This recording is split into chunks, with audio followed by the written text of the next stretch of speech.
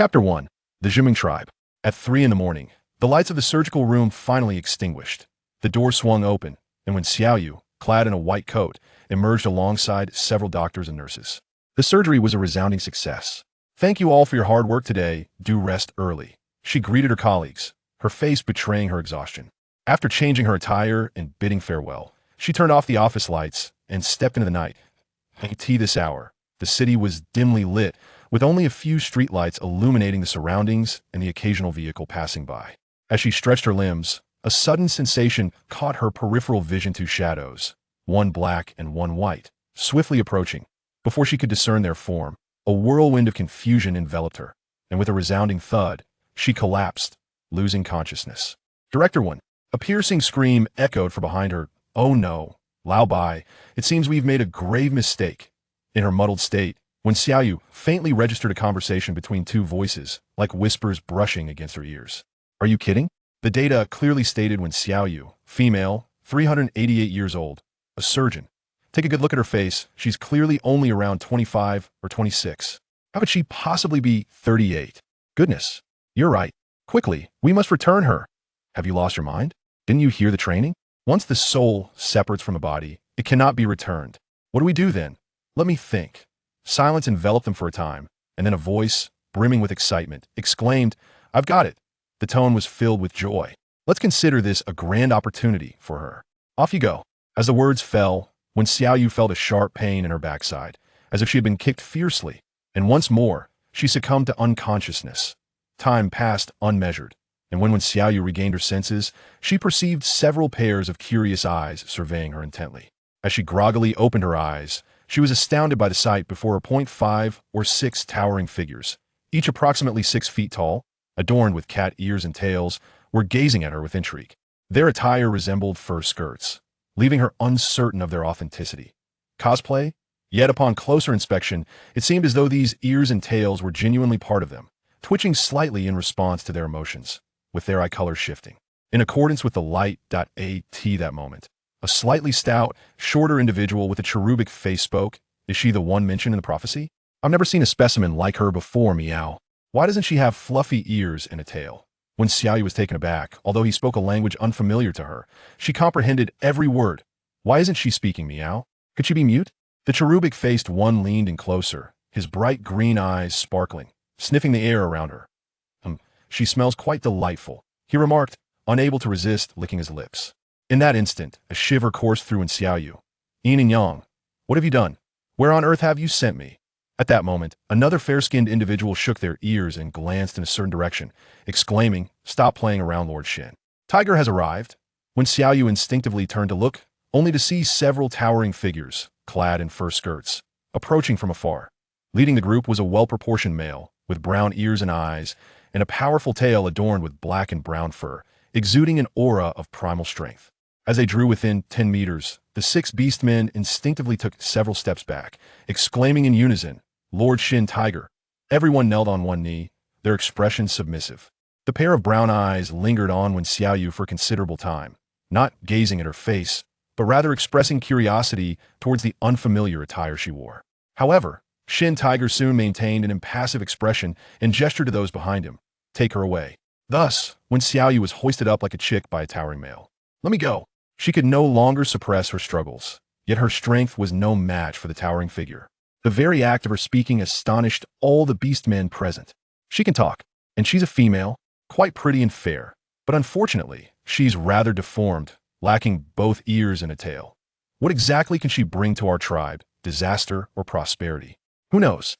I only heard that decades ago, a prophet foretold the arrival of an anomaly today, which would bring our tribe, but before he could finish, he departed with the beast father," said the cherubic-faced individual. In an instant, dozens of eyes were fixated upon her, some filled with malice, others with friendliness, causing Xiaoyu to feel utterly overwhelmed. "Where on earth am I?" she roared, a pang of anguish stirring within her. "This is the Juming tribe." The cherubic-faced individual spoke again. "What breed are you?" "What on earth is the Juming tribe? I am a human, not a cat." "What breed of cat is a human?"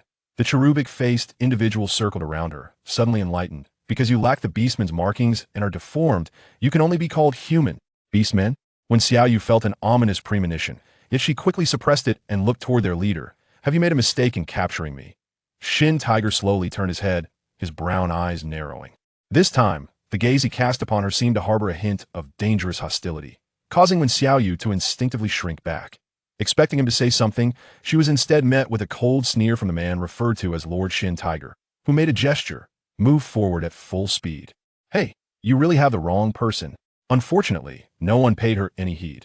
The Juming tribe resided atop a high mountain, featuring numerous square stone and wooden houses, while a few non-evolved feline creatures chased after a ball of twine in the open area. Not far off, several humanoid figures with cat ears were engaged in a tussle, occasionally releasing blades of wind from their mouths, as if practicing. Wind blades. She must be hallucinating. Perhaps this world is nothing but an illusion. The realm of beastmen? When Xiaoyu glanced skyward and pinched herself fiercely, the pain eliciting tears from her eyes. Reality. With tears glistening in her gaze, she beheld the majestic structure before her, resembling a grand palace. As she ventured deeper, she encountered an array of catfolk, each displaying a myriad of expressions, yet all shared a common trait. They scrutinized her. Hostile, benevolent, fearful, curious, astonished. Every emotion was represented. Your Majesty, Xianhu has returned, Xianhu announced, bowing slightly as he addressed the elevated throne. It was then that when Xiaoyu noticed a golden dais at the forefront, where a strikingly handsome man with white hair reclined, the sound of Xianhu's voice. He gracefully shifted his position, one leg folding beneath him, his hand resting casually on his knee. The white ears atop his head twitched slightly as his golden eyes regarded her with languid interest. Chapter 2. To Kill or Despair. When Xiaoyu took a deep breath, clutching her racing heart. Oh my, I have fallen in love again. This was hardly surprising given the man's captivating appearance in the grand hall. Which woman could possibly divert her gaze? What is your name? Came the languorous inquiry from the king, who rested his chin on his hand. Wen Xiaoyu. Her words had scarcely left her lips when a woman interjected. Your Majesty, this female is so grotesque in appearance that she will surely bring misfortune to our tribe. The women in the hall towered at around 6 feet, their robust physiques making Wen Xiaoyu, at 5'6", appear exceedingly petite. In contrast, their sun-kissed skin bore hues of deep brown or wheat, lacking the porcelain pallor that characterized her complexion. Though the woman spoke with disdain, a flicker of jealousy flashed in her eyes. Your Majesty, I believe precisely the opposite since the seer has mentioned her. She cannot be an ordinary beast man. A man countered, his gaze fervently fixed upon Wen Xiaoyu's. Fair-visaged, no. Such deformity should be eradicated. She should be preserved. Kill her. Spare her. In an instant, the hall erupted into discord as the beastmen divided into 3 factions, some advocating for her execution, others for her veneration, while the remaining faction maintained neutrality. Amidst their heated debate, Wen Xiaoyu gleaned significant information. This was a realm devoid of humans, where the beastmen believed that their creator, the Beast Father, had fashioned everything. The Beast Father was their object of devotion. Throughout countless ages, certain tribes would witness the emergence of prophets, whose prophecies served as keys to leading their tribes towards prosperity. Yet, inexplicably, decades prior, prophets from various tribes had met with bizarre ends, resulting in their subsequent disappearance. The seer of the Juming tribe had suddenly perished mid-prophecy, thus igniting the current discord among them. Having organized the information she had received, Wen Xiaoyu exhaled in relief. This world still lived in a primitive state of survival. Dealing with the ignorant was far simpler than the political intrigues and spiritual cultivation found in other tales at AS.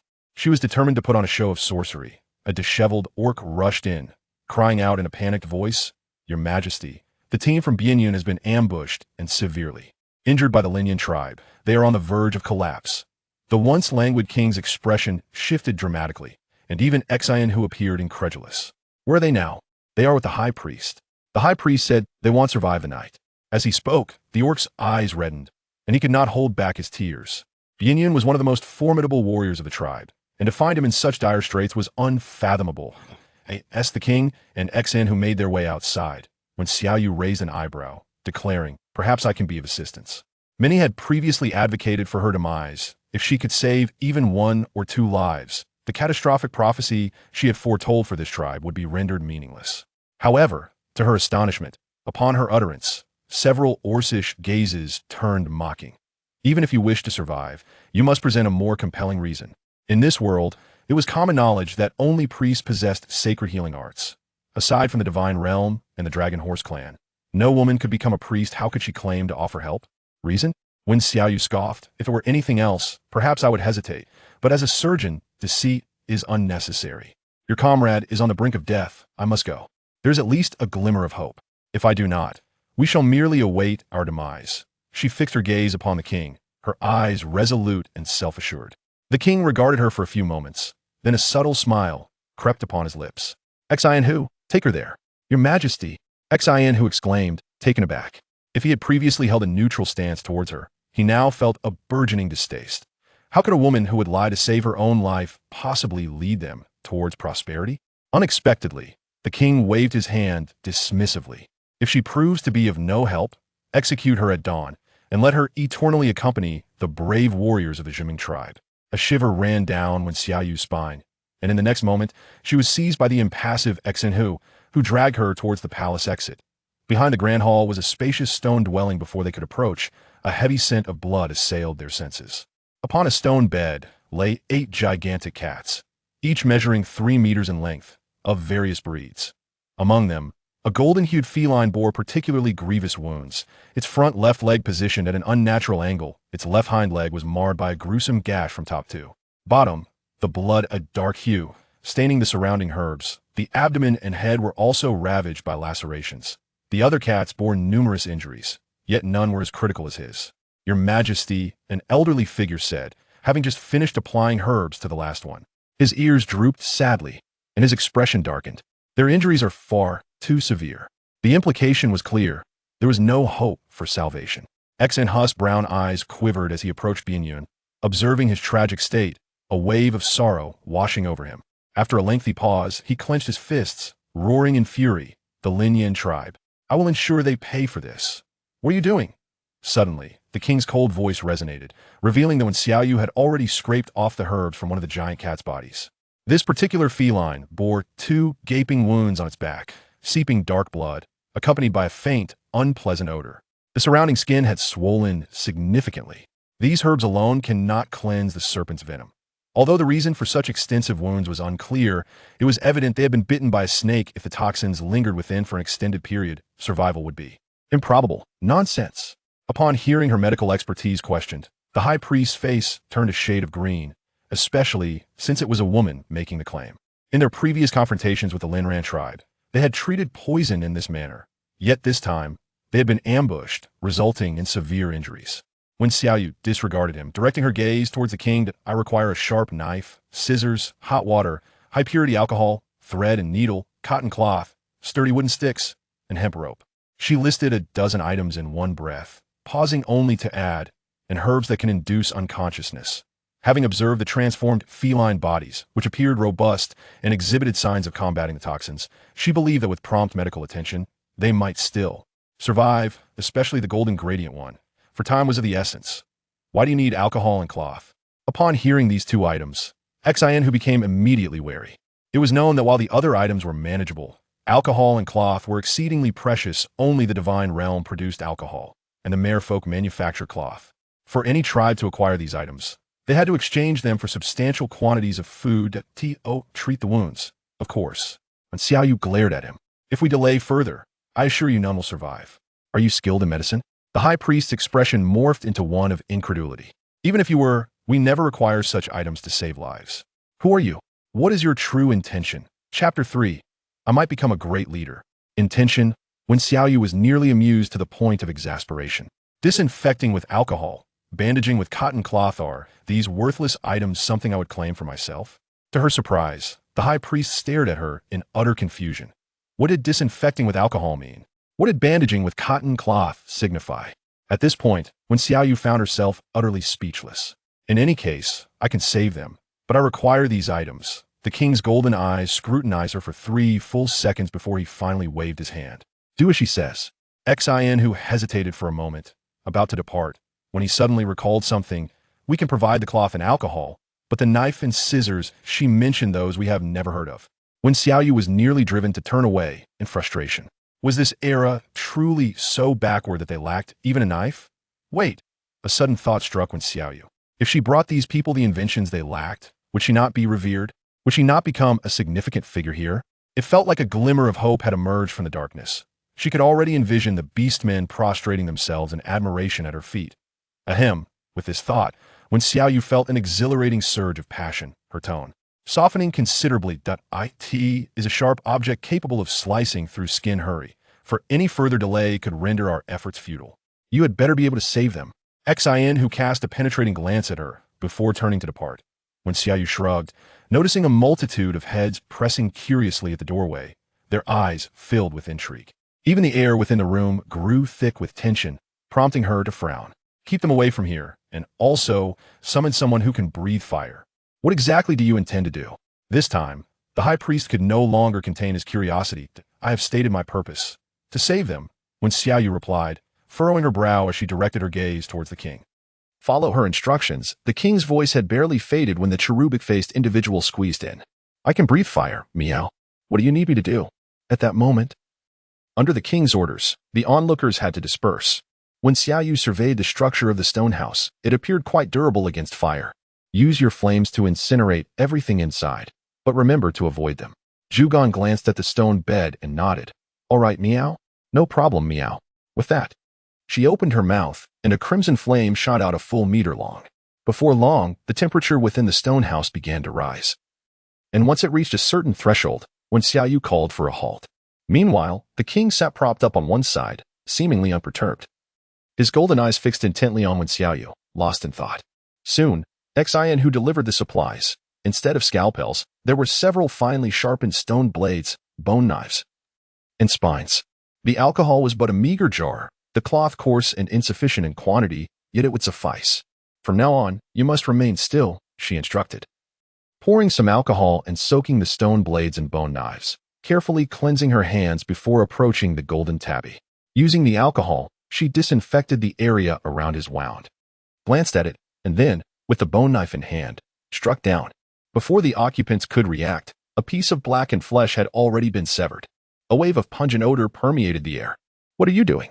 Xin, who was the first to be taken aback. Who could have anticipated that she would dare to cut Bianyun's flesh before their eyes? This female was indeed harboring ill intentions from the start. Unexpectedly, when Xiaoyu lifted her gaze, her cold eyes piercing through him. Step back. At that moment, the high priest was left dumbfounded, utterly bewildered by her actions.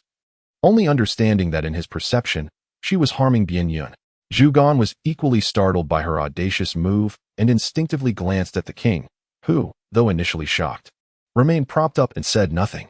Goodbye. When Xiaoyu, she uttered, and then focused intently on continuing the surgery. The leg wound was manageable. She let the black blood flow until it transformed into a crimson stream, allowing her a sigh of relief as she threaded the hemp rope through the bone spines to stitch the wound. When she cut open the abdomen, Bianyun suddenly convulsed, on the verge of awakening. When Xiaoyu swiftly placed herbs over his face. Remarkably, the effect of the herbs was instantaneous. The golden tabby fell into a deep slumber, leaving the onlookers utterly astonished. The abdominal injury was relatively minor. Once she finished, she turned her attention to the head, which was lightly wounded. After applying some alcohol and a bit of hemostatic herbs, she pressed a cloth onto it and bound it with hemp rope. Having completed these tasks, she examined his left foreleg, relieved to find it merely dislocated. However, due to the cat's considerable size and weight, she had to find the right angle and look towards Zhugan. Come here for a moment. Me? Zhugan pointed at himself in confusion. Yes, it's you. When Xiaoyu said as she adjusted her angle, come over and help me. Lift this leg up here with force, and remember to be swift. Zhugan appeared bewildered. Yet he was intrigued by her words. He approached Bianyun and extended his hand toward the leg, making a lifting gesture. Like this? Exactly. His leg is merely dislocated. Lifting it will restore it. I lack the strength, when Xiaoyu nodded. There was no denying it. In comparison to these beasts, she felt as fragile as a chick. Especially when faced with the beastly creatures. Zhugan instinctively glanced at the high priest, who seemed even more perplexed after hearing this. He muttered to himself. What do you mean dislocated? Isn't it broken? What even is dislocation? Zhugan curled his lip and withdrew his gaze. For some reason, he felt an inexplicable trust towards this female. From the very first moment he laid eyes on her, he believed she would bring prosperity to the Juming tribe. Thus, he followed her instructions, grasping the leg and pulling it upward with all his might. A sharp crack echoed through the air as, miraculously, the leg returned to its proper place. When Xiaoyu then examined the joint, wiping her brow with satisfaction. This is nearly done. Once he awakens and consumes some detoxifying herbs to expel the remaining toxins, he will be fine. With that, she moved on to the next one. Zhugan glanced over curiously and noticed that Bian Yun's breathing had become significantly steadier, which inexplicably filled him with joy. What else can I assist you with, Miao? When Xiaoyu cast a glance, sensing his kindness, her expression softened considerably. After all, she found herself utterly defenseless against a small, affectionate cat. Could you please pass me that? Of course, Miao. No problem, Miao.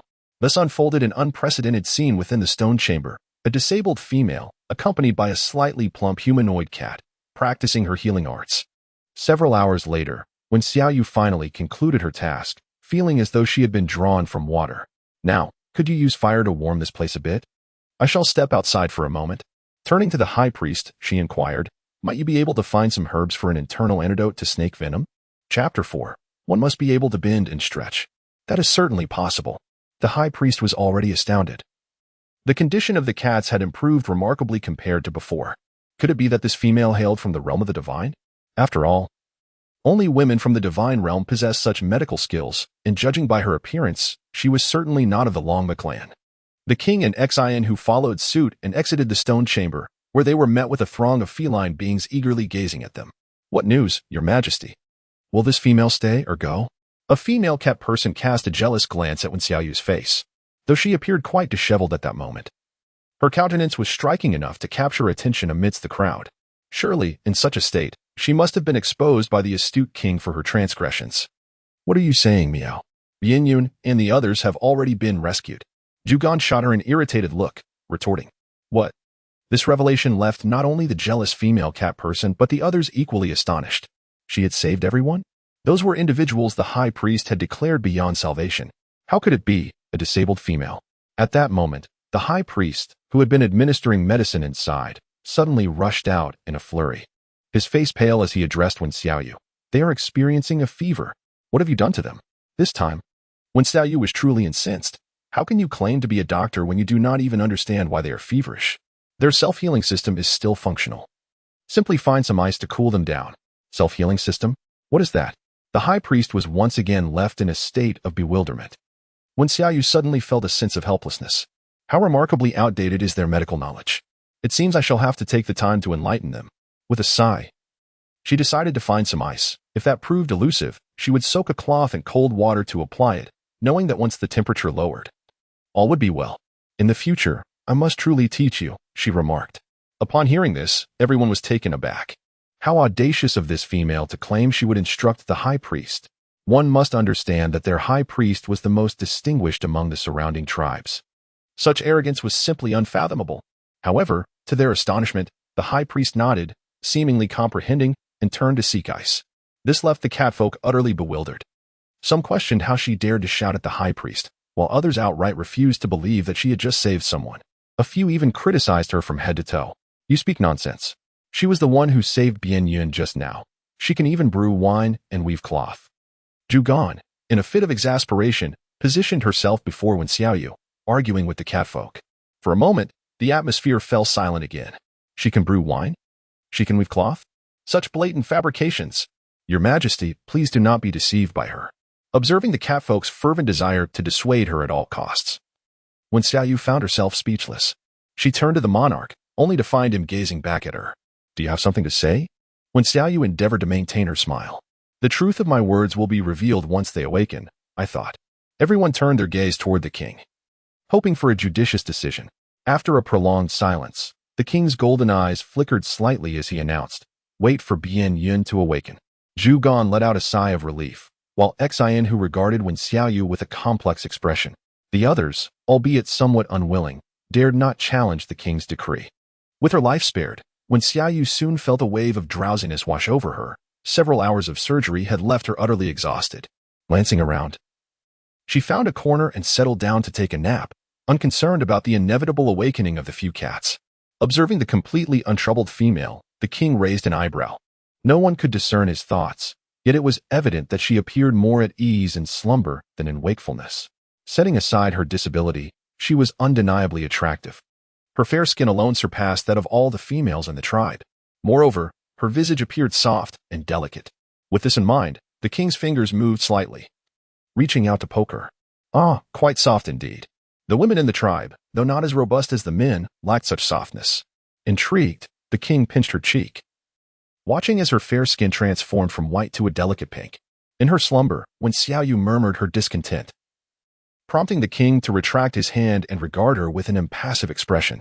However, when Xiaoyu merely turned her head to the other side, dreaming of an exceedingly bothersome white goose that incessantly pecked at her face. Damn it! If you ruin my looks, you will pay. She had already retreated as far as she could, yet the creature continued its pursuit. Enraged, when Xiaoyu swatted at it, with a resounding smack, she jolted awake, her eyes flying open to find a handsome face magnified before her, golden irises glimmering with an unmistakable hint of anger. Recalling the sensation from her dream, a chill ran down her spine. Oh no, did I just strike this esteemed individual in my dream? But really, what business do you have appearing before me like this? When Xiaoyu felt a profound sense of despair, suffocated by the mounting fury radiating from the other party. Do you believe me when I say it was unintentional? She managed to muster a smile that was more grotesque than one born of tears. What do you think? She nearly spat the words through clenched teeth, as the king's face contorted with rage. To be publicly humiliated by a female was an utter disgrace. In this era, although females were scarce, it did not imply that they would be treated with reverence. Only the formidable beastmen possessed the true essence of survival. I believe you do. When Xiaoyu replied with a dry laugh, shall I offer you a massage? She suggested cautiously, extending her hand. Yet, before she could make contact, a cheerful voice from behind interrupted her. Your Majesty, Yin Yun, and the others have awakened. When Xiaoyu felt as if a great weight had been lifted from her shoulders, she straightened her back, for the protective talisman had arrived, freeing her from her previous humility. However, a frosty glance from the king caused her to bend her posture once more. Well, they have awakened. Aren't you going to take a look? She mused internally. One must possess both humility and strength. When the time comes for her to unleash her true capabilities, he would be groveling at her feet, singing songs of submission. Fortunately, the king's attention had drifted away from her, as his thoughts were consumed by Bien Yun, a brother with whom he had faced life and death on numerous occasions. Inside the stone chamber, 8 cats, now transformed into humanoid forms, curiously examined their wounds, an experience they had never encountered before. As the light behind the door dimmed, all gazes turned in unison, their expressions shifting to one of profound respect. Your Majesty, how do you feel? As Bien Yun attempted to rise, the king swiftly pressed him back down, surveying the injuries adorning his body. Although paler than before, his complexion had improved significantly.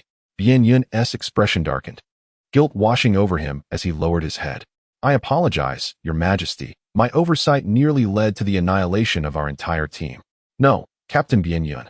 Another cat person interjected hastily. If it weren't for your protection, things wouldn't have turned out this way. I thought the serpent folk had truly abandoned their supplies.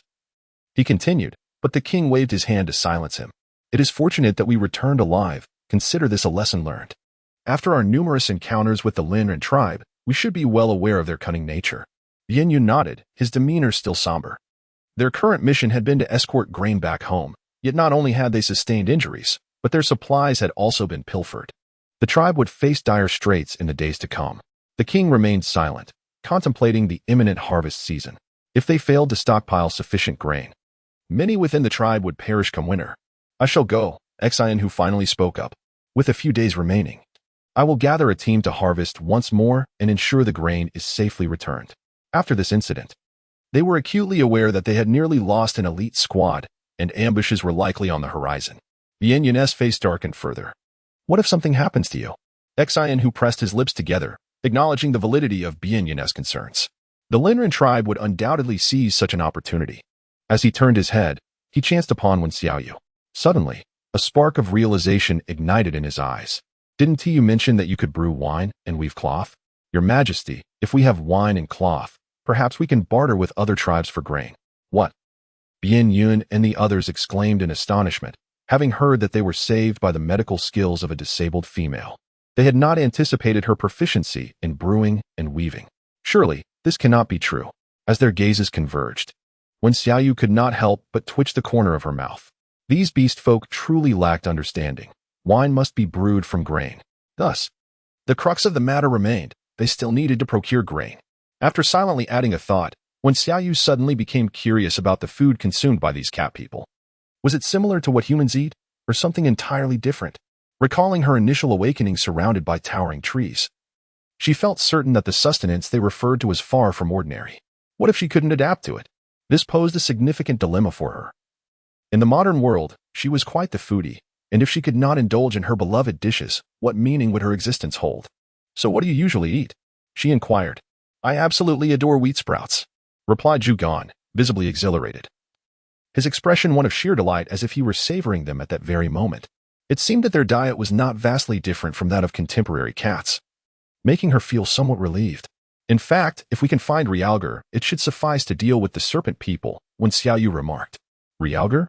"In simple terms, it is a yellow stone," she elaborated, drawing upon all her knowledge to describe its appearance in terms they could comprehend, noting it is typically found near volcanoes. "With it, the serpent people should not pose a threat to you. I've seen what you described," Zhugan exclaimed excitedly, pointing towards the back mountain. "I used to come across it often when I played there. When burned, it emits a foul odor." "Indeed," when Xiaoyu responded with equal enthusiasm, pleasantly surprised by the ease of the discovery. "But why would the serpent people fear realgar?" Zhugan pondered, scratching his head in confusion, unable to comprehend what could be so fearsome about a mere stone. When Xiaoyu opened his mouth, gazing at the multitude of questioning faces, and took a deep breath. "This was akin to your fondness for camphor grass.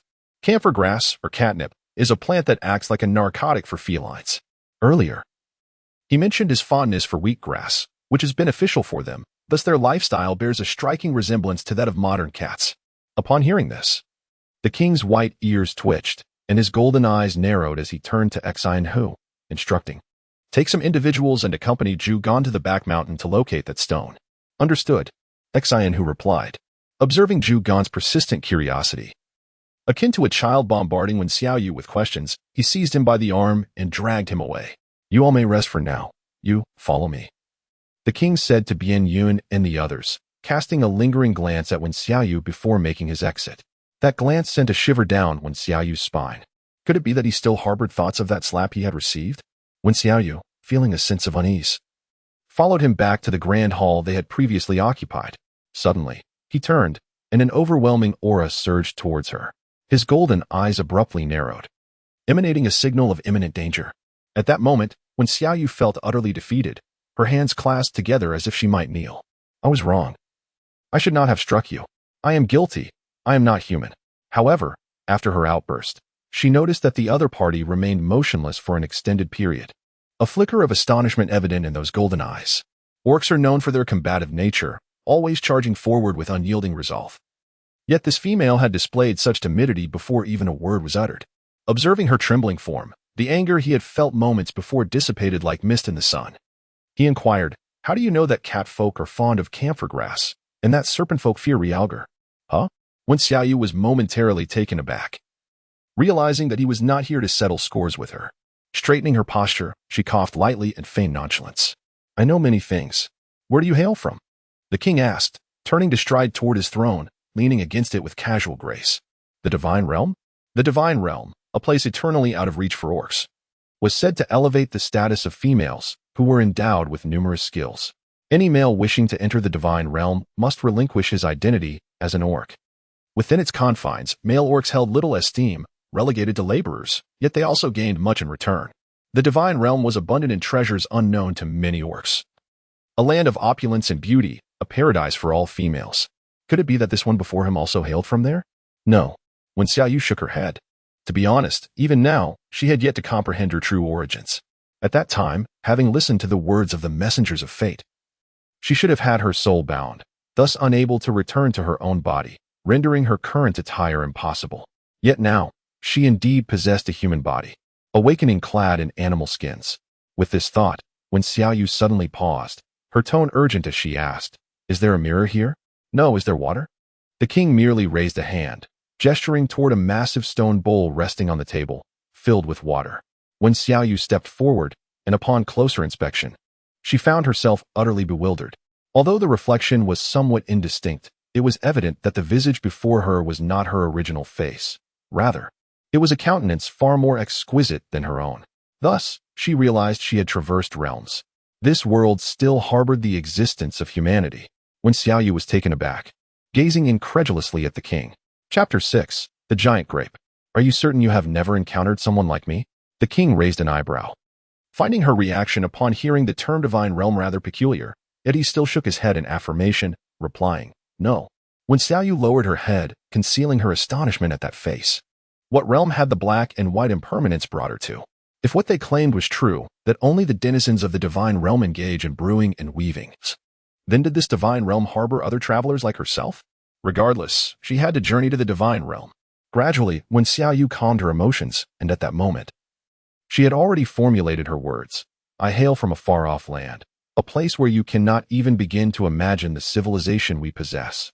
Everyone is clothed and does not suffer from hunger. Our medical practices are remarkably advanced. Yet, for reasons unknown, I have found myself here." After speaking, when Xiaoyu quietly awaited his response, the king stirred his white hair, casting his gaze downwards, and the smile at the corners of his mouth gradually faded. The hall fell into an eerie silence, and after what felt like an eternity, a deep and resonant voice echoed, "Why would you wish to instruct the high priest?" When Xiaoyu had anticipated that she would be asked some constructive questions, yet she was taken aback by the inquiry posed. With a hint of exasperation, she replied, "It is simply because his medical skills are woefully inadequate. If he were to improve, many orcs in your tribe would be spared from death." "Are you then intending to impart all that you know to us without reservation?" The pair of golden eyes, radiant yet profoundly deep, betrayed no hint of emotion. Yet, when Xiaoyu understood that he was testing her, lingering in the balance between life and death for her. Although he tried to mask his intentions, it was apparent. Despite being an orc, he grasped the harsh reality that if one cannot possess something, one must destroy it. He was fearful if she extended her assistance to other tribes, the Juming tribe would inevitably face annihilation. "Do I have any choices left?" She shrugged, feigning indifference. After a prolonged silence, the king suddenly chuckled softly. "You are far more astute than I had imagined. You shall witness even more in the future." When Xiaoyu responded with a smile that did not reach her eyes. Their conversation concluded just as a guard approached to report, "Your Majesty, the high priest wishes to meet this disabled individual." When Xiaoyu's previously tranquil heart was suddenly disturbed. "How dare you? You are the one who is disabled, and your entire family as well. In my world, you are nothing but a deformity." She clenched her fists, yet refrained from retorting. Her expression held a smile, but internally she was seething. The king cast a glance her way, a smirk tugging at the corners of his mouth. "Your name is Wen Xiaoyu," he exclaimed, almost through gritted teeth. If one were to inquire why she was so irritable, one might ask, does irritation require justification? "From this day forth, Rain shall be a guest of our tribe, and no one is permitted to show her disdain," the king declared, waving his hand. "You should meet the high priest." The high priest, a man utterly devoted to the art of healing, had been regarded as the most esteemed priest among the catfolk for the better part of his life. However, today, upon witnessing Wen Xiaoyu's astonishing medical prowess, he felt a sense of inadequacy, realizing that there existed a vast expanse of knowledge beyond his comprehension. Consequently, his perception of Wen Xiaoyu underwent a profound transformation. "You have an abundance of questions," he remarked. "Let me start from the beginning." Upon entering the room, Wen Xiaoyu was greeted by a barrage of inquiries from the high priest. With a slight headache, she settled herself and began. "I have already explained that alcohol can serve as a disinfectant. The air we breathe contains invisible elements that can infect wounds, exacerbating the condition. Disinfecting reduces this risk. And using fire to cauterize serves a similar purpose. As for the reason behind enlarging a wound, it is because failing to excise the affected tissue can cause healthy skin to deteriorate as well. Finally, suturing the wound is intended to expedite the healing process." The high priest listened intently, albeit with partial understanding, nodding in agreement as his white beard trembled with enthusiasm. "But how does one accurately determine the amount of flesh to be removed? What if there is excessive bleeding? Also, how did you ascertain that Baiyun's bone was not fractured?" When Xiaoyu sighed, "Oh no, here come the countless questions." She rose to assist the high priest in taking a seat. "Elder, I understand your insatiable thirst for knowledge. But what I am about to explain may be overwhelming for you at first. How about this? Starting tomorrow, I shall teach you the fundamentals of common knowledge. What do you think?" "Really?" The high priest's eyes brightened, captivated by the radiance emanating from this seemingly frail, albeit remarkable young woman. "Indeed." When Xiaoyu nodded earnestly. Suddenly, a loud rumble echoed from her stomach. "Gulyalu." When Xiaoyu cast a distressed glance at him, and the high priest immediately comprehended the situation, chuckling, "Ah, you're hungry. I shall have them prepare a meal for you at once." Before long, a female catfolk approached, bearing a platter of food. Upon seeing it, when Xiaoyu's lips twitched, The dish was adorned with a heap of catnip and several shriveled, unknown fruits. A sudden longing for rice, noodles, bread, braised chicken, pork ribs with potatoes, cucumber with ham, and soy sauce duck enveloped her. When Xiaoyu, with a sorrowful expression, picked up the dark, fist-sized fruit and took a symbolic bite. As the juice entered her mouth, her expression transformed subtly. My goodness, this is clearly a grape.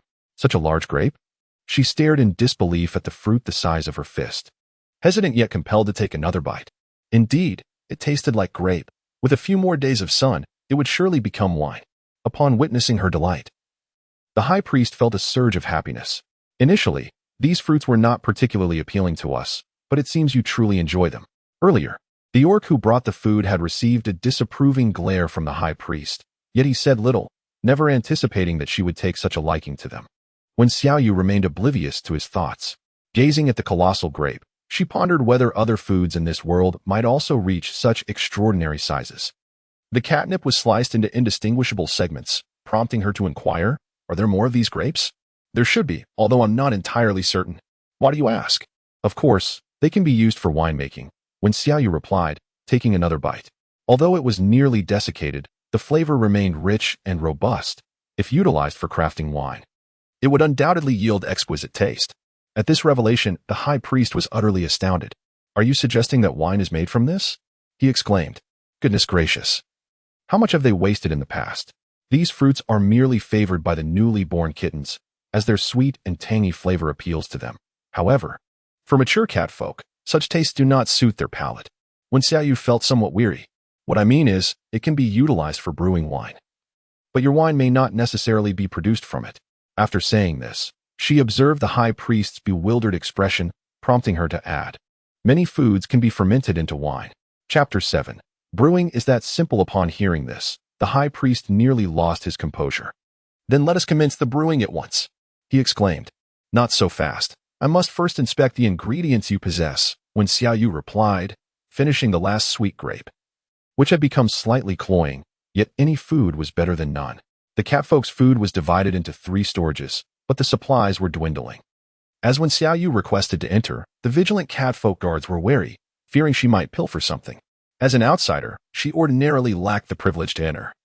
Yet the high priest, eager to discover which ingredients could be used for brewing, escorted her inside.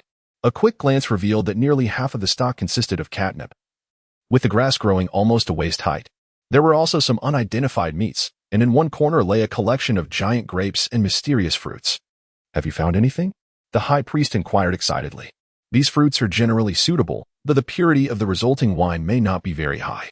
If we could procure glutinous rice or similar ingredients, the flavor would be vastly improved, when Xiaoyu replied, feeling a tinge of disappointment, as her lack of discovery indicated that rice was still beyond her reach. Then let us begin at once, the high priest exclaimed, barely able to contain his excitement, eager to witness the wine she spoke of. When Xiaoyu nodded slightly and pointed to a pile of grapes in the corner, with the assistance of the high priest, they quickly washed dozens of giant grapes clean. Although the fruit appeared somewhat withered, it was still usable.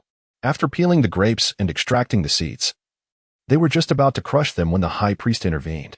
When Xiaoyu cast a curious glance, only to find the high priest's expression exceedingly serious. You few. Take these to the king's chamber, he commanded a group of catfolk. The catfolk, who had gathered nearby to observe, were suddenly filled with disappointment, having anticipated a demonstration of winemaking. Upon arriving at the chamber, they found the king resting. Upon hearing that when Xiaoyu intended to brew wine, he expressed surprise, asking, "Can you really make it with just these?" When Xiaoyu nodded slightly, acknowledging the potential difference in flavor due to the varied ingredients. If honey and white sugar could be procured, the taste would undoubtedly be enhanced.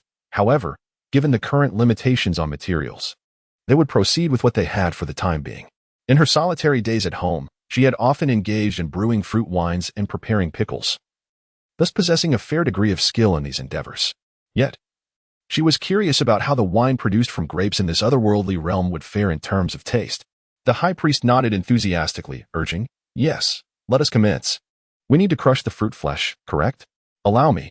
With that, he eagerly seized a massive stone bowl and began to mash the fruit with great zeal. The king observed as the fruit quickly yielded its juices, a sweet and tangy aroma wafting through the air. He couldn't help but wrinkle his nose, puzzled that such a concoction could be derived from these ingredients. Once we have finished mashing, what is the next step? The high priest inquired, diligently working away. We must cover the container with a layer of cheesecloth and place it in the sunlight to dry, when Xiaoyu replied. And then, there is nothing more to follow. She stated, taking a sip of water and glancing at the bowl where the grapes had been thoroughly crushed, nodding in satisfaction. Had it been her doing alone, she mused. It might have taken her far longer to complete this task. However, both the high priest and the king were momentarily taken aback by her simplicity. Is it really that easy? It cannot be. The truth was, it was not so simple. During the drying process, one had to meticulously control the temperature. Any slight misstep could render the wine undrinkable. When Xiaoyu remarked, after the drying, we must place it in a cool area to ferment. Once it is ready, you need not watch me any longer. Go find some cloth and twine to seal the opening. Upon hearing this, the high priest stared at the king in astonishment, who, though equally surprised, ultimately acquiesced and instructed the high priest to fetch the necessary materials. They poured all the fruit into the stone container and sealed it, taking advantage of the perfect sunlight as when Xiaoyu directed them to carry the container outside.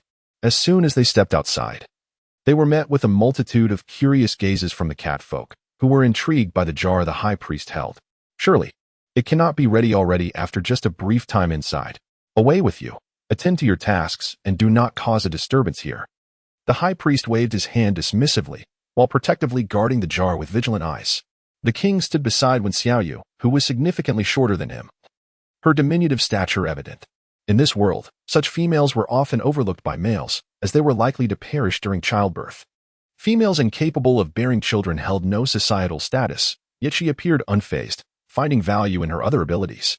If the wine truly came to fruition, this female might well become a coveted figure in the realm of beastmen. The king pondered how he might ensure her safety amidst such competition from various races. With a deep breath, he gazed at his kin and proclaimed, "Listen well, from this day forth, no one shall disclose the existence of rain and wine. Those who dare to violate this decree shall face death." Upon hearing this, the catfolk's bodies trembled, their initially curious expressions transformed into astonishment, only to be swiftly replaced by a sense of understanding. The news of you brewing wine had already circulated privately. If other tribes were to discover this, it could potentially incite a new wave of conflict. Their tribe, not particularly formidable, would suffer grievous losses in such a confrontation. Indeed, we shall remember this. The collective voices of the catfolk resounded, echoing like thunder. When Xiaoyu merely blinked, having lived for so many years, she was well aware of the king's intentions, including the high priest's desire to prevent others from acquiring the knowledge of brewing. However, she was unconcerned, for even if others attempted to learn, none could surpass her skill. Around mid-afternoon, Orange and a group led by Xin who returned, each individual cradling a massive block of realgar. The sight nearly caused Wen Xiaoyu to faint. "Could you not have brought a basket to carry this?" she queried, rubbing her aching head. "I see now, you are incapable of such things. I will teach you how to do it later." Though Orange was puzzled, she obediently nodded, her cherubic face dusted with yellow powder, oblivious to her appearance. "All right. Is this enough? If not, we can fetch more." "That is sufficient," Wen Xiaoyu hurriedly replied. "First, crush these stones. The finer, the better. Each of you should carry some when you leave." Upon hearing her instructions, Orange joyfully began to transport the large chunks of realgar, calling out to the other catfolk as they departed. Xin, who glanced at the high priest guarding the jars, somewhat perplexed but refraining from further inquiries. At that moment, Wen Xiaoyu was contemplating a matter.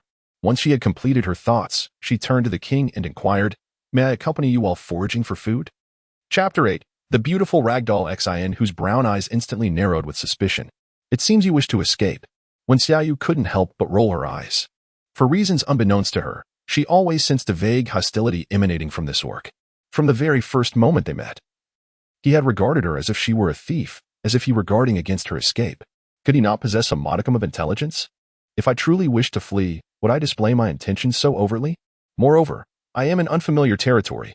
Where could I possibly run to? Suddenly, Xin, whose expression shifted dramatically.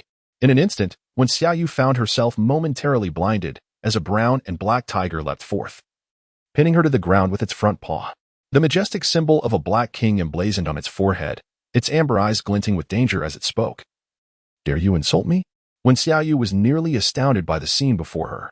Had it not been for the familiar voice and those brown eyes, she would have struggled to recognize the figure of Xin who, His powerful forelegs exuded an explosive strength, rendering her motionless.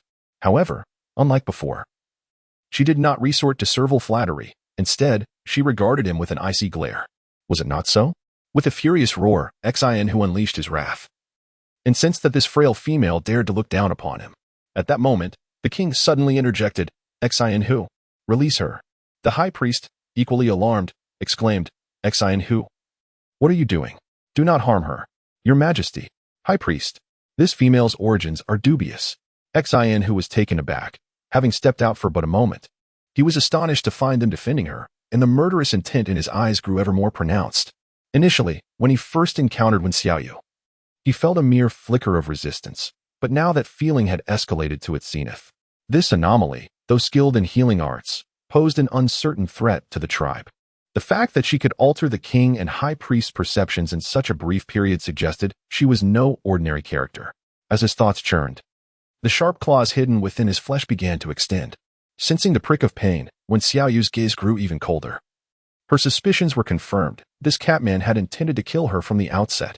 Xian, I shall repeat myself. Release her. The king's countenance was stern, and his golden eyes radiated the authority of a sovereign. Xian's brown eyes narrowed repeatedly before he gradually retracted his forepaws, transforming into his humanoid form, and coldly regarded Wen Xiaoyu on the ground. She winced as she touched her shoulder. If she guessed correctly, that strike had indeed broken her skin. Fortunately, the wound was not too severe, yet she was uncertain whether it might lead to tetanus or rabies. You may leave now. Sensing Xian's agitation, the king commanded, and the high priest hastily pulled him away. You are remarkably bold, the king remarked, observing her expression. He recalled how she had once desperately sought to curry favor for her own life, yet inexplicably, just moments ago, she had displayed such defiance beneath Xian's claws. It had been ages since anyone had dared to scold Xian. Wen Xiaoyu, with a smile that did not reach her eyes, chose not to respond. The king, aware of her frustration, chuckled lightly and shifted the topic, inquiring, What is this basket you mentioned earlier? Do you not see that I am upset? Wen Xiaoyu grumbled, continuing to massage her shoulders, wondering if this fellow had no sense of others' feelings. Yet, the king smiled again, suggesting she occupy herself with other tasks to swiftly forget her displeasure. Indeed, as the leader of the tribe, he was astute and adept at redirecting attention. Though she had not intended to work while injured, the impending departure the following day compelled her to prepare diligently. Before long, in the tribal square, a variety of vines and hemp ropes lay scattered across the open space, encircled by a curious gathering of catfolk, all eager to observe Wen Xiaoyu. She picked up 2 lengths of hemp rope and, with an impassive demeanor, declared, I shall demonstrate only once. The outcome depends on your efforts. With that, her fingers deftly began to weave. Her neighbor's grandmother had once specialized in such crafts, employing bamboo strips, yet the principles remained remarkably similar. Familiarity bred skill, and she worked with ease. In no time, a beautifully crafted small backpack emerged, capable of holding a substantial amount, far more efficient than carrying items in one's arms.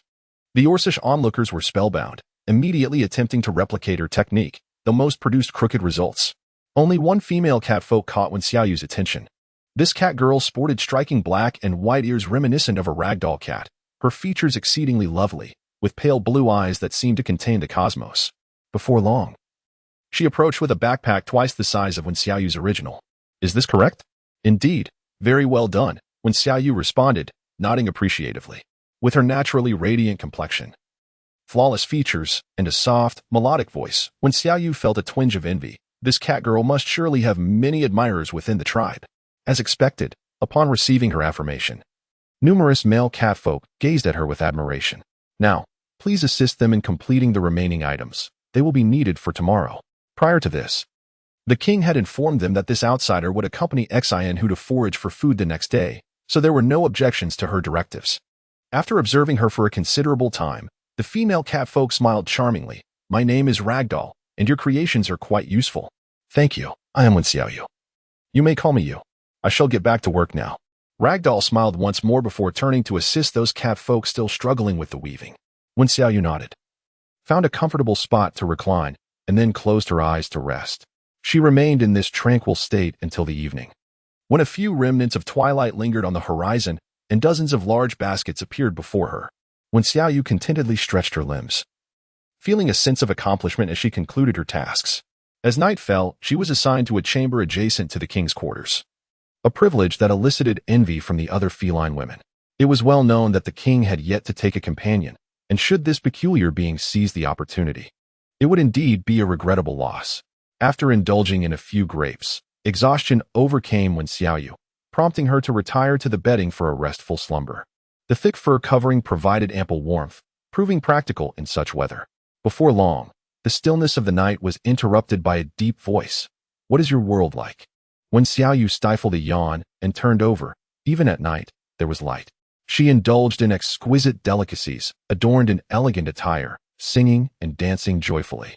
Each day, she toiled diligently, free from the struggle for sustenance, as everyone cherished peace. Work? Indeed, it is the task at hand. Only by performing it can one earn a living to procure food. Wen Xiaoyu mumbled, her drowsiness overwhelming her. Wasn't it said that one need not worry about food and clothing? The king, somewhat perplexed, inquired. Chapter 9. The Serpent Man Lin Yu. Society does not support the indolent. As long as one works, starvation can be avoided.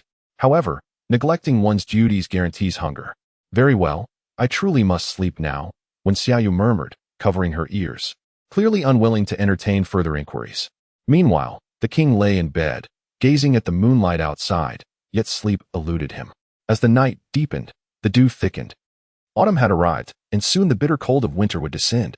Each year, during the harsh winter, the Juming tribe faced starvation, and the weak, unable to contribute to the tribe's welfare, would inevitably be forsaken.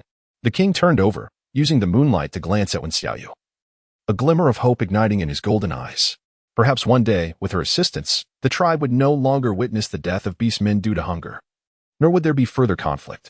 The following morning, Wen Xiaoyu felt something persistently poking her face. Groggily awakening, she was startled to find a strikingly handsome face with white ears mere inches from hers. "What are you doing?" she exclaimed, though the individual was undeniably attractive. Who could remain calm upon waking to such proximity? To her surprise, the king, with an air of casual interest, replied, "It is time for you to rise. You must join them for the journey." He then stood and returned to his hide-covered chair. Wen Xiaoyu cast a doubtful glance, perceiving nothing amiss. Instinctively, she touched her face, pondering if it were merely an illusion. We have come to fetch you. Are you ready?" At that moment, an excited voice rang out from outside, belonging to Zhugan.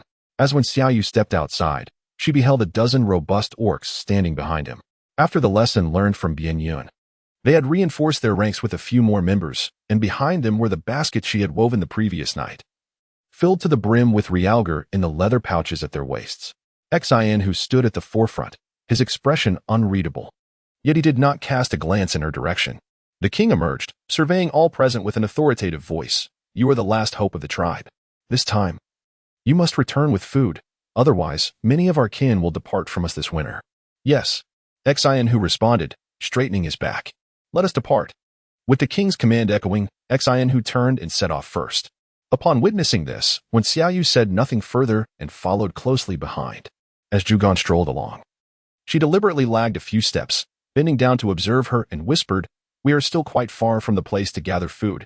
How about I carry you, meow?" With that, a radiant smile blossomed on her face, accompanied by her doll-like features and orange cat ears, melting Wen Xiaoyu's heart. "Is that all right?" "Of course. It's no trouble at all, meow. After all, you are not heavy," Zhugan replied cheerfully, handing the basket to the cat person ahead.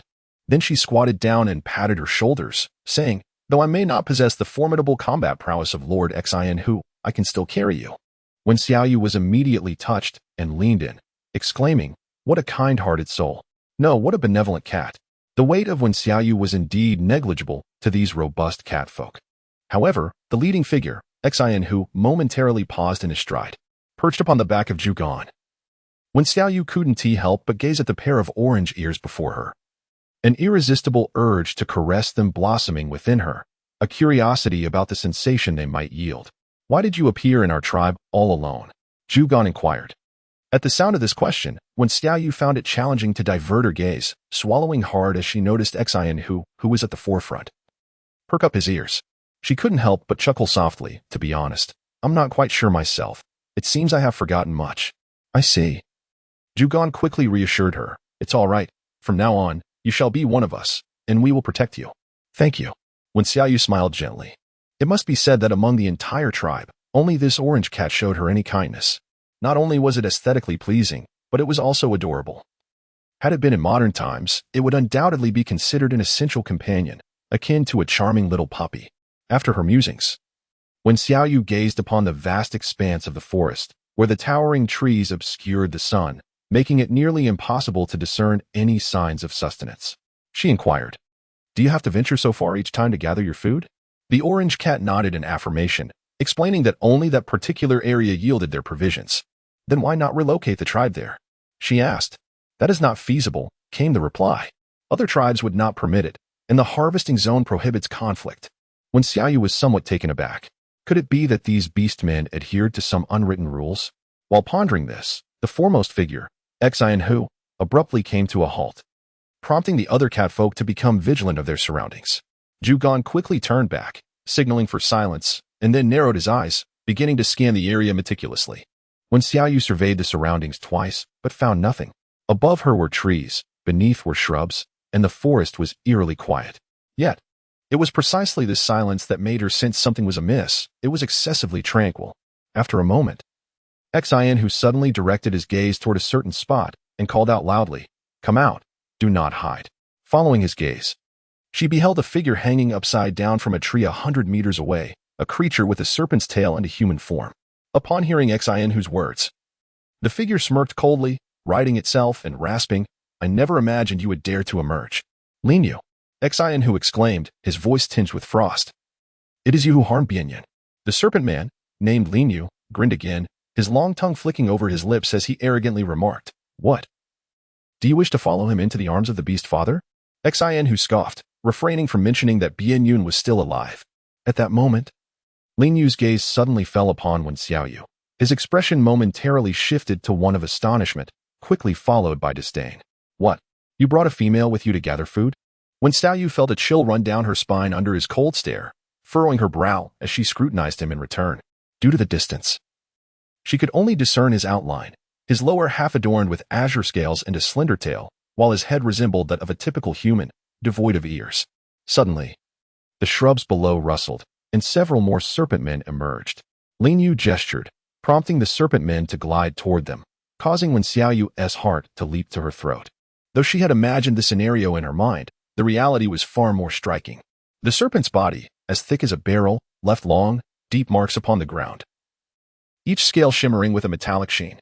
Zhugan swallowed hard. This was his first encounter with the serpent men of the Lin tribe, and he felt a twinge of anxiety. "How should we use those yellow powders?" he inquired, unable to contain himself as they drew closer. "Scatter them," when Xiaoyu squinted her eyes. The sight before her filled her with an overwhelming sense of danger. Truth be told, she was not afraid of snakes, but these creatures appeared truly terrifying. At a distance of 20 meters, she could clearly make out their features, elongated eyes with prominent vertical pupils. Despite their oval faces and handsome appearances, a chilling aura emanated from them, sending shivers down her spine. Linyu flicked his tail and suddenly laughed, pointing to a long scar across his chest. "Xianhu, it is time to settle the score from our last encounter." Saying this, he licked his lips and waved his hand, commanding, "Kill them all, but leave that female. Even if frail, she remains female. Excessive weakness may hinder reproduction, yet other functions persist." Upon finishing her words, Linyu found herself at the forefront of an unexpected event. As a sudden shower of yellow powder cascaded from the heavens, enveloping the surroundings in an instant. The initial contact left Linyu feeling dizzy, and within mere breaths, she struggled to maintain her balance. The other serpent folk, upon inhaling the substance, were overwhelmed by discomfort, their strength draining away, and soon they collapsed to the ground, utterly bewildered by their sudden transformation. "Such efficacy. Rain, you are remarkable," exclaimed Zhugan, clearly exhilarated, as she prepared to scatter the remaining powder from her pouch. Only to be halted by Wen Xiaoyu. "That's enough. Use it sparingly," she advised, uncertain of the yellow arsenic's impact on the serpent folk. She noted their loss of combat capability and deemed it prudent to depart swiftly, leaving behind some powder to avoid potential encounters upon their return. However, Xian, who was not inclined to relent, Bianyun was his comrade, and he had nearly perished this time. This debt demanded reckoning. As he moved forward, Wen Xiaoyu urgently interjected, "Stop him. Our mission concerns sustenance, not personal vendettas." Yet, the catfolk exchanged glances, hesitant to intervene. Xian, who was one of the fiercest warriors of their tribe, and attempting to restrain him was akin to dreaming. Xian who? When shall you called again? But her words fell on deaf ears as he transformed into his beastly form. With razor-sharp claws, he pressed down on Lin Yu's serpentine body. His brown eyes ablaze with murderous intent. What you did to Bianyan, I shall make you feel. As his claws scraped against Lin Yu's tough scales, a hissing sound reverberated through the air. Lin Yu let out a low growl. Summoning her strength, she swiftly coiled her upper body around his foreleg and, without hesitation, bit down fiercely. In pain, Xian who retaliated with a powerful swipe, sending Lin Yu flying several meters away. She landed heavily, gasping for breath, her head spinning increasingly. Lord Xian who? The catfolk, taken aback by Lin Yu's ability to counterattack, observed as Xian who reverted to his human form, now sporting 2 gaping wounds on his arm, oozing dark blood. Lin Yu smirked coldly. It seems today you shall meet the beast father. Go reunite with your brethren over there. No sooner had she spoken than Zhugan rushed to Xian Hu's side, exclaiming, Rain, please save Lord Xian Hu. When Xiaoyu cast a fleeting glance, but remained unmoved. To be frank, she felt a profound irritation at Xian Hu's earlier actions. Clearly, he had the option to leave, yet he insisted on expressing his grievances. Such recklessness. A fool. Chapter 10. This frantic world. Lin Yu observed their audacity in seeking assistance from a frail female and could not help but laugh. How far you have fallen, he mused. The catfolk, incensed, turned their ire towards him, their gazes darkening as they glanced at the serpent folk lying on the ground. For ages, their tribe had been embroiled in conflict with the Lin tribe. To call them sworn enemies would not be an exaggeration. This time, a rare opportunity had arisen. As the catfolk seemed poised to act, when Xiaoyu's anger flared. Calm yourselves. Do not forget your mission. Must I remind you repeatedly? She pointed at Zhugan. You. Assist him in extracting the venom from his arm while I procure some herbs. Recalling having seen some gelsemium in the thicket earlier, she turned and entered the underbrush. In no time, she returned with several stalks. Upon seeing Zhugan still staring blankly at Xian Hu's wound, her frustration boiled over. What are you waiting for? If you keep staring, he will succumb to the poison. Zhugan hesitantly spoke. If I touch the venom, could it be dangerous for me? When Xiaoyu was on the verge of collapse. As long as you do not treat the poison as if it were mere water and expel it after ingestion, there will be absolutely no issue. Hurry. And you lot, crush these herbs. Once his blood turns crimson, apply them immediately. Oh, Zhugan pouted. A hint of fear evident as she cautiously approached. The remaining catfolk, not daring to delay, promptly followed her instructions, vigorously pounding the herbs with their fists. Upon witnessing the scene, when Xiaoyu was rendered speechless, feeling utterly exhausted. If this continued, she would surely be driven to despair by these beast men. Meanwhile, Lin Yu was entirely oblivious to their actions, only peculiarly noting that these catfolk seemed to be heeding the instructions of a female, appearing as though she were performing healing arts upon Xian Hu. How could a mere female possess such medical prowess? Lin Yu's pupils narrowed to the width of needles. Yet the sight before him bore an uncanny resemblance to the way their high priest healed the wounded. Who, then, was this female? Soon, Zhugan extracted the venomous blood, while the other catfolk applied the crushed herbs to Xian Hu's arm. When Xiaoyu cast a cold glance at him, saying, If you still seek revenge, so be it. Should you suffer further injury, do not expect my assistance. I have always detested those who disregard counsel. Upon her words, several feline beings trembled and turned their gaze towards Xian Hu. Even the king rarely spoke to him in such a manner. Indeed, this disabled one was remarkably audacious. However, to everyone's astonishment, Xian Hu did not retort this time. He lowered his head, covering his wound, glanced at her, and silently rose to his feet. Let us depart, declared the leader, prompting the other feline beings to cease their chatter and swiftly follow suit, leaving Lin Yu and a group of weak and feeble serpent beings behind. As they vanished from sight, one serpent being, struggling to speak, asked, Should we pursue them? Lin Yu narrowed his elongated eyes sharply as he glanced at the powder on his body, feeling discomfort. He surmised that this substance had rendered him powerless in the recent skirmish. Yet, having fought against the Juming tribe for many years, he had never encountered this before. Could it be due to that disabled female? Contemplating this, Lin Yu suddenly found it rather absurd. He waved his hand, unwilling to concede, and declared, Let us return for now, and bring back some of this powder. I am eager to discover what this substance truly is. When Xiaoyu sat upon the back basket of the orange, acutely aware that the atmosphere had soured since their arrival, apart from eating and resting, this group scarcely engaged in conversation.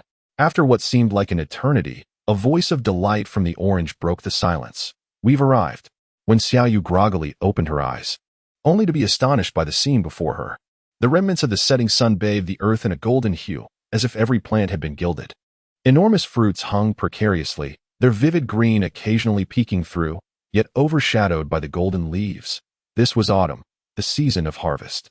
Soon, when Xiaoyu spotted gigantic grapes on the periphery, intertwined vines cradling plump red strawberries and tomatoes beneath them. "Let me down," she exclaimed joyfully, patting the back of the orange. Upon descending, she rushed towards those two plants. Just as she was about to touch them, the orange's expression shifted dramatically as it shouted, "Stop." Yet it was too late. The vine she had brushed against had already reached out, ensnaring her ankle and swiftly retracting. Suddenly, a human-sized hole appeared at the roots of the plants, threatening to drag her in. Oh no! When Xiaoyu let out a desperate cry, grasping with her bare hands to pull at a strawberry vine, which momentarily alleviated her predicament. However, the tendrils entwined around her feet persisted with unyielding strength, pulling at her with relentless force. At that very moment, a thunderous roar erupted, flames bursting forth, causing the vines that had been ensnaring her feet to instantly release their grip, trembling as they hastily concealed the gaping hole at their roots. "Are you all right?"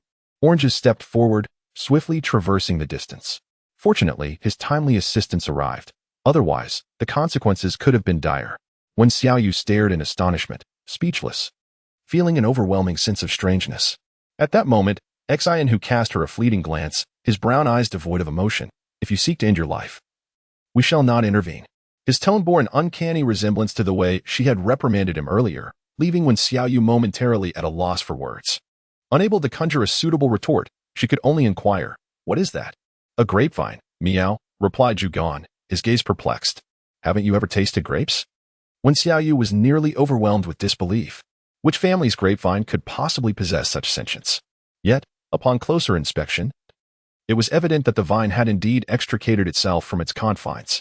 After a brief moment of silence, a bold notion blossomed in her mind. If even cats could achieve sentience, what else in this world was beyond the realm of possibility? "But how do you typically harvest them?" she inquired. "It's quite simple, really.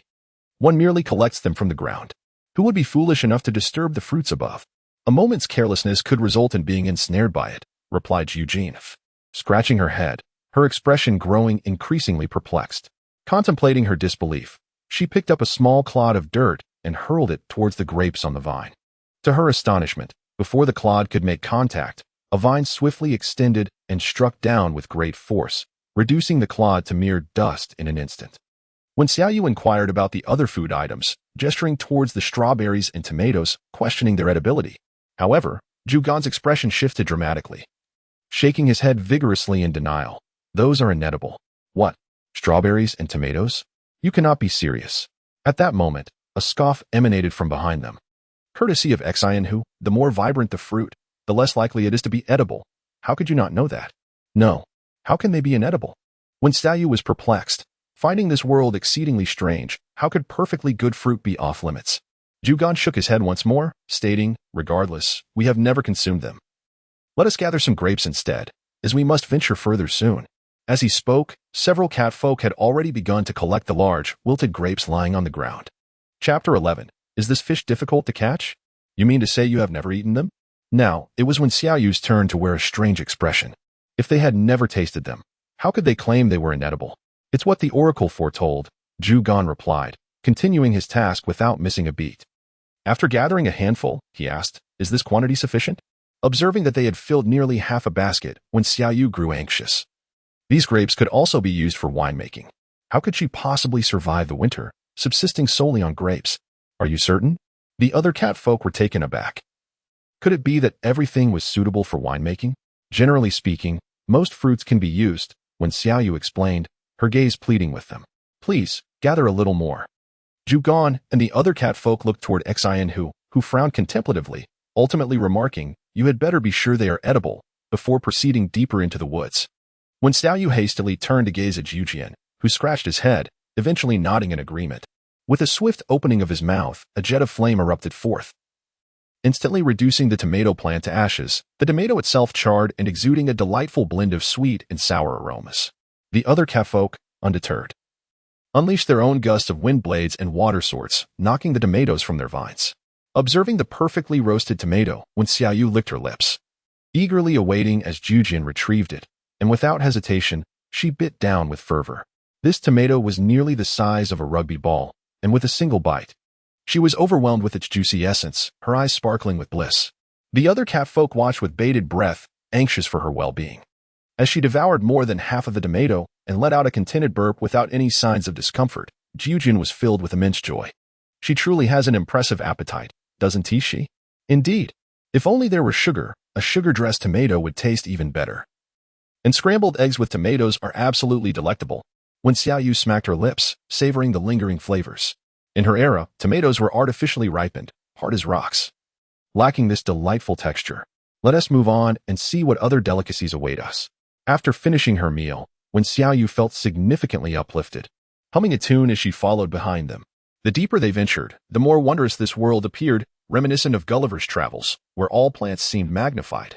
As they walked, the catfolk harvested catgrass, and suddenly, when Xiaoyu's eyes lit up with excitement, rice. It's rice. She silently thanked the heavens for the chance to enjoy a meal of rice at last. Not far off lay a modest rice paddy, with each grain roughly the size of a fingernail, plump and full. As the gentle breeze swept through, the heavy grain swayed precariously. Can we eat that? Someone inquired. When Xiaoyu nodded eagerly, ready to rush closer for a better look, but recalling her previous experience, she turned back to ask, is there anything wrong? Jujin gazed at the rice field in astonishment, contemplating, perhaps I should demonstrate it for you.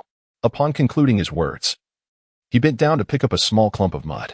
The moment the catfolk laid eyes on it, they instantaneously recoiled as if faced with a formidable adversary.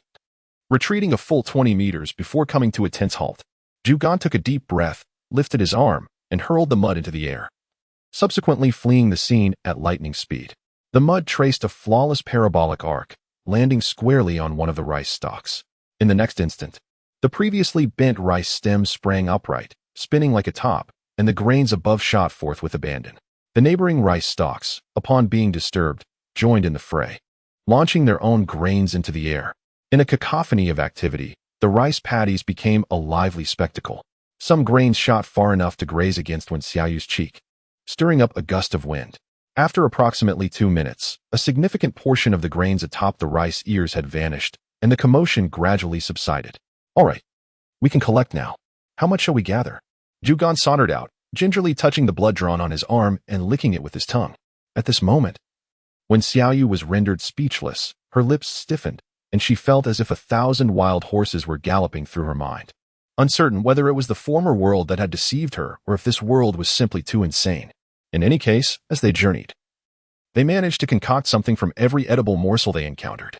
Eventually, the group arrived at a lakeside, where the eyes of all the catfolk sparkled with excitement as they stood at the water's edge, eager to try their luck. It seemed that Xian, who had also been there for quite some time, as several large fish, bearing traces of blood, lay beside him, each roughly the thickness of an adult's forearm. When Xiaoyu curiously followed behind and caught a glimpse beneath the water, discovering a multitude of swimming fish, causing drool to spill forth. Meat. Do you also have a penchant for fish, Meow? The vibrant orange cat, with its pair of sparkling emerald eyes, appeared exceptionally adorable. When Xiaoyu nodded repeatedly, her eyes widening as she watched Xian, who suddenly opened his mouth and unleash a blade of wind towards one of the fish, moving with astonishing speed. Yet, in the next moment, the fish flicked its tail and evaded with remarkable swiftness. How extraordinary! When Xiaoyu stood in awe, her perception of speed utterly challenged by the fish's agility. Meanwhile, Jujin also nodded in agreement, acknowledging that these creatures were indeed difficult to catch. Soon, several other catfolk readied themselves, waiting for the opportune moment to release their wind blades and water swords, though their aim proved largely ineffective. The fish, seemingly taunting them, swam back and forth, flaunting their tails in a display of playful exuberance. As twilight descended, they had only managed to catch a mere 20 fish in total. When Xiaoyu found the scene quite intriguing. As her gaze inadvertently swept across the woven basket, a sudden thought struck her. She retrieved some food from one of the baskets and, tearing apart a half-eaten tomato, placed it inside. Subsequently, she made her way to the riverbank. What are you doing? Asked Xian who. Fishing, she replied, not bothering to turn around as she submerged the basket in the water, leaving only a small opening exposed. Xian, who cast a sidelong glance at her and, with an expressionless demeanor, warned, you'd best not cause any trouble. When Xiaoyu immediately rolled her eyes, and to be honest, this fellow held grudges quite well.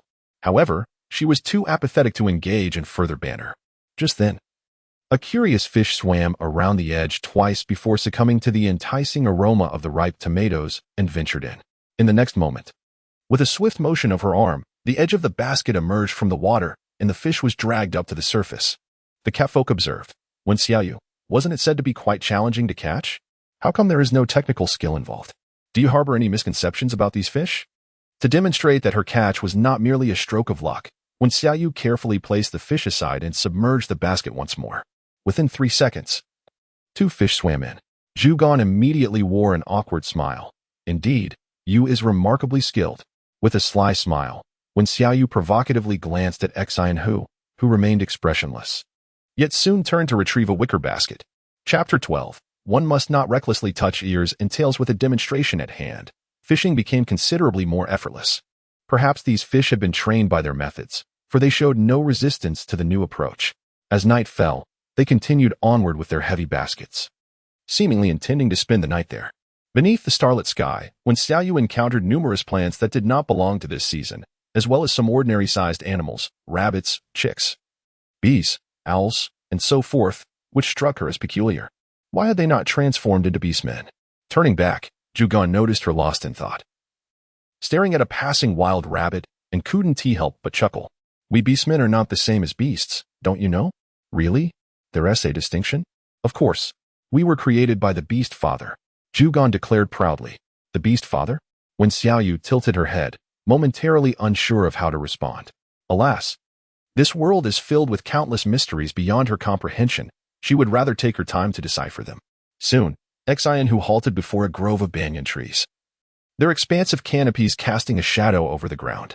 Nestled among the branches were quaint wooden cabins where many orcs, unable to return promptly after foraging, would spend the night. You should occupy the topmost room, Zhugan suggested, pointing to a charming little cabin perched high above. The view is splendid, and at night, you can listen to the nightingale's song. All right, when Xiaoyu replied, marveling at the sight. The small house loomed at least 20 meters above the ground, indicating a need for climbing. Fortunately, with Zhugan, the warm-hearted gentleman, by her side, he promptly offered his assistance before she could even begin her ascent. Thus, when Xiaoyu happily perched on his back, carried all the way to the cabin's entrance. All right, I'll head down now. Call me if you need anything, Zhugan said, his dimples charming as he prepared to turn away. Wait, please. When Xiaoyu exclaimed, her gaze fervently fixed on the orange triangular ears atop his head. May I touch your ears, just once? If I ask for more, you can scold me. Heaven knows she had suppressed this desire for far too long. However, the moment her words left her lips, every orc, including Xian who, turned to her with expressions of mixed emotions. Zhugan's sun-kissed face flushed crimson in an instant, his orange ears flickering before drooping as he bashfully replied, I'm not quite ready for that. When Xiaoyu was suddenly filled with confusion, wondering why such preparations were necessary just to touch an ear. Perhaps sensing her bewilderment, the nearest cat person spoke up. Only a partner is permitted to touch the beast ears and tails. Do you wish to bond with Zhujian? What? When Xiaoyu's lips twitched slightly. Okay, I apologize. I was unaware of this rule. I sincerely regret my previous remarks. How could she have known such customs existed? No wonder they reacted in such a manner. Fortunately, after uttering those words, Zhujian seemed to breathe a sigh of relief, still blushing as she cast a fleeting glance at her. You should rest early. We have to travel to a more distant place tomorrow. With that, she darted away, nearly colliding with the one who had just spoken. The speed at which she departed made when Xiaoyu ponder whether her words might have irreparably damaged their friendship. Although she truly did not intend to offend. Despite the appealing appearance of these catfolk, marrying a beastman felt rather peculiar. She wondered what sort of offspring such a union might produce. With this thought lingering in her mind, when Xiaoyu gazed at the scenery, gradually succumbing to slumber. In the Linren tribe, several flickering flames danced in the darkness. Linyu knelt silently on one knee before a tall, elegantly handsome yet somewhat androgynous serpent man. This serpent man was none other than Yin Huan, the leader of the Linran tribe. On the table beside Yin Huan rested a small stone jar, quietly containing realgar powder. Across from the jar sat an elderly man with tightly furrowed brows, who, despite the jar being securely sealed, felt a profound discomfort. After a lengthy silence, the elder spoke with a grim expression. From my observations, This powder possesses considerable irritant properties, not only affecting us, but also having similar effects on insects. Prolonged exposure may not cause direct harm, but it can leave one in a state of weakness for an extended period. A warrior without strength is, of course, easy prey. How could the Juming tribe possess such a terrifying substance? The atmosphere grew heavy with tension as Inhuan's slender fingers tapped rhythmically on the table. After an indeterminate time, the tapping ceased, and a low, sultry voice emerged. If you wish to understand why this is happening, simply locate that female. But Xinhu is protecting her well. Lin Yu replied in a somber tone. Moreover, she possesses this powder, making it impossible for us to approach. Inhuan's elongated eyes blinked, a subtle smile curling at the corners of his lips. As long as she is not bound to him, opportunities will inevitably present themselves. For now, let us refrain from any conflicts with them. Winter is approaching, and we must prepare for the upcoming exchange conference. Lin Yu was about to voice another thought when the elder shook his head at him. Ultimately, the two retreated, leaving Inhuan alone, propped against the window, gazing out into the distance. After a long while, a mocking voice broke the silence. There exists a female without beast ears or a tail. In her dream, when Xiaoyu envisioned herself as the mother of 5 tiny kittens, each mewing pitifully for nourishment and scrambling toward her for milk, their little paws clawed at her, leaving her with scratches and blood. Oh no, stay away. When Xiaoyu abruptly sat up, only to realize it had all been a dream. At that moment, a voice called from below, "Why? We are about to set off." "Oh, I'm coming." She vigorously slapped her cheeks a few times and wiped away the cold sweat, finally regaining her composure before stepping outside. The dawn was just breaking, with the sky painted in soft hues of light, heralding the awakening of nature, while the birds in the forest chirped incessantly. For the next half of the day, when Xiaoyu accompanied the beast men, successfully capturing numerous chicks and wild rabbits, and gathering ample honey, it was not until their baskets were filled to the brim that they began their journey back. This time, they encountered no ambush from the Serpent men. Their return was smooth and unimpeded. As they approached home, laden with their bounty, the high priest rushed forward, his face etched with concern. "Why, you have finally returned. What has happened to the jar of wine?" "What about the jar of wine?" "That jar of wine has been ruined by a few mischievous little rabbits." The high priest lamented. "While I was occupied with nature's call, they dared to open it." When Xiaoyu initially believed it to be a matter of great importance, upon hearing the news, she sighed in relief and comforted. "It's merely a trivial incident." However, the high priest continued, "But they also urinated inside. Can that wine still be consumed?" When Xiaoyu's lips twitched violently, her expression becoming rather intricate, she lifted her gaze, and all the orcs in the tribe watched her with bated breath, awaiting her verdict. Taking a deep breath, she resignedly remarked, "If you all enjoy wine mixed with a child's urine, then there is no issue. However, I suspect the taste may not be particularly delightful." Chapter 13. Doubts without evidence. The high priest was on the verge of tears, exclaiming, "What can be done? It is all due to those few little rascals." At that moment, from the crowd, 2 pairs of orcs emerged, remorsefully cradling the still untransformed kittens. "We apologize, high priest. It is our fault for not properly raising our children. They are at fault, and we shall bear the consequences. Whether to kill or torture, we shall not flinch. Let us pay with our lives. We beseech you, spare the children." A female cat person suddenly knelt on the ground, tears streaming down her face. The high priest regarded them with a grave expression. Wine and cloth were the most precious of commodities, and to dare destroy them would indeed warrant a severe punishment. Yet, observing Yu's expression, there seemed to be a glimmer of hope. When Xiaoyu observed the parents weeping and wailing in despair, and with a hint of exasperation, approached to help them to their feet. The wine, once spilled, could easily be brewed anew. There was no need for such dramatics about life and death. The female cat person, still adorned with tears, wore an expression of disbelief. Was it truly possible to brew wine again? Indeed, as long as there was sustenance. The brewing of wine was merely a matter of time. As she spoke, when Xiaoyu gently patted the head of a kitten, the soft, silky fur filling her with a sense of satisfaction. "It's all right. This is not a grave issue. Everyone, please disperse." "Really? That means we will have wine in the future. We can drink it regularly?" The cat people, wide-eyed and astonished, bombarded her with questions, to which when Xiaoyu could only respond one by one, leaving her parched from the incessant chatter. As she lifted her gaze, she spotted the king approaching, his magnificent, flowing silver hair catching the light. With a languid gaze and graceful stride, he captivated all who beheld him. In a modern setting, he would undoubtedly be the world as top model. Just as the king made his way toward them, Two familiar voices echoed from behind. As when Xiaoyu turned her head, she noticed the plush toy spinning joyfully beside Zhugan. You weren't hurt, were you?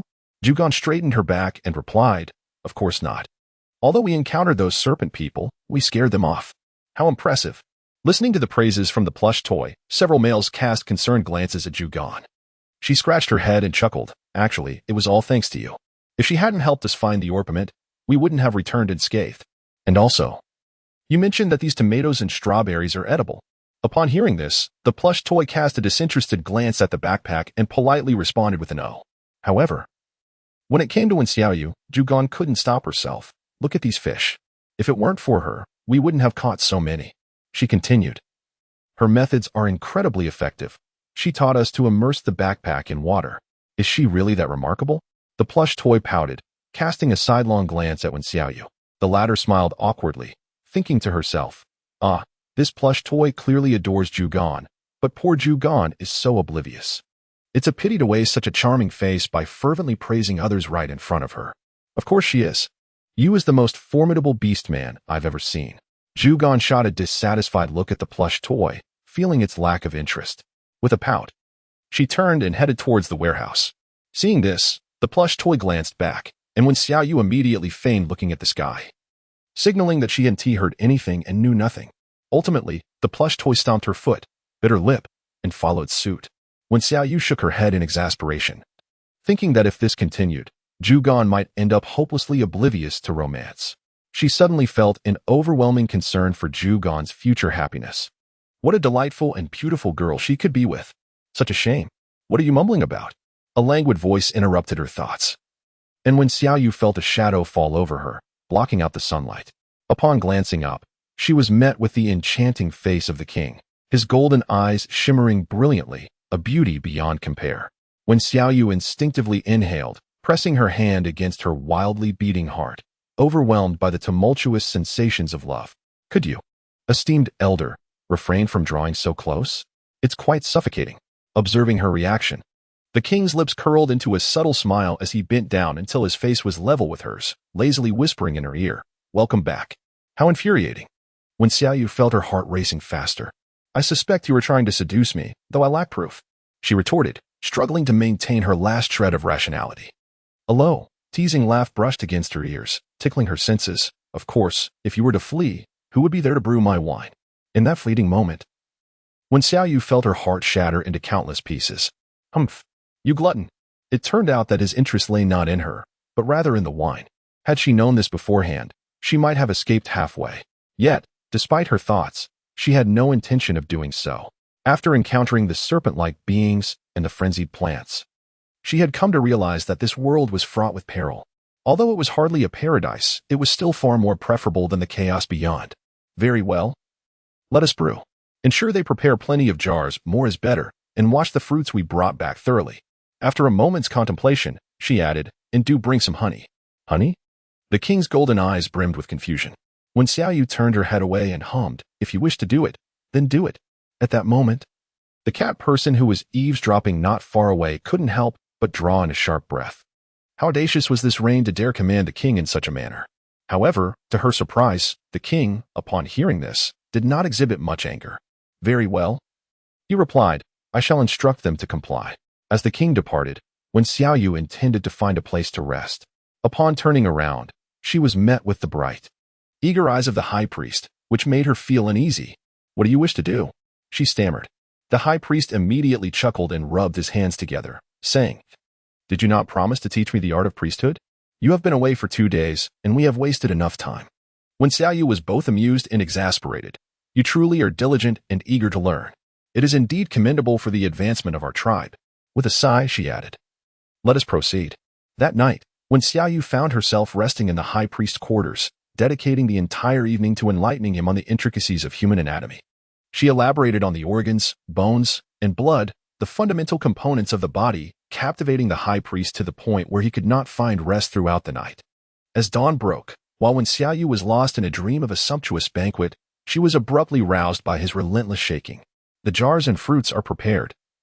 Let us embark on brewing wine. Xiaoyu gazed at her dark-circled eyes, on the verge of tears, pondering how an elder could possess such vitality. Let them wait. I shall rest a little longer, she mumbled indistinctly, preparing to succumb to slumber when a lazy chuckle drifted from above. Chapter 14. Mistaken for a rival to encounter such a lethargic female for the first time, your future partner will surely have a tough time. This remark instantly dispelled Wen Xiaoyu's drowsiness. Upon opening her eyes, she was met with the sight of a remarkably alluring face, prompting her to glare in annoyance. What does that have to do with you? If you isn't anxious, why should you be? How absurd. It is barely dawn. It can't be more than 5 or 6 o'clock. Why the lethargy? The king narrowed his eyes slightly, the golden glimmer in them fading as he casually inquired. Do you already have a partner? Forget it. There's nothing here that piques my interest, Wen Xiaoyu retorted with a slight pout. While these handsome men were indeed striking, they were merely a feast for the eyes and fundamentally different from normal people. The king twitched his pair of white ears, settling beside her with one leg bent, propping himself up as he regarded her. Are your standards truly that high? Of course. First and foremost, they must be a normal person. As she spoke, noticing his playful grin, Wen Xiaoyu shot him an irritated look. What are you laughing at? In our world, beings like you are considered anomalies. Unperturbed by her irritation, the king continued to smile. Indeed, a normal person. What else? They must be handsome, affluent, and physically fit. Ambitious as well. Let me think if there is anything else. Aside from wealth, your criteria seem to point directly at me. Do you harbor ulterior motives towards me? The king raised an eyebrow, his golden eyes sparkling with amusement. Wen Xiaoyu's lips twitched momentarily. Brother, don't you think all the males of your tribe fit this description? Must you be so shameless? A low chuckle escaped him as the king shifted to rest his head on a different hand. However, what exactly do you refer to as money? It is merely a currency that can be exchanged for goods, Wen Xiaoyu replied without hesitation. Noticing his continued confusion, she sighed and rubbed her forehead. All right. I understand that you trade goods for goods, but don't you find it rather cumbersome to always carry something to barter? The king pondered for a moment before nodding. Can you make this method more convenient? Certainly. If we simply convert it to money, we could keep it in our pockets and exchange it for whatever we desire. Oh, is there such a marvelous thing? Where can I find it? Upon hearing this, Wen Xiaoyu realized he had misunderstood. This concoction was indeed artificially created. Sighing, she pondered how to explain it, ultimately deciding to keep things simple. Let us brew some wine. With that, she swung her legs off the bed and rose. Stepping outside, she arrived at the square where all the catfolk stood in meticulous formation, their expressions grave as if awaiting her inspection. Rain, we have prepared everything, exclaimed Zhugan, scurrying over with palpable excitement. Can we begin now? Wen Xiaoyu felt at a loss, for she did not expect such a grand display for the mere sight of hundreds of jars. Though she encouraged them to be thorough, their exuberance was overwhelming. The fruits they had brought back hardly sufficed to fill so many containers. With a resigned sigh, she surveyed the mountain of fruits and waved her hand dismissively. Please sort the fruits. Peel the grapes and crush them into the jars. Strawberries can be added whole. And remember to remove the seeds from the apples before placing them in. She meticulously instructed them on each fruit, before allowing honey to be sprinkled atop. Deeming the task complete, the high priest, observing from behind, felt a pang of regret. This girl truly showed no fear in revealing the secrets of winemaking. Once everything was done as per her instructions and the lids were sealed, all the catfolk stared intently, unblinking. Wen Xiaoyu, filled with exasperation, remarked, "Stop looking. The wine will not materialize just yet. We must await a fortnight for it to ferment properly. What exactly is fermentation? Must we really wait that long? Could it spoil?" A flurry of questions besieged her mind, prompting her to swiftly turn and hasten back to the Grand Priest's chamber, resolute in ignoring the cacophony outside. Fortunately, the noise diminished considerably after a short while, allowing her to resolve to indulge in a brief slumber. However, at that moment, the puppet entered the room. Its pale blue eyes were devoid of the previous warmth, conveying a clear message. Do not presume that your ability to brew wine makes you exceptional. Wen Xiaoyu replied. In any case, keep your distance from him. The soft and tender voice of the doll, tinged with stubbornness, almost melted Wen Xiaoyu's heart. My dear, little beauty. Have you misunderstood something? Upon recalling that forthright gentleman, a mischievous smile suddenly appeared on Wen Xiaoyu's face as he casually crossed his legs and gazed at her. What if I were to say no? The doll clenched her delicate fist, her beautiful face flushed with indignation. With your physique, you are incapable of bearing his offspring. Cough, cough, cough, cough, cough, cough, cough, cough. Wen Xiaoyu was suddenly choked by her own saliva, her face turning crimson as she coughed. The plush toy bit its lip and spoke again. With your abilities, you could attain so much, and the king treats you exceptionally well. Please, do not vie with me any longer. What if you refuse? What if you refuse? The plush toy fell silent, its pale blue eyes filled with sorrow. If you do not acquiesce, I am left with no other recourse. Whenever he mentions you, he radiates joy, a stark contrast to before. Do you still wish to bind your fate with his? Cough, cough, cough. Enough, enough. This truly was an unintentional blunder. When Xiaoyu felt immensely embarrassed and exclaimed, I genuinely had no knowledge of your customs. In truth, I also yearn to touch your ears. It is merely a misunderstanding. I swear. In an instant, the plush toy gazed at her in disbelief, its black and white ears twitching vigorously, and its expression gradually turned peculiar. Sensing something amiss, when Xiaoyu intended to clarify, but she saw it turn and flee. Hey, don't run away. However, upon hearing her call, the plush toy quickened its pace, almost as if it were vanishing into thin air. When Xiaoyu, could it be that there has been some misunderstanding regarding this child? Moreover, it appears that this time the misunderstanding is even more severe, as she is being mistaken for a lesbian? When Xiaoyu gazed skyward, her heart brimming with tears. Alas, it seemed that soon enough, those cat-like beings would presume she harbored a peculiar affinity. Oh, how arduous life could be, just as she pondered the trials of existence. A sudden chuckle pierced the air outside her window. In the blink of an eye, a silver-haired gentleman appeared before her. You truly are a female with unique tastes, he remarked. My dear sir, I assure you, this is a misunderstanding. Do you believe me? The king, stretching languidly, squinted his eyes with a playful smile. What piques your interest in our ears? He had heard her earlier desire to touch the ears of the orange cat in the picking area. Initially, he thought she was enamored with the feline, but upon overhearing her recent remarks, he found it hard to believe she was not fond of the orange cat. When Xiaoyu continued to weep profusely, just consider it my impulsiveness. Chapter 15. Cat-plagued the king remained silent for a few moments before suddenly smiling and leaning closer. I could reluctantly allow you to give it a try. Surely there are no ulterior motives? When Xiaoyu immediately retreated, her guard raised. However, the king's golden eyes scrutinized her from head to toe, and he retorted, Rest assured, I find no allure in someone as malnourished as you. The opportunity has been bestowed. Whether you seize it is entirely up to you. Yes, of course, she exclaimed. Why not take the chance? After all, no one is watching. Even if it were to come to light later, as the leader of the cat people, surrounded by beauties, he certainly wouldn't need to hold me accountable. As when Xiaoyu spoke, her restless little hands playfully grasped the two-pointed white ears. The softness and texture were simply irresistible, prompting her to break into song. Come on. Let us draw a dragon on the left and a rainbow on the right. Let us go. Her thumbs danced in circles, 3 times to the left and 3 times to the right, exuding joy while completely oblivious to the fact that beneath those feline ears, a strikingly handsome face was gradually flushed with a rosy hue, and his breath had grown somewhat heavier. After her playful assault, when Xiaoyu wasn't finished, she extended her index finger to gently flick the tips of the ears, which twitched in response to her touch. Oh my, if you weren't a cat person, I swear I would cradle you in my arms and thoroughly indulge in this delightful torment until I was satisfied. She mused, By the way, what breed are you? The texture is simply exquisite. As her hands wandered, they found their way through his silvery locks. The initial sensation was one of softness, swiftly followed by a silky smoothness akin to fine silk.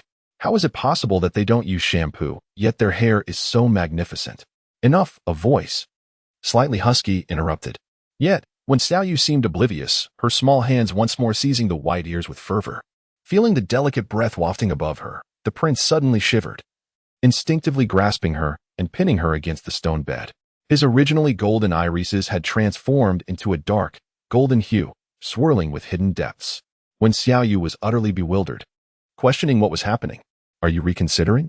This is a disaster. I hadn't considered this possibility earlier. If he fabricates a reason, claiming that she had acted inappropriately towards him, it would be impossible to clear her name, even if she jumped into the Yellow River. After a prolonged silence, the king, with his deep golden eyes, briefly closed them before rising abruptly and striding towards the exit, his hoarse voice leaving behind but a single phrase. This ends here. Huh? When Xiaoyu yearned to pursue him further, yet she witnessed him sway slightly before vanishing in the blink of an eye. Brother, you have yet to reveal to me your breed. As she reminisced about the sensation, She couldn't shake the feeling that his ears were somewhat thicker than those of the cats she had previously caressed, pointed yet pleasantly rounded. Could he possibly be a Persian cat? But were the eyes of a Persian cat golden? The following day, the blinding sunlight roused Wen Xiaoyu from her slumber, only to find that it was already midday. This struck her as peculiar. Ordinarily, the high priest would have summoned her at dawn to inspect the wines. Moreover, outside, there was scarcely a trace of the catfolk, as if they had abruptly evaporated into thin air. Wen Xiaoyu felt an unsettling aura and hurriedly wandered through the tribe. After much effort, she managed to catch a fleeting glimpse of a cat person, from whom she learned that they had all gone to the back mountain. What purpose did they have in venturing there? Observing the terror etched on his face, as if the apocalypse were upon them, she furrowed her brow. This sentiment was indeed peculiar. The cat person, nearly in tears, explained that the tabby had contracted feline plague, and the king had summoned all cat people for the high priest to conduct examinations. Should any be found afflicted with this malady, they would face expulsion. And if they resisted departure, what would be their fate? They would be buried alive. Trembling as he finished his tale, the cat person dashed towards his home. The feline plague, a dreadfully terrifying disease for them, meant certain death upon encounter and spread with alarming ease. She recalled a bout of feline plague over a decade ago that nearly led to their extinction. Thus, it was imperative to flee as far as possible from this looming threat. Wen Xiaoyu's brow furrowed in concern as he hastened towards the approaching figures. Along the way, he encountered numerous panicked catfolk, and without needing guidance, soon spotted the main contingent of the king and others.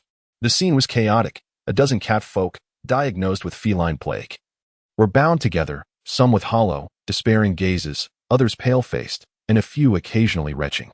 The remaining catfolk kept their distance, anxiously awaiting the high priest's examination.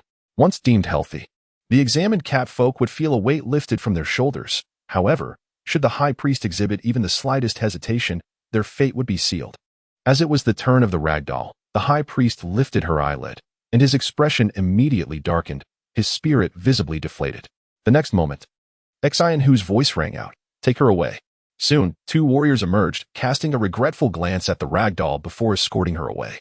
A flicker of despair ignited in her eyes as she looked back at Zhugan, her light blue irises brimming with sorrow.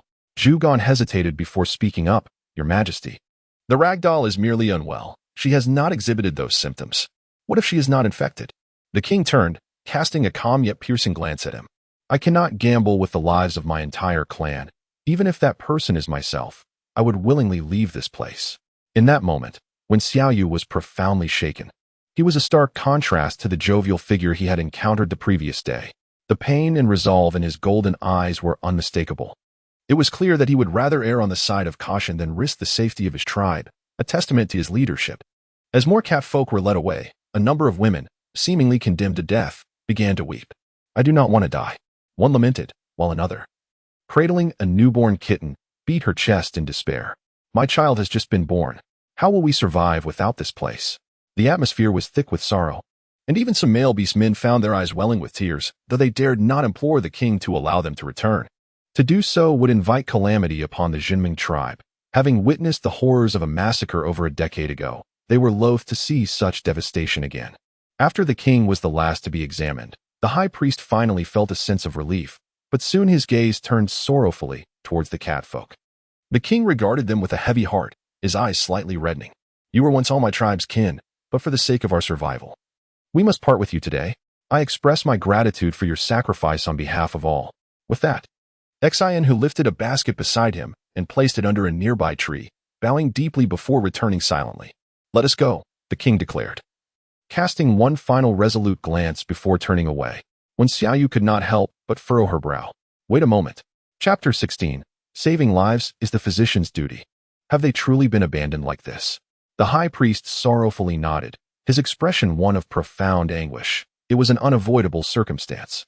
After all, this ailment is beyond remedy. Without even attempting a cure, how can one ascertain its hopelessness? To abandon them in such a manner is to deny them any chance of survival. When Xiaoyu felt a surge of frustration, a mere basket of provisions distributed among nearly 20 orcs would scarcely suffice for long, even if they were to ration it judiciously. Moreover, as they ventured towards the gathering area, one could only speculate what perils might await them along the way. At that moment, the king, who had remained silent for an extended period, finally spoke. "If it were within my power, I too would wish for their relief from suffering. Yet, The scourge of feline panleukopenia has remained untreatable since time immemorial, unless you possess a remedy. Wen Xiaoyu fell silent.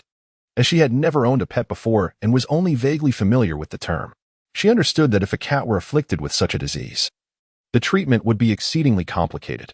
In this world devoid of antibiotics and numerous medications, the prospect of healing seemed daunting. However, she did not believe that every cat-human among them was necessarily afflicted by this malady. As a physician, she could not bear the thought of neglecting them. I am willing to give it a try. Upon uttering these words, Zhu Gan was filled with immense joy. Really? You think you can heal them? In that very moment, hope rekindled in the eyes of those condemned cat-humans. I cannot guarantee success, but I wish to attempt it. Fortunately, there had yet to be any documented cases of humans contracting feline distemper. Though this world was vastly different, if one exercised caution, significant issues should be avoidable. Your Majesty. Allow her to try, Zhu Gan exclaimed excitedly. As the high priest seemed poised to voice an objection, when Xiaoyu interjected. Please inform me of the specific symptoms of this illness. Rest assured, from this moment onward, I shall not set foot in the tribe again. And I will not cause you any trouble. The high priest gazed silently at the king, who lowered his eyes. After a long pause, he raised his head. His expression rather intricate. Why are you so persistent? Because I am a doctor, it is my sacred duty to save lives. As her words echoed in the air, the high priest's gaze grew complex. After a moment of hesitation, he spoke. Your Majesty, perhaps we should allow her to try. After a lengthy silence, the king lifted his gaze, casting a deep look before turning away. Let her be. As he departed, the remaining beastmen dared not linger, hastily following him. Zhu Gan approached her, a hint of a smile gracing her youthful face. Rain, I will come to see you at this time every day. If you need anything, do not hesitate to let me know. When Xiaoyu nodded, observing the high priest, who appeared hesitant to speak. Ultimately, he articulated the symptoms following a feline distemper infection. In addition to lethargy, there may also be manifestations of anorexia, vomiting, and diarrhea. Mucus discharges may be present from the mouth, eyes, and nose. With my limited knowledge, this is all I can convey. Upon finishing her words, Wen Xiaoyu did not hesitate any longer and walked directly towards the puppet and the others. After untying their ropes, everyone looked at her in disbelief. Can you truly save us?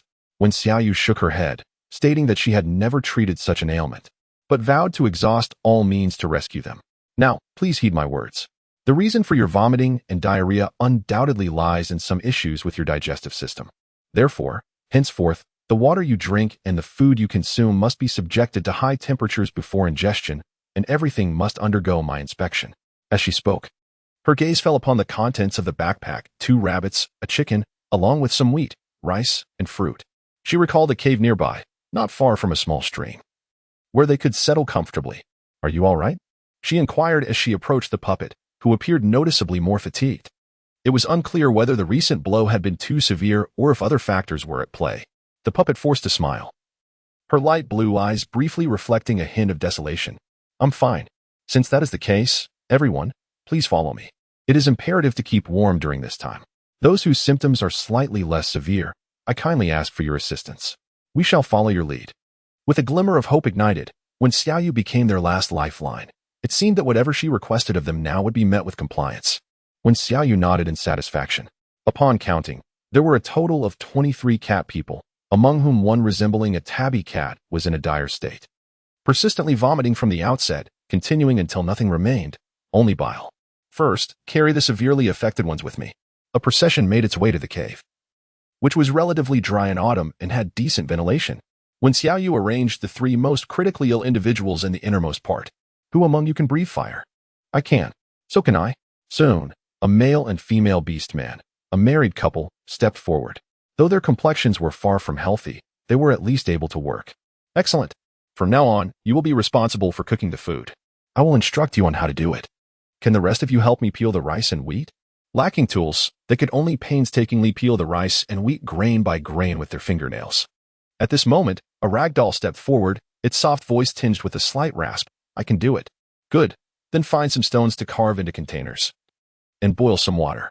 We will peel the rice and wheat.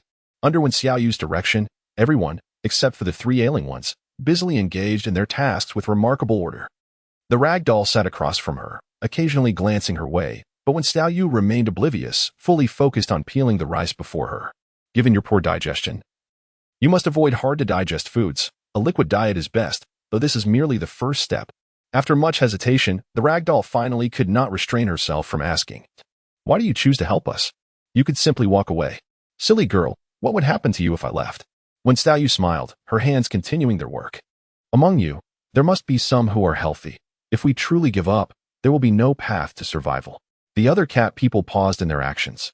Deeply moved, "Aren't you afraid of getting infected?" "Of course, I am afraid.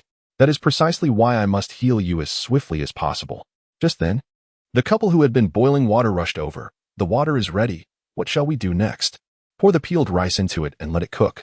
Just keep it boiling," when Yu instructed, gesturing to a small pile of plump grains on the ground. "Additionally, if you have the time, please gather some dead branches and leaves." "Why?" one asked, puzzled. "This place is well ventilated, but it gets quite cold at night. Our fire must not go out. If the body temperature of the sick individuals drops, it will be exceedingly difficult to save them." Upon hearing this, the ragdoll immediately stood up. "I will go gather them." Chapter 17. Salt fields. Approximately half an hour later, a delightful aroma of rice porridge wafted from the stone pot, enticing the orcs, who inhaled greedily, their eyes gleaming with desire as they gazed into the pot. They had never encountered such a fragrant dish before. It must surely taste exquisite. As the porridge thickened, when Yu stirred it with a washed twig, and when it reached the desired consistency, she ladled 3 small bowls and placed them before Li Hua and the 2 others. The trio was instantly moved. Having emptied their stomachs earlier, they now felt genuine hunger, and the tantalizing scent of the porridge made them swallow hard. "Please eat," she encouraged. "Although there are no side dishes, this will be much gentler on your stomachs. If it is not enough, do let me know." Li Hua, with her light brown ears and captivating dark eyes, looked at her with gratitude, yet when she spoke, her voice was grating. Thank you." Initially, when Yu first arrived in the tribe, she had felt a pang of jealousy towards her and even feared that she might bring misfortune to the tribe. Nevertheless, she had put aside her grievances to assist them, leaving Li Hua feeling quite ashamed. "All right, no need for further words. Take your time eating. I have other matters to attend to," when Yu said, directing the fire-breathing couple to kindle a fire for them. After distributing the porridge, they boiled 2 more pots, finally resolving the lunch dilemma for everyone. Fortunately, porridge consumed significantly less rice than cooked rice, so at this rate, they could sustain themselves for another 5 or 6 days without issue. Fruits and honey provided the necessary glucose, so that was not a concern. The most pressing matter was acquiring saline solution. However, salt had never been included in their usual diet. To create saline solution, they would first need to obtain salt. "By the way, do you know where the sea is?" "The sea? It is quite far from here, at least a 4 to 5 day journey," a male orc replied. "Great. It seems hope is lost. By the time we make the round trip, who knows what condition these orcs will be in." Just then, a puppet approached, clutching a branch. "Is there anything in the sea you require?" When Yu nodded slightly, "Salt? I need salt." The moment the word escaped her lips, the orcs around her wore expressions of utter confusion. It is a white crystalline substance, salty to the taste, and excessive consumption leads to unquenchable thirst. Reflecting on this, when Yu felt a wave of melancholy wash over her, how far behind they were. However, the puppet shook its ears and blinked its light blue eyes. "While we cannot reach the sea you speak of, it seems there is salt nearby." "Really?" when Yu exclaimed with unrestrained joy. "Please, take me there." The puppet nodded and glanced at the 2 robust catfolk, who immediately understood and proclaimed, "We shall go together." Although the location was nearby, it was not particularly close.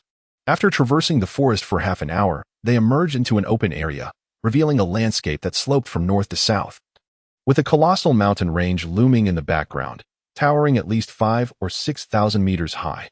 "There." The puppet pointed to a depression at the foot of the mountain, and as anticipated, it was a glimmering expanse of white, covering an area of approximately 100 square meters. "I visited this place a few times in my childhood. It changes each time. Sometimes it is barren, and other times it is entirely white. I once tasted it, and the flavor was both bitter and salty." As the puppet guided them, the other 2 orcs nodded in agreement. "Now that you mention it, I recall this place being quite peculiar. Rain, can this salt save us?" "If it is true, there is hope," when Yu said, her gaze filled with excitement as she hurried towards the salt flat. As her surroundings opened up further, she joyfully discovered that this was not merely a salt flat. Nearby were various shellfish, shrimp, and crabs. Although these protein-rich delicacies were not suitable for their current needs, she could indulge Quickly, gather some salt and help me catch some shrimp and crabs. When Xiaoyu's eyes sparkled with delight, nearly drooling at the sight. These shrimp and crabs were each as long as half a baby's arm, swimming with exuberance in the water. Perhaps unaccustomed to humans, they showed no fear. Drawn by the stick when Xiaoyu picked up, they clamped onto it with their formidable pincers, refusing to let go. The puppet and the two companions brought 3 stone bowls, fearing they would not suffice, and gathered leaves to carry more. Just as they prepared to return, when Xiaoyu suddenly gazed at the mountains behind the salt flat. Her expression contemplative. Do you know what lies beyond those mountains? No, those mountains are too high. Even the strongest catfolk would feel dizzy and exhausted halfway up. Replied the 2 male catfolk, their faces betraying fear. We seldom venture there. I see, when Xiaoyu mused, stroking her chin in thought. The puppet, unable to contain its curiosity, glanced at her and inquired, what troubles you? Since there are salt flats here, it suggests that we are not far from the sea, and it is quite possible that the ocean lies just beyond. When Xiaoyu analyzed, adding a note of uncertainty. Now that we have found the salt, do we still need to seek out the sea? Asked Bu. Not necessarily, came the reply, but if we are near the coast, there would be numerous unforeseen advantages. Upon hearing this, the 3 catfolk furrowed their brows in unison. The ocean is the domain of the merfolk, and typically, we land-dwelling beastmen seldom engage with them.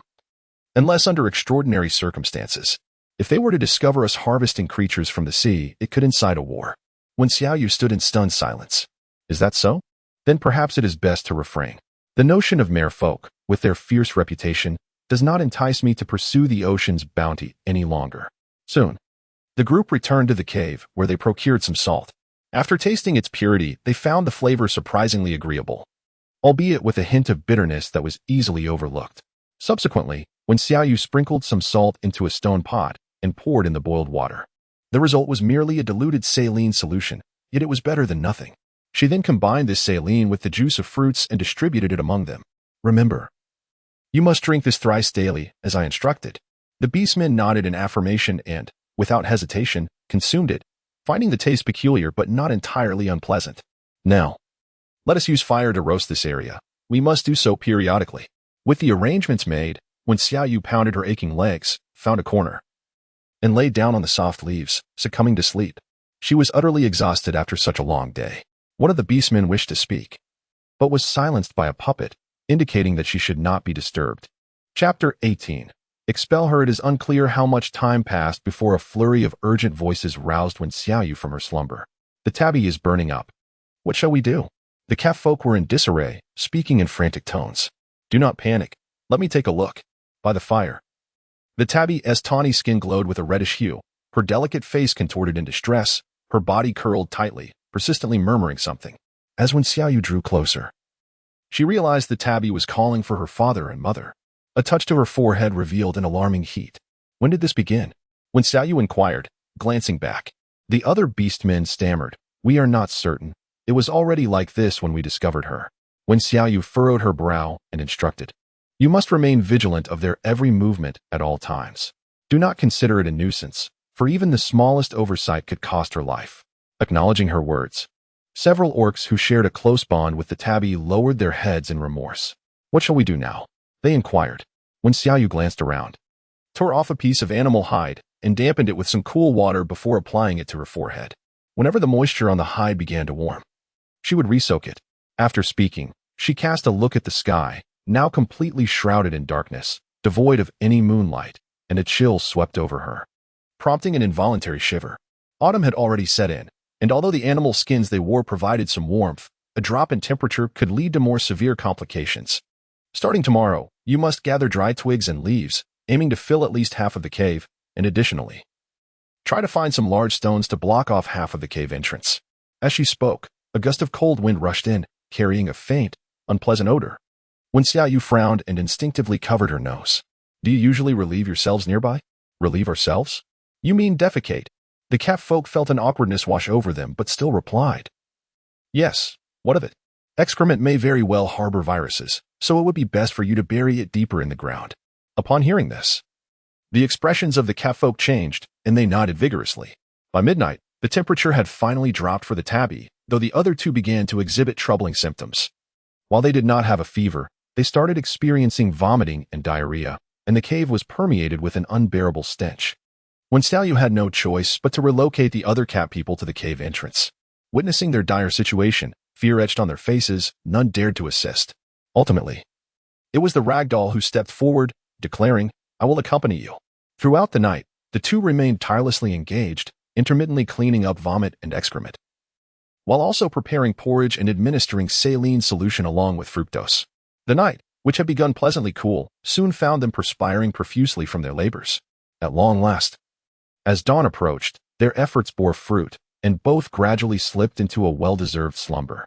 During lunch the following day, when Xiaoyu instructed them to simmer 2 chickens in the porridge, allowing it to stew for a full 4 hours. After a sprinkling of salt, an enticing aroma filled the air. As they served the chicken porridge, the cat people animatedly conversed. "Rain, you are truly a savior sent by the beast god to rescue us. It is such a blessing to have you here. I feel confident that tonight, the ailments afflicting the tabby will be cured. Truly, you embody the prophesied beast men." When Xiaoyu listened with a smile, but at that moment, a stuffed toy rushed over in a state of alarm. Their condition has worsened. As everyone turned their heads, a foul odor assaulted their senses, followed by the unmistakable sounds of retching. Before long, 3 catfolk were not only vomiting, but also suffering from severe diarrhea, accompanied by high fevers. By afternoon, one tabby had vomited to the point of dehydration and fainting, while the other 2 began to experience bloody stools. As night fell, their condition stabilized somewhat, and they forced themselves to eat, only to succumb to their ailments once more. Even more alarming was the emergence of 4 additional catfolk exhibiting similar symptoms, but their conditions were not as grave. It was enough to incite panic. In the following days, more catfolk fell ill, and the cave became permeated with a nauseating stench. The demeanor of the catfolk shifted. They no longer complied with Wen Xiaoyu's attempts to provide them with sustenance. On the 6th night, as Wen Xiaoyu and the stuffed toy were sorting through a meager supply of food sent by Zhu Gan, the catfolk surrounded them with hostile glares. "Why has the situation worsened? Did you not claim you could cure us? If it weren't for you, we would not be in such dire straits. You are a calamity, get out. What do you intend to do?" As they charged forward, the stuffed toy hurriedly tried to intervene, only to be violently shoved aside by a robust catfolk. The folded-eared one grasped Wen Xiaoyu's shoulder with a grip so fierce it nearly caused her to faint, his eyes wild with fury. "I should have never trusted you." Wen Xiaoyu remained silent, her gaze cold and unwavering as the chaos unfolded around her. "What are you looking at? You brought this upon us, and still have the audacity to stare. Stop wasting words on her. Throw her out." The catfolk clamored in a frenzy, their voices a cacophony of outrage. The folded-eared one glared at her, crimson-eyed with wrath. "Do not blame me. If anyone is to be blamed, it is you for our plight." With that, he seized her and began to drag her towards the exit.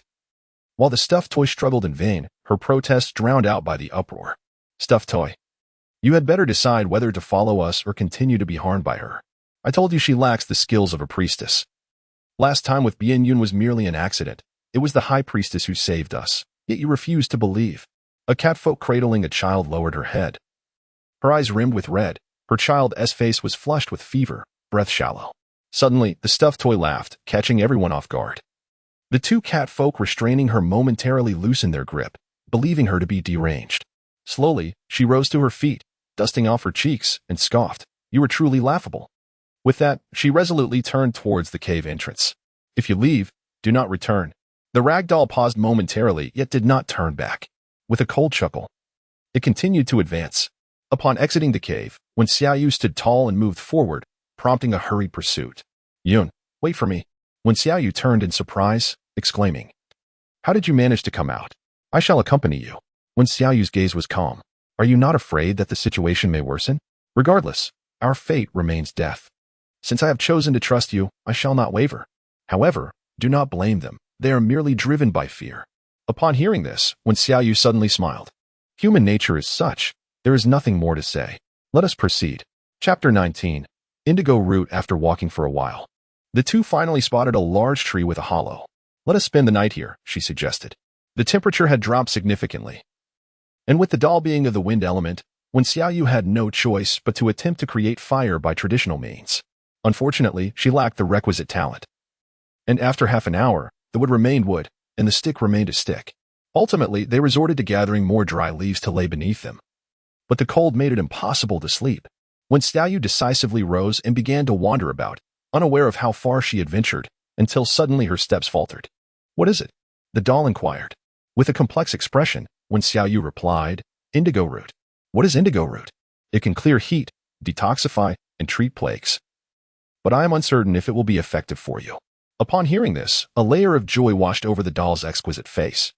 "Are you saying it can cure our ailments?" "Perhaps," when Xiaoyu replied nonchalantly, turning towards the hollow of the tree. After trying numerous methods without any improvement, and being driven away as a harmful presence, it was best not to get involved further. The doll gazed at her retreating figure, bit her lip, and returned with a considerable amount of indigo root. "Rain, how should these indigo roots be used?" "Slice them and brew them to drink." When Xiaoyu answered before closing her eyes, clearly indicating her desire to sleep, the doll glanced at her and then at the indigo roots in her hands. With her pale blue eyes lost in thought for a while, she ultimately held the indigo roots and headed towards the cave. The night watchman immediately stopped her upon her return. "Did you not leave with her? Why are you back?" "These may save you," the doll said, pushing the indigo roots forward with a joyful expression. "Are you sure we can trust her words?" The doll remained silent for a moment, her tone growing colder. "If we are to die anyway, why not give it a try?" Ears pricked up in anger. "What do you know?" Without her words, we could have lived a few more days. This outburst startled several beastmen awake, including Tabby, who looked at them in confusion. Regardless, whether this sliced and brewed concoction can cure the plague is up to you to decide. Throwing down the indigo roots, the doll turned to leave, but was stopped by Tabby's weak voice. "Wait, I am willing to try." Upon hearing this, all the beastmen looked at her in disbelief. "Tabby, understand this. If it weren't for Rain, you wouldn't be in such dire straits." Tabby managed a feeble smile. "If I am to die, I'd prefer to do so without enduring so much suffering." Noticing their silence, she pleaded once more, "I beg of you." The fire-breathing couple exchanged glances before finally picking up the indigo roots.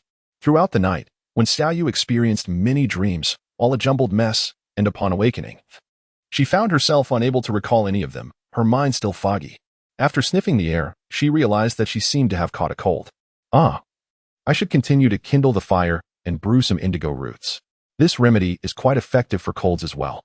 Though she was a surgeon, she also possessed considerable knowledge of traditional Chinese medicine, thus understanding the efficacy of these herbs. "Let me," the doll said, feeling somewhat guilty as she took the wooden stick. She hesitated to speak several times, but ultimately recounted last night's events. With the doll's efforts, the fire quickly blazed to life. And after brewing the indigo roots and drinking them, when Xiaoyu soon felt invigorated, her nose no longer congested. This remedy is remarkably effective. When Xiaoyu squatted down in astonishment, pondering the situation, remarkably, the effects were twice as potent as those on Earth. Just then, in the distance, an orc came bounding towards them. "You, Plush," he gasped as he reached them, and when Xiaoyu glanced over to see, it was the fire-breathing man, whose name seemed to be Alan. Alan, brimming with joy, looked at them both and exclaimed, "The tabby is all right." "All right?" Plush expressed disbelief, contemplating the later manifestations of their condition, uncertainly glancing at Xiaoyu. The latter remained indifferent, continuing to examine the indigo root. "It's truly fine now. It can jump and bounce, without any burning, vomiting, or other ailments. Everyone is drinking it. Just don't get poisoned." When Xiaoyu interjected suddenly, Alan's smile faltered, his eyes wide with fear as he clutched his stomach, fearing discomfort might arise. Seeing this, Plush couldn't help but chuckle. "If it were truly toxic, you wouldn't have consumed it." "You drank it too?" Plush nodded, recalling how her nasal congestion had cleared after drinking it this morning, affirming the herb's efficacy. That's good. Alan scratched his head, wishing to say more but noticing when Xiaoyu had already risen, preparing to walk towards the cave entrance. He quickly retrieved half a chicken from his hide pouch and offered it. "This is the last half. While it's not much, let's make do with it." Just as Plush was about to accept, another familiar figure appeared in the distance. Recognizing him instantly, and hearing him call out Yu's name, Plush momentarily lost her composure. "You, are you all right?" Originally intending to check if they needed anything else, Zhugan had rushed over upon hearing that when Xiaoyu and Plush had been driven away, crossing the boundary drawn by the king in her urgency. When Xiaoyu turned her head in astonishment, clearly noticing the plush toy gazing forlornly at Zhugan. "What brings you here? How could they force you out?" Seeing the leaves strewn inside the tree hollow, Zhugan's doll-like face was filled with indignation as she clenched her fists and directed her gaze towards a lawn. "So, you crossed the boundary? Once that line is crossed, the possibility of returning vanishes," Transgressing it means becoming an enemy of the tribe, with the risk of being ruthlessly slain. Zhugan had not anticipated that she would pose such a question, momentarily taken aback, and awkwardly scratched her head. I just forgot for a moment. Upon hearing this, the plush toy pressed its lips together, accepting the chicken from Alan's hand, and silently retreated to a corner. When Xiaoyu quickly shot him a glance, signaling him to extend his greetings to the puppet. As a result, this steadfast man grew visibly anxious. Is your eye discomforting as well? When Xiaoyu sighed as she patted his shoulder, there is no hope left. Zhugan. Do you realize that you may very well end up spending your days in solitude? Zhugan looked puzzled, astonished that, even at this juncture, she still concerned herself with such matters. When Xiaoyu shrugged, otherwise, should I concern myself with the lives of your kin? At once, Allenton felt a wave of embarrassment and turned his head away. I shall take my leave, he stammered before hastily departing. Although their health seemed to have improved, there remained the possibility of relapse, so it would be prudent to observe with caution. Once he left, only Zhugan and Wen Xiaoyu were left, exchanging glances. After a considerable time, Wen Xiaoyu could no longer withstand the silence and rubbed his aching eyes. Zhugan, do you not wish to inquire about the puppet? The puppet's gaze instantly ignited with a flicker of hope. Zhugan tilted her head slightly. She appears quite robust. Does she not? Is there truly a need to ask? Chapter 20. I have come to take you home. When Xiaoyu suddenly found herself at a loss for words, questioning why she had held expectations for a forthright man's response. Observing the dimming gaze of the plush toy, she exhaled softly, resolving to contemplate more pragmatic matters. To be candid, witnessing Zhugan's intrusion out of concern for her stirred genuine feelings within her, yet they were presently confronted with a pressing dilemma: food. How would they manage to consume half a chicken of regular size? And what would they do thereafter? You all go ahead. I've just had my fill of water and am not hungry. When Xiaoyu waved her hand dismissively, sitting cross-legged beside the fire. However, scarcely had her words left her lips than her stomach let out an audible grumble. This is rather awkward. When Xiaoyu gazed silently at the sky, the orange cat doll exchanged glances with her, and soon after, it offered her a piece of chicken, saying, "Here, you eat." Sighing, she decided to share the meal, thinking that they would find a solution after they finished eating. Without further politeness, When Xiaoyu divided the chicken into 3 parts and began to gnaw at it. Despite the absence of salt, the chicken had a faintly unpleasant odor, yet she chose not to dwell on it and forced herself to swallow. You should drink some indigo root as well. Even if you're not ill, it can serve as a precaution. After they finished drinking, Wen Xiaoyu pondered. Aside from the foraging area, is there any other source of food? She had noticed a peculiar aspect of this forest. It bore herbs but no fruit trees. And the foraging area provided sustenance throughout the seasons. The rationale of this world eluded her comprehension. The orange cat shook its head. We haven't ventured to other places. All our food has come from there since childhood. Then how do we reach the foraging area from here? The orange cat gestured towards the towering mountains behind them, stating, We cannot traverse this mountain. The only way to get there is through the tribe. The sole route had also been obstructed, leaving Wen Xiaoyu in silence, contemplating the grim possibility of starvation. Just then, a spark of inspiration illuminated her mind. No, many herbs are edible. Moreover, they are quite common. Let's go explore. With those words, she eagerly grasped the hands of her companions and ventured deeper into the forest. As expected, they soon discovered some purslane, mint, and okra. Are these edible? The orange cat looked incredulously at the vibrant greens, unable to believe they were consumable. However, when Xiaoyu nodded emphatically, indeed, they are good for the body as well. Wonderful. The orange cat clapped its hands and promptly collected a bounty to return to their tree hollow. 3 days swiftly passed, and upon the arrival of visitors, it was King and the high priest accompanied by a group of catfolk.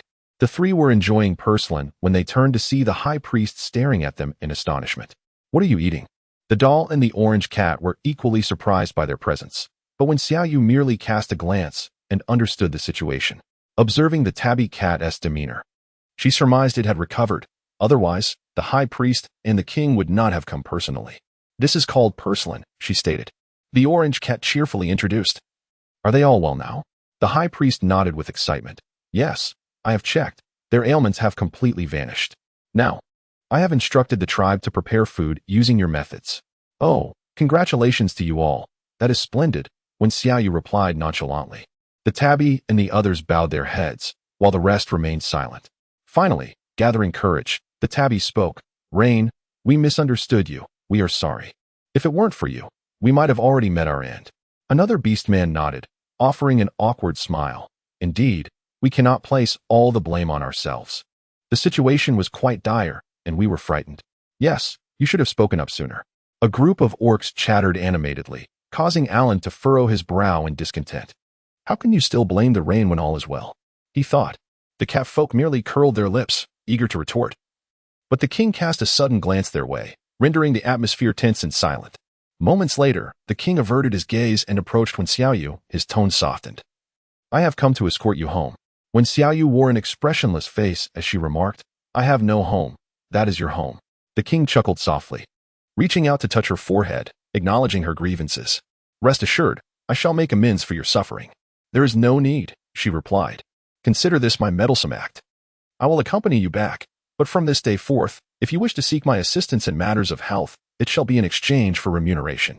Everything I provide for you shall require compensation.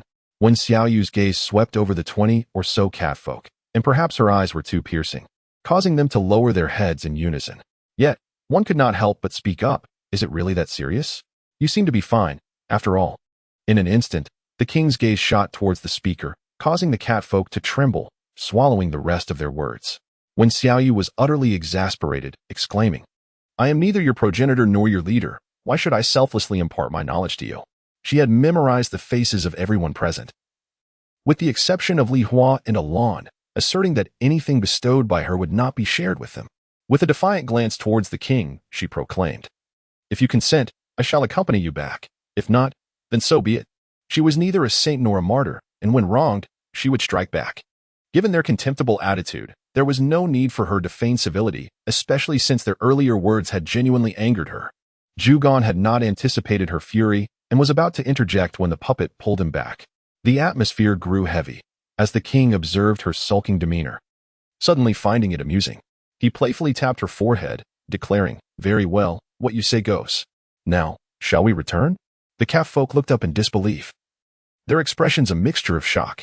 The high priest was equally astonished. While he understood her anger was justified, her demands were rather severe. Are you questioning my authority?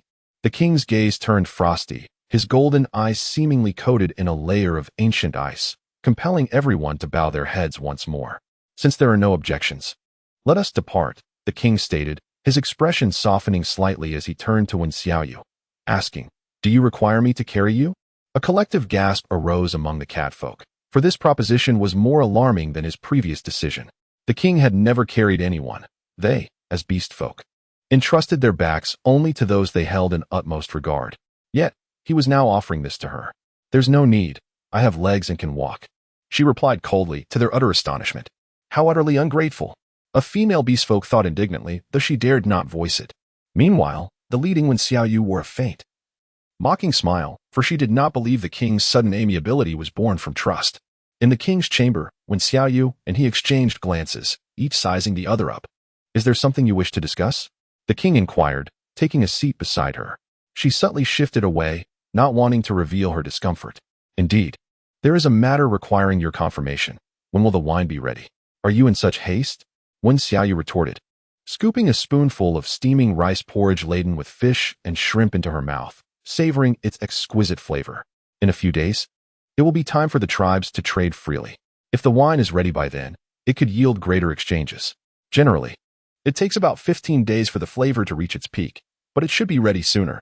After I finish eating, I will check on it, she continued, resuming her meal. The king nodded slightly, his gaze drifting to the corner of her mouth. Suddenly, his golden eyes dimmed, and he instinctively reached out toward her. Wen Xiaoyu immediately sensed something amiss, furrowing her brow and looking up. What are you trying to do? Do you intend to save it for dinner later? The king raised his hand slightly but ultimately refrained from approaching, merely gesturing towards the corner of his mouth. Wen Xiaoyu reached out and felt a grain of rice, prompting an awkward cough as she said, I'm done eating, let us go. The two swiftly made their way to the square. During her absence, the high priest had meticulously followed her instructions, moving the jars in and out with utmost care to avoid direct sunlight. Upon hearing that she wished to inspect the wine, the high priest hurried over, his expression pained as he watched her open one of the jars. The moment the lid was lifted, a waft of fruity fragrance enveloped them, infusing the air with a sweet aroma. Unable to resist, The high priest took a deep breath, his eyes fixed on Wen Xiaoyu as she held a large bowl, peering inside before ladling out a serving. How could it possibly be this color? As he gazed at the deep crimson liquid in the bowl, the high priest was momentarily stunned, his mind racing with the instinctive fear that the wine must surely be ruined. When Xiaoyu cast a fleeting glance at him, the wine, of course, was a deep crimson.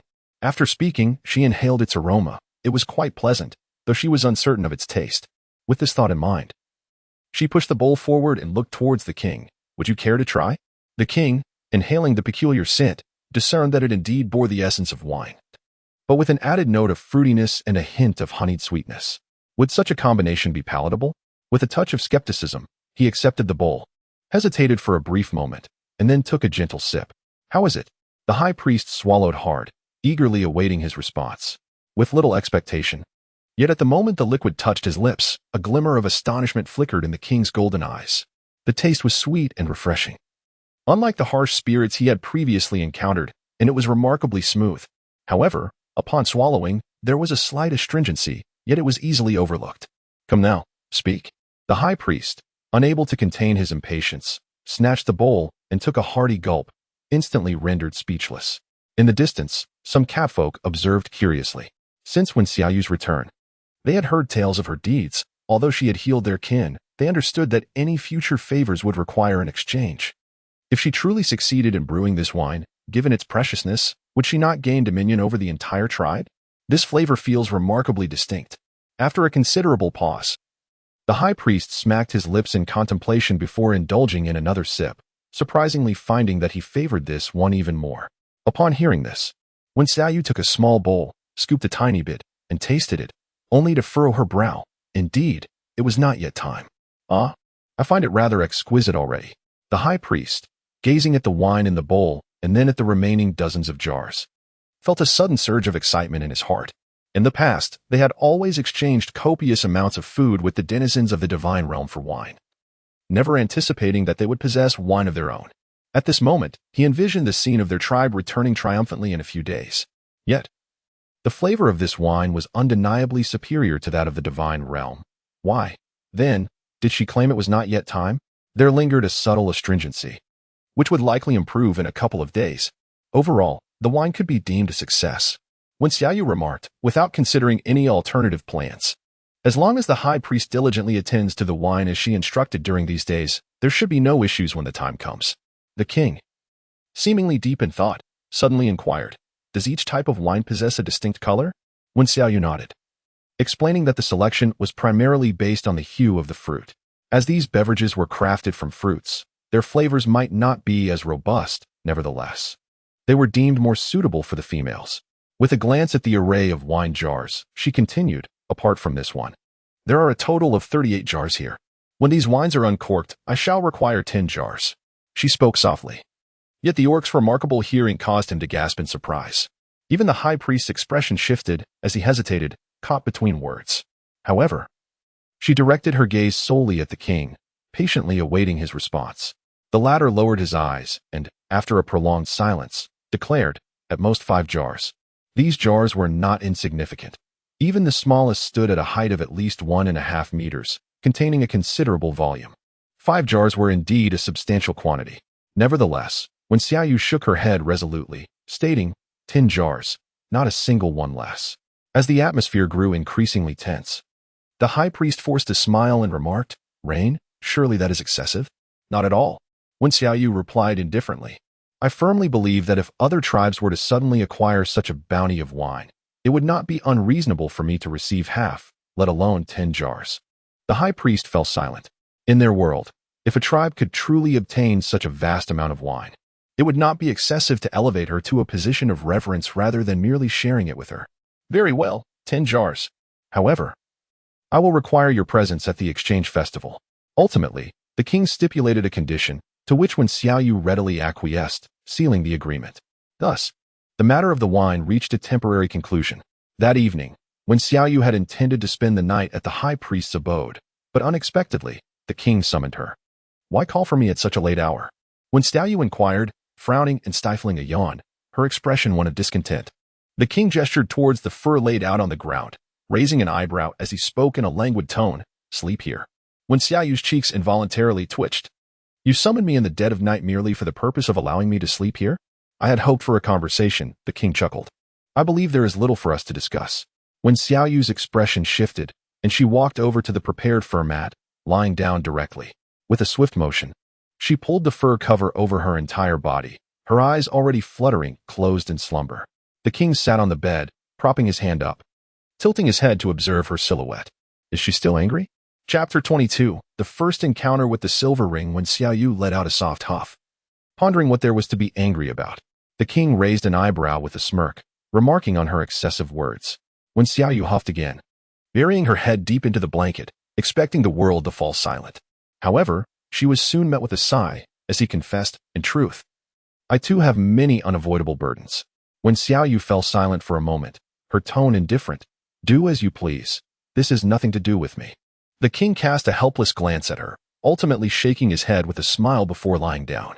In the days that followed, when Xiaoyu spent her nights here, while during the day, she would accompany the plush orange cat to the back mountain, gathering various herbs. Upon their return, they would dry what needed to be dried and crush what required grinding. Occasionally, within the tribe, some cat folk would seek her out for minor ailments, hesitantly hoping for her assistance. However, when Xiaoyu would promptly declare her required compensation, which deterred many, unlike in the past when the high priest never requested anything for treatment. This new practice left them feeling quite unaccustomed. When Xiaoyu was indifferent to the chatter behind her, she simply focused on pursuing her interests. Whenever she felt joyous, she would offer guidance on the identification of various herbs, of course, pro bono, which nearly evoked envy from the high priest. Before long, the day of the exchange fair arrived, and the king personally selected several warriors to accompany Wen Xiaoyu on their journey. The exchange site lay 4 or 5 days away from their tribe, situated in a vast expanse of grassland, where meandering rivers carved their way through the terrain. In the distance, a number of rudimentary shelters constructed from animal hides could be seen lining the riverbanks. As Wen Xiaoyu cast her gaze around, she found the surroundings reminiscent of modern tents. Before she could approach, she noticed a multitude of diverse orcs, deer people with antlers, peacock people flaunting their splendid tails, and lively goat people bouncing about. However, the sight of the serpent people, whom she dreaded encountering the most, sent a chill down her spine. Upon entering the grassland, an instinctual sensation alerted her to being observed by 2 pairs of eyes. Upon investigation, she discovered 2 serpent people positioned not far from her. Facing her directly, one wore a smile at the corner of his mouth, while the other bore an unfriendly gaze.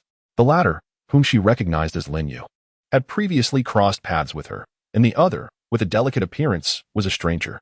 Upon their initial encounter, Wen Xiaoyu couldn't help but furrow her brow and instinctively took a step back. The serpent person's gaze instilled within her the unsettling feeling of being prey, as if she had become his quarry. Despite his striking beauty, his flawless oval face, high nose, and slender eyes adorned with what seemed like natural eyeshadow, his lips resembling blood-red roses, there was something profoundly disquieting about him, especially given his lower half, which was a jarring amalgamation of black and white, presenting an eerie contrast. Oh, it has been quite a while. Silver Ring chuckled lightly as he approached, his elongated eyes scanning Bian Yun before raising an eyebrow. I didn't expect you to evade danger. Bian Yun stepped forward, only to be halted by the king, whose expression was amiable, yet his languid eyes betrayed no hint of mirth. Perhaps it was due to the diminished combat prowess of his tribe's warriors. Otherwise, he would not be so sprightly. Silver Ring, you must ensure your subordinates do not grow complacent, he remarked. Ah, Chief Shinming, you jest.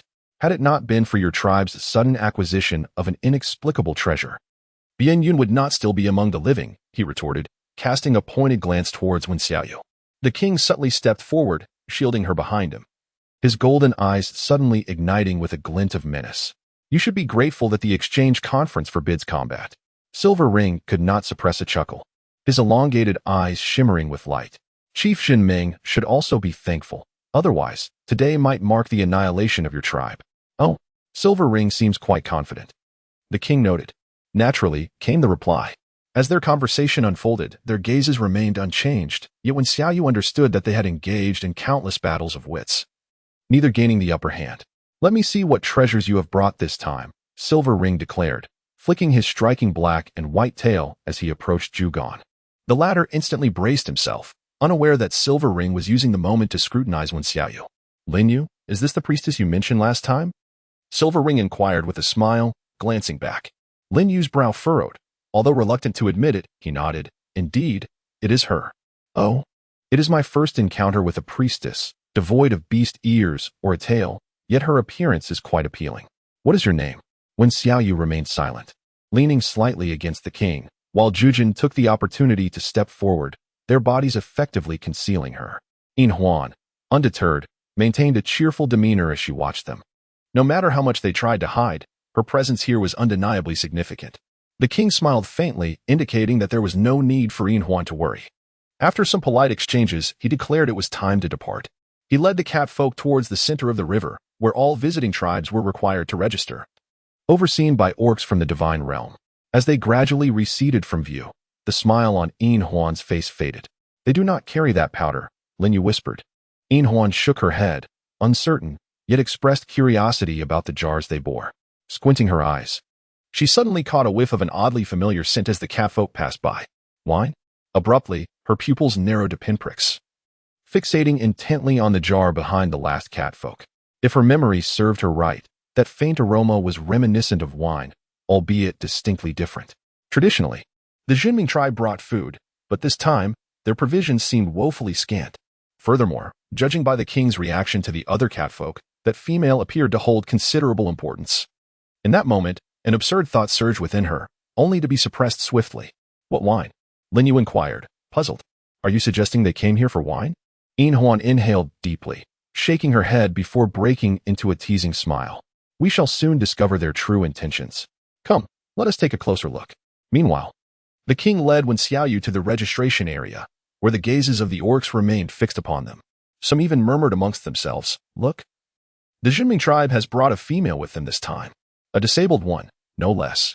Could it be that the tribe has run out of food and resorted to bartering a disabled member for sustenance? Haha. Laughter erupted amongst several orcs, their eyes greedily appraising Wen Xiaoyu's face. Despite her disability, she was still quite pleasing to the eye. Chapter 23, The Iron of the Golden Gingila Rabbit. Following this remark, the remaining few joined in the malicious laughter, with a sudden chill in her expression. Wen Xiaoyu felt the atmosphere shift as the king's languid voice broke the tension. Which tribe do you hail from? His words floated through the air, imbued with an unmistakable air of disdain. The first orc, unable to suppress his pride, lifted his chin defiantly and declared, We are of the Crane tribe. What? Does the leader of the Juming tribe fail to recognize our appearance? The king offered a faint smile, his gaze instantly turning frigid. And how does that differ from the orcs of the Parrot clan, who delight in gossiping behind others' backs? An overwhelming pressure enveloped the space, causing the three cranes to pale, their legs wavering, nearly collapsing to the ground. Dare you brawl here? The gray crane exclaimed, eyes wide as he struggled to maintain his composure. This is a venue for the exchange conference. The king cast a fleeting glance, a cold laugh escaping his lips as he dissipated the suffocating aura. In his languorous tone, he remarked, truly timid as a mouse, I hold no interest in the weak. The gray crane wished to retort, yet was restrained by a companion behind him. However, should I overhear any further disparagement from your lot, rest assured, I shall pay a visit to your noble leader after the exchange conference, the king concluded leisurely, taking a step forward as he continued on his path. Wen Xiaoyu followed closely behind, suddenly experiencing a sense of borrowed authority. Though the three beastmen continued to regard her with peculiar gazes, they refrained from uttering any further unkind remarks. The registration area consisted of a rudimentary tent constructed from wooden poles and animal hides, where several diverse types of beastmen sat cross-legged on the ground. Upon noticing the arrival of the king and his entourage, one beastman, resembling a monkey, lifted his eyelids and spoke. How many have come this time?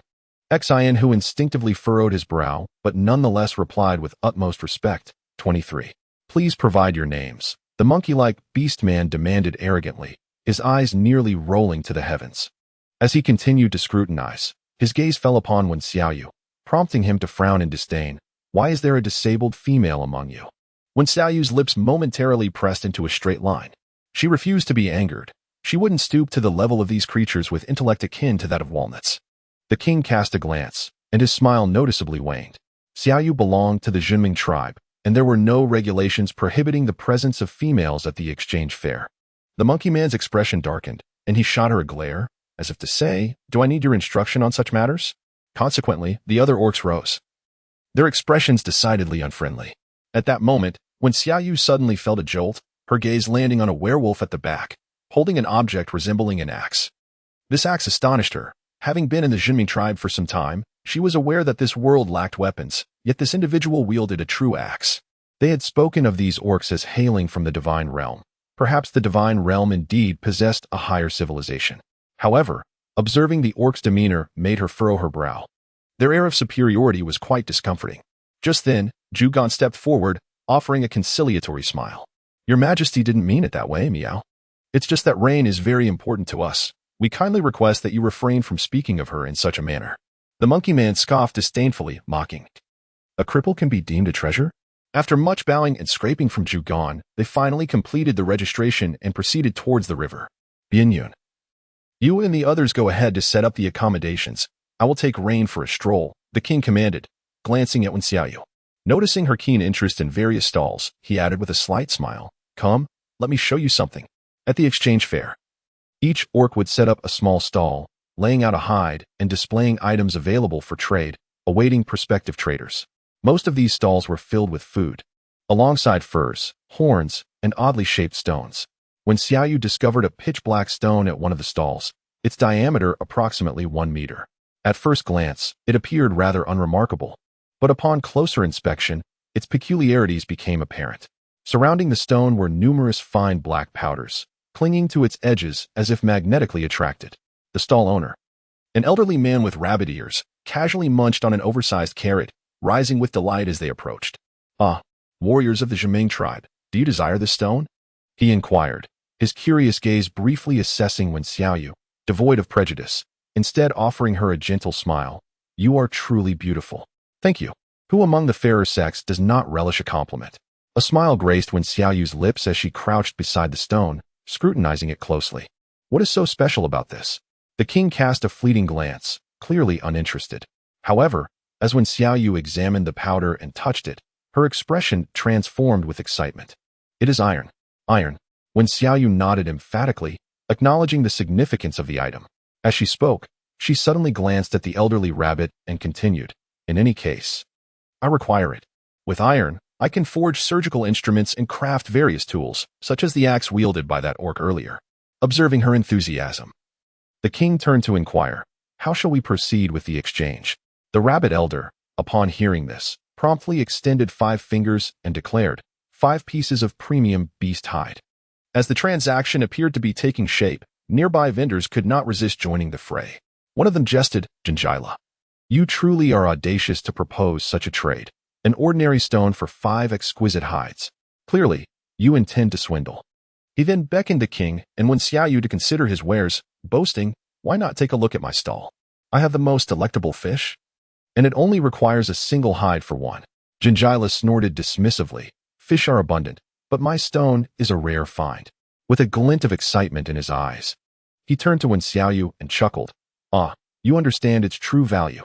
Wen Xiaoyu raised an eyebrow, her gaze suggesting that she was being regarded as an easy target. It was indeed her own fault for having been so gleeful moments ago that she failed to disguise her intentions, thereby granting him the audacity to ask for more than he ought to. With this thought, she couldn't help but smile. Dear elder, where did you acquire this stone? As soon as Jinjila heard this, he became instantly alert. Why do you ask? I merely wish to know how many of such stones you possess. Jinjila's eyes flickered momentarily. Well, I have plenty, but you must decide if you want them. Otherwise, I might exchange them with someone else. Wen Xiaoyu cast an amused glance around her, pondering. Exchange with others? Who besides me would desire your possessions?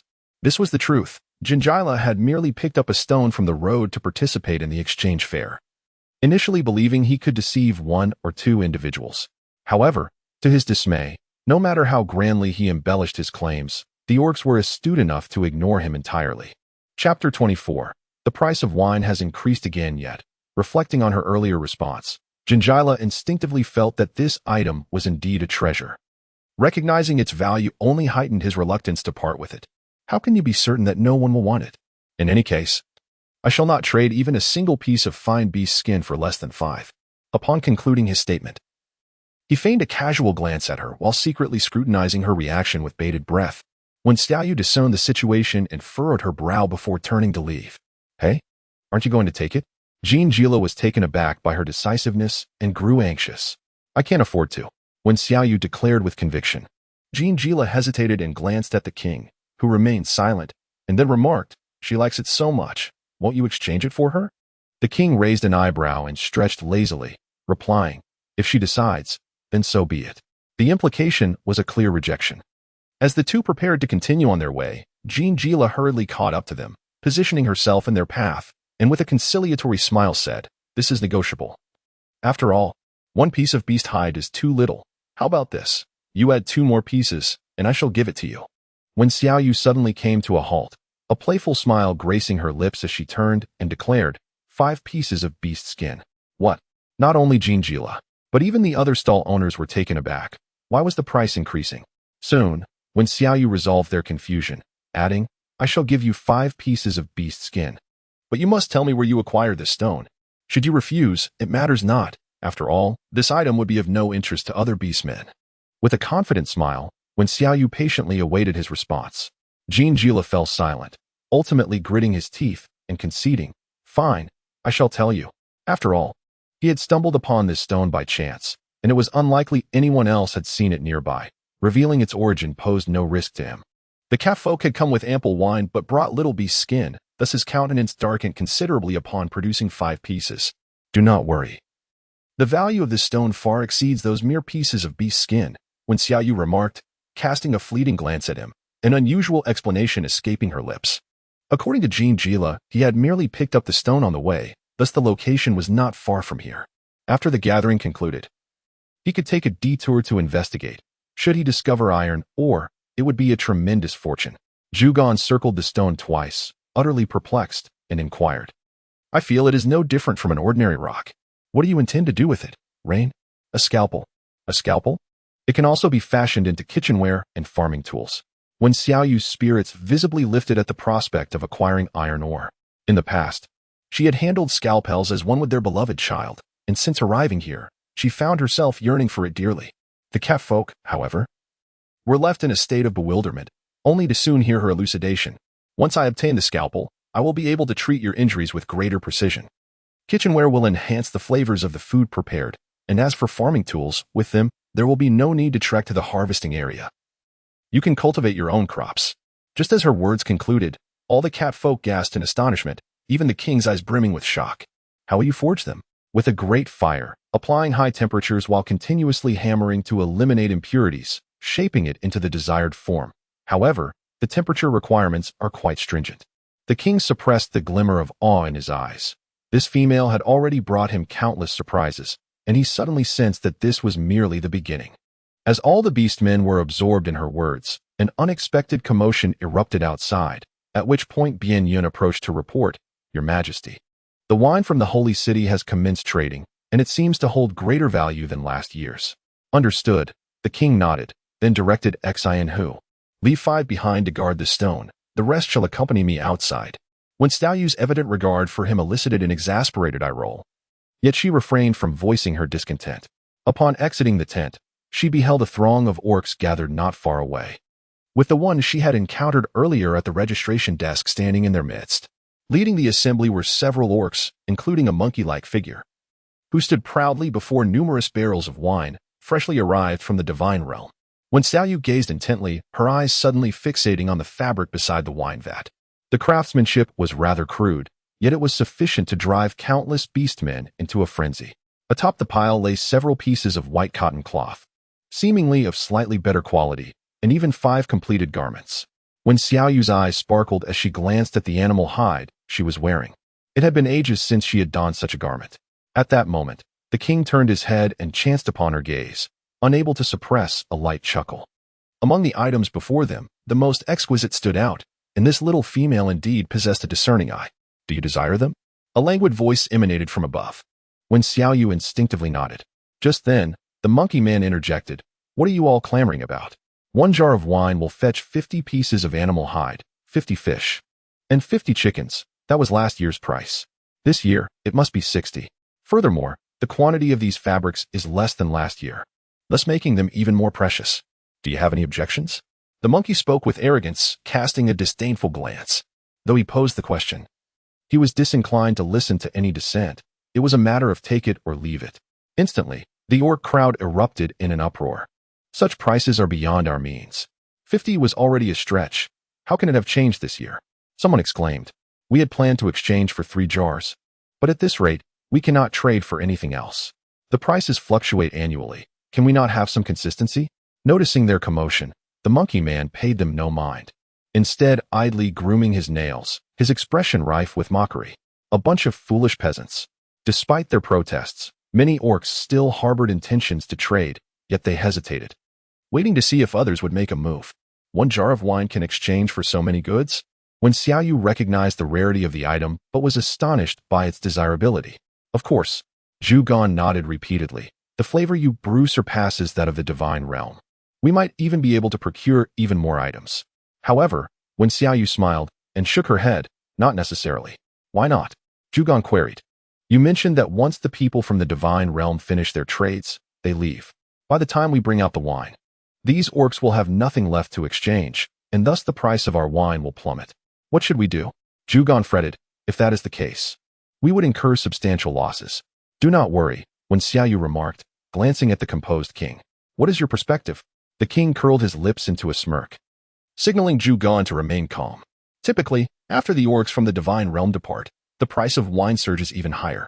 Some will have missed out, while others will feel shortchanged in their exchanges, leading to a heightened valuation of what is available. Xian, who nodded, you are new to this. Our goods will only exchange for even greater treasures. Chapter 25. The nine-tailed fox of Qingxiu and Xiaoyu raised an eyebrow, surprised that these two individuals possessed such keen insight. Indeed, it wasn't long before the previously boisterous orcs began to barter items, creating a lively scene. Meanwhile, the serpent folk of the Lin and tribe stood silently aside, observing as the alcohol dwindled. Lin Yu, feeling anxious, urged, Chief, shouldn't we trade? At that moment, Yin Huan squinted, a hint of perplexity gracing his delicate features. From the moment the king and his entourage had arrived, he had taken note of them. Ordinarily, they would have eagerly rushed to seize a few barrels of liquor. Yet this year, they remained motionless, engaged in conversation with that female. Lin Yu, what do you think is contained within the jars of the Juming tribe? Lin Yu, in a state of urgency, retorted, there is no time for that. Chief, if we don't hurry, the alcohol will be gone. No rush, Yin Huan replied, his gaze still fixed on the king. The inactivity of both tribes intrigued the ever-watchful Jiawei, whose enchanting eyes blinked, a smile dancing upon her lips. How peculiar. Neither the Jinming tribe nor the Linran tribe has chosen to trade for alcohol.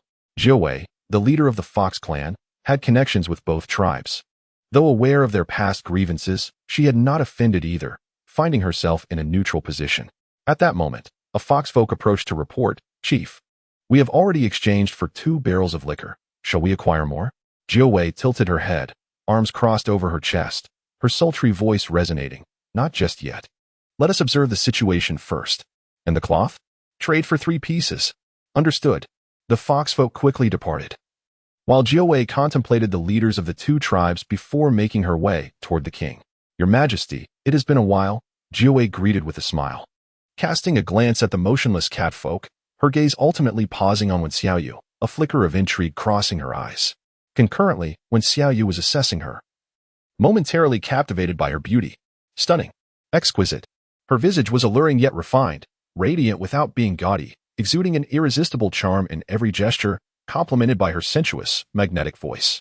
When Xiaoyu instinctively clutched her chest, feeling her heart thumping vigorously, her delicate face tilted at a 45-degree angle towards the heavens. Goodness, I have fallen in love again. Above her, a pair of pure white triangular ears adorned his head, distinctly different from the slightly curved ears of the king. His fluffy white tail, unlike the king's slender one, was easily identifiable as that of a fox. Oh, no wonder he is so alluring. It turns out he is a little fox, no. Given his height and stature, he should more appropriately be termed a large fox. Before the king could respond, the nine-tailed fox was already amused by her animated expressions. With a slight nod of his head, a sultry voice resonated once more. Chief of the Qingxiu tribe, 9 Tails. Ah, hello. My name is Yu. Wen Xiaoyu chuckled, scratching her head, her gaze unwavering from his face. He is so handsome. Who could possibly resist such charm? Although he made no overt gestures, it felt as if he were enticing her. Is 9 Tails truly a 9-tailed fox? But judging by his tail, It seems to be just one. Overwhelmed with questions. When Xiaoyu beamed foolishly once more. This expression caused the king to furrow his brow inexplicably. He stepped forward, positioning himself protectively in front of her. Why have you come here instead of preparing for the exchange? Noticing his disapproval, Nine-Tail smile widened, finding the situation amusing. The king seemed to regard this young female quite differently. It had been mentioned before that he brought a female to the exchange meeting, and upon seeing her today, she indeed appeared quite charming. However, the rest was the king's words saddened me. As a good friend, of course, I had to come greet her. After my greetings, you may leave. The king's tone was indifferent as he glanced at Wen Xiaoyu, who was still lost in admiration, and frowned at Bian Yun, saying, Go inform them that the cotton is no longer needed. Why? Wen Xiaoyu, momentarily pulled from Nine-Tail's captivating beauty, inquired, puzzled. The king shot a glance. Leaning closer to gently tangle her hair, and in a hushed voice remarked, I sense that you seem uninterested. Wen Xiaoyu inhaled sharply, rooted to the spot. Not due to his words, but rather because of the face that had suddenly drawn so close. Goodness, what day is it today? This fellow has come far too near. And her heart is utterly unable to withstand it. She could almost feel his breath, brimming with potent masculine energy, despite his apparent languor. There was an undeniable air of aggression. Even the term puppy seemed inadequate. And those striking, golden eyes, capable of reflecting her infatuated expression. Wait, infatuated expression. When Xiaoyu suddenly came to her senses, gazing at the hands that almost embraced her, nearly delivering a slap to herself. How could one not be composed in the presence of such beauty? Ah, of course, I desire it. When Xiaoyu chuckled foolishly, only to turn and find Jiwei observing her with great interest, which made her smile even more foolishly. I am called you. Jiwei could not restrain her laughter, delicately covering her mouth with her fingers, reminding her that she had already introduced herself. Oh, is that so? When Xiaoyu felt a rush of embarrassment and hurried to explain. It's just that I was concerned you might forget. However, she soon sensed a chilling presence at the back of her head. Turning around, she beheld the king's golden eyes, frosted with coldness, and his complexion darkened, which struck her as peculiar. Ahem, what's wrong? Are you unwell? Have you caught a cold? Recalling that he had seemingly coughed during the night, when Xiaoyu instinctively reached out to touch his forehead. This action left the king rooted to the spot, his frosty demeanor transforming into sheer astonishment. The catfolk gasped collectively. Even Jiuwei's smile faded somewhat. Oblivious to this, when Xiaoyu was filled with questions, You're not burning up. Could it be something you ate? Hey, if you're feeling unwell, just say something. The king slowly inhaled, straightened up, and looked down at her, ultimately uttering 2 words. Foolishness. What do you mean by that? I expressed concern for you, and am met with scorn? When Xiaoyu's eyes widened, disbelief etched on her face.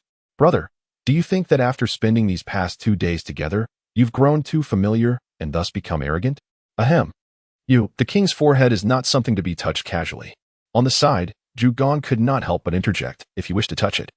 You must first obtain his consent, otherwise, it would be deemed an insult. When Xiaoyu's lips twitched in disbelief. Insult? How amusing. It seems that despite your limited education, you adhere to a plethora of rules. Faced with the unfriendly gazes of the feline individuals, when Xiaoyu felt a twinge of trepidation. I did not mean any offense. I was merely expressing concern. Who could have anticipated your sudden change in demeanor? It is indeed accurate to call you foolish. Upon hearing this, the king nonchalantly delivered another light remark. Author's note, I humbly request your support and encouragement, lest I unleash the incessant meowing of Orange Tangerine in your ears. Chapter 26. The Transaction with the Nine-Tails. Hey, you are being unreasonable. When Xiaoyu exclaimed in indignation, I was unaware of your customs.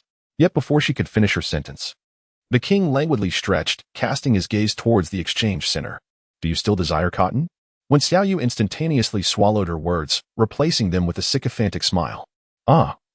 Dear brother, it was indeed my fault just now. I'm not human. I should not have touched you without your consent. If the beast father could grant me another chance, I would truly cherish it. I wish to atone for my earlier transgression. You may command me to do anything. Will you forgive me?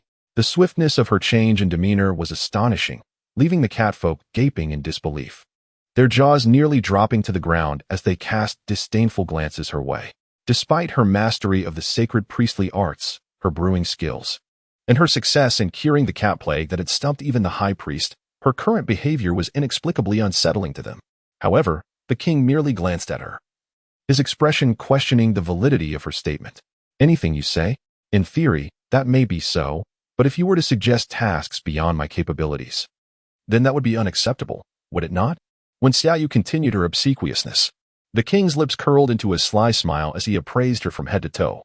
Then provocatively remarked, "Tonight, you shall continue to massage me, ceasing only when I say to stop." When Xiaoyu's smile suddenly froze, her heart devoid of any turmoil, even feeling a twinge of irritation. Ever since she had given him a massage last time, he had taken to summoning her at every turn. She had refrained from mentioning the recent cat plague, but now he was at it again. Damn. Truly, a man cannot go 3 days without causing a ruckus.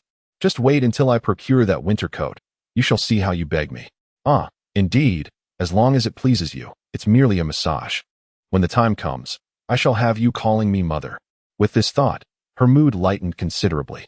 However, upon turning her head, she noticed the varied expressions of the catfolk gazing at her. Some were shocked, others lewdly suggestive, some pained, and others complex, a medley of glances. At this moment, the Nine-Tails suppressed her smile. It turned out to be the king's consort. Huh. When Xiaoyu's mind was flooded with confusion, and just as she was about to speak, the king interjected, "Go fetch 2 winter coats." Yin Yu nodded, asked no further questions, but left her with a lingering, complex gaze. In no time, he returned with 2 coats. Meanwhile, the exchange with the divine realm was nearing its conclusion. At the king's command, another jar of wine was exchanged, marking the end of this segment. On the other side, Lin Yu, who had been observing them intently, could no longer contain himself. "Leader, we've merely traded 2 jars of wine and 2 pieces of cloth. If we wish to exchange with other tribes later, we shall have to offer much more." It was uncertain what their leader was contemplating, as he had been fixated on the Juming tribe. Yin Huan withdrew his gaze, watching the beastmen of the divine realm vanish into the horizon. Soon after, the beastmen began to revel. The bonfire blazed, and they commenced a raucous celebration. Some even cleared a space to compete with one another. The victors would claim the spoils of the defeated, and in that moment, the scent of blood mingled with that of food. It was then that the king retained the Nine-Tails, who was preparing to depart. "Are you interested in exchanging something?" The king inquired with a smile. "Oh, if the king speaks, I shall certainly take a look," Nine-Tails replied, her smile intact, following him to a tent. "There." A catfolk huffed as he brought forth a stone jar, cautiously lifting the lid. In an instant, an unfamiliar fragrance of wine wafted through the air, causing Nine-Tails to stiffen, her perpetually smiling face abruptly losing its warmth. The king glanced at it, raised his wrist, and Orange Jean scooped half a bowl and brought it forth. Nine-Tails' heart raced suddenly, her alluring eyes fixated on the liquid in the stone bowl. Though it bore the scent of wine, it was strikingly different. Its hue not transparent but a delicate shade of red. "Wine," the king murmured slowly, uttering a single word. Nine-Tails was taken aback once more, her first instinct being disbelief.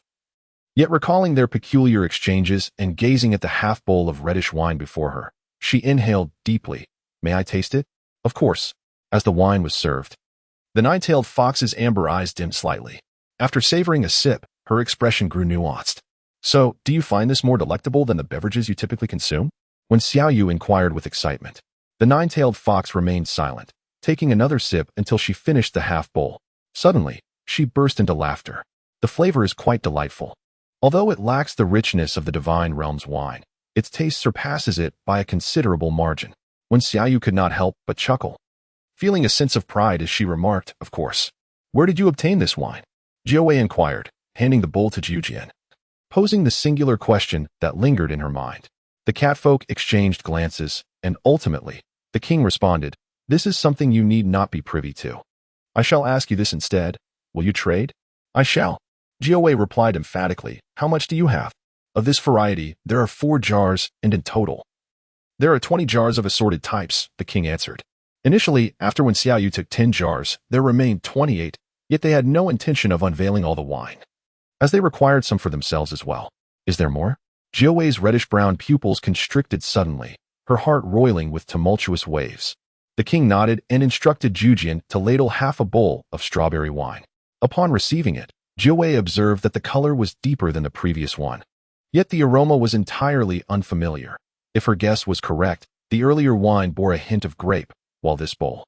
Hesitating, she raised the bowl to her lips, and a wave of sweetness enveloped her senses as she slowly drank, savoring the harmonious blend of sweet and sour, which melded seamlessly with the taste of the wine. Subsequently, she indulged in half a bowl each of apple and tomato wine, her expression transitioning from shock to tranquility. The king withdrew his gaze, a slight smile gracing his lips. How do you wish to trade? Jiawei inquired. Since we are friends, let us exchange at last year's divine realm prices. Jiawei fell silent, and after a few moments, she lifted her gaze, her lips curling into an uncontrollable smile. 1 jar of each. As she spoke, Jiujian and Bianyun busied themselves. Shall I have it delivered to your tent? Jiawei nodded, casting a meaningful glance at the king.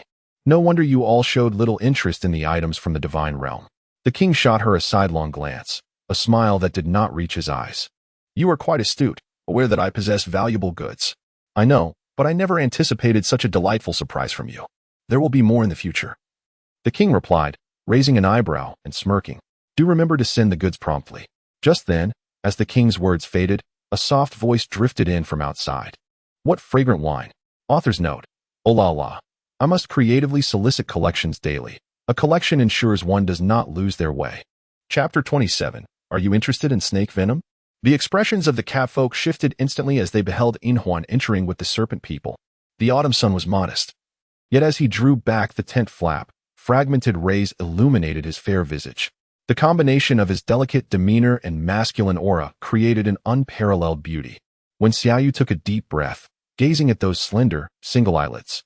To be honest, it was the first time she found single eyelids to be so captivating. Her heart began to race uncontrollably, and with a resigned shake of her head, she thought, goodness, is this what falling in love feels like?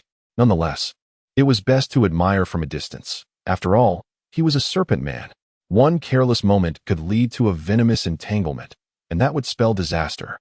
The androgynous yet undeniably masculine serpent man seemed to sense her gaze, turning slightly to glance at her, a faint smile gracing his fair visage.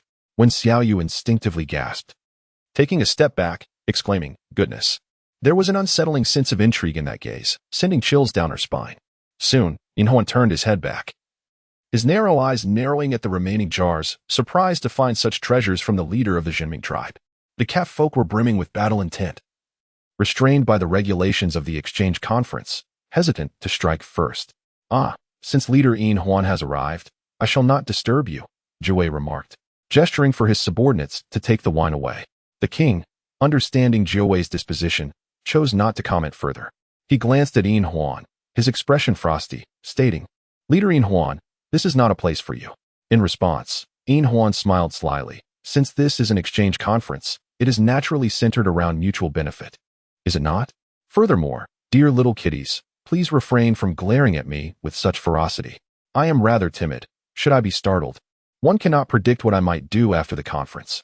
The king, ignoring the veiled threat, scoffed. Is the Juming tribe even interested in trading with the Linyan tribe? Surely. Leader Inhuan knows the answer to that. Unfazed, Inhuan replied, I come bearing genuine intentions with snake venom. I wonder if the Juming leader might be interested? Snake venom. The catfolk's eyes widened in surprise. The Linyan tribe seldom traded such a commodity, and it was well known that applying snake venom to certain tools could potentially lead to the enemy's demise upon contact with their wounds.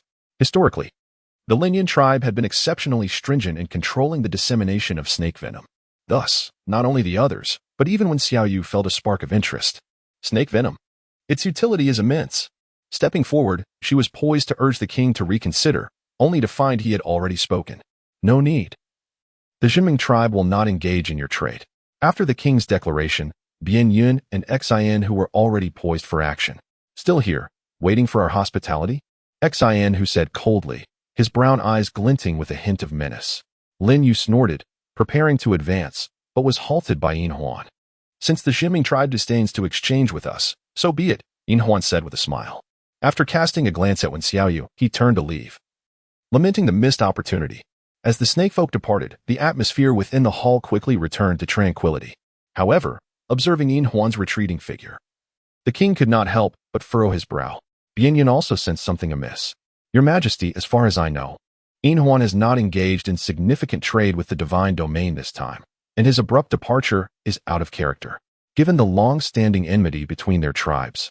He would not easily let go of the opportunity presented by the abundance of wine. Yet curiously, after being rebuffed, he simply walked away. Zhu Gan expressed her confusion. Could it be that he fears the regulations of the divine domain? This time, No one responded. There may be reasons for this, yet an unsettling feeling lingered. At that moment, when Xiaoyu, who had been silent, spoke up, "Actually, we could have exchanged with them." As soon as she finished her sentence, the catfolk erupted in anger. "Do you have any idea how deep the enmity runs between the Linran tribe and us? Indeed, dream on if you think we would trade with you." Observing the divided catfolk, when Xiaoyu could only muster a disdainful smile. "Rain, are you interested in snake venom?" Just then, Zhugan, who had been nearby, noticed her slight unease when the word snake venom slipped from Yinhuan's lips. Indeed, when Xiaoyu nodded, casting a glance at the ignorant catfolk, and slowly remarked, "Snake venom possesses unique properties for many ailments. Its applications are extensive. However, since you have all refused, I shan't provide further examples." Upon hearing this, the king's gaze flickered momentarily. He chose not to elaborate but instead inquired, "Do you have a great need for snake venom? If available, that would be splendid. If not, then so be it," when Xiaoyu replied, lifting the tent flap and striding toward other stalls. After all, they had their own opinions, and she was disinclined to intervene. It was far better to seek out treasures. Zhugan quickly followed her, feeling that the atmosphere was amiss. Scratching his head, he asked Rain, "Are you angry with the king? What is there to be angry about? He is the king, and it is he who decides for the Juming tribe, not me." When Xiaoyu shrugged, unwilling to elaborate, and walked directly toward a stall. Before her was a dazzling array of stones, unlike the iron she had purchased earlier. These were vibrant in color. Upon closer inspection, she discovered gold and pearls among them, instantly piquing her interest as she picked one up for a closer examination. The pearl was about the size of a fingernail, somewhat irregular in shape, yet it was considered a rarity in this context. The vendor, a goat man, noticed her interest and eagerly began to explain, "You truly have an eye for treasures. This is the legendary tear of the merman, exceedingly rare." He then turned to Zhugan, saying, "If your partner wears this, she will surely surpass all other females." Zhugan awkwardly scratched his head, as he was about to respond when a soft laughter echoed from behind. The melodious voice was unmistakable. It belonged to Jiawei. "Do you fancy this?" Jiawei smiled, gracefully approaching Wen Xiaoyu. He had donned a simple white cotton garment, yet it appeared as if he were strutting down a fashion runway, exuding the elegance of an international model. Wen Xiaoyu turned around to behold a most enchanting scene, and immediately clutched her chest. "Elder brother, please hold your tongue for a moment. Allow me to venture a guess. You have come here with ulterior motives, haven't you? How about I gift this to you?" The Ninetails stood before her, towering over her as he bent slightly to regard her. "This tear of the mermaid complements your skin beautifully." This statement held truth. For Wen Xiaoyu's complexion was indeed fair, and if she were to adorn herself with this golden pearl, she would undoubtedly shine even brighter. The author interjects, "Do remember to bookmark and cast a few votes if you enjoyed this. Otherwise, Silver Ring will be at your service. He can be quite painful." Chapter 28. The scent of acetic acid. No need. Thank you. When Xiaoyu struggled to swallow, placing the pearl aside. Though she was fond of handsome men, she was not foolish. Having just returned with the wine, she found him here, and she could hardly believe he had no agenda. Jujube couldn't help but furrow her brow, clearly displeased with the Ninetails' overtures. Shouldn't the leader be the one to deliver the exchanged items? Such matters are best left to them. There is no need for your humble leader to get his hands dirty, the Ninetails replied with a smile, lifting the pearl and inquiring, "What shall we trade for this?" Upon hearing this, the sheepman instantly brightened. 20 fine hides. Such a steep price. Jujube frowned again. The mermaid's tears were indeed rare, yet 20 hides were considerably exorbitant. The Ninetails smiled faintly, addressing the she-man, "You shall go to my clan and procure 20 hides. This mermaid's tear is mine." "Splendid." The she-man beamed, astonished at how swiftly the deal had transpired. Although the mermaid's tears were beautiful and drew inquiries from many, they ultimately deemed 20 hides too costly. The visitors were all male beast men, and even if they wished to exchange something to please their mates, they could hardly afford such extravagance. That female truly was fortunate.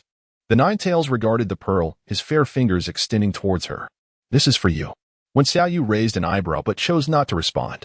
Reflecting on the time he had assumed she was the king's consort, she felt a growing distance between them.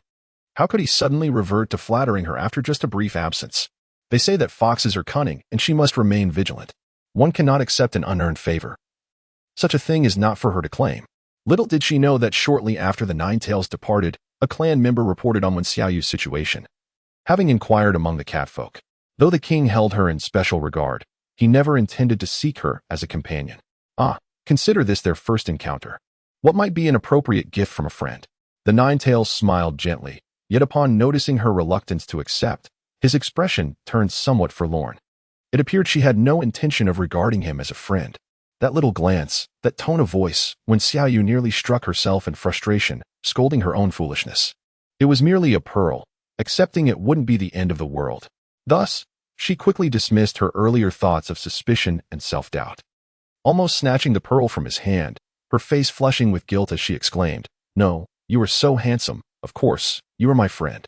We have been friends all along, haven't we?" A flicker of mischief danced in the brown-red depths of the Ninetail's eyes, yet he maintained his gentle demeanor. Nodding amiably before inquiring, "I don't believe I have seen you before. Which clan do you belong to?" That is a long tale, perhaps best left unsaid." When Xiaoyu replied with a cheerful smile, "I plan to explore a bit more, and you shall accompany me." Noting her reluctance to divulge further, the Ninetails refrained from pressing her, walking alongside her and the Mandarin Orange as they wandered about. Soon, the gaze that had been fixed upon the three of them shifted away, moving in the opposite direction. Within the tent of the Lin and tribe, Lindu knelt on one knee, while Yin Huan sat with closed eyes, seemingly in a state of meditation.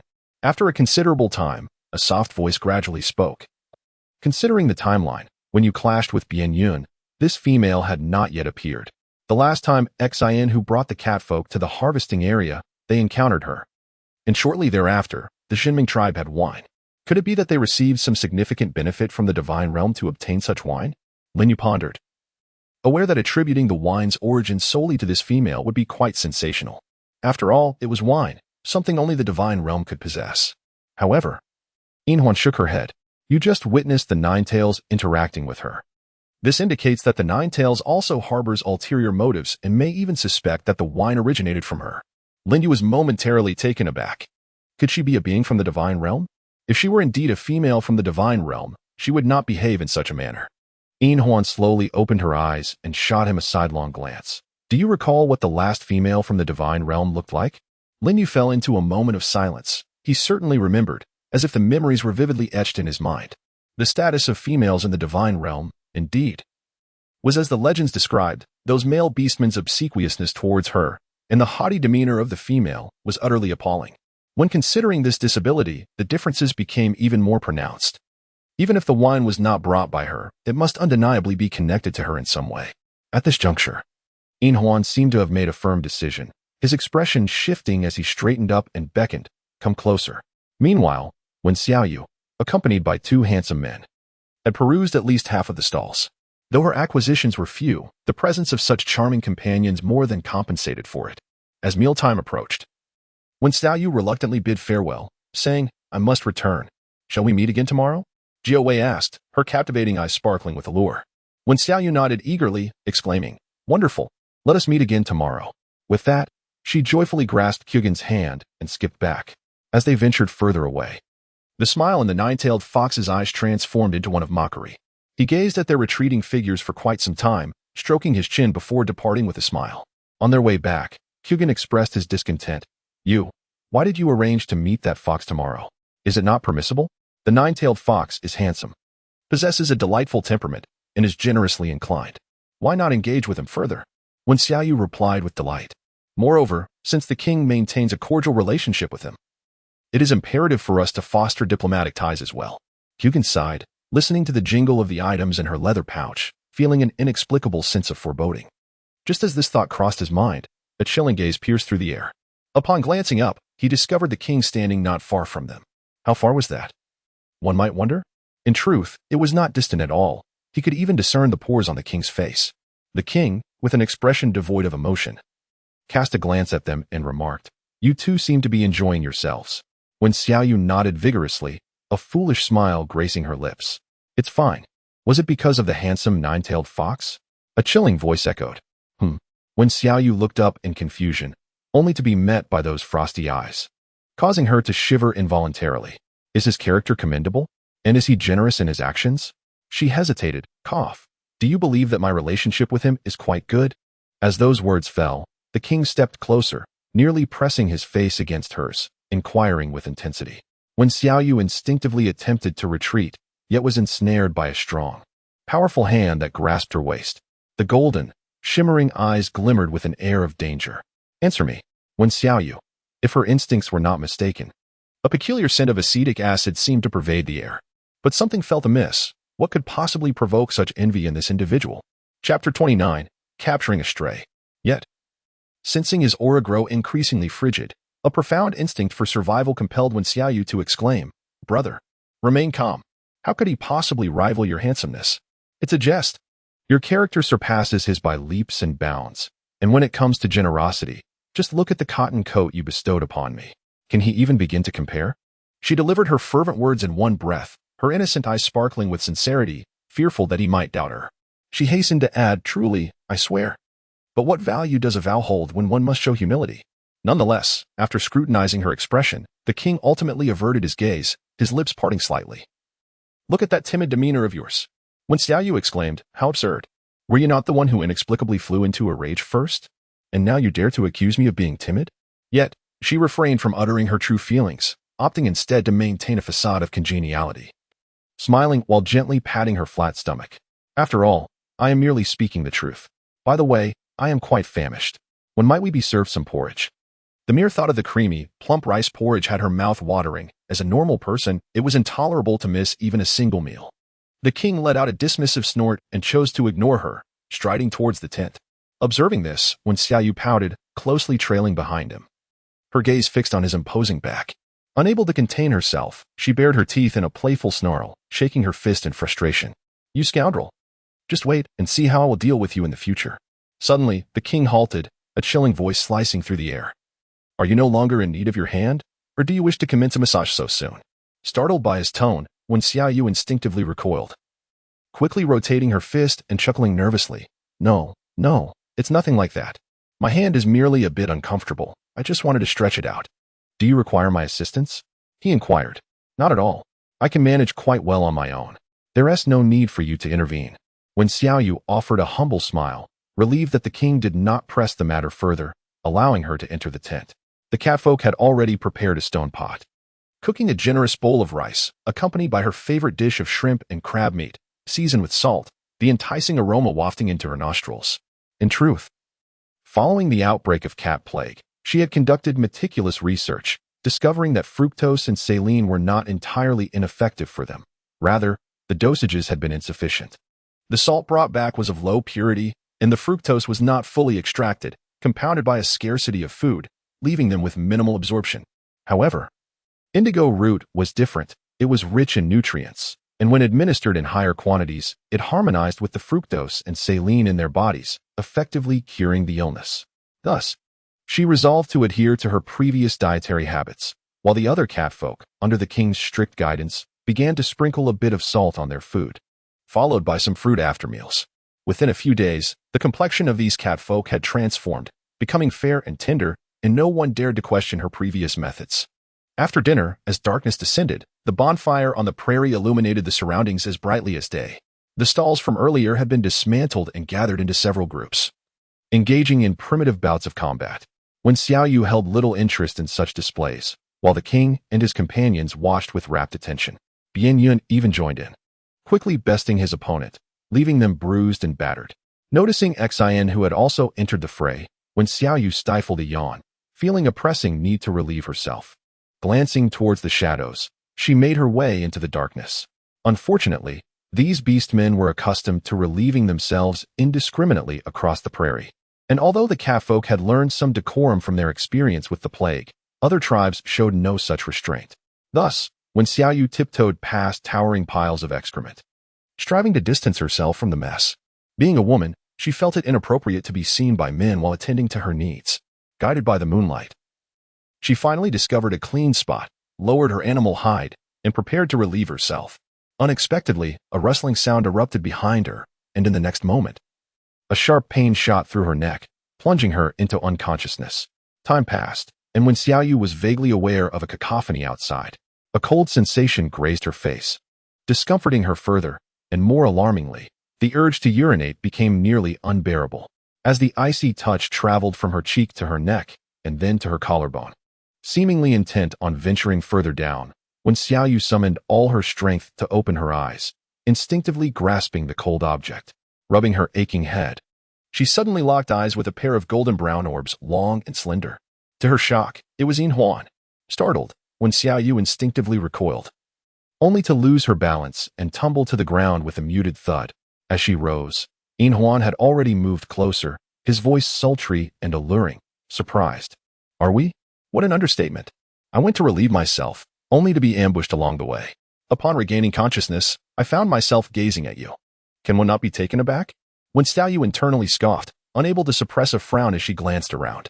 The tents appeared to be constructed from snake skin, evoking an ominous premonition that heightened her vigilance. What have you brought me here for? She demanded. Naturally, we wish for you to be our guest in the Scale Clan. Yin Huan replied, licking her scarlet lips, her delicate fingers outstretched.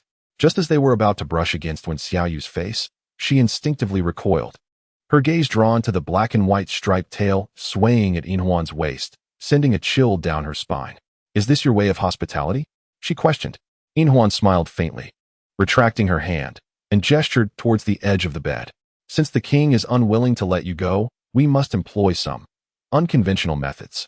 At these words, when Xiaoyu's heart sank, her expression darkening, yet she refrained from moving closer. She maintained a strong sense of clarity regarding the serpent. If you believe you can capture me to threaten him, you are gravely mistaken.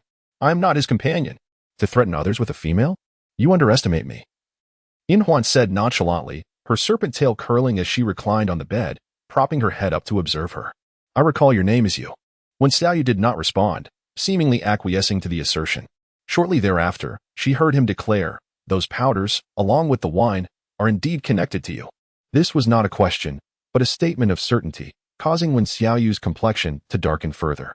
It appeared that this serpent-like man had come to settle a score regarding the realgar powder. However, when she had ventured out to observe the commotion, she had forgotten to bring the realgar powder with her. Thus, she found herself unable to subdue him now. Noticing her furrowed brow, Yin Huan smiled faintly and said in a low tone, there is no need for trepidation. Since I have invited you as a guest, that matter is now behind us. What I wish to know is how you came into possession of those powders and the wine. In the afternoon, he had expended considerable resources to procure a few small bowls of wine from the Qingqiu tribe. Upon tasting it, he was left with an enduring aftertaste, further solidifying his resolve to abduct her. Fortunately, the operation had gone relatively smoothly. He had managed to capture her while she was alone. After a prolonged silence, Wen Xiaoyu took a deep breath and retorted, what if I refuse to speak? Rest assured, there are ways to compel you to divulge, Yin Huan replied, casting a glance towards the outside. In the next moment, Lin Yu entered, grasping a feeble Zhugan, whose wrist bore 2 small black punctures. Upon seeing Wen Xiaoyu, a faint smile graced Zhugan's pallid face. Yu, he greeted her weakly. The Juming tribe had mobilized nearly all their catfolk to search for her after her disappearance, and Zhugan had been among them. Yet, misfortune befell him as he wandered too far and fell prey to Lin Yu, who ultimately brought him back. His face was ashen, clearly indicating that the poison had spread. When Xiaoyu's anger flared, are you disregarding the rules of the exchange conference? Fighting is strictly prohibited here. Fighting? Yin Huan shook his head. These two are merely my guests. When Xiaoyu scoffed, for the individual was now in her grasp, and whatever they uttered would hold weight. The cacophony outside suggested that the revelries of those gathered had yet to conclude. It would be prudent, then, to refrain from summoning those little kittens, otherwise. I cannot assure you that the small orange cat will greet the sun of tomorrow, just as she cried out for help. Yin Huan's words floated lightly in the air. Of course, if you are unconcerned for him, you may freely call for assistance. Upon hearing this, when Xiaoyu experienced a sudden clarity, the nature of the poison afflicting Zhugan remained unknown, and any rash action would only hasten his demise. Despite the feline folk's indifference towards her, Zhugan had genuinely regarded her as a friend from the very beginning, and thus, she could not gamble with his life. If I divulge to you the origin of that powder and the wine, will you then release him? Yin Huan blinked his slender eyes with a hint of admiration, and with a faint smile, his effeminate voice responded, that shall depend on the worth of your words. However, are you certain you wish to forego invoking the priestly arts? When Xiaoyu finally realized that this serpent man was not merely curious about the origins of the wine and realgar powder, he also wanted to witness her methods of saving a life. His scheme was truly astute. Without tools, how could one possibly save anyone? With a stern expression, When Xiaoyu observed the growing pallor on Jiujian's face and the deterioration of his demeanor, "You must first detoxify him and release him. Once he is free, will you then speak the truth?" It was evident that Yin Huan had no intention of fully trusting her words. "I swear by the beast father, should you release him, I will reveal everything you wish to know." Yet she added, "But should you demand more, I assure you, you shall never uncover the secrets of the wine and realgar powder." When Xiaoyu articulated each word with unwavering courage, meeting his gaze fearlessly, the orcs held the beast father in the highest regard, so swearing by him was a promise they would strive to fulfill, even at great personal cost.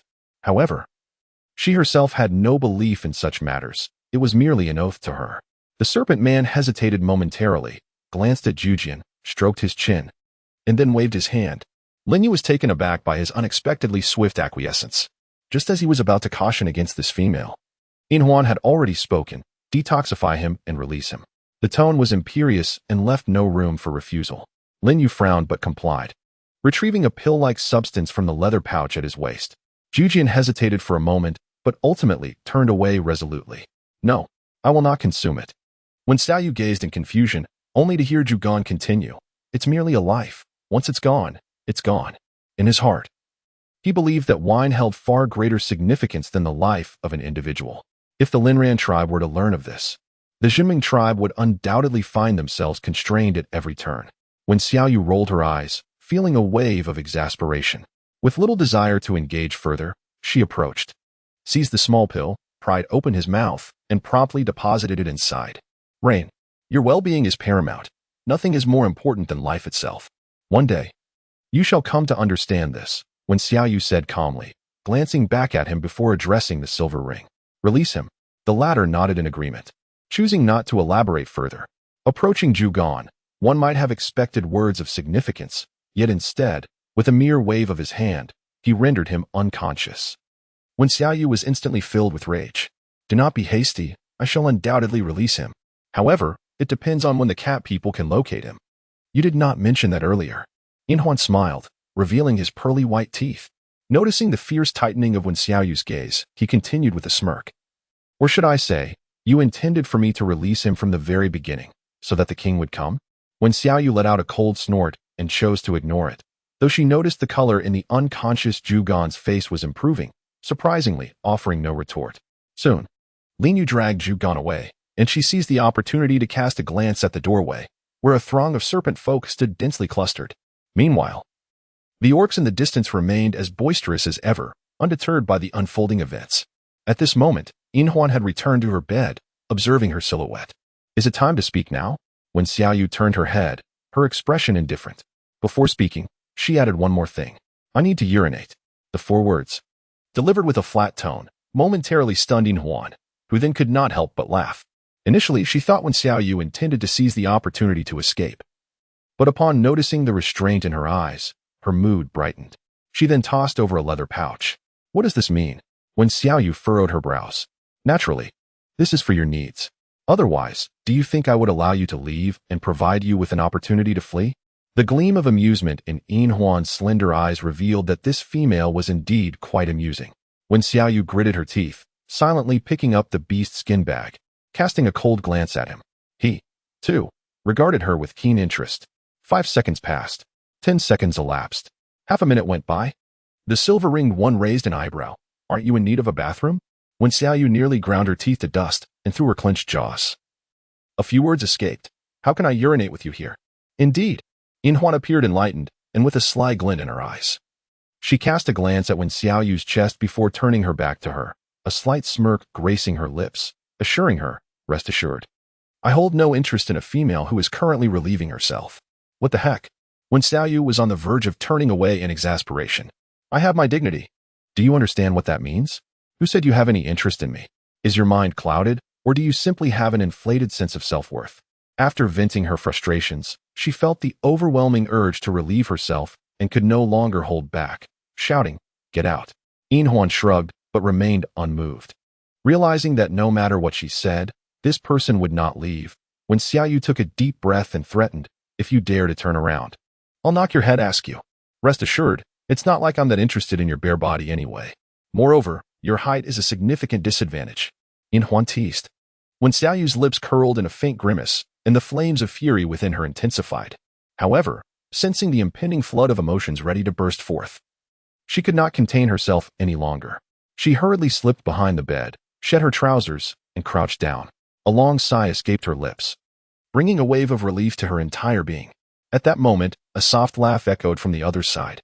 Chapter 31. Effeminate yet not effeminate. When Xiaoyu was taken aback and hurriedly looked up. Fortunately, he remained with his back turned, yet he spoke with a smile, saying, "You truly are quite extraordinary." When Xiaoyu chuckled softly, hastily donning her trousers and securing the leather pouch with a feigned calmness. "Where should I toss this?" she inquired. "That is not your concern, as you well know." Silver Ring turned to her, noticing a faint blush on her cheeks and the darkening of her golden brown eyes. However, he quickly licked his crimson lips and, after regaining his composure, remarked, "As per our prior agreement, it is time for you to disclose the origins of those powders and the wine." When Xiaoyu cast a fleeting glance at him, setting the animal skin pouch aside. After a moment of contemplation, she spoke. "The powder is realgar, specifically effective against snakes, insects, and vermin. As for the wine, it is homemade." "Who brewed it?" Silver Ring's pupils abruptly contracted, swiftly honing in on the crux of the matter. "I did." "How did you brew it?" "Using fruits. Other foodstuffs can suffice as well." "How do you know this?" "That falls outside the scope of my response," when Xiaoyu replied, then added, "Now that you have learned what you wish to know, may I be allowed to leave?" Silver Ring did not respond. Instead, he lowered his head, remaining frozen in place, his long eyelashes casting shadows over his eyes, obscuring his expression. It was unclear how much time passed before he lifted his gaze again, revealing a fierce desire for possession in his golden brown eyes. With a flick of his serpentine tail, he glided towards her. When Xiaoyu suddenly sensed impending danger and instinctively attempted to retreat. However, she tripped over a beast hide bag filled with urine and was on the verge of falling. In that fleeting moment, Silver Ring leaned forward, his powerful arm extending to grasp her waist and lift her up. Their gazes locked for an instant, and under the intense scrutiny of his slit pupils, when Xiaoyu involuntarily shivered, his hand felt icy, and the chill emanating from his body, which was pressed closely against hers, was palpable. Although he was the most exquisite embodiment of femininity she had ever encountered, a true testament to the essence of grace, he remained a cold-blooded creature. When Xiaoyu instinctively wished to retreat, yet the vertical pupils of the Silver Ring gradually softened into roundness. "It appears you harbor a certain fear of me." I recall the very first moment I laid eyes on her. There was a subtle gesture of withdrawal, although she seemed unafraid during the negotiation and her moments of anger. These subconscious actions ultimately betrayed her true feelings. When Xiaoyu remained silent, which could be interpreted as acquiescence, Inhuan gazed at her, his fingertips brushing against her waist, provoking a shiver that coursed through her, causing tiny goosebumps to sprout along her neck. In that moment, Inhuan comprehended her unspoken thoughts, and the smile on his face diminished considerably. Did he perceive her as heartless? In an instant, when Xiaoyu shot him a glare, astonished that he had discerned her inner musings, but she quickly lowered her gaze to mask her feelings. Yet, Inhuan saw through her facade with clarity. He let out a cold chuckle, withdrew his hand, and turned his back to her. After a prolonged silence, he began to speak. Millennia ago, the Linren tribe endured relentless bullying from other beast men and, out of sheer necessity, retaliated. It was then they discovered that the venom they possessed inherently could lead to the demise of their adversaries. Over the centuries, numerous tribes engaged in fierce conflicts over sustenance and mates, and the Linren tribe gradually grew stronger through their venom. However, at this point, Inhuan abruptly pivoted, his fair visage now cloaked in frost. "But we have also lost countless kin. Is it merely because of our naturally low body temperature and inherent venom that we should be ostracized?" When Xiaoyu's gaze flickered slightly, "The history of your tribe holds no interest for me, nor does the manner in which the orcs have treated you bear any relevance to my existence. What you needed to know has been conveyed, and now I must take my leave." With that, she turned to depart, disinterested in the quarrels of either the cat folk or the serpent folk. Regardless of the creature, her singular desire was to survive.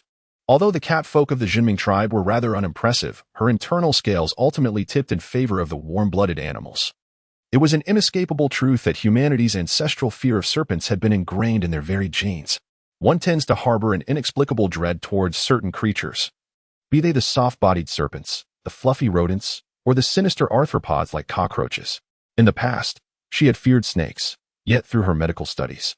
She had overcome much of that terror. However, the underlying anxiety remained, compelling her to leave regardless. What if I insist on keeping you here? As she approached the threshold, Inhuan's voice suddenly broke the silence. When Xiaoyu halted mid-step, her expression cold. Do you wish to renege on your word? I never consented to your departure, Inhuan replied slowly. Her serpent tail swaying as she approached, her countenance now restored to a semblance of calm, even tinged with gentleness. Stay, remain with the Lin and tribe. And if I refuse? For reasons unknown, when Xiaoyu felt an alarm bell ring within her, and in an instant, she prepared to flee, her mouth opening to scream.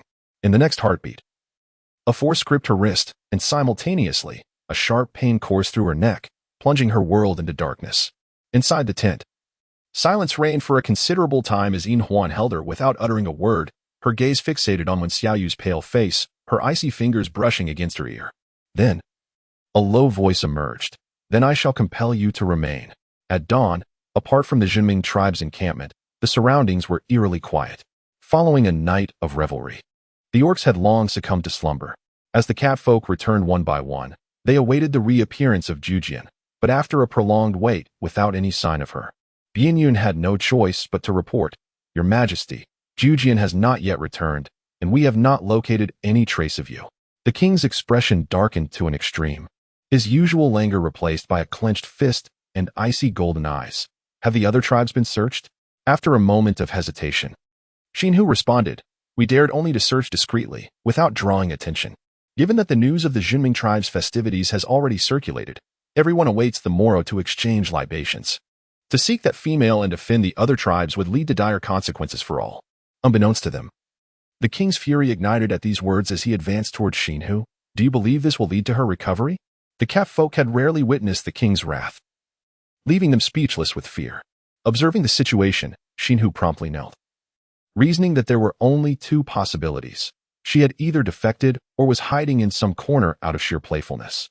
Given the temperament of that madman, such a deed is certainly within the realm of possibility. Upon uttering these words, a wave of agreement rippled through the feline folk, with Lord Xianhu articulating a sound point. Perhaps he was lurking in a corner, observing our anxious demeanor. No sooner had he finished speaking than a chilling glare pierced through the air, prompting the catfolk to hastily fall silent, exchanging awkward smiles. The king, in a fit of rage, replied with a mocking calmness, enunciating each word. What if it were the third possibility? Xianhu narrowed his eyes, his fist pressed against his chest, and replied earnestly, If it were the third possibility, then I would. Suddenly, a panicked voice rang out from outside. Your Majesty, you has been captured by the Lin and tribe. Chapter 32, Transaction halted. The catfolk could not have anticipated that within a single night, the Linren tribe had stealthily departed from the exchange gathering. Upon reaching the Linren camp, they discovered it utterly deserted. A heavy silence enveloped the catfolk as they realized the serpentine beings had audaciously abducted one of their own right under their noses, blatantly disregarding the rules of the gathering. Very well, now tell me, how shall we resolve this matter? The king's voice was calm, yet it was laced with a palpable fury, reminiscent of the stillness before a tempest. Jujian rubbed his neck, his eyes ablaze with indignation. Silver Ring surely intends to make you brew wine for their tribe. I must retrieve her. On the way, he had briefly recounted his capture and his encounter with Wen Xiaoyu. The thought of Silver Ring's covetous gaze when discussing the yellow powder and wine was unmistakably possessive. Without another word, he turned to rush outside, only to be intercepted by Xianhu. This time, Jujian was truly enraged. Get out of my way. He had once respected Xianhu, but now, due to their blunder that led to Yu's abduction, he was being hindered from pursuing her. Calm down. You cannot hope to reclaim her alone, Xianhu insisted. Are you suggesting I stand idly by like you? Jujian scoffed. I know you harbor a bias against you, unwilling to see her. But do not forget the bountiful gift she has brought to our tribe. That wine is enough to prevent our demise this winter. As beastmen, gratitude is paramount. And if you cannot even fulfill this basic duty, what right do you have to obstruct me? A cold glint flashed in Xianhu's eyes as he lunged forward, pinning Jujian to the ground and gripping his throat, speaking icily. Do you even know who you are addressing? Seeing this, Bianyun rushed forward to intervene. Yet Xianhu's strength was formidable, preventing him from separating them. Continue arguing. Perhaps it will yield a resolution. At that moment, a chilling voice interrupted the fray. The king approached slowly, his golden eyes devoid of any emotion as they scrutinized the two. Both Jujin and Xin who shivered involuntarily, and the latter instinctively released Jujin. Regaining his composure, he knelt on one knee and addressed the king. Your Majesty, we are unaware of how long the Linran tribe has been gone. With the sun poised to rise and trade with other tribes about to commence, we cannot spare the time to pursue them. No. You are evidently intimidated by the Linran tribe, fearful of Linyu. Xin who, you coward! Zhugan exclaimed, for Ru was so frail.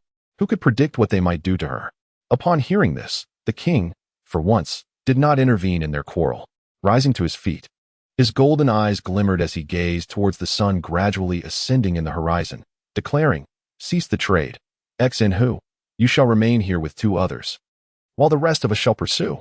Your Majesty! Xin who exclaimed in shock, the Linran tribe is numerous. We cannot act recklessly. I am well aware of my own measures, the king replied coldly, his piercing gaze fixed upon Xin who. You better ensure everything remains intact here. Should there be the slightest mishap, you will be deemed a traitor of the Juming tribe. When Xin who attempted to retort, the king had already averted his gaze, leaping forward into his beast form and dashing ahead. Once the trade was halted, the other tribes would undoubtedly not sit idly. Even with the constraints of the Divine Realm's rules, one could not dismiss the possibility of chaos ensuing. Amongst the beast men, promises held paramount importance. Last night, upon hearing that the Juming tribe had alcohol, the beastmen nearly fainted with joy.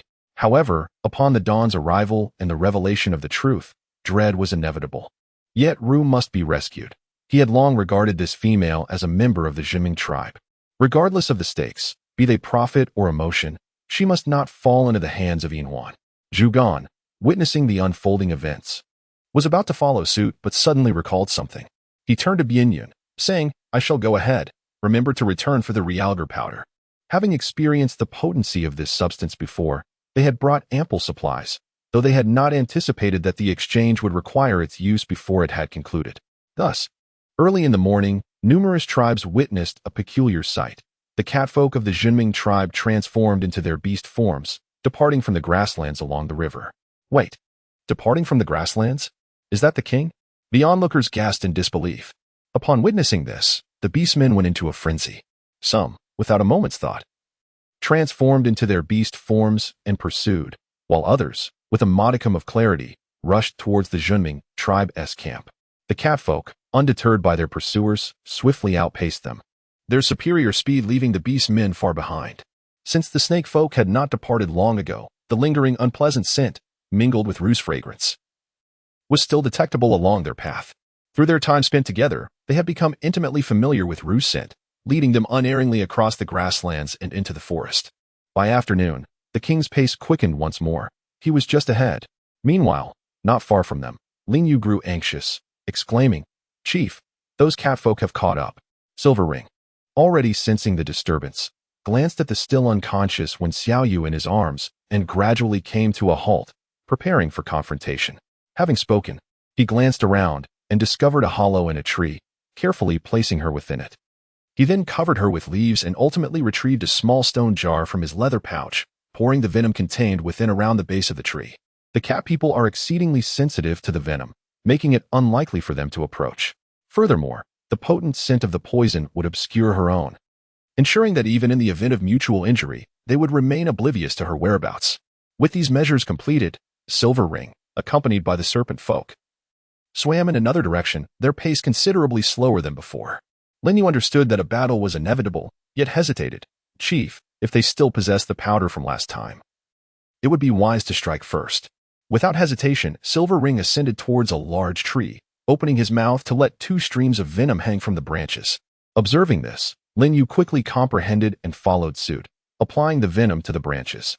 Once they had made sufficient preparations, Silver Ring remarked, The High Priest has studied this matter. Should one inhale even a small amount of that powder, they will not immediately lose their combat capabilities. As long as we remain vigilant, we can avoid that outcome. Understood. The Serpent folk echoed in agreement, then retreated, striving to conceal their forms. Remember, no matter the cost, we must bring her back to the tribe. As the forest fell into silence, Silver Ring issued his final command. Linyu hesitated for a moment, recalling the words spoken during their journey. Though he found it hard to believe that this female was so formidable, he ultimately resolved to unconditionally trust Silver Ring's judgment. Yes, Chief. Chapter 33. The Battle of Cats and Serpents. As they entered the forest, the king's movement slowed, his eyes reflecting a sense of vigilance. The pursuing orange tangerine also sensed something amiss, and, after surveying the surroundings, remarked, "Your Majesty, it seems they are waiting for us ahead." The king nodded slightly. The area was enveloped in silence, clearly indicating that the adversary was well prepared. Casting a glance back at the 15 warriors following him, he proceeded forward without a hint of hesitation. As the king and his entourage gradually entered the trap's vicinity, remaining alert to their surroundings, Silver Ring discreetly signaled. In an instant, the serpent folk swung their hands, severing the branches above. "Look out!" With a thunderous shout, the king commanded the cat folk to create distance. Unfortunately, some of them were still splattered with venom. This toxic substance, drenching the branches and leaves, was violently shaken off, and those who failed to evade in time found it cascading upon them. Although their thick fur offered some protection, contact with the venom caused it to corrode instantly, exposing their flesh beneath. A foul stench emanated as the afflicted cat folk emitted a muffled groan, quickly digging away the flesh tainted by the poison. Prolonged battles with the serpent folk had taught them certain self-preservation methods, the most expedient being the removal of the corroded flesh to prevent further spread. Thankfully, this was not a bite. Had it entered their bodies, even flesh removal would be futile. The reaction was swift. In the trees, the silver-ringed serpent's tail coiled around a branch, its slender eyes coldly observing the group of catfolk below. "How audacious you are to pursue us. A dozen of you daring to come forth." If memory serves, at the time of registration, the Juming tribe had 23 members, including Wen Xiaoyu. It appears he has left some behind, 20 against 16. It hardly seems a disadvantage. With this thought, the silver ring licked its lips, a hint of amusement gracing its pale visage. "Since you have come to meet your demise, do not blame us for our lack of hospitality." Lin Yu smiled in agreement, her fingers brushing over the scar on her chest, her gaze transforming into one of fierce determination. It was time to settle old scores along with new ones. "Where is she?" The king squinted, scanning the area, but could not find Wen Xiaoyu's presence, nor could he sense her scent. Observing the unfriendly expressions of the serpent folk, he suddenly realized he had been deceived. "Her? You mean that little female?" The silver ring chuckled, a seductive glint flashing in its slit pupils. "I was too hungry along the way and couldn't resist. I devoured her." Zhu Gan's eyes narrowed to pinpricks. "You ate you." "Indeed, I must admit, it was quite delectable." Licking its crimson lips, the silver ring appeared enraptured, as if to affirm its statement. "I will kill you." Zhu Gan's fury surged, and with a fierce roar, he propelled himself toward the serpent's direction. "Zhu Gan, return!" With a commanding shout, the king swiftly positioned himself in front of him, swatting him aside. Spinning through the air, Zhu Gan landed heavily, stirring up fallen leaves and soil, regaining his balance while casting a confused glance at the king. The latter, however, did not meet his gaze but remained fixed on the silver ring. "Since you have gone to such lengths to capture her, you wouldn't easily kill her. Silver ring, shall we make a trade?" The silver ring scoffed, finding the proposition absurd. "How laughable. During the exchange tournament, I sought to negotiate with you, yet you refused. Now that you are in a bind, you wish to initiate a trade. Alas, I am no longer interested." As the words fell, with a swift motion of her silver-ringed arm, the poised serpent warriors instantaneously transformed, their upper bodies morphing into serpentine forms. Their sizes magnified by more than double. A closer inspection revealed that the heads of these colossal serpents were triangular, a hallmark of venomous snakes. Hissing, 20 enormous serpents flicked their tongues as they coiled, and within moments surged forward, their mouths agape, venom spewing forth. "Scatter," commanded the king, directing the feline warriors, who simultaneously evaded the attack. The serpent warriors, undeterred, were locked onto the king by the silver ring, and without further ado, a serpent's tail lashed out, creating a sound that sliced through the air. Thunderous crashes echoed as trees fell one by one. The king dodged while observing the plight of the other feline warriors. Outnumbered 15 to 20, they found themselves in a strenuous situation, and with time, they would undoubtedly be at a disadvantage. Thus, this battle had to reach its conclusion swiftly. With this thought, the king focused intently, gathering his strength in a mere instant. Crackling sounds resonated in the air, faint lightning flickering as the king's charge culminated. Opening his mouth, he expelled a spherical object crackling with electricity. A thunderous roar erupted as the electric sphere shot towards the silver ring. Its speed so swift that onlookers only perceived a white, electric streak racing towards its target. The latter, having anticipated the assault, wore a mocking glint in her golden brown eyes. With a swift motion, she raised her serpent head, unleashing a gust of wind in retaliation. The collision of the two spheres sent shockwaves through the surroundings, obliterating everything in their vicinity, turning leaves and trees into charred fragments. The wind, inherently sharp, acted as a catalyst upon contact with electricity, slicing the energy-laden sphere into countless pieces. As the battle ignited, the forest was engulfed in flames, quelled only by torrents of water and ice descending from the heavens, transforming the earth into rolling rocks that rained down upon the foes. Trees were systematically dismantled, clouds of dust swirling amidst the fiery chaos. The scent of blood permeated the air. This was far removed from the sparring at the exchange conference. This was a battle fought with utmost fervor. After dozens of exchanges, the king's once pristine white fur had transformed. Some patches were singed and others marred by serpent tails. On the opposing side, the silver ring fared little better, with numerous scales torn away revealing raw flesh, some wounds charred black, remnants of electric strikes. Both sides gasped for breath, the ground littered with no fewer than 5 corpses, both feline and serpent alike.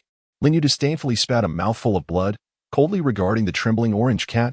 Little orange cat, is this all you are capable of? Having never encountered a serpent warrior in combat, Orange had managed to endure thus far, a miracle in itself, but his recent retreat had left him ensnared by Linyu's serpent tail. It was unlikely he would escape unscathed. Return the rein. With a trembling hind leg, Jiujian spoke word by word, continuing to move forward. Silver Ring observed this scene with a sinister smile curling at the corners of his mouth. It seems your little kittens are no longer capable.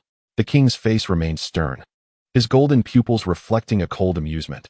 Is that so? Just as his words fell, Silver Ring's expression suddenly changed, and he turned sharply to look behind him. Chapter 34. Resolute. Not far away, Bianyun had transformed into a beast form, accompanied by 2 enormous cats, rushing toward them with a massive beast hide bag on their backs. Even from a distance, Silver Ring could sense the unsettling aura in the air. Retreat. In an instant, he issued the command, and the serpent people began to disperse without a moment's hesitation. However, the cat people, upon seeing reinforcements arrive, were unwilling to let them escape easily and exerted all their strength to obstruct them. The king leaped forward, blocking Silver Ring's path, his eyes as frigid as ice. Hand her over. Silver Ring's elongated pupils narrowed as he caught a glimpse of a giant cat attempting a sneak attack. With a disdainful glance, he swiftly turned and bit down just as it pounced. Crack! The cat's neck snapped audibly, and a cruel glint flashed in Silver Ring's eyes. If you have the ability, come and take her. With that, he discarded the lifeless body aside and unleashed a flurry of wind blades. The king immediately dodged, but to his astonishment, the wind blades were laced with venom. He was forced to retreat repeatedly, providing Silver Ring the opportunity to escape. The king attempted to pursue, but as he took a step forward, he felt dizzy and disoriented. Upon closer inspection, he realized the surroundings were saturated with Silver Ring's poison, which, heated by the ambient temperature, invaded his nostrils. The remaining serpents mimicked this, and after expelling a significant amount of venom, they too became lethargic, their retreat considerably slower than before. This poison had been stored for over half a year, and its release inflicted significant harm on the serpentine beings, a tactic that would typically result in self-damage if not absolutely necessary. Now that Bianyun had arrived with the yellow powder, they could no longer afford to be concerned with such matters. The king, Jiujian, and the remaining cat people gasped for breath, longing to pursue, yet feeling utterly drained. Bianyun, pursue. The king strained to maintain his composure, attempting to minimize his breathing, but the effects on his senses were undeniable. Bianyun hesitated for a moment, then led the remaining 2 around the battlefield, heading toward the direction of Silver Ring and the serpents. After expelling a massive quantity of serpent venom and enduring the battle, these serpents were already exhausted, and it wasn't long before Bianyun caught up with them. However, Silver Ring remained unperturbed, surveying the surroundings. 14 serpent people remained, while they numbered only 3. Despite the bothersome powder, they were ultimately outnumbered. With a flick of his azure tail, Linyu positioned himself at the forefront, declaring, "Leaders, you go ahead, I will handle them." Silver Ring did not intend to linger here, nodding, "Asheo, Chilian, stay behind to assist. The rest, follow me." Understood. A serpent adorned in hues of golden yellow and crimson black emerged, trailing behind Linyu. Silver Ring, accompanied by the remaining serpents, forged ahead, their eyes brimming with determination. This departure meant they may never see the 3 again, yet for the sake of the tribe, their sacrifice could yield greater rewards, a notion deemed worthy. As the sky darkened and the air grew oppressive, it was evident that a torrential downpour loomed on the horizon, leaving them unaware of the impending tempest. They traversed towering mountains and crossed flowing rivers, subsisting on dried meat to quell their hunger, relentlessly journeying without pause. Alongside Silver Ring, a total of 12 serpent folk returned to the Linran tribe, utterly exhausted, only to find that rain had poured incessantly for 3 days and nights. Chief, amidst the misty rain, Chui Qing let out a piercing cry. Soon after, several weary serpents collapsed at the entrance of the tribe. When Xiaoyu awakened once more, she was beset by a dizzying sensation, her nose congested and her body unnaturally cold, as though drenched to the skin.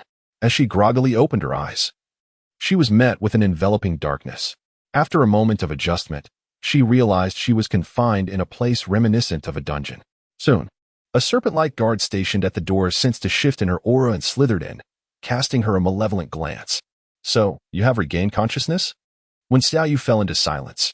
Throughout this journey, she was not oblivious to the fierce battle between the serpent people and the cat people. However, she found herself utterly powerless to escape. The serpent beings, driven by madness, were determined to return her to their tribe.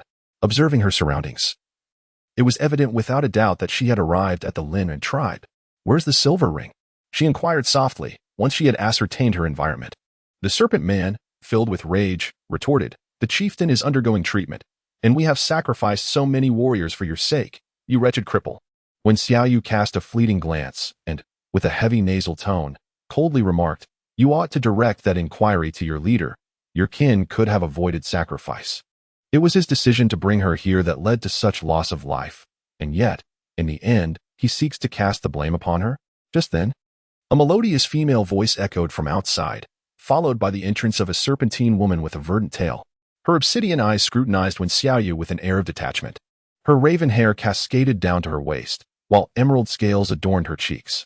Were it not for her serpentine lower half, one might be tempted to view her as an exceptionally enchanting woman in the guise of a serpent.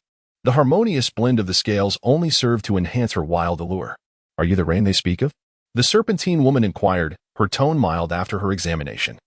"Follow me." Wen Xiaoyu cast a glance before ultimately deciding to follow.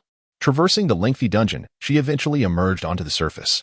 The abode of the serpent folk starkly contrasted with that of the cat people. Their dwellings were excavated caverns, and to visit a neighbor, one must first ascend to the ground and then navigate through the waterways to reach their destination. The ground was muddy and treacherous, and following the torrential rain, the temperature had significantly dropped. As she walked outside, Wen Xiaoyu could not help but shiver. She recalled that day when she had ventured out, finding her cotton coat too large and needing alterations, reasoning that the evening bonfire would keep her warm enough. Little did she know, she would never have the chance to wear it again. Clad only in animal hide, she was ill-equipped for such frigid weather, and despite her journey, she trembled incessantly. Upon reaching a great tree, Suiqing tapped on the ground with her serpentine tail, and a stone slab shifted aside, revealing Linyu, who peered out with half his head. Upon seeing the two, he hurriedly stepped aside. "The chief has just awakened," Linyu remarked, limping as he led them deeper into the lair. When Xiaoyu could even perceive the earthy scent of the soil in the air, accompanied by a palpable dampness that intensified as she ventured further. After traversing for at least half a minute, her surroundings finally expanded into a broader vista, revealing a chamber illuminated by torches, divided into 8 sections, each dispersed around the circular perimeter. Linyu pushed open one of the doors and beheld an elderly woman with silvery hair, yet she possessed a serpent's tail. Cough, cough, cough. A stifled coughing echoed from within, causing Chui Qing to grow anxious. She hurriedly stepped inside, exclaiming, "Leader, are you all right?" Chapter 35. Negotiation. It's nothing. "Granny Shui has already performed the priestly rites," replied Yin Huan, her voice faint as she couldn't help but glance toward the entrance. "Aren't you coming in?" When Xiaoyu was aware that he was calling for her, she took a deep breath and stepped inside. The room was warm, illuminated by 2 torches, with 2 vents nearby. There, she beheld Yin Huan reclining on a pile of dry straw against the earthen wall. In the flickering firelight, she could see that his body was smeared with various shades of green and black herbal juices, his pale face ghostly yet his eyes sparkled with vitality. "Sit." Yin Huan gestured to the straw beside him, casting a glance at Suiqing. The latter pursed her lips, turned, and followed Granny Shui out, casually closing the door behind them. Soon, the room fell into silence, Yet when Xiaoyu remained still, noticing her uneven breathing, Yin Huan coughed lightly and inquired, "Are you unwell?" "Thanks to you," when Xiaoyu replied, her voice thick with nasal congestion. After sniffling, she continued, "What must I do to be released? Is it not agreeable here?" Yin Huan's tone softened, a rare gentleness in his voice. "Your aversion stems from unfamiliarity. Should you choose to stay, I do not wish to," when Xiaoyu interjected. Yin Huan lowered his gaze, suppressing a cough, and fell into a prolonged silence. Upon witnessing the scene, when Xiaoyu furrowed her brows and retreated to the corner, curling up with her knees drawn to her chest. After a considerable silence, Yin Huan finally spoke, "Regardless of your willingness, you must remain here. Wu Shaoqi Lian has perished, and it was only through immense effort that Lin Yu was returned. His injuries are even more severe than mine. Granny Shui has declared that he will never be able to fight again, and they will not allow you to leave unscathed." At these words, when Xiaoyu's anger flared, "Please understand, it is not your desire to abduct me that has led to this situation. I require your assistance. I am unwilling." "Why is that?" "I have learned that the last prophet's words have marked you as a harbinger of calamity in the eyes of the catfolk. Had it not been for the wine you brewed, they would have slain you long ago. And as for the feline plague, you employed your priestly powers for them. Yet they regard you as an enemy. Is this the tribe you wish to remain with?" Yin Huan maintained a calm demeanor, her tone devoid of persuasion, instead resembling that of one simply stating a mundane fact. After listening, when Xiaoyu fell into silence, but soon replied, "Indeed, they have treated me poorly. Yet there are those who have been kind. The orange plush toy, whether good or bad, I shall not dismiss outright." "You claim not to dismiss outright. Yet why do you resist the Lin Ran tribe so vehemently?" Yin Huan inquired, her golden brown eyes fixed intently upon her. When Xiaoyu found herself momentarily speechless, realizing that she had indeed displayed a rather severe double standard. With a huff, she refrained from responding. After all, admitting her fear of snakes would only reveal her cowardice. For the ensuing 3 days, she remained confined within a small wooden cabin, visited only during mealtimes by various snake people, each one silent and gazing at her with palpable hostility. No one tended to her ailments, nor did she request assistance, allowing her condition to linger indefinitely. As the weather gradually brightened, the distant sounds of children's laughter occasionally wafted through the air. Through the small window, she caught glimpses of snake children playing in the clearing, albeit all appearing quite gaunt. It was during this time that Lin Yu pushed open the door, his expression impassive as he regarded her. The wounds on his face and body had evidently improved, and in his hand, he held a small bowl filled with a deep crimson liquid. In an instant, when Xiaoyu recognized it as the wine she had crafted, Lin Yu extended the bowl towards her, his tone brusque. "I have heard that your wine can alleviate nasal congestion. This is a gift from the chief." He could not fathom why they had gone to such lengths to acquire her, investing considerable resources to sustain her and trading extensively with other tribes for a jar of wine, only for the chief to think of her first. Yet, thus far, she had not divulged the secrets of her winemaking or how to handle those pesky powders. When Xiaoyu was momentarily taken aback, silently accepting the drink and consuming it in one go. Indeed, when utilized correctly, wine can alleviate cold symptoms. However, it is not merely a matter of drinking it. And she felt no inclination to elaborate. After finishing, Lin Yu departed with the bowl, and during the afternoon visit to deliver food, he brought an additional small bowl of wine. The Serpent people primarily subsist on fruits, occasionally indulging in meat, but due to a poor catch this year, their food supply was scarce. For several consecutive days, when Xiaoyu's diet consisted solely of fruits, she nibbled on a few bites, yet left the wine untouched. Casting a glance at him, she finally spoke, "I wish to see him." While fruits can indeed satiate hunger, a prolonged diet of them could adversely affect her gastrointestinal health. Thus, she acknowledged the necessity of making concessions for her well-being. This time, Yin Huan had fully recovered, quietly basking on a rock under the sun, his gaze fixed on a group of children at play. Beside him was Zuiqing, who was massaging him. Upon her arrival, he glanced over but continued his task in silence. "Shall we make a deal?" When Xiaoyu stated directly, "You wish to learn how to brew wine. I can teach you, but only on the condition that you allow me to leave." Zuiqing's eyes flickered with surprise, although she had heard rumors that the wine was brewed by her. Hearing it confirmed from her own lips was still astonishing. If they were to learn the art of winemaking, their tribe would undoubtedly grow stronger. With this thought in mind, Zuiqing's expression shifted. Yin Huan, without turning his head, scoffed and remarked, "Return to the Juming tribe to assist them?" When Xiaoyu pressed her lips together, contemplating the possibility of finding a place that suited her existence. She did not feel compelled to journey to the Juming tribe. As long as she could discover a location where she could sustain herself, she had no desire to return to Juming. And you? Inhuan turned, a hint of mockery gracing her fair face. With your limitations, where do you think you could thrive? Does this mean the trade has failed? When Xiaoyu countered, Inhuan shook her head and straightened up. I shall not compel you to disclose the secrets of brewing, but do not entertain thoughts of returning there. The relationship between the Lin and tribe and the Juming tribe had now escalated to one of open hostility. Just yesterday, 3 serpent men had been assassinated, their skins flayed and discarded in the forest. Discontent murmurs had begun to circulate within the tribe, calling for war against Juming. Yet fortunately, there was no immediate threat to her. Through her inquiries, she learned that the Juming tribe was growing restless, and some of the catfolk had even hinted that if she revealed the brewing techniques, her life would be forfeit. However, these were sentiments she chose not to voice. When Xiaoyu gritted her teeth, a surge of anger rising within her. Brother, is your sole intention merely the wine? I assure you, you have accomplished your goal. Yet you still refuse to let me go? Upon hearing this, Suiqing paused her movements, hesitating momentarily before coldly responding.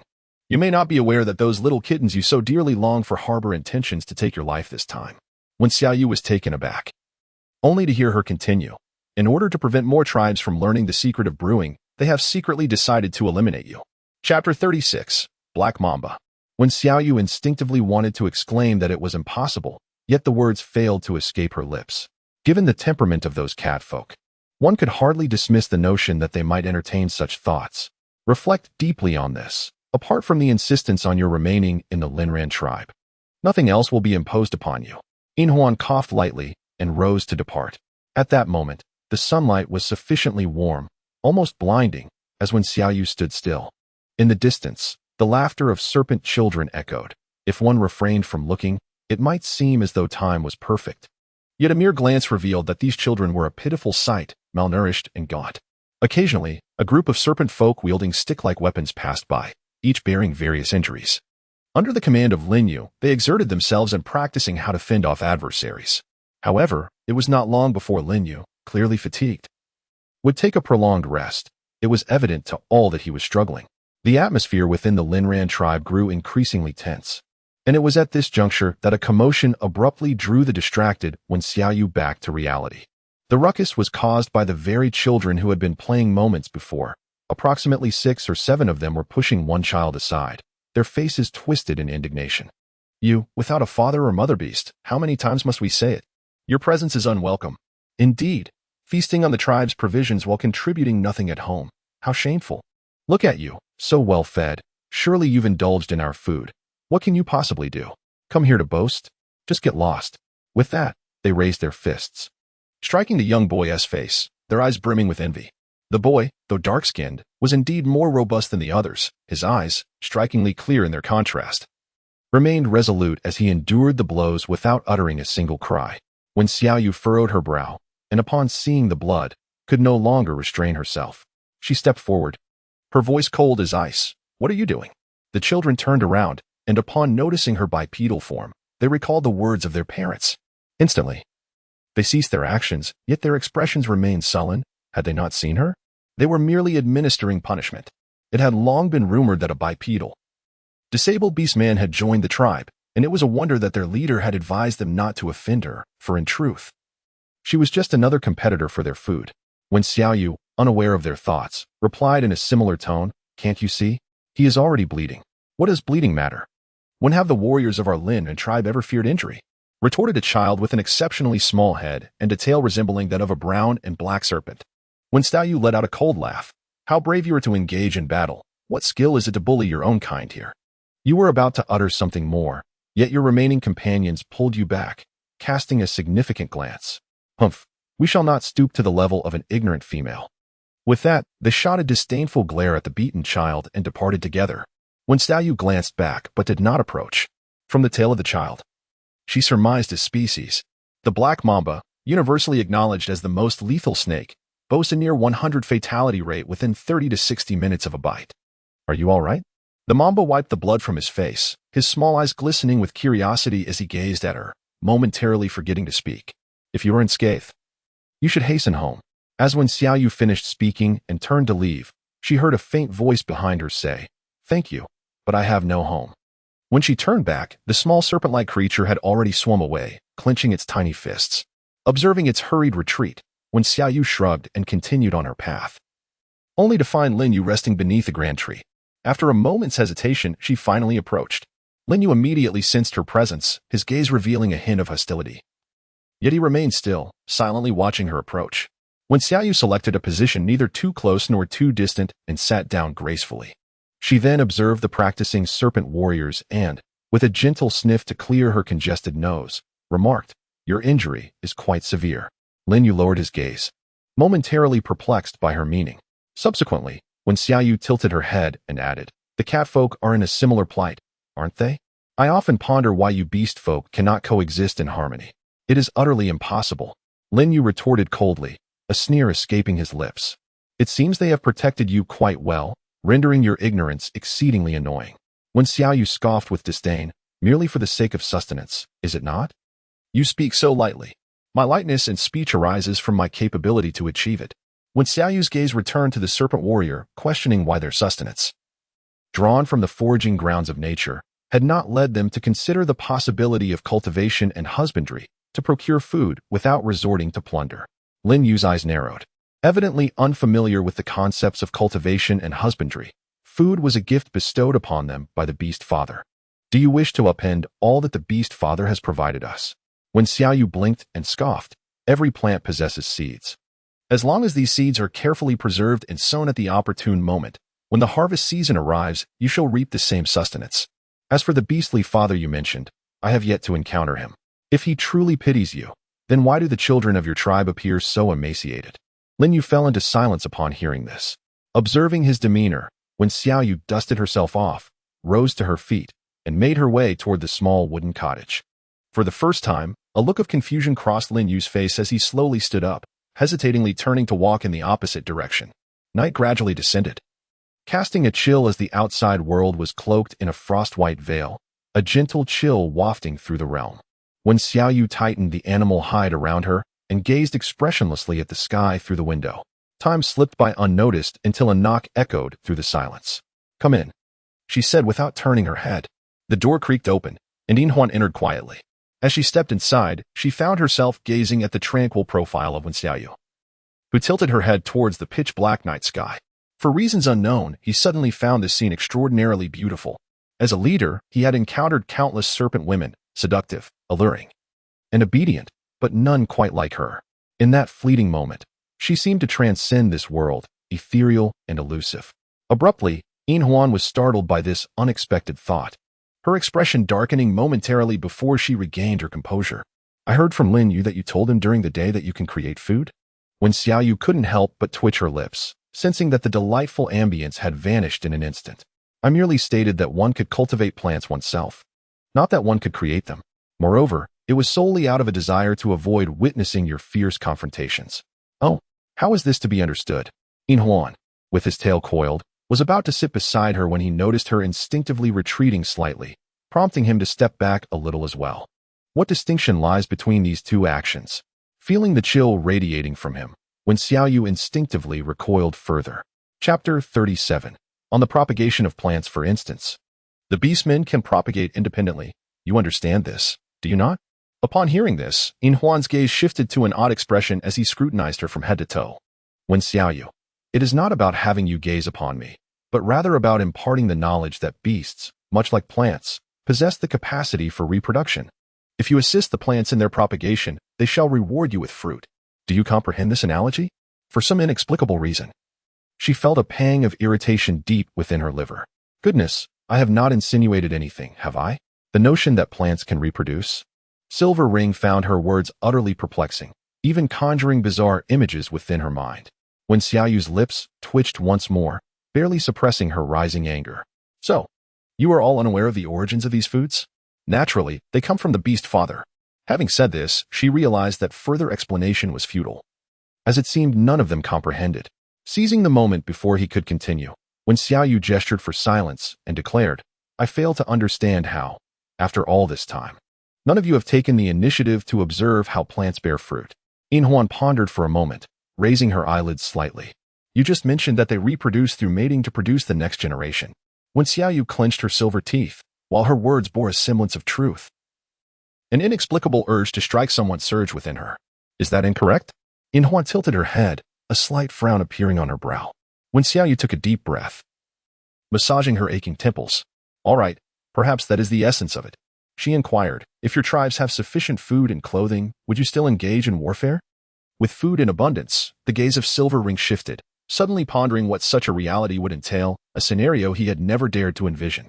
If it were indeed so, all the beastmen would coexist harmoniously.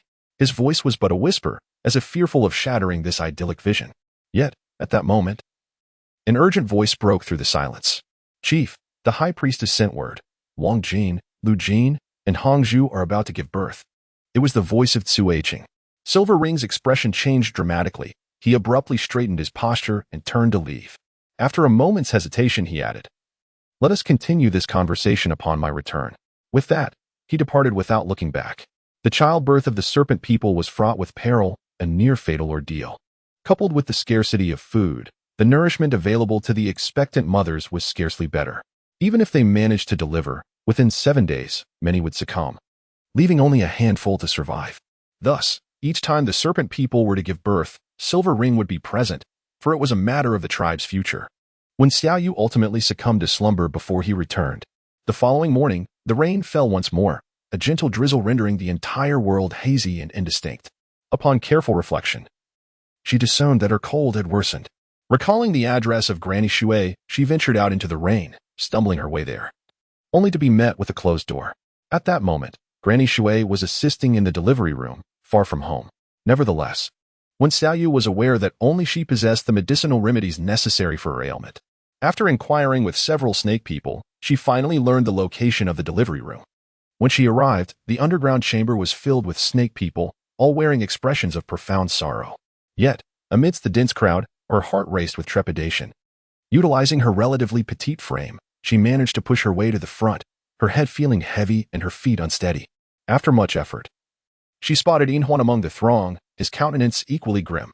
As when Xiaoyu opened her mouth to call out, she was suddenly beset by dizziness and collapsed to the ground. When she regained consciousness, she had no idea how much time had elapsed. Granny Shui was beside her, administering a bitter herbal concoction, while Cui Qing sat quietly nearby, awaiting her recovery. As Granny Shui leaned closer, when Xiaoyu finally discerned her true appearance. This was no ordinary old woman. A patch of snake skin was distinctly affixed to her face, and for reasons unknown, the edges of the skin had begun to curl, creating a most eerie sight. You are awake?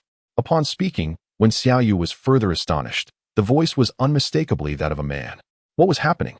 It seems you are on the mend, Granny Shui remarked, setting down the bowl and offering a smile.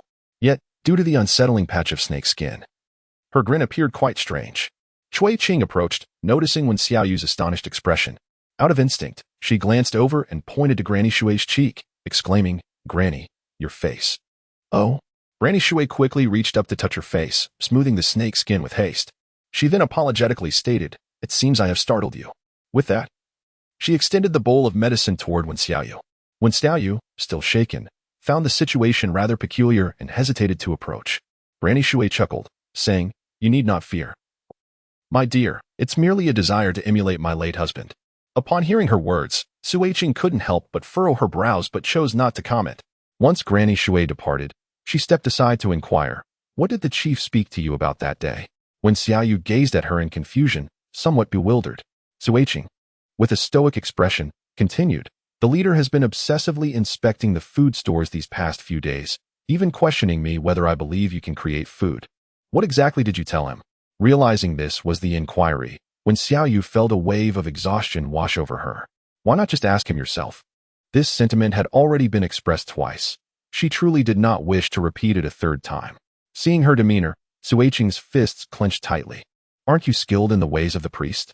Why then do you find yourself unwell? Moreover, you repeatedly assert your ability to brew wine, yet fail to enlighten us on the process. What is your true purpose here? After noticing something amiss with Inhuan, she had subtly tried to counsel him, but he dismissed her, insisting that the Linran tribe would not only lack ample food but also fabric garments in the future. At that moment, Suiqing realized that her leader had indeed been brainwashed. Faced with her 3 inquiries, when Xiaoyu was rendered speechless. Sister, does mastery of priestly arts guarantee immunity to illness? Furthermore, I previously mentioned a trade with your leader, offering the method of brewing wine in exchange for my freedom. It was he who refused to let me go. Lastly, let me reiterate, it was your leader who abducted me. I had no intention of coming here. Nor do I have any ulterior motive. You seek death? Suiqing narrowed her eyes and coldly advanced, gripping her collar. Before you arrived, the leader was not like this. Before I came, life was not so harsh. When Xiaoyu, uncharacteristically provoked, roared, who in their right mind would choose to be here? Are you all insane? Flinging every bit of blame onto me, Suiqing was taken aback by her audacity. In the Linran tribe, aside from Yinhuan, who would dare speak to her in such a manner? With a snarl, revealing her sharp, white fangs, she threatened, do you believe I won't kill you right now? Chapter 38. You won't leave, will you? Let death come. When Xiaoyu suddenly burst into laughter, I've had enough. Suiqing finally felt the stirrings of murderous intent. Just as she prepared to lunge, a sharp command rang out from behind them. In the next instant, Suiqing was struck by a tremendous force, sent crashing against the wall before collapsing to the ground. Yinhuan arrived in an instant, wrapping his arms around Xiaoyu's waist. Relieved to see her fair neck untainted by venom, he turned to Suiqing, his gaze sharp as a blade. What were you about to do? Suiqing, struggling to rise, glanced at her wounded arm in disbelief. You would strike me for her? I ask you again, what were you intending? Yinhuan's tone was icy. What did I tell you from the very beginning? Suiqing's eyes flared crimson, her expression bordering on madness. You have never laid a hand on me. As she continued to evade his questions, Yinhuan's frigid aura intensified. Suiqing, do not test my limits. Limits? She had only arrived a few days ago. And already she had become your bottom line? Suiqing's venomous gaze turned towards Xiaoyu. In that fleeting moment, Xiaoyu felt as if she could scarcely breathe.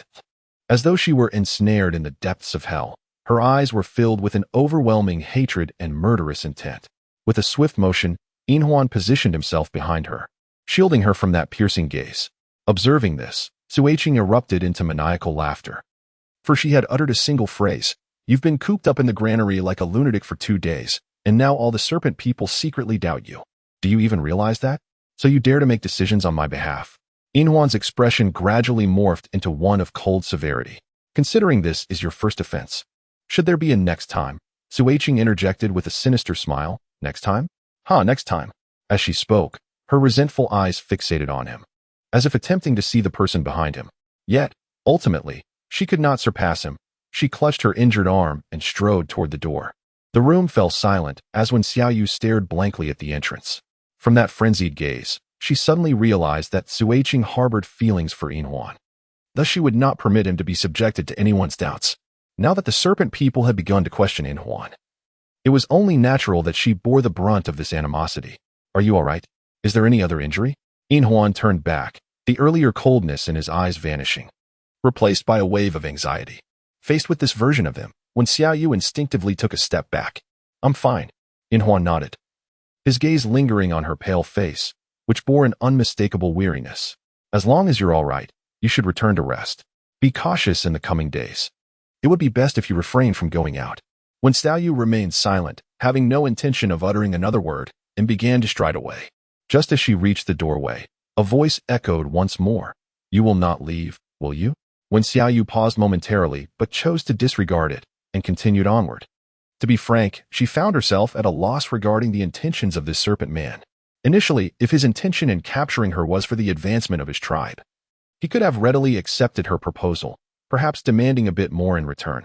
Yet, he had refrained from doing so, and just moments ago, he had reacted to her actions against his companion. Could it be that he aimed to sway her through such tactics, compelling her to willingly contribute to the Linen tribe? If that were indeed the case, their acting prowess was truly remarkable. Aside from this, she could conjure no other rationale. Upon returning to the wooden cabin, Xiaoyu sat in a corner, her head throbbing as she contemplated for an extended period. Just as she was about to succumb to sleep, an eerie sound suddenly echoed from outside the door. It resembled something scratching at the entrance, and her heart leaped into her throat. Recalling the gaze of Suiqing as she departed, she immediately became alert. Who could it be? The scratching noise fell silent for a few seconds, only to be followed by a delighted voice. It's me, Meow. Rain, are you inside? It was Zhugan. When Xiaoyu could hardly believe it was his voice. Upon opening the door, she beheld a figure with only a head and cat ears peeking out from within a long snake skin. The doll-like face bore traces of scabs from wounds, while his hands clutched the snake skin at his chest, his bright green eyes sparkling with joy. "You're really here." Meow. In that instant, when Xiaoyu was filled with overwhelming delight, yet she managed to retain some composure. After surveying the surroundings and confirming the absence of any snake people, she pulled him forcefully inside. "How did you manage to sneak in without being detected?" Seeing him, she could not resist the urge to grasp his doll-like face, rubbing it affectionately until it turned a rosy hue, before reluctantly releasing her hold. The orange cat pursed his lips but remained elated, adjusting the snake skin at his chest. "I crawled and wrapped in this, meow. The snake skin masked my scent. But it certainly stinks in here, meow. It took a great deal of effort to get inside. You have no idea, just days ago, when they discovered me, I almost met my demise. Thankfully, I was clever, hee hee. Days ago? Indeed. The king dispatched numerous warriors to infiltrate. But I was the smartest of them all, the first to find you, meow. Haha." The orange cat twisted his body in a display of pride. "We have worked hard these past few days." When Xiaoyu was suddenly overcome with emotion, nearly succumbing to the urge to gently tousle the pair of orange ears atop his head. However, recalling their established rules, he resolutely stifled the impulse. "So it turns out you have always been. Of course, you as our companion. Meow, we must reclaim him." Zhugan clenched his fist, then seemed to remember something and quickly withdrew, attempting to envelop himself within the confines of the snake skin. When Xiaoyu inhaled deeply, her nose tinged with acidity, and pointed at his face. "As for your injury, the high priest has already healed it for us. This is merely a scratch I received a few days ago." As she spoke, Jujin cautiously lifted her head to peek out the window, quickly retracting as she exclaimed, "While they are all asleep, let me lead you away." "All right." When Xiaoyu nodded earnestly, gently opening the door. After ensuring no one was outside, she beckoned Jujin to follow her. To her surprise, she witnessed him laboriously pushing forward while dragging a snake's skin, his pace so slow that it evoked a myriad of emotions within her. "I must ask, did you truly enter like this? Have you never encountered a serpent person? With such speed, how did you evade those patrolling serpent beings? Honestly, I cannot fathom it." Jujin glanced at his own body, just having departed from the small wooden cabin, and smiled vacantly. "I have been making a considerable effort to crawl, rest assured. I will not hold you back. Let us go." Just as he finished speaking, he abruptly froze, turning sharply to look behind when Xiaoyu. In the next moment, his hair stood on end as his emerald eyes fixated on a distant tree, a low sound escaping his throat. "Who goes there?" "Step forward." Author's note: I am not lazy. My updates simply occur in the evening. For those who enjoy my work, you can wake up to new chapters after a good night's sleep. I promise 3 updates daily, unwaveringly. Given my diligence, please shower me with your support. Chapter 39, Playing Mind Games, Exercise Caution. When Xiaoyu's heart raced as she fixated on the towering tree where an indistinct shadow loomed, as she stepped closer, she was momentarily taken aback, suaching. When Xiaoyu instinctively glanced at Zhugan, exclaiming, "Did you not say that you wouldn't be discovered?" Zhugan, equally apprehensive, forced to smile before exclaiming softly, "Fear not, I shall protect you, meow." Cui Qing emerged from behind the tree, her exquisite visage marred by a hint of disdain. She had initially intended to eliminate you, but was instead met with such an amusing scene. It is truly perplexing what the leader sees in you. Going to such lengths to reclaim you, offering not an ounce of contribution while clandestinely meeting with a lover in the dead of night. One can only wonder how the leader would perceive this. In her eyes, there was a blend of 3 parts hatred, 3 parts murderous intent, 3 parts jealousy, and a single part of smugness. Casting a scornful glance at Zhugan, she remarked with increased disdain, "Little kitty, do you truly believe our territory is so easily navigable?" When Xiaoyu, observing her audacious demeanor, suddenly realized, "You deliberately allowed him to enter. Otherwise, how could such a foolish little kitten have evaded detection long before approaching the outskirts of the Linran tribe?" Suaching, idly toying with her nails, remarked, "Yet, I did not anticipate that this imbecile would take so long to arrive here. You dare to insult me?" Zhugan exclaimed, anger causing her fists to clench tightly. It was no wonder that the journey had been utterly unobstructed. A trap had been meticulously laid in advance. "What of insulting you? Do not forget. This is the territory of the Serpent people," Suaching sneered, lifting her arm to lick a wound, her gaze instantly filled with malice. "Tell me, should I summon the leader to witness this splendid spectacle, Or would it be better to eliminate you first before reporting to him? When Xiaoyu's expression shifted dramatically, from the glint in Cui Qing's eyes, it was evident that she harbored a genuine intent to kill. As she approached, when Xiaoyu, in a moment of desperation, exclaimed, "Wait, do you have any last words?" Cui Qing raised an eyebrow, inexplicably reveling in Wen Xiaoyu's panicked demeanor, finding it 100 times more appealing than her previous calmness. "I believe there exists a third option," Wen Xiaoyu declared solemnly. "You merely wish to avoid my presence, and I have no desire to remain here. If you simply allow us to leave today, it would be a win-win situation, would it not? Wouldn't it be better if I were to kill you both? That would eliminate any possibility of future encounters. Moreover, you have squandered so much food from the tribe. If that food were conserved, perhaps it could help the mothers give birth to children, but alas, it is a pity." As she drew nearer, the orange cat's fur bristled. When Xiaoyu scanned the surroundings, sensing numerous eyes lurking in the darkness, her heart sinking, she whispered, "What if I offer the method of brewing wine in exchange for 2 lives? How does that sound?" Cui Qing's eyes narrowed, her serpent form halting, her face expressionless, though a tempest raged within her.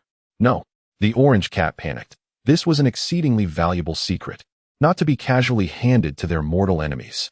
However, when Xiaoyu gestured for silence, "I have mentioned before that this knowledge is not particularly rare," she continued, turning to Cui Qing. "So, what do you say?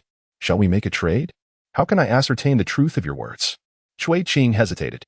If she could indeed learn the art of brewing wine, she could exchange it for an abundance of food. Had she known how fearful Wen Xiaoyu was of death, she would have threatened her with it long ago. When Xiaoyu discerned the wavering in her gaze, and thus declared, "I swear to the beast father that I shall harbor not a trace of deceit." In the darkness, 2 serpentine figures, cloaked in gray, glided to Tsuqing's side, their eyes gleaming with intensity as they whispered a few words into her ear. A sly smile immediately graced her lips, and a glint of cunning flickered in her eyes. "Very well, then do share." When Xiaoyu could hardly overlook their subtle maneuvers, with a facade of politeness that belied her true feelings, she remarked, "How can I be assured that after revealing the brewing method, you will indeed allow us to depart? You little minx. Attempting to play tricks on me, could you not muster a modicum of sincerity? At the very least, conceal your intentions a bit better. So, what do you propose? Simply put," she continued, "I vow by the beast father that the brewing technique I disclose will be authentic, but you must also pledge to let us leave in peace." Cui Qing narrowed her eyes and glanced at the 2 serpent men, observing them nod in agreement. Ultimately, she smirked and said, "You are quite clever. Very well. I swear by the beast father that as long as you reveal the brewing method, I shall ensure your safe passage from the Linran tribe." When Xiaoyu raised an eyebrow, gesturing towards the remaining 2 in the shadows behind them, indicating that they too must pledge an oath. Cui Qing's expression darkened, her murderous intent palpable. Unfazed, when Xiaoyu met her gaze, "You may disagree, but when I crafted the wine, I did so with them in mind. Thus, should you choose to end my life today, even if you were to obliterate the Juming tribe thereafter, you would never find another or capable of brewing this particular wine. If you doubt my words, feel free to test it." Cui Qing, initially inclined towards violence, found herself restrained by the 2 serpent folk beside her, who prevented any rash actions. "Very well. We shall allow you to leave, and we will swear our oath." They valued the wine far more than mere lives, for in this realm, wine held a value exceeding that of life itself. Before long, the orcs completed their oaths, and when Xiaoyu, without reservation, divulged the method of brewing grape wine. Indeed, there was only this singular technique. Upon hearing it, the serpent folk were taken aback. Was it truly that simple? It was indeed that simple. "I have revealed the method. Now it is time for you to fulfill your promise. Do not tell me you intend to backtrack, for the beast father is watching you." She discerned the restless emotions flickering in the serpent's eyes and spoke in a grave tone, "Of course, you may choose to renege, but I wonder how you shall face the beast father then." At her words, the serpents turned their gazes towards Cui Qing, who raised an eyebrow and smiled. "Orcs never betray their oaths. Let them go, but you must ensure that you will never again appear before the silver ring." "That is easily agreed upon," when Xiaoyu replied, eager to comply. She had no desire to return to this cursed place in her lifetime. Cui Qing lowered her gaze, her fingers subtly moving, and the 2 serpents understood, stepping forward with a stern tone. "Time to go." When Xiaoyu spoke no further, as she followed the orange citrus under the guidance of the 2 serpent men towards the outskirts of the tribe. Little did she know that as they turned away, Cui Qing's lips curled into a sinister smile. The path leading out of the Scale tribe was relatively easy to traverse, and soon the two were escorted to the edge of the settlement. "Well, we have fulfilled our oath by seeing you off," they remarked, their gazes laden with malice. "Remember, should we cross paths again, it will be a matter of life and death." With that, the two serpent men cast a venomous glance before departing.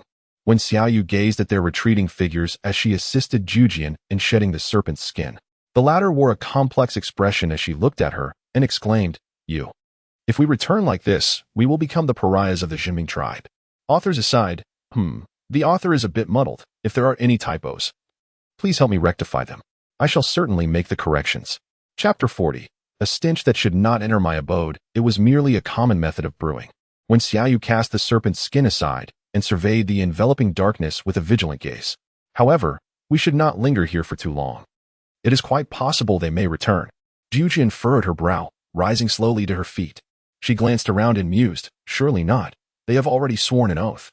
"Dear Jujian, please recall precisely what they stated. They vowed to allow us to depart from the Lin tribe. We have already ventured beyond their territory, and should they return, it would not constitute a breach of their promise." Jujian's eyes widened in astonishment. "Is that even permissible?" When Xiaoyu sincerely blinked, dragging his arm forward, insisting that they must hastily depart from this place. No sooner had the words left his lips than a sinister laughter echoed from behind. "I must say, you are rather clever." The branches above rustled ominously as two serpent-like beings descended, their murderous gazes fixated upon the two. "Unfortunately, you are destined to perish here." In a swift motion, Zhugan shielded Wen Xiaoyu, her emerald eyes ablaze with fury. "How dare you? Why should we hesitate? We are merely adhering to our oath. Having acquired the method of brewing, you too must die."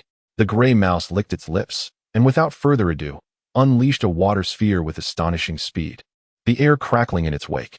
Fortunately, Zhugan reacted swiftly, pulling Wen Xiaoyu aside just in time and countering with a burst of flame. However, Wen Xiaoyu was not so fortunate. He was abruptly lifted, nearly choking on his collar. Cough, cough, cough. The gray mouse noted this with delight, pondering how long he could endure with such a burden. After exchanging glances with his companion, they simultaneously lashed out, one targeting Zhugan's face while the other lunged at Wen Xiaoyu. As the two figures approached with lightning speed, growing larger in Wen Xiaoyu's vision, he had no time to react. Zhugan, without a moment's hesitation, cradled her in his arms and rolled on the ground, but unfortunately, the gray mouse's claws grazed his back. The serpent's talons were exceedingly sharp. The strike tore through flesh, eliciting a muffled groan. "Zhugan!" Wen Xiaoyu gasped, struggling to check his wounds, but Zhugan pressed him back down. Turning his head, his emerald eyes blazed with rage. "Oh, the little cat is angry. If it weren't for his knowledge of brewing, I would have considered keeping him as a pet." The gray mouse chuckled, disregarding Zhugan's fury. Zhugan growled lowly, but the blood flowed freely from his back, the searing pain fueling his wrath. The two serpent beings ceased their words, once more attacking in unison, this time with even greater speed. With Wen Xiaoyu still in his embrace, Zhugan was caught off guard, and a long gash sliced from his arm to his back. Wen Xiaoyu inhaled sharply, realizing that if this continued, they would surely perish here. "Yugen, please set me down." "No. Listen to me. Release me and flee swiftly. I possess a means to ensure they do not take my life." Wen Xiaoyu endeavored to steady his nerves, whispering in Yugen's ear. The orcs placed immense value on liquor and cloth. At worst, he could negotiate further, and if all else failed, he could buy some time to summon reinforcements. However, Yugen's embrace tightened even more. "You as a companion, I shall never abandon a comrade to escape alone. I will not permit you to be confined in the Linyan tribe once more." With a tone that resembled both a vow and a stubborn resolve, Yugen gritted his teeth and declared, "If they obstruct us, I shall slay them. Should they dare to harm you, I will make them pay dearly." Wen Xiaoyu immediately surrendered, saying, all right, but could you perhaps loosen your grip? I fear that before they even reach me, I might be strangled by you." Zhugan paused in surprise, glancing down to see her rolling her eyes, and quickly released his hold, flustered and anxious. "Are you all right, Meow?" "I'm fine, but it was a close call." Wen Xiaoyu took a deep breath, her peripheral vision catching sight of the two snake people charging towards her. She shouted urgently, "Be careful." Just then, the sharp fangs of the gray mouse were nearly upon her neck, the chilling sensation radiating throughout her body. In a flash of electric light, Wen Xiaoyu heard a deafening roar, and then, the icy touch vanished instantly. Your Majesty. Zhugan was the first to react, gazing in disbelief at the king and his companions, exclaiming in delight. When Xiaoyu focused her gaze and saw that the two serpent beings had already been subdued beneath the colossal forms of Bianyun and Xianhu, one on each side, while a faint scent of realgar wafted towards her. Are you all right? The king, transformed back into his feline form, descended like a deity from the heavens, stepping gracefully upon clouds. His silver hair swayed with each movement, and his strikingly handsome visage had shifted from one of lethal intensity to a gentle demeanor, his golden eyes scrutinizing her intently. I'm fine.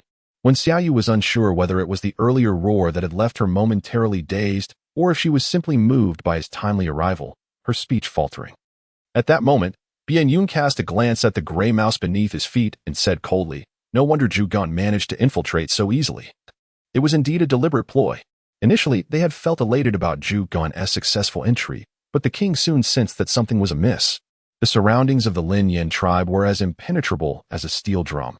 How could they have been allowed entry so effortlessly? After a night of searching, they finally caught wind of a commotion, discovering that Zhugan and you were being pursued. Humph. You possess quite the audacity to operate near our tribe. If you wish to avoid demise, release us and leave at once. Otherwise, when the chief arrives, negotiations will not be so amicable. The gray mouse sneered, its eyes glinting ominously. Xianhu, with a stoic expression, regarded the serpent being before him, declaring, let us see whether you perish first, or we capture you all. With that, he pressed down with his claw, causing the serpent being to instantly spew forth a mouthful of blood. When Xiaoyu instinctively furrowed her brows, yet refrained from uttering a word. She was no saint, and certainly would not show mercy towards those who wished her harm, nor would she plead for her life. The king extended his calloused hand, gently pressing it against her face, inhaling deeply. Disdain quickly filled his golden eyes. You are unscathed, yet reek of filth. Make sure to cleanse yourself thoroughly upon your return. Otherwise, do not even think of entering my chamber. When Xiaoyu's lips twitched slightly, and the warmth in her heart vanished without a trace. What on earth? Do you think I would want to sleep in your room? And furthermore, where is there any foul odor? When Xiaoyu let out a soft sigh and instinctively sniffed her two arms. Indeed, a pungent odor permeated the air. It was no wonder, considering she hadn't bathed in many days and had been clad in this animal hide continuously. Chapter 41. I am not a trophy. One might ponder. How could a robust man, who moments ago wore a gentle countenance as if descended from the heavens, so swiftly lose composure? Was this truly appropriate? Yet, when Xiaoyu dared not voice such thoughts aloud, for he had arrived just in time to save her life. Instead, she managed a strained smile and turned to assess the injuries of the orange tangerine. The wound on his back was the most severe, with blood pooling around him. The gash was gaping, revealing the underlying muscle and the pulsation of blood vessels. Fortunately, their claws were devoid of poison, yet the situation remained dire. He must receive treatment promptly. We should depart at once. When Xiaoyu's expression was grave, should he contract tetanus, it would spell disaster. The king nodded slightly and glanced at Bianyun and Xinhu, who immediately understood, preparing to strike down the gray rat and the serpent man. From within the woods, a sinister voice echoed, Juming leader, what audacity you display, daring to tread upon the territory of my Lin Yan tribe. Upon hearing this voice, when Xiaoyu's heart raced, and in the next moment, she saw 30 to 40 serpent men swiftly encircle them. At the forefront was Inhuan, and beside him, Suiqing bore a distinct blood mark on her neck, her gaze towards when Xiaoyu laced with malice. The cat people instinctively huddled together, their backs pressed against one another. Warily watching the serpent men, Inhuan lifted his eyelids, a cold smirk playing on his lips. Suiqing, should I punish you severely, or reward you handsomely? Originally, he had been enraged upon learning that when Xiaoyu had been rescued, but to his surprise, following the pursuit, he had gained such a significant advantage. Suiqing remained silent, her frosty gaze fixed on Wen Xiaoyu. The king smiled faintly, stepping forward to shield her behind him, his eyes icy. I extend my gratitude to Leader Inhuan for your care of you these past days. However, I believe she has had her fill of amusements. It is time for her return, and there is no need for you to escort her further. Oh, what if I wish to keep her a few more days?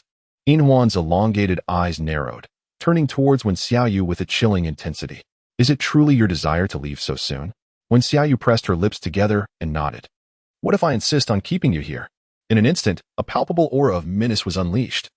As Silver Ring cast a glance at the dozen or so catfolk and smiled softly, Now that we are here, let us all stay. The serpentine beings immediately advanced, their eyes brimming with lethal intent. With a disparity of 40 against merely 10, the odds were utterly insurmountable, and when Xiaoyu felt her heart race anew. However, the king remained unfazed, a languid smile gracing his lips. Do you truly believe that I would come here without any preparation? The closest serpent momentarily froze, unexpectedly engulfed by an overwhelming sense of dread. Indeed, the very next moment, the king waved his hand, and a cloud of yellow powder descended. Almost instantaneously, the catfolk retrieved arsenic powder from their leather pouches and hurled it forth. Not good. Hold your breath. The quick-witted serpents swiftly covered their noses. Yet, the quantity of powder released by the catfolk was excessive. Several wind element catfolk even blew the powder further afield, saturating the air with the yellow substance. This powder adhered to the serpent's skin, and before long, they were rendered helplessly sprawled on the ground. Silver Ring watched in fury, feeling an acute dizziness as she led over 20 serpents out of the arsenic powder's reach.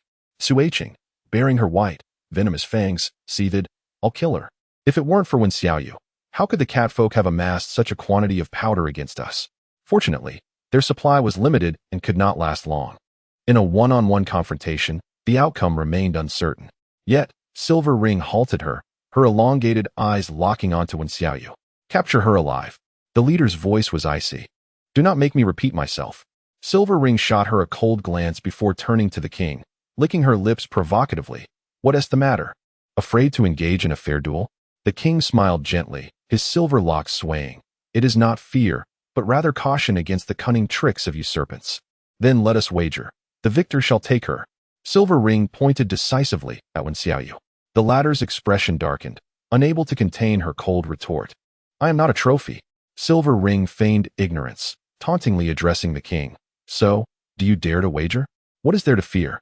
The king raised an eyebrow. Leaping into the air and transforming into a majestic white tiger, his golden eyes surveying the world with regal disdain. In the next heartbeat, Silver Ring refused to be outdone, her serpent tail thrashing as she reverted to her serpent form. With a thunderous clash, cat and serpent collided, shaking the very earth beneath them. As soil erupted into the air, within mere seconds, a colossal crater marred the previously level ground. When Xiaoyu cast several cold glances, and her inner fury intensified. Are you all right, you? Noticing her unease, Zhugan could not help but call out, though her voice was somewhat feeble. When Xiaoyu turned back, ultimately silent as she returned to his side, tearing off her animal hide coat and pressing it against his wound. Ultimately, whether it was the king or the Silver Ring, in the eyes of these beastmen, she was merely a tool, an object, something to be wagered, and regardless of her desires, she could never escape this fate. Contemplating this, she let out a cold laugh. Zhugan felt an unsettling chill from her laughter and spoke again. You. This time, she interrupted him directly. Is this what you think as well? What? Zhugan blinked, his pallid face etched with concern. You, please don't frighten me. Upon seeing this, the coldness in Wen Xiaoyu's eyes softened slightly. Your wound cannot wait any longer. We must leave this place now. If fortune favors us, we may find some herbs to staunch the bleeding nearby. However, as we made our way here, I scarcely paid attention, so we will have to search as we go. Moreover, the dirt around your wound needs to be cleansed with water before we can bandage it. The longer we delay, the more dire the situation becomes. But the king. It doesn't matter. When Xiaoyu's tone was resolute, and for a moment, Zhugan dared not speak further, simply following her onward. Just as they prepared to escape amidst the chaos, Suiqing, accompanied by several serpent men, blocked their path. When Xiaoyu abruptly turned around, gazing at the catfolk standing aside. Are you all dead? Why aren't you stopping them? By the time the king and the Silver Ring determine the victor, Zhugan will have long since perished. Bian Yun's expression changed dramatically as he exchanged a glance with the equally troubled Xian Hu, ultimately reaching a silent consensus to confront Suiqing and the others among the serpent folk. When Xiaoyu promptly grasped the hand of Zhugan and continued to forge ahead. Cui Qing, naturally unwilling to let her escape, flicked her serpentine tail and transformed into a colossal serpent, intending to obstruct their path. Bian Yun had long been prepared. Without hesitation, he leaped forth to shield her. You take Zhugan and leave. We shall handle this. With that, both parties engaged in an immediate clash. When Xiaoyu took a deep breath, no longer glancing at the two factions, and clutched the tangerine as she fled deeper into the forest. Chapter 42, A Resolute Decision. The battle between the cat people and the snake people surged forth like a tempest, and it wasn't long before the two were nearly caught in the fray. The two tribes had long harbored countless grievances, and now they fought with reckless abandon.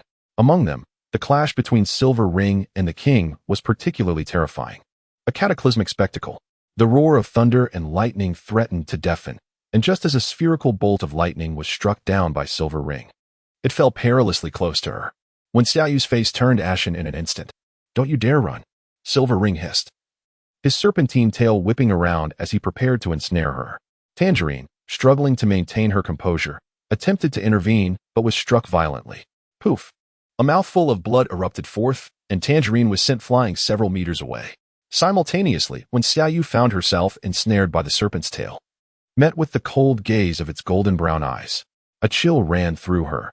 Despite being a beast, she could decipher the complexities within those eyes: disappointment, obsession, and an overwhelming possessiveness. "Release her," the king bellowed, his voice resonating through the forest, causing the very ground to tremble. His white fur glistened with majesty. A colossal orb of lightning clutched in his jaws. Silver Ring immediately diverted his gaze, allowing his tail to lower, placing her safely behind him. "You shall not leave until we have determined the victor."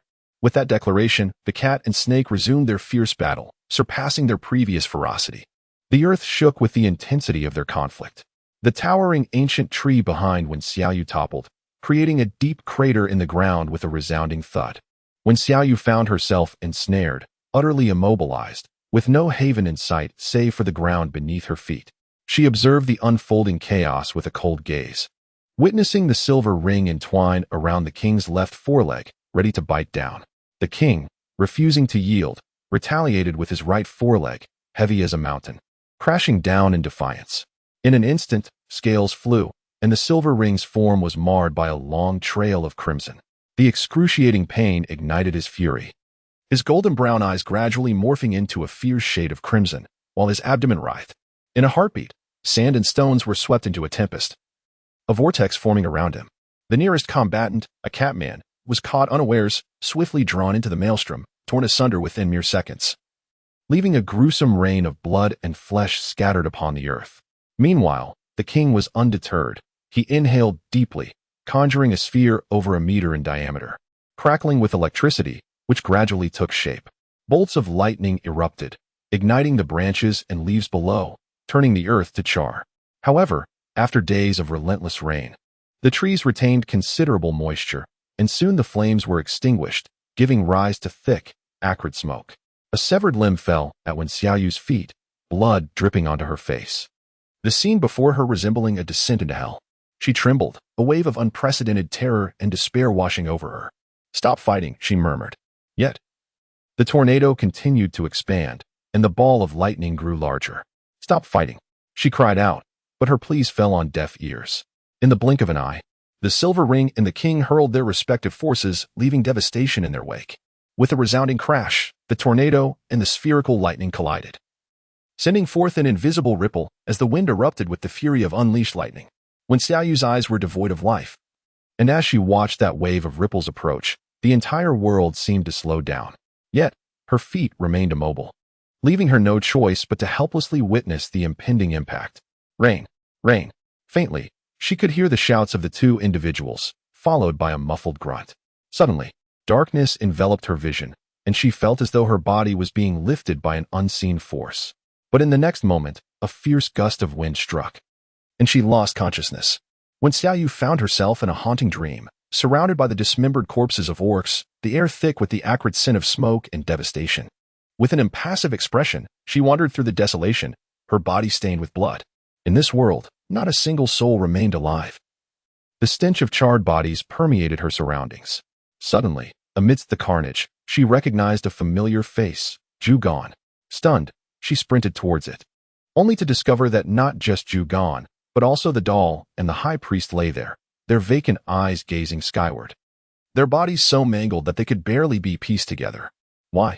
As her trembling hand gently pressed against the doll's pale blue eyes to close them, an indescribable fury ignited within her chest. Why must there be such slaughter? Why can we not coexist in peace? She cried out, startled awake, when Xiaoyu sat up, drenched in sweat, realizing it was merely a dream.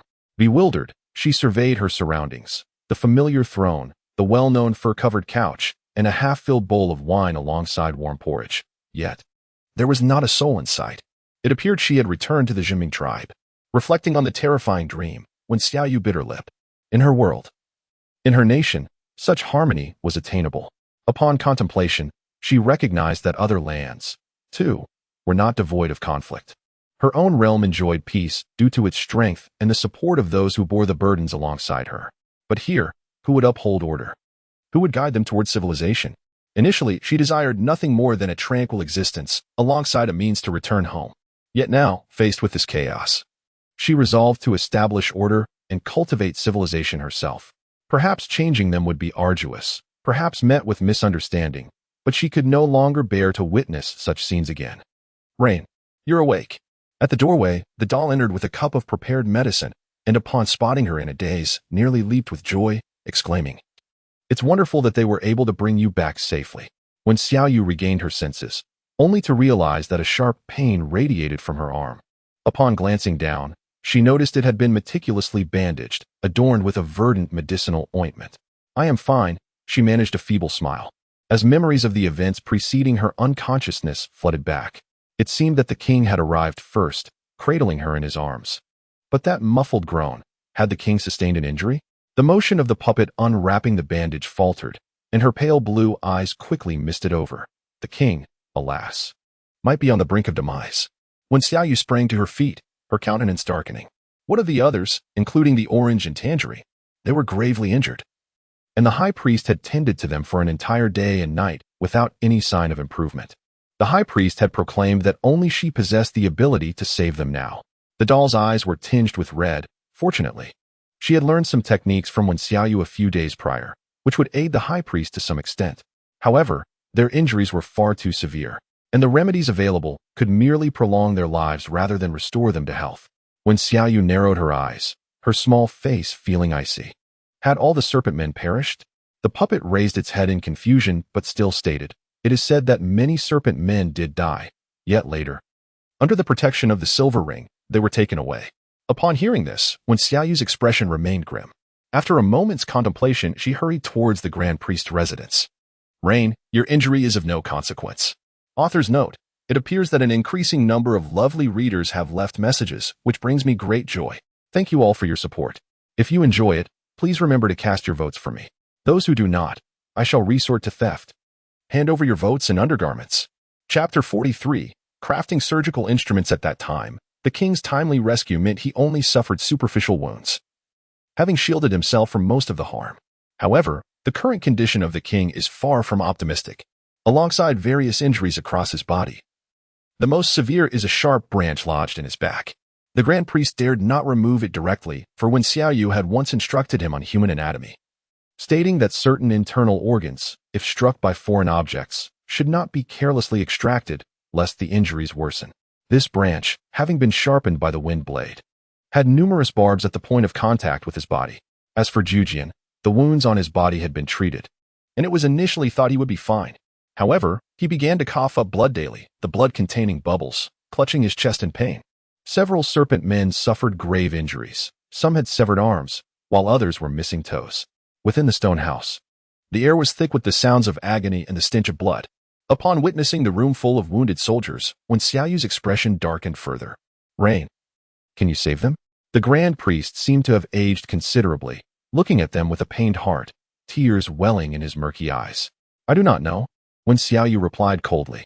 The Grand Priest was taken aback. "Do not know?"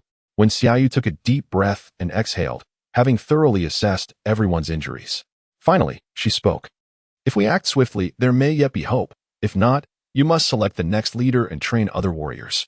Upon hearing these words, the catfolk standing at the door were instantly thrown into disarray, engaging in a cacophony of anxious discussions. "Those damned serpent people. We will settle this score with them in due time. If the king perishes, we shall confront them." As she listened to their fervent words, Wen Xiaoyu abruptly turned her gaze, her eyes ablaze with fierce indignation, startling the catfolk. "Why do you look at us like that?" One stammered. You are the mightiest priestess. We implore you, save them. We cannot afford to lose our king." Observing the anxious faces before her, When Xiaoyu swallowed the words that rose to her lips, it was not out of compassion, but rather the realization that reasoning with them at this moment would be a futile endeavor. "What of the black stone from the exchange conference?" she inquired. "It is in the warehouse. I have stationed warriors to guard it," the high priest hurriedly replied. When Xiaoyu, her expression devoid of emotion, surveyed the injured scattered throughout the room and coldly commanded, "Remove it," and then summoned several fire elementals, a wind elemental, and some strong catfolk. The high priest found her words peculiar. How could such a matter relate to the act of saving lives? However, he refrained from further inquiries and promptly instructed others to comply. He trusted her implicitly, for she was their only hope for salvation. Before long, the iron stone was retrieved and placed in the square. Among the fire elementals, the Allens were present, their gazes towards her filled with profound respect. "Rain, what shall we do?" they inquired. "First, cut this stone open, then burn it with your flames, and those with great strength, strike it continuously." When Xiaoyu, while speaking, began to draw on the ground with a branch, in no time, surgical instruments such as scalpels, scissors, and tweezers were depicted. "I need these in this form for the operation," she declared. Turning to the high priest, she added, "I also require a substantial amount of cloth, fine thread, hemostatic herbs, and wine. It would be ideal to find herbs that can induce faintness and numbness to pain." The high priest promptly nodded. "Many of the items you mentioned are readily available. I shall have them prepared. However, the herbs that induce faintness are scarce in the tribe, and I must venture to gather them." When Xiaoyu nodded, observing that they did not inquire further and quickly busied themselves, her expression gradually improving. She could only hope that they would manage to endure until the surgical instruments were fashioned. Perhaps there was still a chance for salvation. If they could not hold on, then there would be no recourse. The wind blade, though capable of cutting through iron and stone, was not particularly swift. Each strike left only shallow imprints akin to those of a fingernail. Yet, with the combined efforts of many, after approximately half an hour, a substantial block of stone was divided into more than 10 pieces, which were then methodically forged. During this time, when Xiaoyu checked on Zhugan's injuries and fortuitously found him awakening, coughing repeatedly, Zhugan's doll-like face was pale, and he expelled a few blood flecks as he struggled to breathe. When Xiaoyu furrowed her brow and gently pressed her hand against his lung area, only to discover a small, hard lump. "Is it painful here?" she inquired. Zhugan nodded slightly, biting his lip, and offered a weak smile, reassuring her, "It's nothing, meow." When Xiaoyu felt her heart plummet, casting a fierce glare, while still insisting she was unscathed, despite the bone piercing her lung. The term lung was unfamiliar to Zhujian. Yet she sensed that when Xiaoyu was undoubtedly furious. With a foolish grin, she reassured, "I am truly fine. This ailment shall surely pass in a few days." "What nonsense!" When Xiaoyu erupted, cursing vehemently, lacking any tools and unable to perform even a basic CT scan. She was left to rely solely on her instincts to determine if the injury had indeed penetrated her lung. These catfolk certainly knew how to create trouble for her. Zhujian pouted, noticing when Xiaoyu's fierce demeanor, and refrained from further comment. However, upon glancing at the other catfolk, she suddenly exclaimed with delight, "The king has awoken." Cough, cough, cough. The king is awake. I see it. I am not blind." When Xiaoyu retorted with annoyance as she approached the king's stone bed. The king was sprawled atop it, hindered by a branch at his back, his white ears drooping over his head, and his once lustrous white hair now dulled. "You has come?" The king lifted his eyelids, his golden eyes betraying a hint of fatigue. "I came to see if you were dead," when Xiaoyu scoffed. "They say good people do not live long, yet your life seems remarkably prolonged." Zhujian, upon hearing this, nearly froze in shock and quickly interjected, "You do not speak of the king that way. He saved you."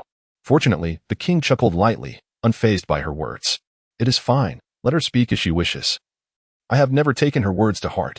Afterward, he turned his gaze to Xiaoyu, noting the cloth bound around her arm, and frowned slightly, his tone softening. "Does it hurt?" Suddenly taken aback by the king's gentle inquiry, when Xiaoyu felt a surprising calm wash over her, as if a feather had brushed against her heart, instantly quelling her anger. Nevertheless, her tone remained sharp. "You could try and find out." "It should not hurt as much as I do," the king replied with a smile, his golden eyes gradually regaining their vitality as he glanced at his back, indicating that his own injury was far more severe. When Xiaoyu chuckled softly. Although she was infuriated that he and Yinhuan had treated her as a wager, he had ultimately saved her life. Thus, one must acknowledge the debt of gratitude. However, uttering the words "thank you" felt rather awkward. After much contemplation, she mumbled in a vague and heavily nasal tone, "Xia. What do you mean by him? If you didn't hear it, then forget it." When Xiaoyu, feeling irked, grasped his chin and said fiercely, "Now let us discuss the matter of you treating me as a wager." Chapter 44. The Operation. It was uncertain whether he was amused by her delight or found comfort in her grip on his chin, but the profile of the king brushed against her fingertips. "How do you wish to calculate this?" he inquired. His skin was remarkably smooth, providing a delightful sensation, and coupled with his languid golden eyes that sparkled. Her heart raced unexpectedly. Damn, is this a beauty trap? Just as her thoughts spiraled in a whirlwind, the king licked the palm of her hand, leaving a damp and slippery trace. In an instant, a shiver ran down Xiaoyu's spine, causing goosebumps to erupt across her body, her heart racing as if it were being scratched by a cat. No, she had truly been clawed and licked by a cat. How outrageous. Do you think that merely adjusting things can resolve the issue? Just as when Xiaoyu was about to deliver a righteous retort, she caught sight of a look of disdain in those languid eyes, accompanied by an unmistakable stench of serpents. "Have you not bathed?" When Xiaoyu was momentarily taken aback, her expression shifting from shock to indignation, and then to a furious embarrassment, culminating in a frenzied outburst. "What business is it of yours?" With that, she turned and strode out. Motto: "Are you not aware that disparaging a woman for her odor is exceedingly rude?" Upon arriving at the square, when Xiaoyu instructed Uling to prepare some hot water, returning to the king's residence, she vigorously scrubbed herself until her skin turned crimson, cleansing every speck of dirt before she indignantly emerged from the stone tub. However, upon her emergence, a sense of unease washed over her. Was she not supposed to confront him? Why had she obediently returned to bathe? Was this man perhaps poisoned? Initially, she considered seeking him out, but after some contemplation, she deemed it inappropriate. With the surgical instruments yet to be prepared, she had her own tasks to attend to. It would be wiser to seize the opportunity to rest and rejuvenate her spirit. This account would eventually need settling, but there was no rush. It was not until midnight, when the high priest arrived with the items, that when Xiaoyu was roused from her slumber. She had anticipated that the crafted items would require further refinement before they could be utilized, yet to her surprise, they were nearly in alignment with her needs. Though somewhat crude, they were, after all, functional. With a bit of sharpening, they would be nearly perfect. When Xiaoyu gestured towards several areas, and upon hearing this, the cat person immediately resumed a flurry of tapping sounds. Remarkably, in a short span of time, the task was completed. The remaining items were also prepared. "When shall we require them?" inquired the high priest. He had ventured out to gather a considerable amount of herbs, fearing that it might not suffice later. Now, the collection was already abundant. When Xiaoyu caressed the surgical knife with a tinge of nostalgia, then solemnly declared, "We may proceed now." With that, she led the high priest, the puppet, and Alan to the stone chamber. As per tradition, Alan first purified the space with fire before soaking the surgical instruments in alcohol. Finally, she approached the king, who was curiously observing the blade in her hand, his pallid face reflecting a hint of bewilderment. "Is this truly the knife forged from stone?" When Xiaoyu nodded, beckoning the high priest to administer the anesthetic herb. He anticipated that the effects would take some time to manifest, yet, to his surprise, he soon succumbed to unconsciousness. When Xiaoyu ceased to utter further words. Fortunately, at this moment, the king was in his beastly form, which bore a striking resemblance to the human anatomy. However, the areas surrounding the wound required meticulous scraping, otherwise, it would be prone to infection. Once the scraping was complete, she assessed the situation and made a small incision adjacent to the wound. The puppet inhaled deeply, although she had anticipated the procedure. She was taken aback by how swiftly the scalpel glided through, creating a clean cut. "Do not panic. I must incise his skin to extract the branch within." When Xiaoyu softly reassured, assuming the puppet believed she was inflicting harm upon the king, the puppet opened her mouth to speak, but refrained, fearing that her hands might tremble. The branch was embedded deeply, and when Xiaoyu dared not be reckless, proceeding cautiously, inch by inch, contrary to her expectations of a significant blood loss. The high priest was astonished to discover that upon slicing through the layer of muscle, only a minimal amount of blood oozed forth. He mistakenly attributed this to her skill, feeling a newfound respect for the girl's sacerdotal abilities. When Xiaoyu was unaware of his inner thoughts, wholly focused on removing the minute fragments of twigs. Perhaps due to the violent gusts of wind that had shattered their integrity, some had even penetrated the blood vessels. The king's vessels were vastly different from those of an ordinary person, being considerably thicker, necessitating her utmost concentration to avoid any oversight. This surgery persisted until the early hours of dawn, finally extricating all the debris. With a sigh of relief, when Xiaoyu wiped the sweat from her forehead and grasped that twig, instantly, everyone inhaled sharply, their eyes fixed anxiously on her hand. It moved, gradually pulling upwards. When Xiaoyu held her breath, her gaze unwaveringly fixed on the surrounding wounds, fearful that a moment's inattention might precipitate a catastrophic hemorrhage. Without a syringe, they were utterly incapable of administering a blood transfusion, rendering any such event potentially fatal. Fortunately, as the twig was slowly extracted, only a slight amount of blood seeped forth. Not excessively, as it was completely removed.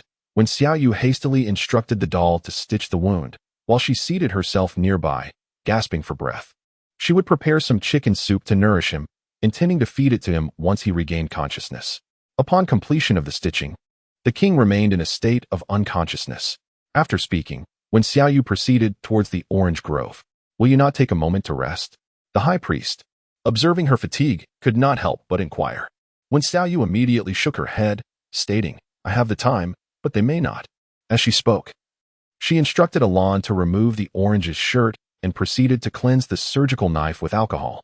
At that moment, the orange had awakened from its slumber, and upon seeing her prepare to act, it obediently lay back down. "When Xiaoyu, do you trust me?" Zhugan chuckled foolishly, clearing his throat as he replied. "I trust you, Rain. You need not fear. Even if my condition cannot be cured, I shall not hold it against you, Miel." When Xiaoyu fell silent for a moment before replying, "I shall do my utmost." Zhugan nodded, reassuringly saying, "It's all right, just come without worry. As long as you remain in the Juming tribe, I will be truly delighted." When Xiaoyu nodded, refraining from further words, she administered the anesthetic herb and carefully felt for the position of the bone, making a precise incision. Zhugan's condition differed from that of the king. His injury was located in the chest, where the bone had punctured the lung, necessitating greater caution. Upon opening the thoracic cavity, when Xiaoyu immediately spotted the fragment of bone and prepared to extract it with tweezers. However, her gaze was drawn to a peculiar object near the heart. Zhugan's heart was slightly larger than that of an ordinary person, but what caught her attention was a translucent red crystal, subtly pulsating in rhythm with the heartbeat. "What is this?" The high priest cast a curious glance and could not help but inquire. Previously, when Xiaoyu had informed him that such an object was not part of the human anatomy, when Xiaoyu turned around and noticed that his peculiar gaze did not convey deceit. Instantly, she recalled their ability to breathe fire and wield wind blades. Could it be that this was somehow related to the crystal? Yet, if that were indeed the case, why was the high priest unaware of it? Logically, after so many battles, the orc should have discovered the significance of the crystal. What on earth was happening? Chapter 45. The Thoughts of Various Tribes. Have you not seen it? When Xiaoyu inquired, the high priest, seemingly perplexed, shook his head in confusion. However, as if a sudden realization struck him, his expression transformed dramatically. Could it be that something had formed on his heart? She recalled having mentioned that if any peculiar growths appeared on the internal organs, it could lead to dire complications, deteriorating the body day by day. When Xiaoyu furrowed her brow, pondering for a moment, with a gentle extension of her fingers, she barely grazed the crystal when the unconscious Zhugan's entire body trembled violently, and her cherubic face contorted in evident distress. Hesitant to make further contact, when redirected her focus to the shattered bones. Fortunately, the remaining fragment was merely lodged against one side of the lung. Upon extraction, it bled slightly, but there were no further complications. Just as the time for suturing approached, the high priest grew anxious, exclaiming, "What shall we do about the object on his heart?" When Xiaoyu shook her head, uncertain of what this thing was, she dared not act recklessly and decided to observe for a while longer. This entity was indeed peculiar. If she could acquire a corpse for study, perhaps she might uncover some clues. The high priest was at a loss, so he instructed the puppet to stitch up the wounds of the tangerine. After 2 surgeries, it was already afternoon. When Xiaoyu glanced at the other injured individuals and, upon confirming that there were no major issues, returned to rest for a while. At the Linran tribe, at the end of a dimly lit corridor, lay a pool of green water. Under the flickering light of the torches, the color of the water appeared rather strange. Even more bizarre was the massive serpent submerged within, its eyes tightly shut, making it impossible to discern whether it was alive or dead. Its back was riddled with numerous scars, many of its scales long gone, revealing the exposed, charred muscles beneath. On the shore stood Lin Yu and Cui Qing, both covered in herbs, silently observing. The water elder approached the giant serpent with unsteady steps, peeling away the old herbs and replacing them with fresh ones. After completing this task, her complexion showed little improvement. Noticing its increasingly faint breaths, she couldn't help but sigh. Cui Qing, witnessing this, was filled with indignation. It had already been 3 days. Was there no sign of the chief awakening? The king's blow had been devastating, and the chief had been struck by 2 waves of energy. That he had endured until now was a miracle. Lin Yu lowered his gaze. Recalling the moment when the energies collided, the chief had intended to rescue that female, but unfortunately, he was a step too late and was pushed back by the king's palm, resulting in his grave injuries. I cannot comprehend it. What good is that cripple? That he would risk his life to save her? Cui Qing exclaimed angrily. Had I known, I should have killed her the moment she revealed her brewing methods. The chief was only considering the tribe's welfare, Lin Yu replied weakly, reflecting on the years when Yin Huan had tirelessly devoted herself to the tribe. Although he never voiced it, Lin Yu had noted in his heart that he would willingly sacrifice Yin Huan's life if it meant the tribe could flourish. After returning, they had brewed the wine according to her instructions, though it was uncertain whether it would succeed. If it failed, that cripple could hide in any corner of the world. But he would hunt her down and tear her apart. The tribe. How could he not think of himself? Hearing this, Cui Qing's eyes turned red. It seemed even his life was in jeopardy now. The water elder furrowed her brow. Her voice hesitant. I have heard that the Juming tribe acquired the black stones at the exchange fair and plans to craft something to save the king. If it could truly revive him, then the priestess's skills would undoubtedly surpass hers. I wonder if seeking her help would be worthwhile.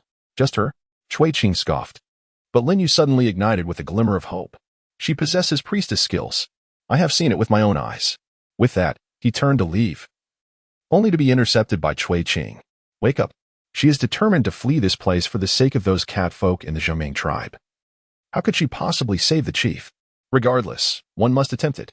Stop dreaming. Do you truly believe that upon reaching the Juming tribe, those catfolk would spare you?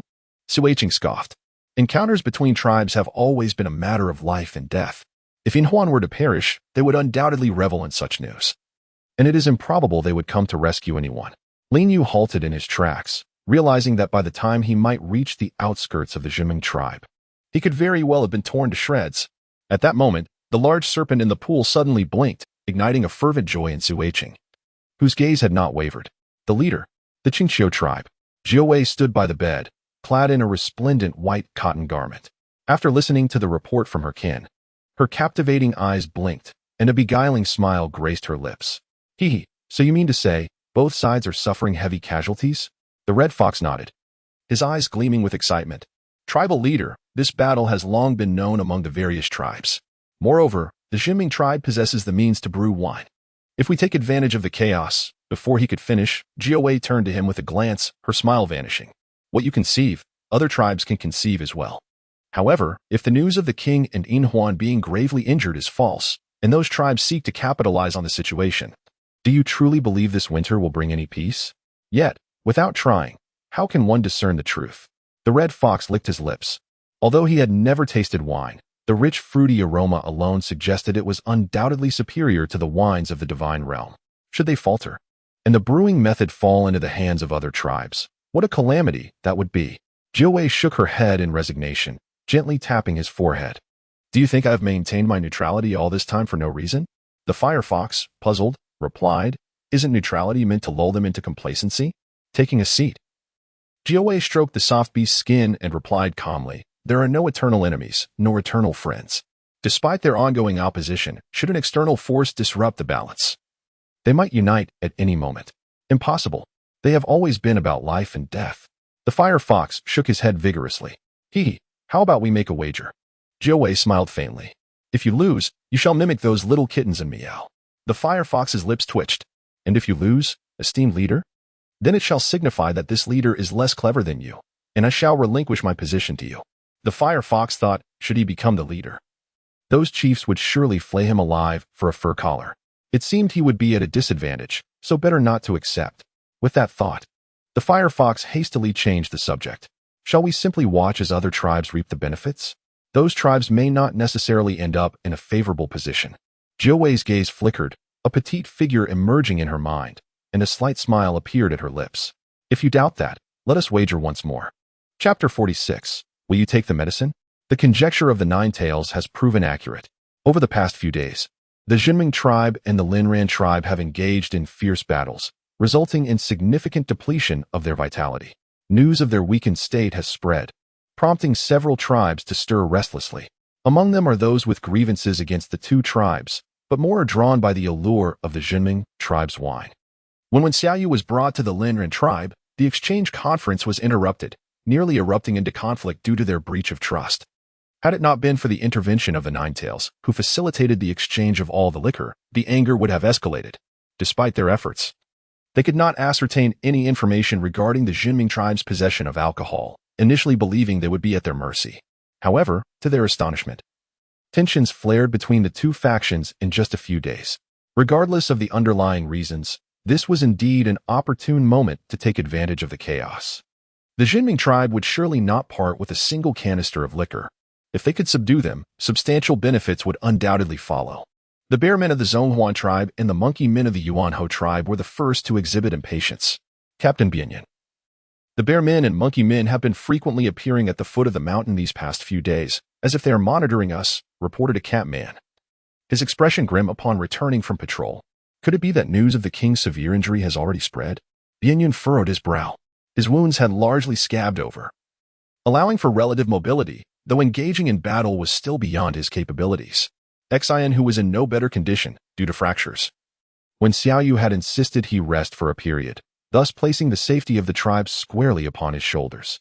The brutality of the recent conflict was not lost on the other tribes, and during the exchange conference, they had become aware of their liquor supply.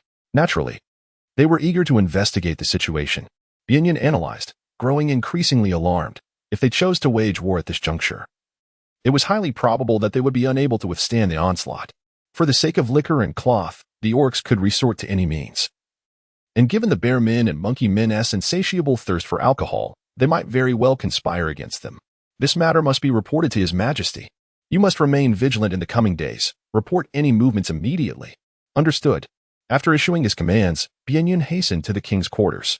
Inside, the king lay comfortably, smiling at the person before him. Yet, this individual appeared to be brewing a tempest of unparalleled fury, with one hand holding a bowl and the other on her hip. She was brimming with indignation. Are you going to take your medicine or not? The king blinked innocently. My shoulder is immobile. You are injured in your back, not your arm.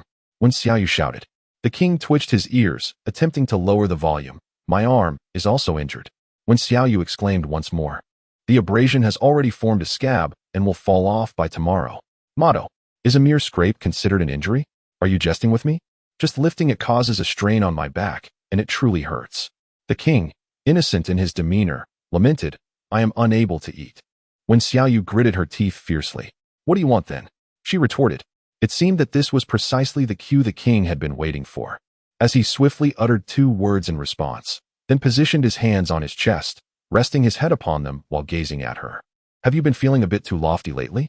You still owe me for treating me like a wager. If it weren't for your serious injuries, I would have long since dealt you a blow that would leave you utterly incapacitated. When Xiaoyu found herself both amused and exasperated, it appeared he expected her to cater to him. Had she not initially been unaware of his character, she might have foolishly fawned over him. But now, she held her dignity intact. Thank you very much. The king raised an eyebrow, his golden eyes appraising her petite frame, and with a gentle smile, he chose not to respond. When Xiaoyu, however, felt a profound humiliation emanating from that smile, almost able to discern the words, with your frail frame. You can only scratch my itch.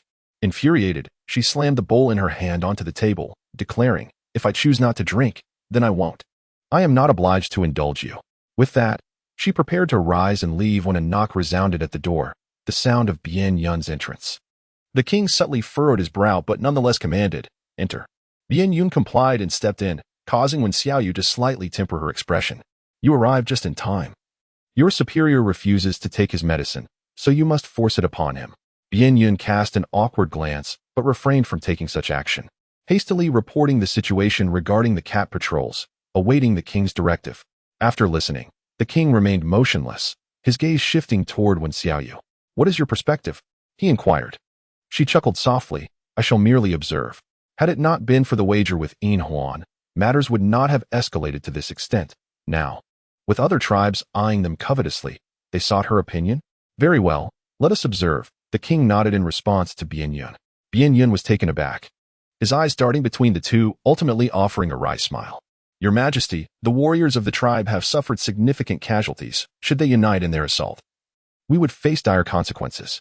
In previous times, as long as the king remained, no matter how grave the tribulations beset upon the tribe, other tribes had never dared to underestimate them, but this time was different. Indeed, this presents quite a dilemma. The king tilted his head, then turned to Wen Xiaoyu. Do you possess any viable solutions? None. We may as well await our demise. Wen Xiaoyu replied with a smile that did not reach her eyes. Very well. Then we shall await our demise. The king exhaled deeply, his expression one of resignation. Bien Yun's lips twitched. Was this truly the king he knew? Was he truly so nonchalant in the face of calamity? The urgency of their plight was palpable, yet he still found time for jest. Are you a parrot?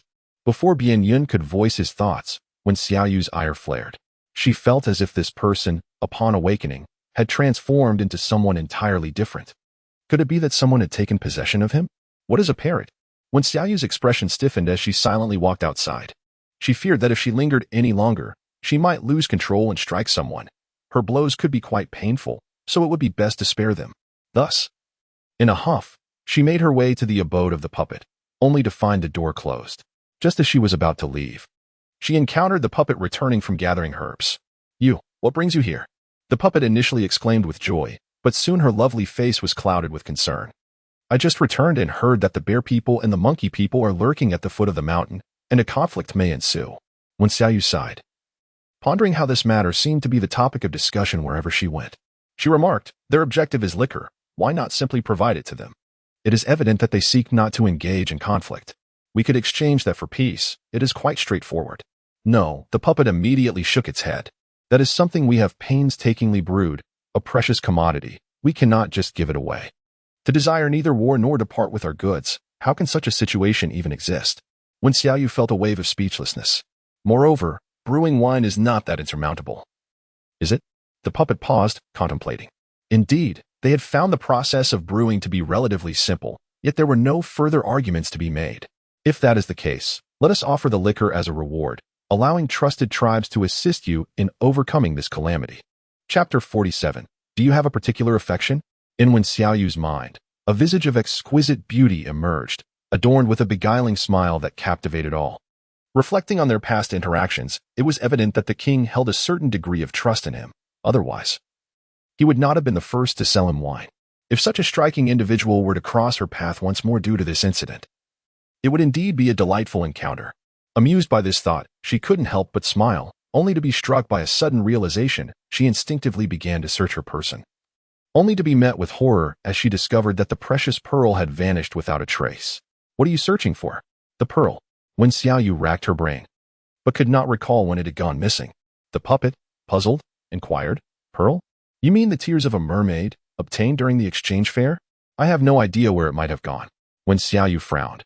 That pearl was the most beautiful she had ever encountered, a rarity in this world. Now it was the puppet's turn to be astonished. Tears of a mermaid? Who gave it to you? Upon realizing her tone had become somewhat sharp, she quickly lowered her head, yet her expression remained one of anxiety as she gazed at her. Wen Xiaoyu discerned her thoughts at a glance and couldn't help but gently pinch her cheek. Rest assured, it is not a gift from your family's orange, but rather from the nine tails of the Qingqiu tribe. Upon hearing the phrase your family's orange, the plush doll's cheeks flushed. I have nothing to do with him. But why would the nine tails send you a gift? Perhaps it is due to my charismatic allure. Wen Xiaoyu raised an eyebrow, noticing the complexity in her gaze. And with a sigh of exasperation, she continued, all right, it may also be due to a desire for my beauty, or perhaps my wisdom. Foxes are notoriously cunning. The more handsome the man, the more deceitful he is. The only reason for such investment is that there is something to gain. Yet, when she contemplated that enchanting visage, Wen Xiaoyu suddenly thought that even if she were to be deceived once, it would still be a memorable experience. Ahem. The plush doll found herself at a loss for words and decided to shift the topic. It might be difficult to find the Qingqiu. There is nothing difficult about it. It depends on your choices. Now, I shall take a nap here, so do not disturb me. After saying this, Wen Xiaoyu promptly climbed onto the couch and closed her eyes. The earlier commotion at the king's quarters had given her a headache. With that fellow to bear the brunt of it, she felt no obligation to worry. Meanwhile, far away in Qingqiu, the Ninetails inexplicably felt an itch in her nose. After a few deep breaths, she finally let out a series of sneezes. Achoo! Achoo! It was peculiar. Why was she sneezing so much? Was she unwell? The Ninetails, puzzled, rubbed her reddened nose and ultimately decided to seek the Grand Priest for an examination. On this side, Bianyun silently stood beside the king, holding a bowl of medicine, hesitating to administer it to him. The king shot a cold glance at her, his tone displeased. What are you doing? You just said you should take your medicine. Bianyun replied nervously. The king snorted coldly. Does this king lack hands, requiring your assistance? With that, he snatched the bowl and downed the medicine in one gulp, grimacing slightly afterward. Just then, the plush doll knocked on the door. Come in. The king set down the bowl and regarded the somewhat hesitant plush doll. What is it? The plush doll nervously tugged at her clothing, uncertain of how the king intended to address the bear and monkey tribes. Has she gone to your place? The king squinted, lazily stifling a yawn. Upon her nod, he inquired further, what did she say? After the plush doll conveyed Wen Xiaoyu's thoughts, the king immediately let out a cold laugh. She is indeed clever. The plush doll quickly looked up, a puzzled expression on her face. Does the king think the same? Almost. But does she truly wish to meet the Ninetails? The king raised an eyebrow, his tone evidently irked. The plush doll exchanged a glance with Bianyun, refraining from responding. Bianyun wore an innocent expression, bewildered by the king's unpredictable mood since his awakening. She simply could not fathom his thoughts. Humph, Bianyun, at your service. Ensure that someone is constantly monitoring the movements of the bear and monkey tribes. At the slightest sign of activity, send a swift messenger to Qingqiu to inform the Ninetails, offering 3 jars of wine in exchange for her assistance. Upon the conclusion of the conversation, Bianyun was taken aback. 3 jars. While it was true that upon her return, when Xiaoyu had continued to brew with the food she had exchanged, was not 3 jars rather excessive? Did one truly believe that the fox would find it too much? It was quite possible that it would later demand 5 jars instead. The king snorted lightly. If he did not agree, he would simply inform them to trade with another tribe. Indeed, Bianyun refrained from further inquiries, since the king had already made a decision. There was no room for doubt. After Bianyun departed, the puppet glanced around and hastily prepared to leave, only to be halted by the king's call. Is there something you wish to command? The puppet inquired with utmost respect. The king cast a glance at the injury on his back, his golden eyes blinking thoughtfully. My back is in great pain. Summon her back. Understood. Thus, in the midst of her slumber, when Xiaoyu, who had been indulging in a chicken leg, was roused from her dreams, her hair resembling a bird's nest as she stormed through the door in a fit of rage. Are you out of your mind? Complaining about aches and pains all day, yet I never hear Zhugan cry out in pain. A flicker of mockery passed through the king's gaze at the mention of Zhugan.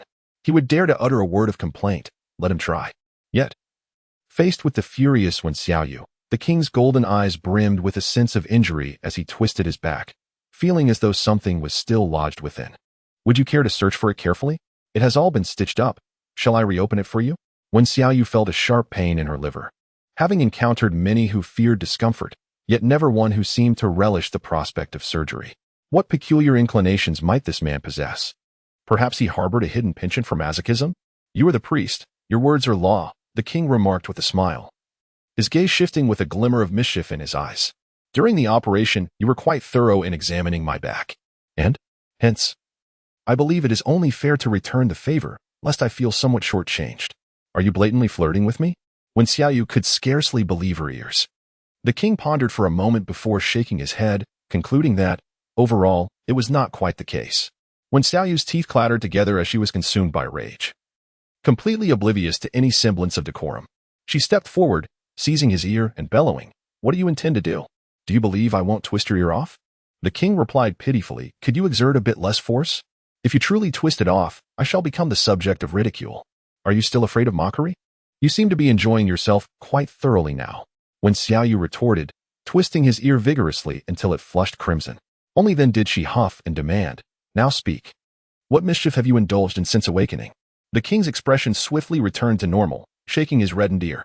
A faint blush crept onto his cheeks as he gazed at her lazily, remarking, It appears you have a fondness for my ears. Please maintain your dignity. Do not read too much into it. I merely take pleasure in tormenting you. Chapter 48. Will you become my partner? Then why delay any longer? The king let his arms fall, reclining casually, allowing himself to be at her mercy. When Xiaoyu recalled that she had merely undergone surgery on her back, and it had not affected her mind in any way. After a long silence, noticing her lack of response, the king withdrew his hand and inquired, "Why are you silent? Are you pondering whether your mind is impaired?" When Xiaoyu blurted out, "What do you mean?" the king's smile faltered for a brief moment before returning to its usual demeanor. "Do you realize what you just did?" he questioned. "What?" she replied. "You were fondling my ear," he remarked, gazing at her with a significant look. "Have you forgotten what that signifies?" When Xiaoyu felt a sudden wave of embarrassment, it seemed that just moments ago, he had thoroughly ravaged the delicate sensibilities of his ears. Yet, what of it? You previously asserted that it was permissible, and besides, was it not your intention to provoke me? His words lacked conviction, and his gaze wandered uncertainly. Observing this, the king blinked, resting his chin upon his hand, and remarked, "What transpired last time is irrelevant. This moment is distinctly different, for I have not granted permission. Thus, let us unite as partners." The golden depths of his eyes radiated an infinite tenderness, as if capable of melting one's very soul. When Xiaoyu suddenly shivered. "What did you say? Is there something wrong with her ears? Or has she truly lost her senses?" The king smiled faintly. "Let us unite as partners, together for eternity." "Why? Is this a confession? Or perhaps a proposal? How utterly hasty. Is this truly how the orc world operates?" At that moment, when Xiaoyu felt a tumult of emotions, it was exceedingly difficult to reject the affections of such an extraordinary handsome man. Yet, a voice within her urged calmness, insisting that she must remain composed. His sudden declaration might harbor ulterior motives. After all, in this realm, she was widely regarded as disabled, petite, and frail, certainly not suited for reproduction, and thus, she would never be a priority among the orcs. "Because you possess this qualification," he remarked languidly, a smile playing on his lips as he regarded her. When Xiaoyu instinctively furrowed her brow and shifted back slightly. Qualification? The very utterance of these two syllables evoked a most unpleasant sensation. Having witnessed numerous declarations of affection, some professing love, others citing the charm of their beloved, and still more reveling in the joy of companionship, she had rarely encountered the term qualification. "Do you not hold the Juming tribe in esteem?" the king retorted. When Xiaoyu wore an expressionless visage, neither inclined to affection nor aversion. "Once we become partners, they will no longer treat you as they did before," the king remarked with a smile, attempting to tap her forehead, only to have her evade the gesture with a sidestep. Sighing, he continued, "Isn't your willingness to accompany me rooted in a desire to return here? I can offer you the most exalted position, a status coveted by all feline humanoids." However, before he could finish, when Xiaoyu let out a cold laugh. "I am afraid you are mistaken. I do not belong to the category of individuals you mentioned." In that moment, she comprehended that the king's intentions were not driven by affection or any other sentiment, but rather by her intrinsic worth. She could provide the tribe with both wine and fabric and perform intricate surgeries. While the former high priestess held a prominent place within the tribe, she possessed the ability to heal ailments that the high priestess could not. The most effective means to secure someone like her was to integrate her into the tribe. The simplest method being a union with a feline humanoid. The king's calculations were astute, even knowing she might be unable to bear offspring. He was willing to sacrifice his own happiness to keep her close.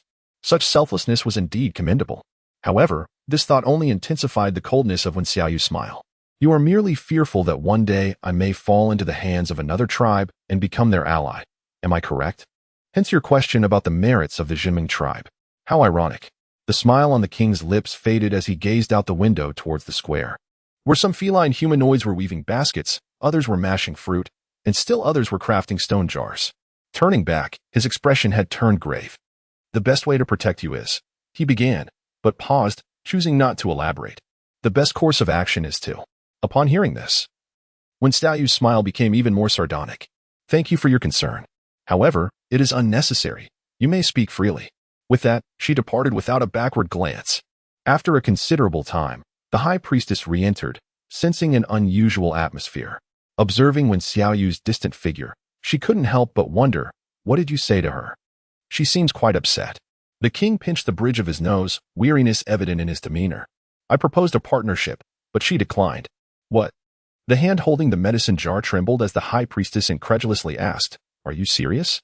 The king hesitated but nodded, revealing the existence of a brewing method in the Linran tribe, which caused the high priestess to frown. "You have acted recklessly." This will not only tarnish her impression of feline humanoids, but also lead her to believe that your intentions regarding partnership are insincere. Am I not sincere enough?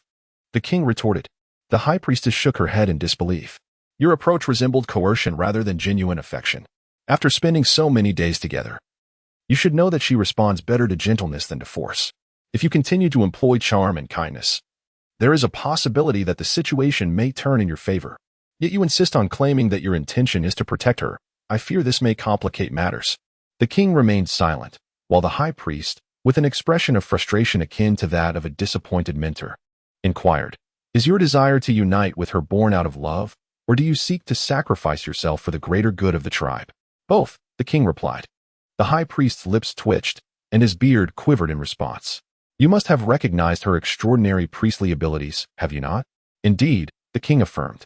The high priest, momentarily at a loss for words, soon lamented, This is precisely the issue, as you just relayed. The girl has indeed developed some feelings, yet upon hearing your subsequent words, she perceived the impurities in your courtship, which led to her anger and departure. What then should I do? The king queried. What do you expect of me? I have no partner, asked the most loving couple in the tribe. The high priest replied, his heart visibly aching. Once, he had loved fervently but had chosen never to seek a partner again. To now be asked how to court was akin to rubbing salt in old wounds. After a moment of contemplation, the most loving king arrived at a solution, summon Alung. The high priest, relieved that the king had finally grasped the situation, nodded approvingly. Wait here, I shall call for him. Remember to heed their counsel closely. Chapter 49. The convergence of two great tribes. The life of an orc is not excessively long.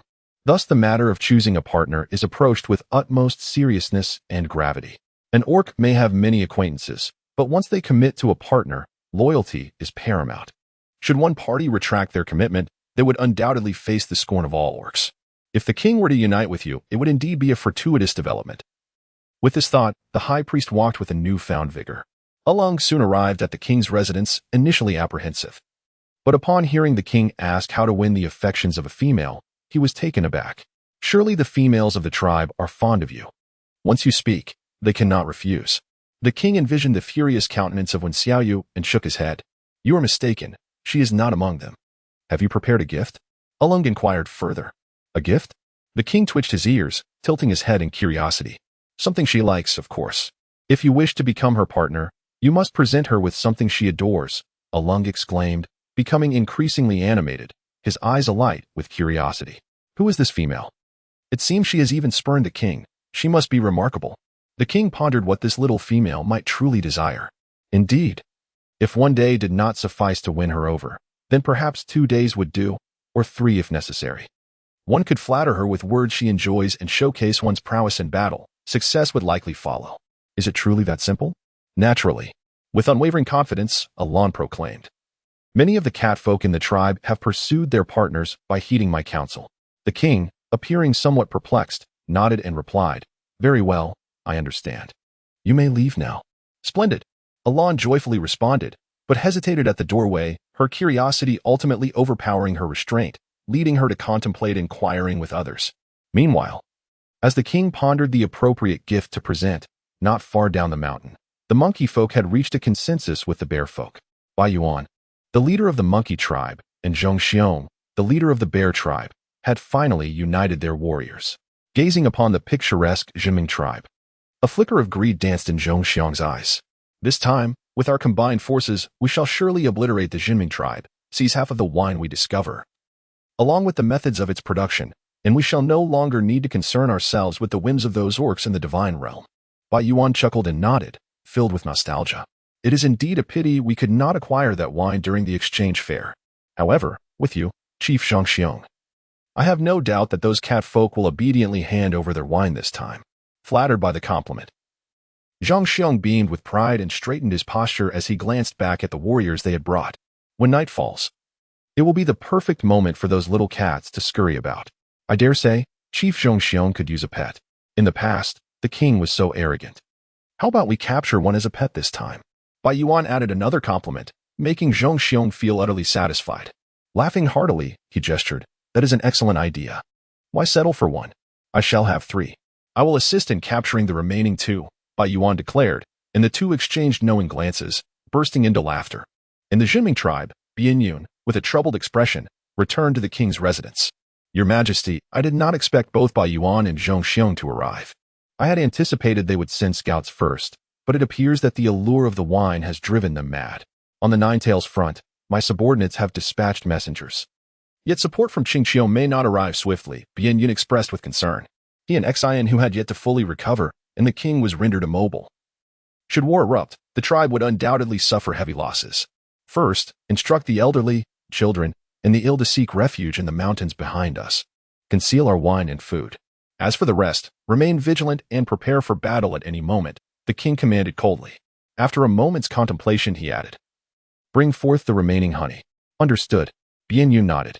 The bear folk had a penchant for honey, often resorting to astonishing actions to obtain it. Perhaps this time it could serve as a deterrent. However, the monkey folk were different, particularly Bai Yuan, whom he held in disdain, always scheming in the shadows. Even as many of the beast folk admired his words. As Bian relayed the king's orders, chaos had already begun to envelop the Juming tribe. You, what are you doing here? Come with me to the mountains. The ragdoll was the first to find Wen Xiaoyu, noticing her wandering in a secluded area, and promptly pulled her towards the back mountain. What's wrong? Wen Xiaoyu asked, bewildered. The two formidable leaders, the white ape and the brown bear, were already at the foot of the mountain, and it wouldn't be long before they launched their assault. The king has commanded us to seek refuge in the back mountain and not to emerge until the war concludes. As the ragdoll spoke, their pace never faltered. In the tribe, female cat folk cradled crying infants, elderly cat folk were being assisted, and injured oranges were being supported as they all moved in one direction, the back mountain. Is it really that terrifying? Wen Xiaoyu frowned. How many have come? At least 100 in total, though it's uncertain if more will follow, the ragdoll replied. Anxiety etched on their face. Spotting the injured orange, the ragdoll hurried to join him. The current state of the orange was not too favorable. Speaking was arduous, suggesting a lung injury that would require considerable time to heal. Most of the food has already been relocated. We should go, the orange said weakly. Wen Xiaoyu, however, remained motionless and inquired, how many warriors in the tribe are capable of participating in the battle? Excluding the injured, there are probably only a little over 40, replied Yujian. Her gaze lowered, her expression filled with indignation. They truly know how to seize an opportunity. 40 against 100 appeared to be a hopeless endeavor. Rest assured, we will certainly endure until the arrival of the Qingqiu tribe, Yujian quickly reassured. What we must do now is to ensure we do not hinder their progress. Let us depart at once. Despite the strong desire to engage in the battle, her body would not permit it. The high priest had previously stated that none of those severely injured were allowed to participate. Wen Xiaoyu narrowed her eyes, aware that this battle would not be easily won, especially with the king injured, diminishing their deterrent force against the two tribes. The adversaries were no fools. They would not grant them a chance to react. With this thought in mind, Wen Xiaoyu turned and said, You all proceed to the back mountain. I will seek out the king. It was imperative to devise a strategy to minimize casualties. Pushing open the door to the king's quarters, she found him in discussion with Bian regarding the planning and deployment for the imminent conflict. Upon her entrance, the king frowned, his expression far from pleasant. Did I not instruct you to retreat to the back mountain? He asked. No. Explain your plan to me. Wen Xiaoyu walked in and gulped down a glass of water from the table, panting slightly as she spoke. Chapter 50. Firebreak. Bian glanced at the king, who nodded in acknowledgement. Before continuing, there are a total of 43 individuals who can participate in the battle. Aside from the 3 who will guard the entrance to the back mountain, we have divided the remaining 40 into 2 groups to confront the monkey and bear tribes. After delivering his report, Wen Xiaoyu nearly choked on her response. Is it really that straightforward? Straightforward? Bian replied, his expression peculiar. Given our current numbers, facing them is anything but simple.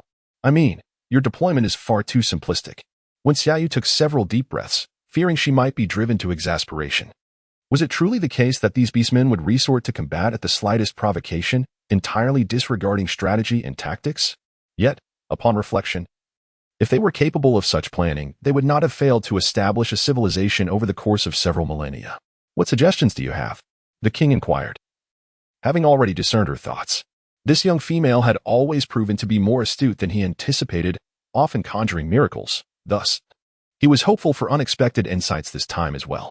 Engaging in a battle against overwhelming odds was indeed challenging. But if they were to suffer significant losses during their ascent, the outcome would be dire. Wen Xiaoyu blinked. Isn't there an abundance of stones and wood in the tribe? Recently, the catfolk have been quarrying stones to make jars and have collected plenty of wood for sealing. There is no shortage of these materials. How shall we utilize them? Bianyun still appeared perplexed. When Xiaoyu sighed and turned her gaze towards the king, who after a moment of contemplation, raised his head, his tone wavering. Do you mean to suggest we strike them with stones and timber? Upon seeing her nod, the king continued, such minimal harm would be inconsequential to them. The orcs would cleave through it with wind blades, rendering our efforts futile. Would you not consider placing stones among the ignited wood? Transforming them into fireballs to hurl at them? When Xiaoyu rolled her eyes, the Juming tribe occupies the high ground, a position easily defensible. Moreover, at the very moment those fireballs descend, we could utilize wind blades to propagate the flames. However, should the mountain catch fire, we would be no better off. The numerous lakes on the back mountain ensure that we would not perish in the flames, and furthermore, you could create gusts from above. The orcs are not deities. The dense forests below, once ignited, would render those attempting to ascend utterly preoccupied with their own survival. Bianyun fell silent, sensing the peril inherent in such a gamble. The ignition of the forest is no trivial matter. He had witnessed entire tribes annihilated by wildfires. A moment's carelessness could lead to their demise as well. If the flames spiral out of control and encroach upon us, how shall we manage? The king suddenly inquired. Fortunately, when Xiaoyu had already devised a plan to establish a firebreak halfway up the mountain. A firebreak? Both inquired in unison. Indeed. It involves clearing all the trees at the mountain's midpoint and constructing ditches to channel water. Without any combustible materials, the fire would inevitably be extinguished.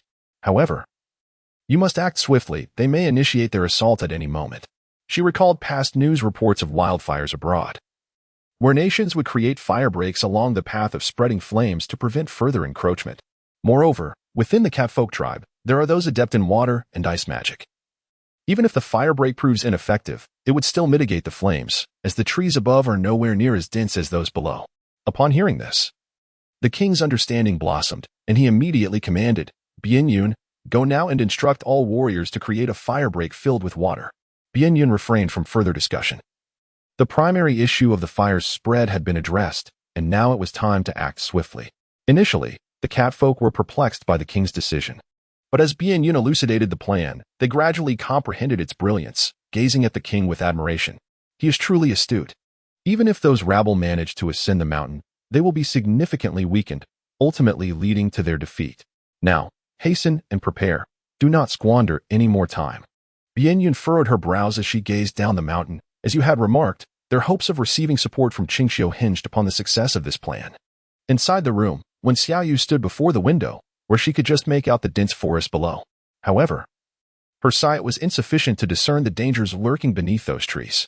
The king quietly observed her silhouette, finding it rather peculiar that such a petite figure could contain so many strange and wondrous thoughts.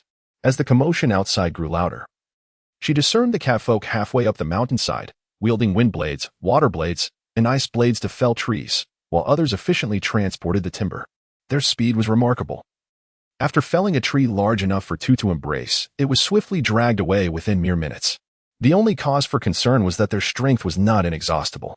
2 hours later, the catfolk tasked with felling trees could no longer produce wind blades and sat panting heavily on the ground.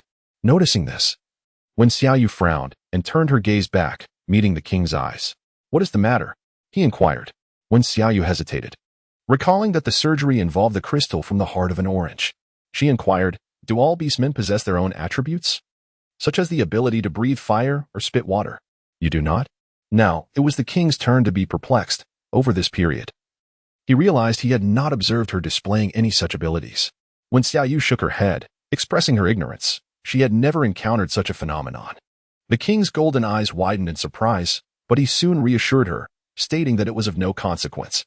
I merely wish to inquire if you understand the reason behind your peculiar condition. When Xiaoyu interrupted him, her gaze fixed on the still weary cat-like creature. If she could unravel this intricate web of connections, it might aid her in comprehending this world more profoundly. It is, of course, an innate gift.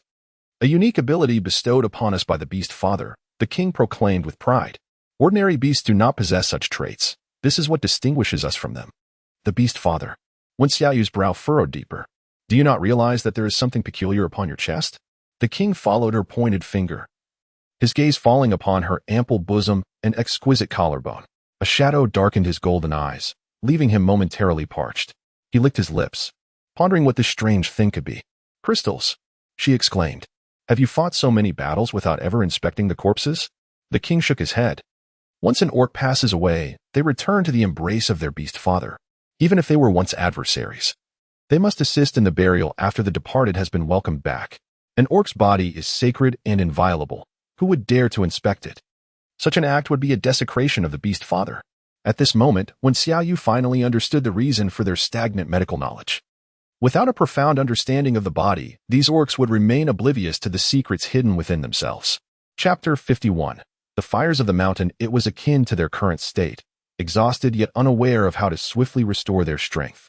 It seemed that after this, there would be even more to research. Yet, given the king's assertion that an orc's body is beyond reproach, how could she possibly conduct her studies? While when Xiaoyu was lost in thought, Bianyan approached, his expression grave as he reported, "Your Majesty. The monkey and bear tribes appear to have sensed something amiss and are preparing to attack. How is the isolation barrier progressing?"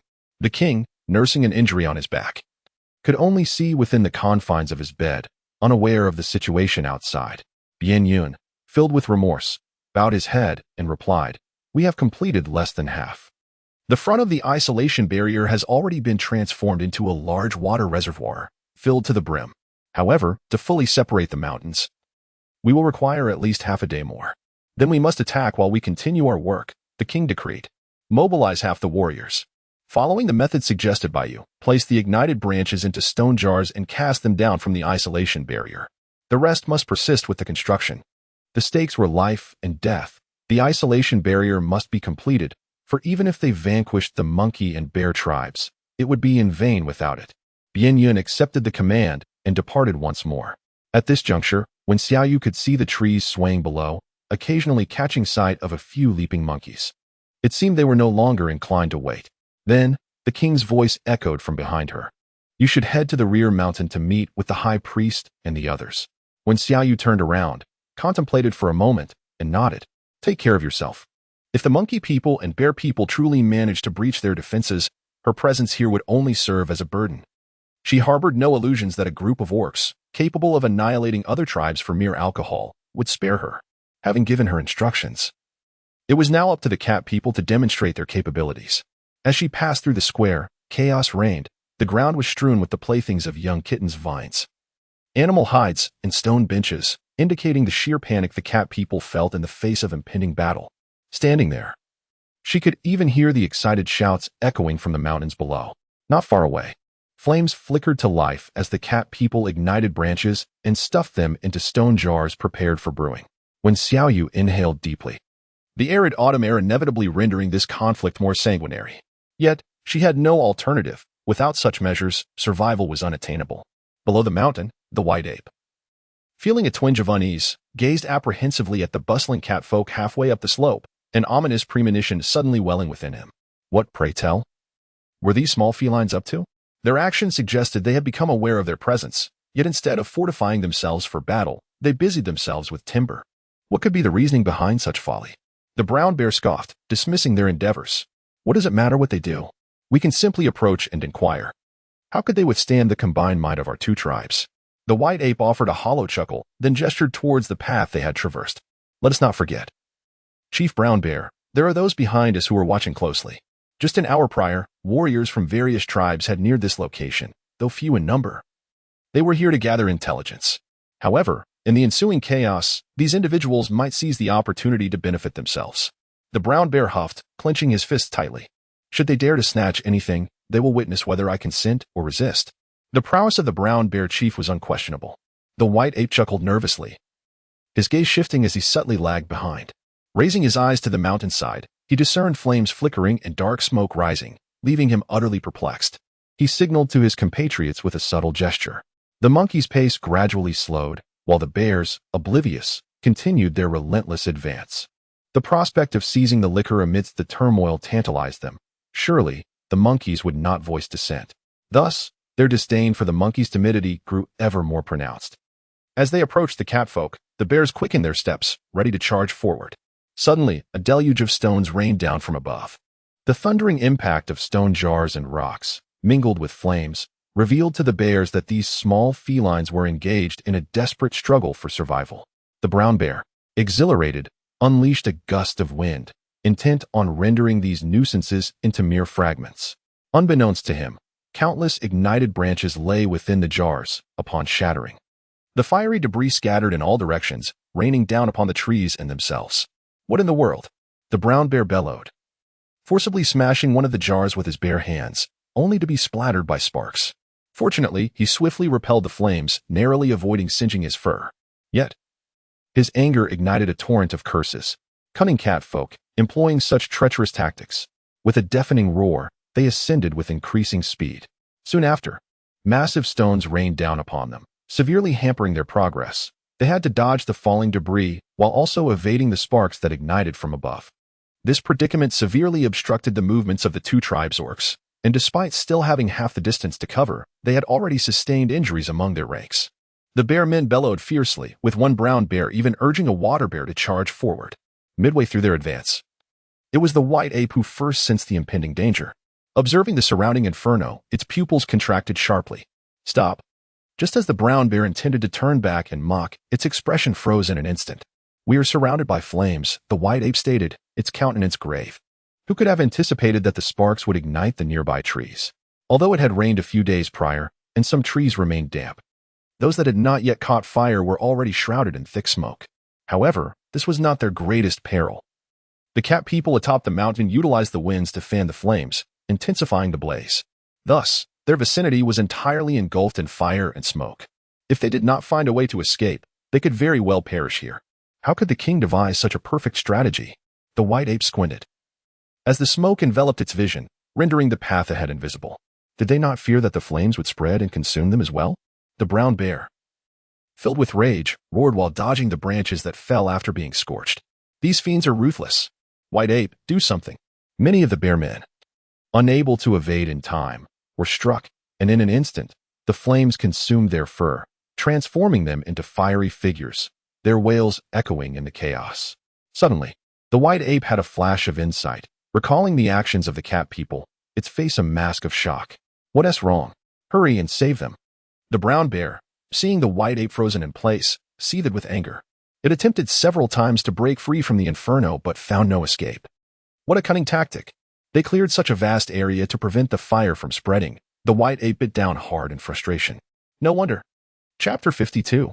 You shall not bring shame to the tribe. What the hell are you mumbling about? Don't drag me down with you if you want to die. After scolding, the brown bear shouted to the bear men still resisting, all water and ice users, come to me. Form a barrier of water and ice in front. I refuse to believe we cannot push through. Its mind was filled with thoughts of the richly aromatic wine, leaving no room for thoughts of retreat. Rallying the bear men, it pressed onward without looking back. White ape, don't blame me for not warning you. If you are unwilling to continue the assault after this, our previous agreement is null and void. The brown bear said without glancing back, laboriously advancing behind the shield formed by the water bears. The white ape's pupils contracted once more, and finally, gazing at the sea of flames, it gritted its teeth and commanded, everyone, follow my orders and quickly dig a large pit.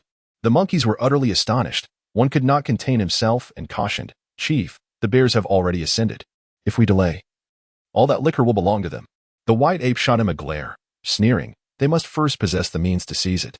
While the flames have not yet fully risen, let us hastily proceed as I have instructed. Anyone who dares to question this shall face death. Yes. A portion of the monkeys, now silenced, immediately began to dig pits. The remaining ones, upon sensing the nauseating air around them, ultimately joined in the labor. Before long, the large pit was excavated, and the white ape issued another command, add water and ice. He had comprehended the reason behind the feline tribe's tree felling and trench digging to survive. They must adopt their methods. As the monkeys poured in water, the white ape simultaneously instructed them to leap into the pit.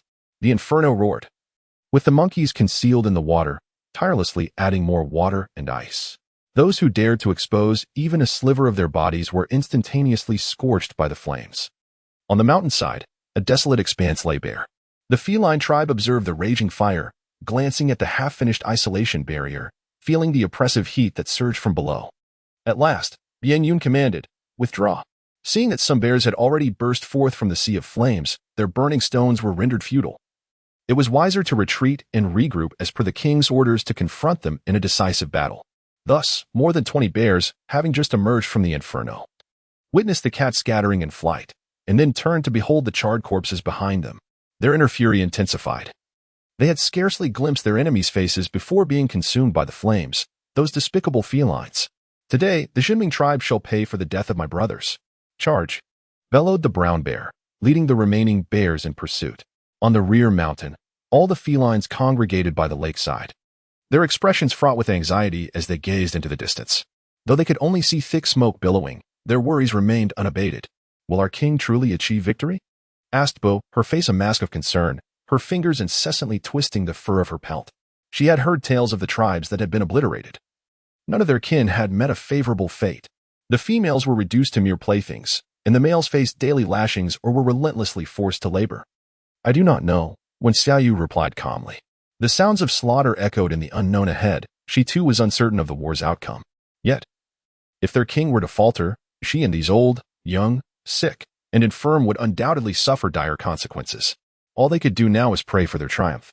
Among the crowd, a woman could no longer restrain her tears, her voice filled with despair. Why must we endure this? What sins have we committed?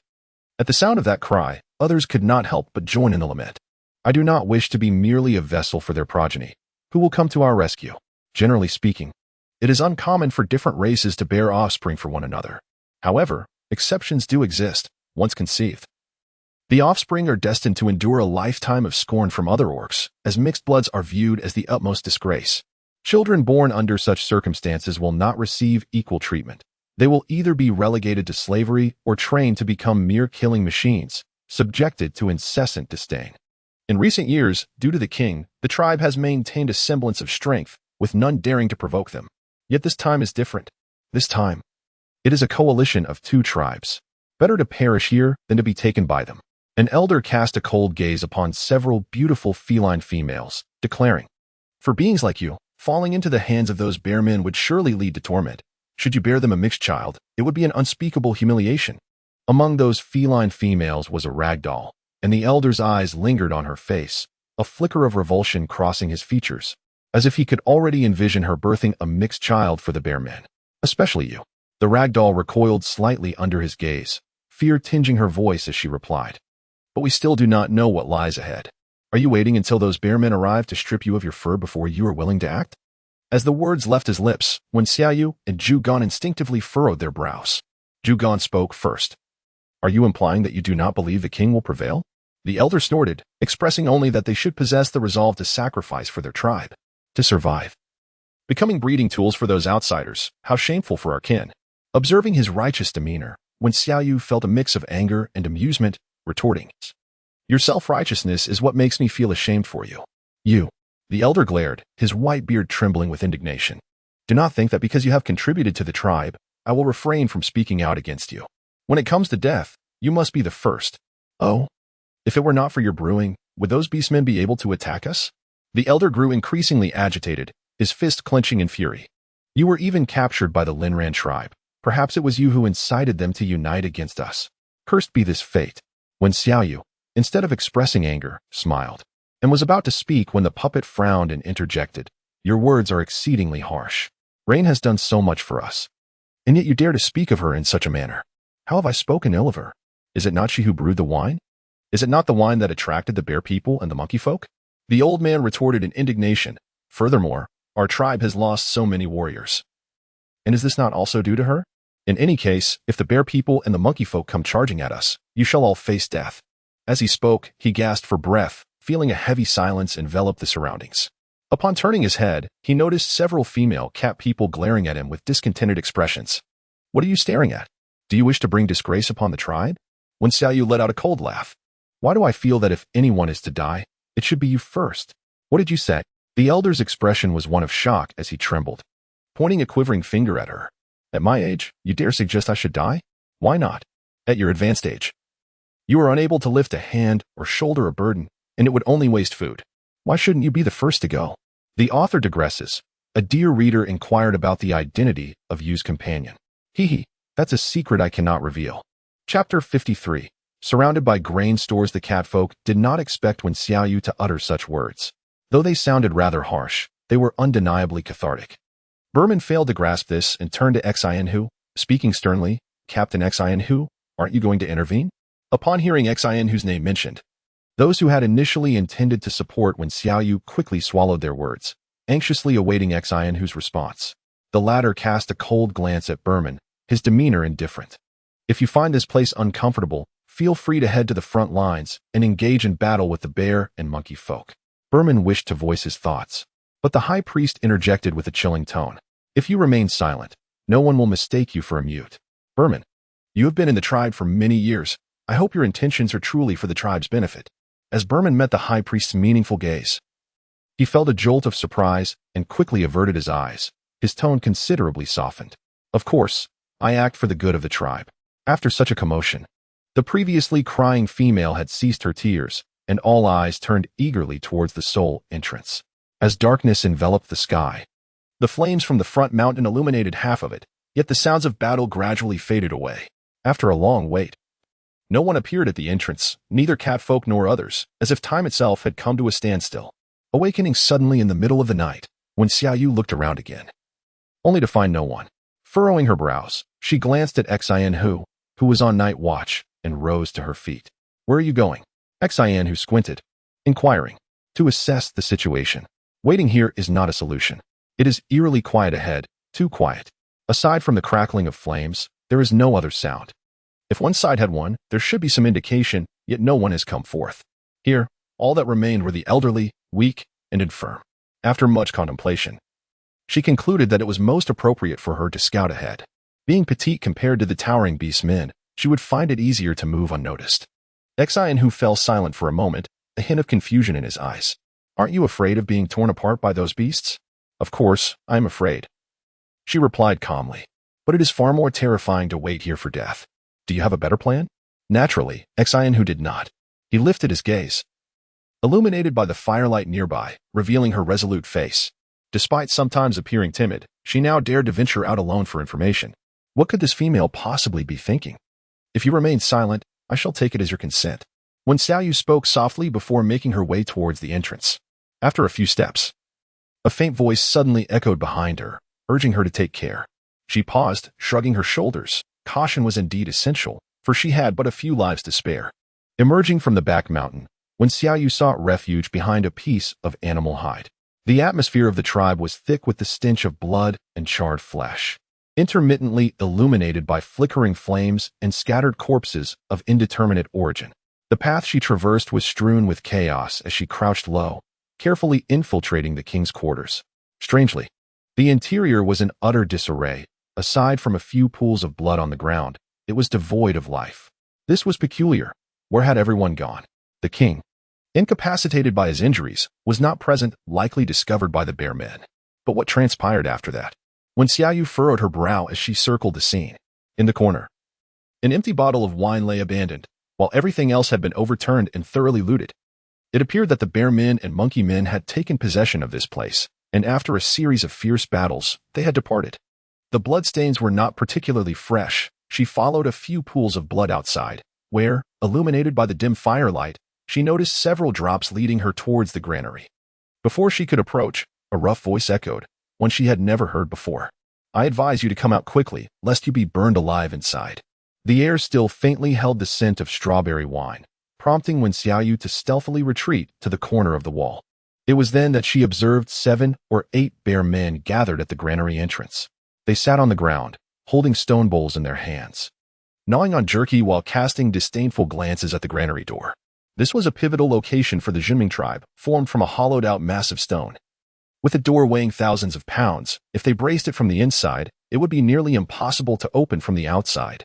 The brown bear had managed to corner the king and his entourage of cat people here, yet they found themselves at a standstill.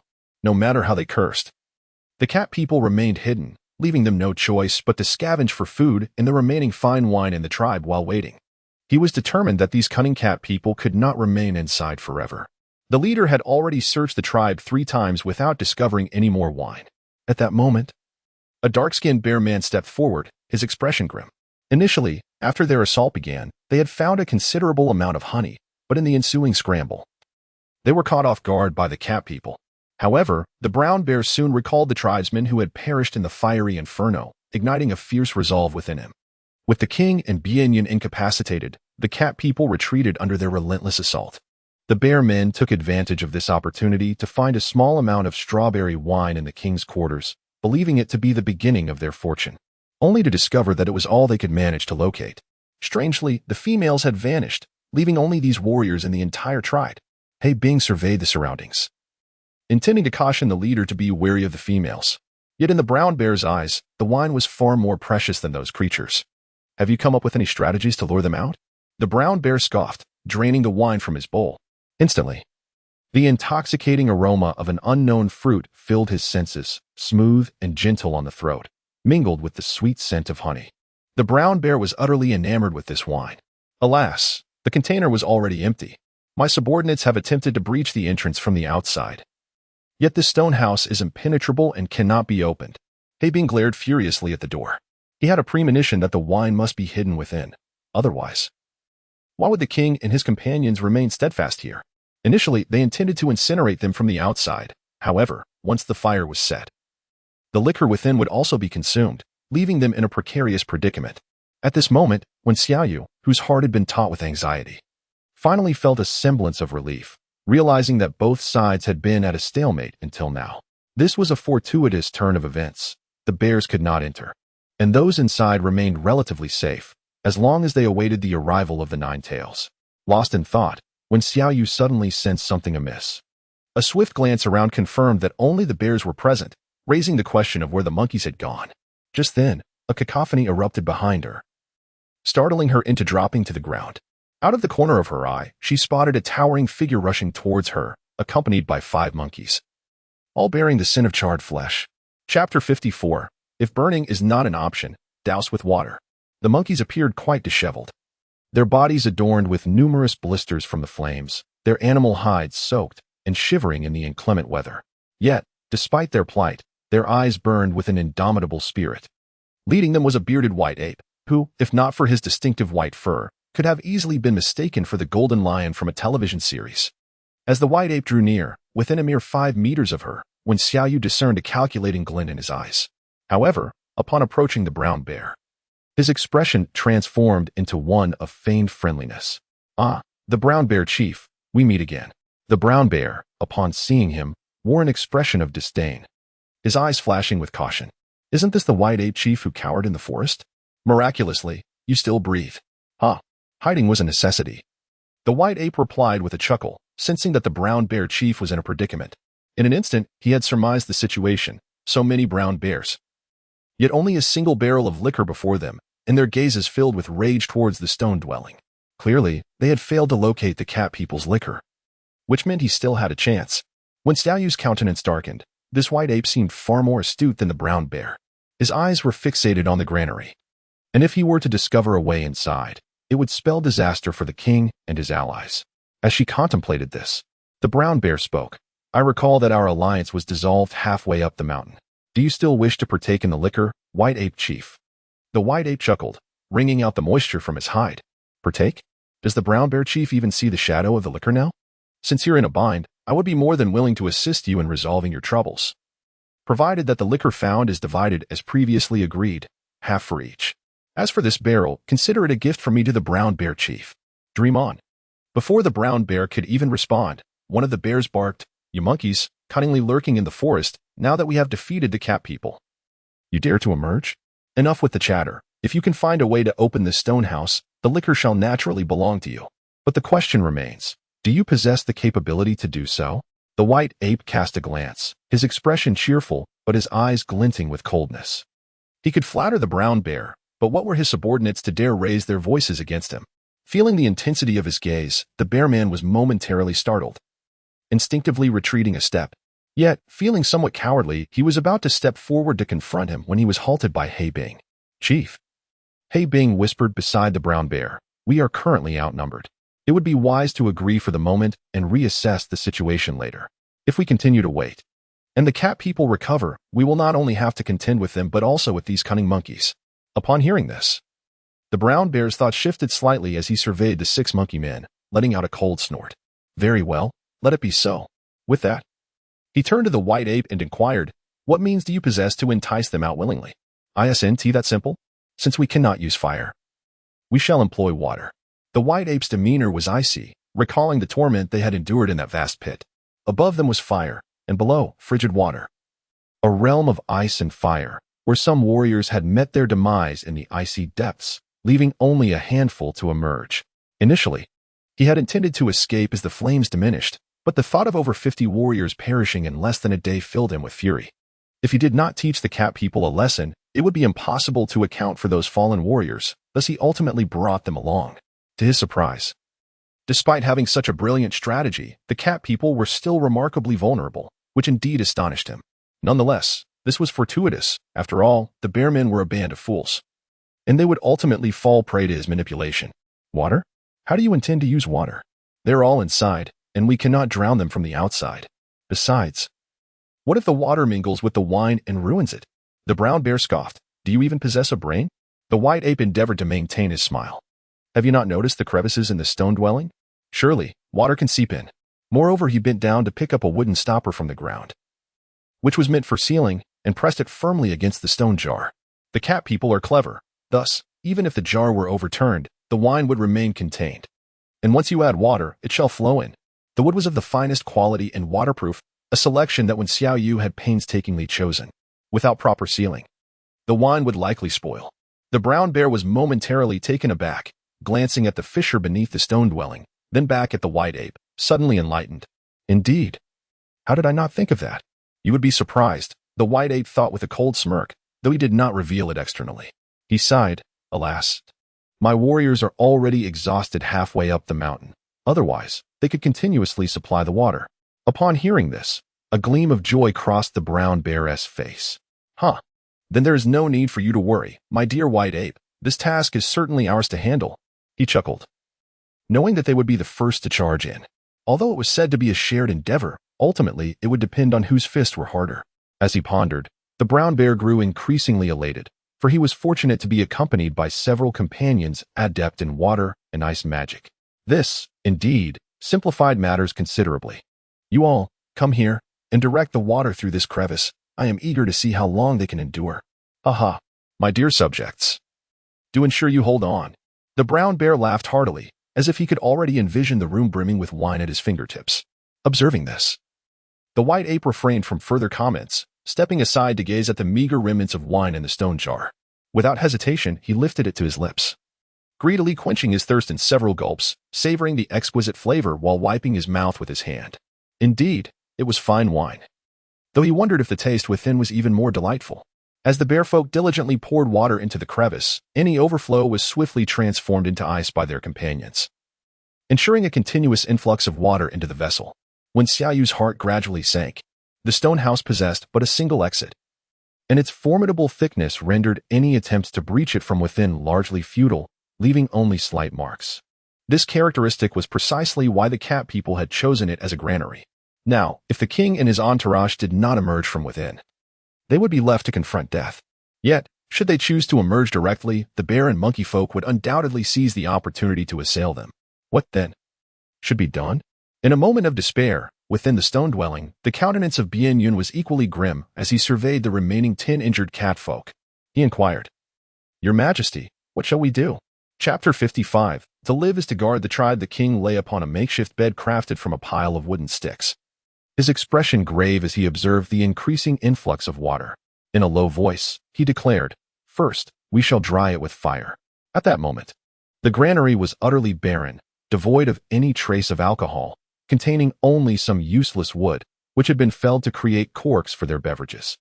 The foolish bear folk and monkey folk mistakenly believed that the liquor was concealed within, which, for the time being, would deter them from venturing to the rear mountain. Among the remaining cat folk, only Alon possessed fire affinity. The flames emitted, yet the evaporation of water was far slower than anticipated, and as the water reached a boil, the atmosphere grew increasingly hazy, making breathing ever more difficult. Before long, the cat folk began to experience varying degrees of dizziness. Your Majesty, we cannot continue to burn. If this persists, we shall suffocate. The Indian gasped for air. The only means of ventilation was a narrow crevice, through which a continuous stream of water flowed. While the fierce flames consumed the oxygen in the confined space, Though they lacked understanding of what oxygen was, the urgency of their predicament was palpable. The king endeavored to maintain a steady breath, mentally calculating the speed of Jiawei's approach. Even if that cat folk were swift, he could only bring the Qingxiu forces by noon the following day, leaving them to rely solely on themselves in the present moment. With this thought, the king reached a resolution: obey my command, extinguish the flames, and open the stone door. At that instant, he began to grasp the reason behind Yu's frequent cowardice in the struggle for survival. He was not afraid of death itself, but rather terrified of leaving behind those who required protection in his absence. To live afforded boundless possibilities. Yet death would inevitably spell the end of the Juming tribe on the Beast World continent. He was unwilling to see his kin perish. Thus he needed to buy more time. However, there were no buts in this situation. Exiting now offered a glimmer of hope. We fear not death. Several catfolk's eyes glistened with red, their expressions a blend of fury and solemnity. As warriors of the tribe, they accepted the potential sacrifice for their kin. While sacrificing for the tribe was noble, it was not yet their time to perish. The king's gaze was resolute. He raised his hand, and Bian Yun promptly stepped forward to assist him. If we all perish, there will be no one left to safeguard the tribe. I hope that in the end, you all may return safely to the embrace of your loved ones. Upon hearing these words, the catfolk fell silent. Indeed, they were the last hope of the tribe. Should they die in such an unclear manner, what would become of the elderly, young, and infirm on the rear mountain? I heed the king's words. We shall do as you say. Alan was the first to voice support. Isn't it merely an act of conceding? For their sake, what does this matter? Indeed. Perhaps in the end, it will be those bear folk who meet their demise. In an instant, the catfolk eagerly expressed their sentiments, their excitement rendering their breaths increasingly labored. The king, observing the varying degrees of injury among them, nodded with a complex glimmer in his golden eyes, ultimately gesturing, opened the doors. With a resounding rumble, the stone gates gradually creaked open, revealing water that reached their knees, imbued with a slight warmth. 12 catfolk emerged, their expressions inscrutable as they tread upon the water's surface. The cool air filled their lungs, and the catfolk inhaled with a fervent greed, as if reborn. The bearfolk, sensing the imminent threat, swiftly transformed into their beastly forms, bracing themselves for battle. The heart of Wen Xiaoyu leapt in an instant, her mind racing with countless strategies. At that moment, she noticed the king casting a fleeting glance in her direction, subtly shaking his head. She paused, realizing this was a signal urging her to refrain from making any rash moves. Originally, she had intended to step forward and negotiate with the white ape, even considering revealing the secret of brewing wine, believing it would buy her some time. Yet, it appeared the king had his own plans. The brown bear was momentarily taken aback.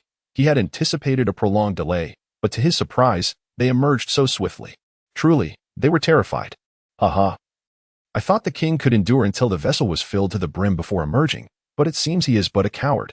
Supported by Bianyun, each step the king took sent sharp pangs of pain coursing through his back. Upon exiting the granary, he immediately fixed his gaze upon the white ape, who stood nearby, scrutinizing him. King, long time no see, the white ape remarked with a faint smile, his eyes betraying a hint of vigilance. Yet he did not transform into his beastly form. The king, expressionless, averted his gaze, a smirk of derision playing at the corners of his mouth. It seems you have returned from the exchange conference not long ago. The white ape scoffed, the smile gradually fading as he licked the blister on his arm. The searing pain still instilled a sense of dread within him. He had no desire to relive that brush with death, although he had little interaction with the Juming tribe. He was well aware of the king's intellect. The fire down the mountain was undoubtedly not his doing. Just as he prepared to inquire further, the brown bear, unable to contain himself, was already gearing up to seize the wine. King, you have burned so many of my brothers. Now, not only must you perish here, but I shall also claim your wine. The brown bear exclaimed eagerly, poised to pounce. The king cast him a disinterested glance. Who told you the wine is inside? The brown bear halted mid-motion, skidding to a stop as mud splattered beneath his feet. Incredulity etched across his face. No wine inside? How could that be possible? The king, along with Bian Yun and others, shifted aside, revealing an empty granary. Aside from wood floating in the water, there was not a trace of wine in sight. The brown bear was stunned, then enraged, and finally collapsed in despair. Where's the wine? You presented so much at the exchange conference. It's impossible that none remains. Speak, where is the wine, or I shall kill you all now. In an instant, the brown bear lunged forward. Fortunately, Alon reacted swiftly, stepping in front. But his strength was no match for the brown bear, who pinned him against the stone house. A mouthful of blood spewed forth as he gazed weakly at the brown bear, his eyes devoid of fear. "Let him go, and I will tell you," the king stated expressionlessly. The catfolk were taken aback, never expecting him to offer wine in exchange for lives. Those wines were supposed to be with their families. Revealing their location would only plunge the Juming tribe into a deeper crisis. "King," a robust feline figure was about to speak, but was halted by a glance from Bien Yun, indicating silence. The king then proclaimed, "Such a precious item, naturally, will not be hidden in a place beyond your reach. If you wish to know where the wine is, release him, and I shall lead you there." "Really?" The brown bear's anxiety somewhat abated as he fixed a steadfast gaze on a lawn, slowly loosening his grip, transforming into his orc form, and approaching with a grim expression. "What if you deceive me? We currently lack any fighting capacity." The king replied calmly, "If we are deceived, even united, we remain no match for each other." Hesitant, the brown bear turned to the silent white ape and inquired, "What is your perspective?" Authors aside, how will the king manage to stall for time? Will the white ape allow his plan to succeed? The answer shall be revealed tomorrow evening. By the way, a wave of support would be appreciated. Chapter 56. Discovery. The white ape surveyed the injured feline group, lost in thought before finally nodding. Receiving the signal, the brown bear scoffed, releasing his grip. "Best not to attempt any tricks, otherwise you will not be enough to fill my teeth." Orcs are naturally endowed with formidable strength, although less agile than felines. They could easily handle the injured. The king, without glancing at a lawn on the ground, turned expressionlessly and began walking down the mountain. Noticing their astonishment, he spoke in a calm tone, "Did you not desire wine?" At the mention of wine, the brown bear could no longer restrain himself and followed behind. The other felines, understanding the situation, silently trailed after him. In the shadows, when Xiaoyu remained motionless, realizing that the king intended to personally divert these individuals. How long he could stall was uncertain, yet she was aware that the white ape's intellect would soon unveil the truth. However, the orcs possessed acute hearing and smell. Despite her disguise in animal pelts to mask her scent, should she follow, they would inevitably notice her presence. Thus, she watched as they ascended the mountainside until they vanished from sight, before cautiously rising. Regardless, she had to pursue. If the king failed, she would be his last line of defense. Due to his injuries, the king could only take a few steps before needing to pause, which greatly irked the brown bear. "Stop dawdling and move swiftly," he exclaimed, reaching out to push him, only to be intercepted by Bianyun, who regarded him impassively. "Brown bear chief, we are physically incapable of moving faster." "Unable to move, yet you cannot lead?" the brown bear retorted. In response, the king scoffed, his voice slightly labored. "Do you truly believe I would reveal the location of something so significant?" The brown bear was about to retort when he was tugged back by Heibing, his clenched fist loosening and tightening in frustration, before finally smashing it against a nearby tree. "If I discover you have deceived me, this will be your fate." With a thunderous crash, the great tree toppled, causing the very earth to tremble. The king averted his gaze, evidently disinterested in further discourse. Advancing ahead lay the isolation zone, where the white ape regarded his silhouette with persistent curiosity. While concealing liquor near the tribe might be somewhat justifiable, this location was already far removed from the Jinming tribe. Proceeding further would lead them into a fiery abyss. An instinctive sense of oddity compelled him to halt. Should they press on? The king paused, turning his head, his golden eyes betraying no hint of doubt. "What do you think?" The white ape licked the blisters on his arm, glancing toward the inferno. A peculiar smile gracing his lips. Venturing further would indeed plunge them into it. The liquor lay buried at the mountain's base. To obtain it, one must traverse the flames. The king maintained his inscrutable demeanor, while the other catfolk donned expressions of impending doom. What appeared normal to the brown bear was perceived quite differently by the white ape. Noticing the king's silence, he cast a glance at a nearby stone and sat down. "You now face two choices. Either traverse the fiery expanse with me to seek the liquor, or wait until the flames diminish, and I shall guide you then." Having articulated both options, the king awaited their responses in silence.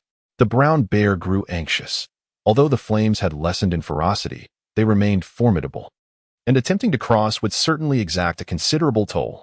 Yet, the desire to act was overwhelming. "Oh?" Upon hearing this, the white ape's skepticism deepened. The king, who typically advanced without retreat, was now willing to generously offer such a valuable prize. "Our lives rest in your hands. What choice do we have?" The king scoffed, asserting that no treasure could surpass the value of life itself. His words, seemingly to validate their authenticity, prompted several catfolk to echo in agreement. "Yes, life is paramount." It's merely liquor. We shall give it to you, provided you spare us. Another beastman interjected, a glimmer of triumph flickering in his eyes. The king's strategy proved astute, cleverly diverting them in the opposite direction. Regardless of their choice, he would gain ample time. Truly, he was worthy of his title. However, that fleeting sense of triumph did not escape the white ape's notice. It could only be said that the catfolk's performance was woefully inadequate. The more they sought to affirm their claims, the more glaring their inconsistencies became. Suddenly, the white ape let out a chilling laugh. Flicking his tail before transforming into his beast form and pinning the king to the ground, his gaze fixed intently upon him. The liquor is not truly at the mountain's base, is it? His assertive words caused the king to flounder momentarily, his eyes darting before he hastily replied, "Who said that?" "The liquor is right at the mountain's base." The white ape's eyes grew increasingly frigid. "However, your king just stated that you have no idea where the liquor lies. So why are you so certain?" Upon hearing this, the catfolk grew more flustered. Yes, the king said so. I trust him."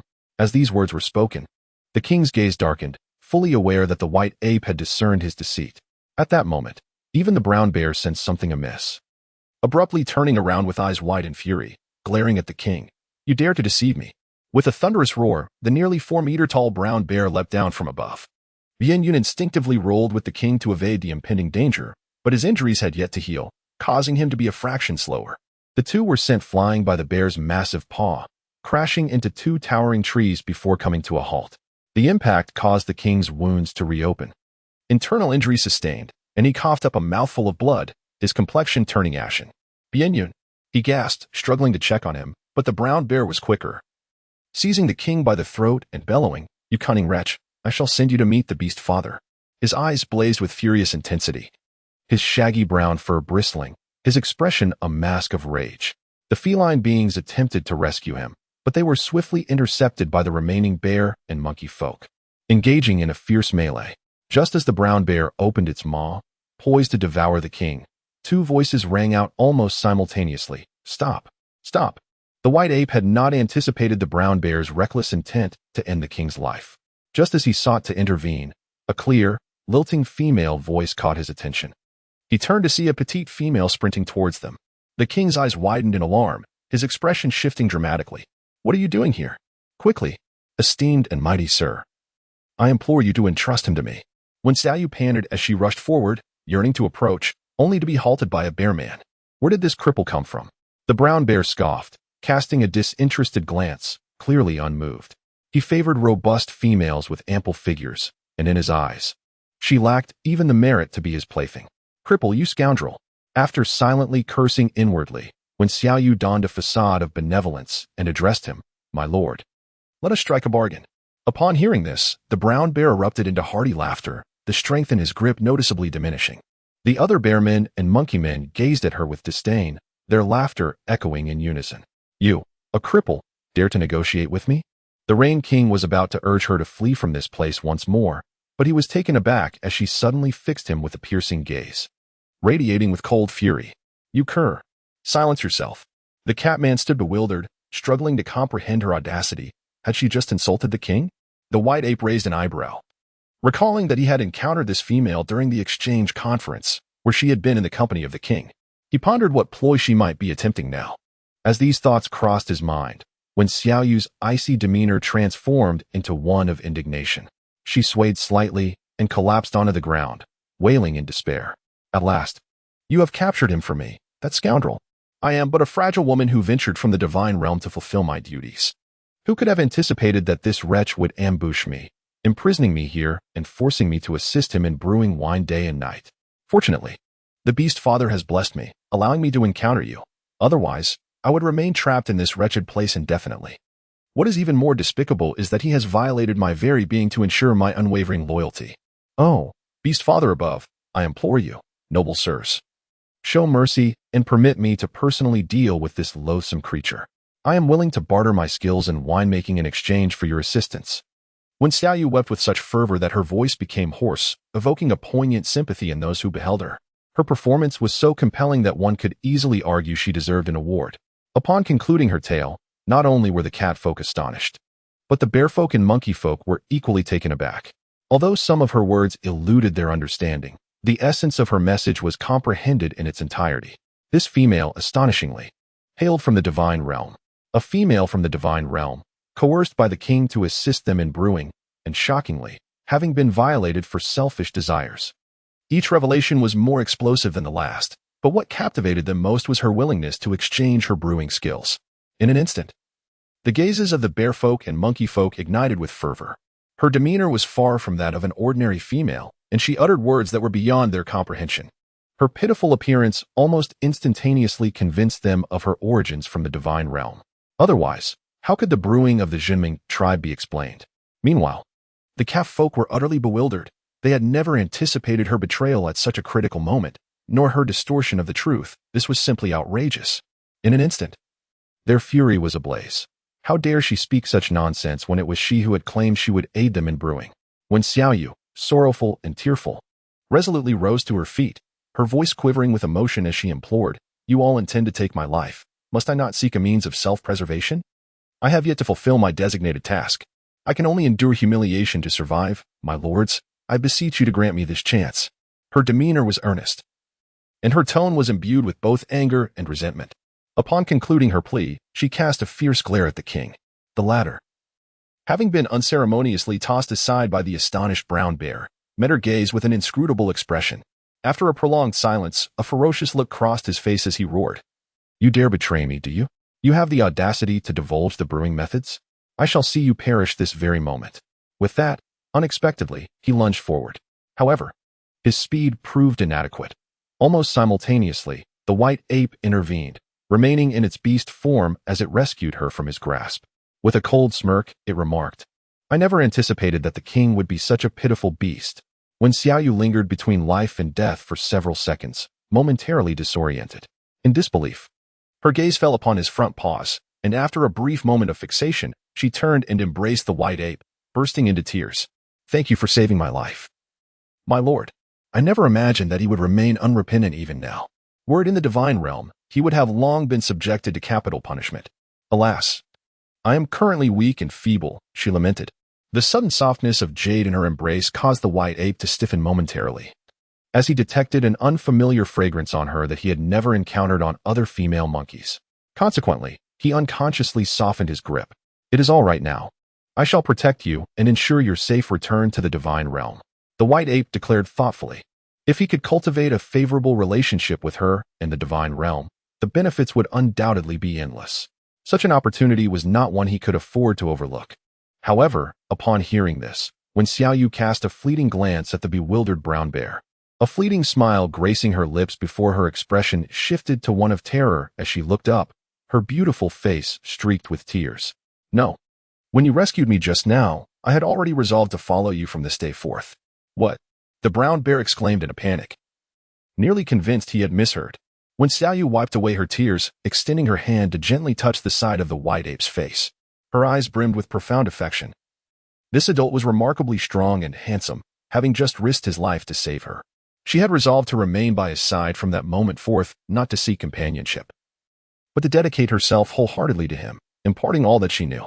The cat folk were once again taken aback, closely followed by the bear folk, with the monkeys being the most astonished of all.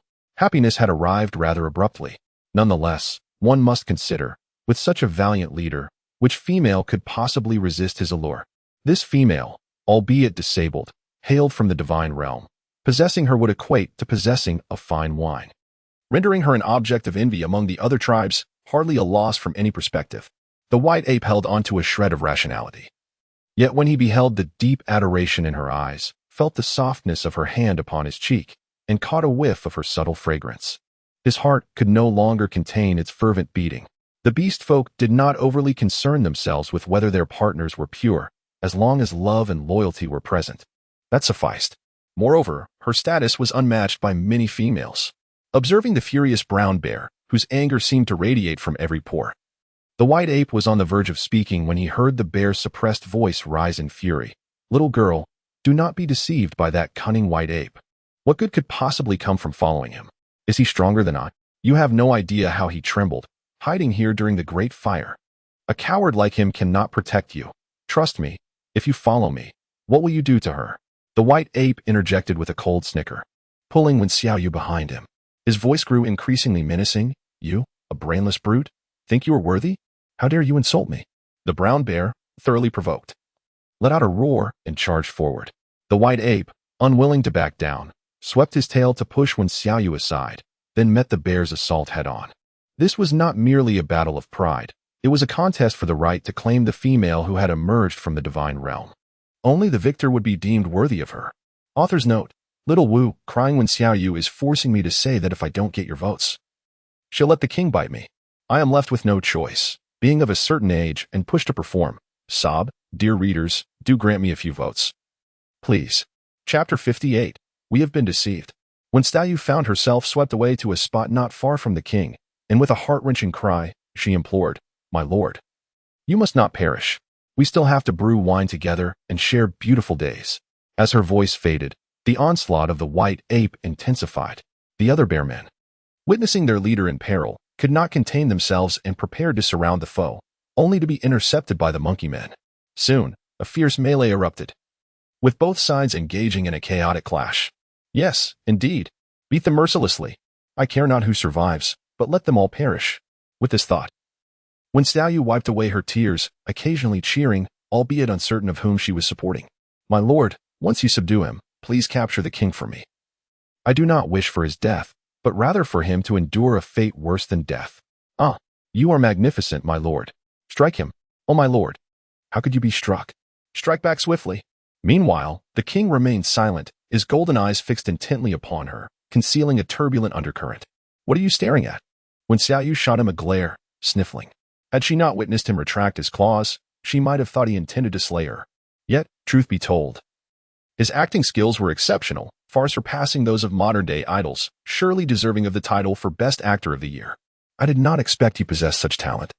The king diverted his gaze back to the battlefield, nearly deceived by her performance. Had he not interpreted her glance, he might have been thoroughly fooled.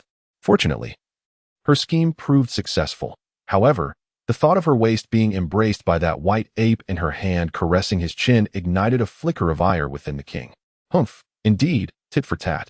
When Xiaoyu brushed off the dirt from her rear, sensing an unsettling atmosphere, she instinctively took a step back and murmured, Hey, my earlier insults were merely to gain the trust of the white ape.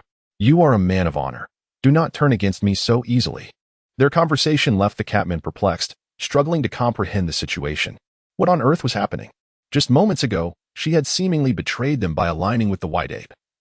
Yet now the white ape and the brown bear were fighting over her, and she was conversing with the king in terms they could not decipher. Was it a matter of their intellect failing to keep pace? Bien Yun wore a complex expression, but after some time, he finally unraveled the situation. Those two had, astonishingly, conspired together to deceive both the white ape and the brown bear. How could they exhibit such remarkable synergy without prior communication? It was truly beyond his comprehension. Enough shouting. If you linger here any longer, they will come to settle accounts with you once the victor emerges. The king, clutching his chest, leaned against a tree trunk to rise. His previously stitched wounds were now stained with blood, and due to excessive blood loss, his lips had turned pale. My lord, Bien Yun gasped, quickly signaling another catman to assist him. Cough, cough, we must leave this place first. The king coughed weakly, gesturing towards Wen Xiaoyu, regardless of the circumstances. Ensure her safety at all costs. Understood. Though the cat folk did not fully comprehend the situation, it seemed evident that the rain favored their side, which alleviated much of their hostility. Under the king's guidance, the cat folk neither retreated nor advanced, but rather meandered along the mountainside. In doing so, even if either the bears or the monkeys were to claim victory, it would take them considerable time to track their scent. After enduring this ordeal, Wen Xiaoyu had long since fallen asleep on the back of a cat person. The king, who had been walking continuously, noticed this and removed the fur cloak from his shoulders, frowning as he draped it over her. He then cast a discontented glance at the cat person carrying her, causing the cat person to tense up, fearing he had done something wrong. Fortunately, the king merely glanced at him before continuing on their way. The king's wound, which was bleeding profusely due to their relentless movement, had turned his back crimson. No matter, we must persist in buying time, he gestured dismissively, glancing at the pale light of dawn that was gradually rising in the sky, and did not halt his pace. Before long, a brilliant sun leapt over the horizon, its gentle golden rays cascading down.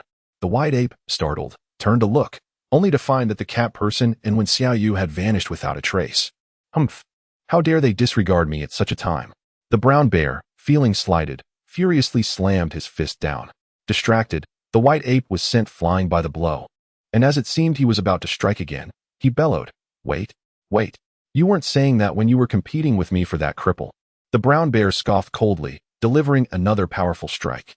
This time, the white ape summoned all its strength to block, yet still succumbed to the overwhelming force, being flung away.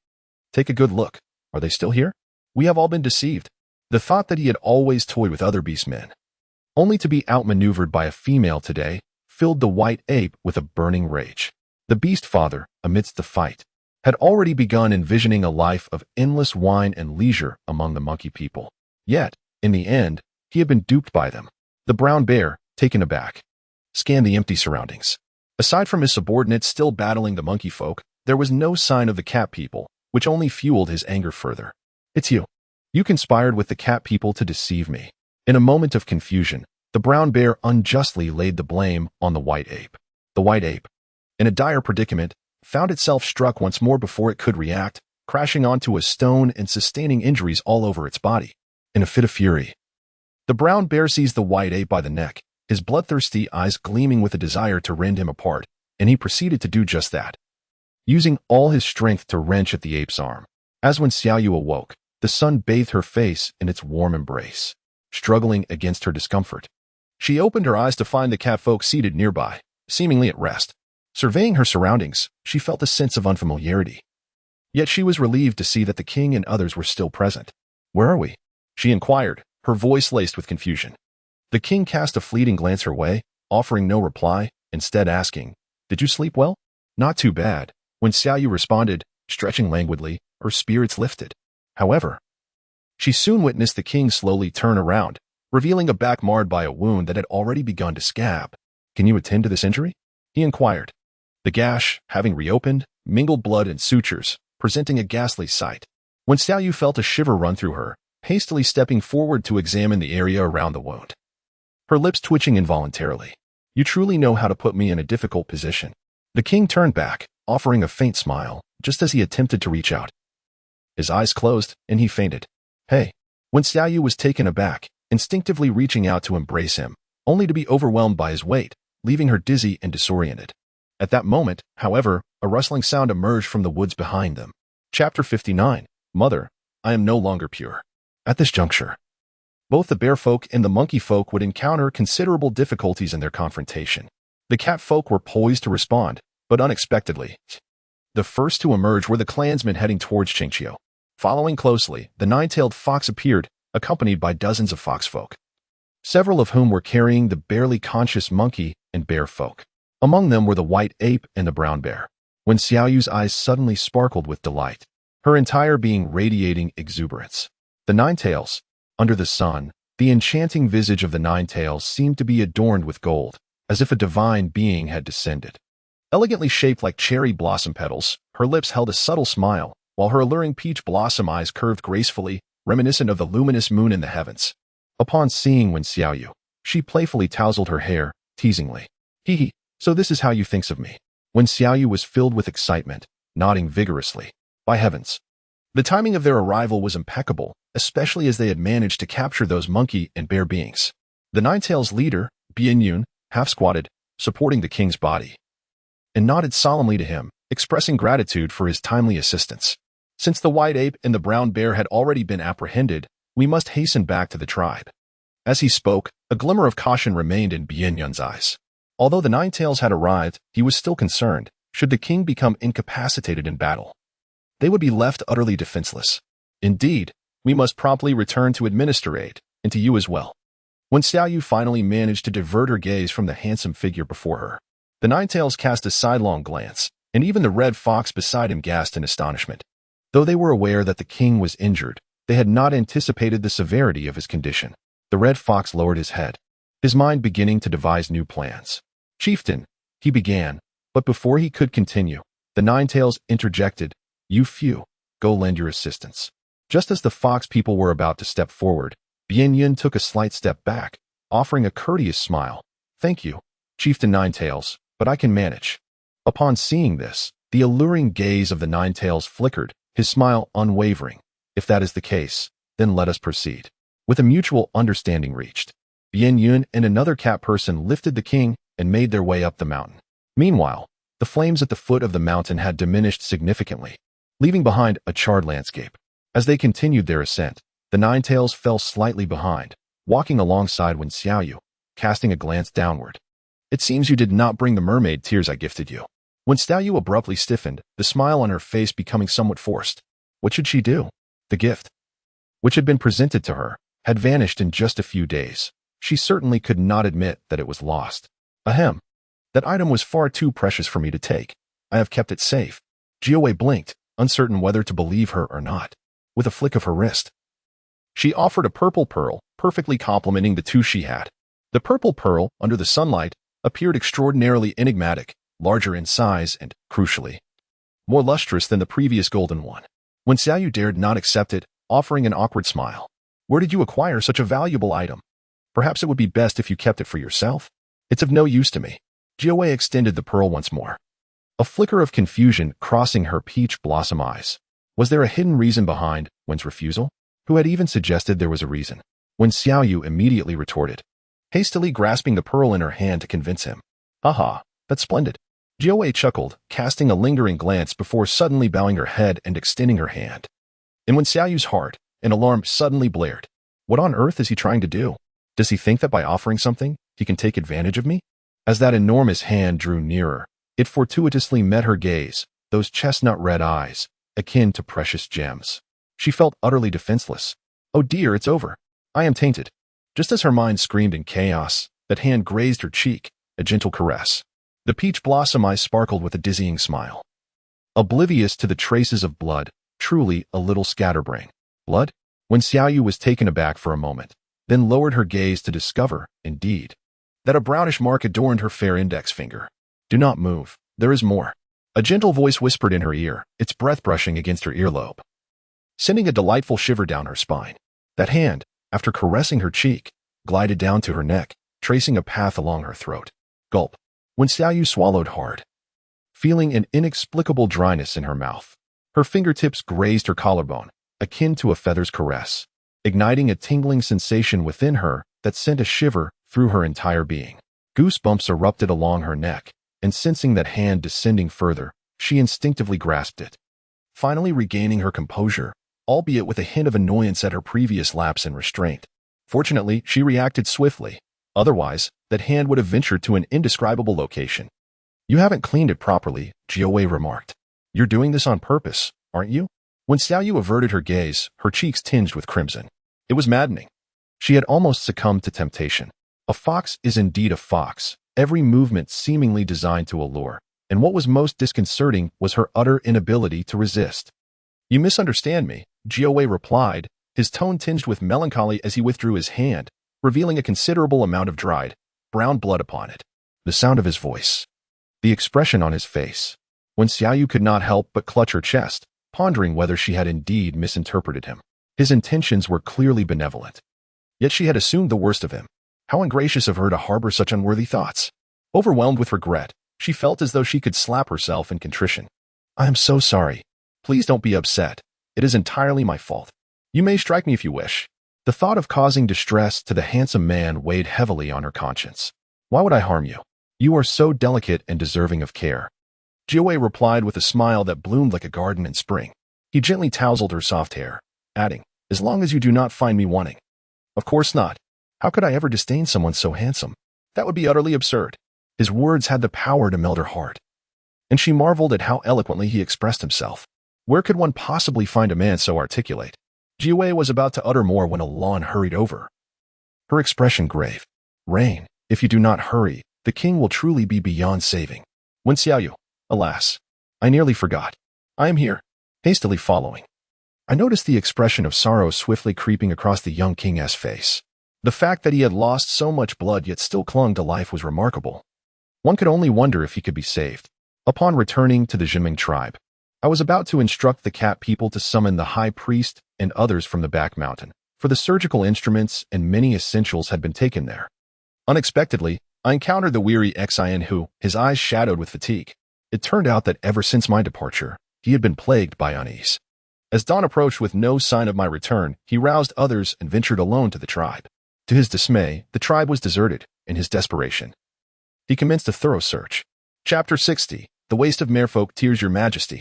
Upon seeing so many returning, Xian whose charcoal black face finally revealed a hint of joy, which quickly froze as he grasped the gravity of the situation. Do not shout. Quickly fetch the high priest and the instruments. We must commence the surgery at once, I declared. Without hesitation, Xian who nodded and transformed into his beast form, limping towards the back mountain. Under my orders, the king was carried into the operating room, a structure I had previously requested the cat people to construct.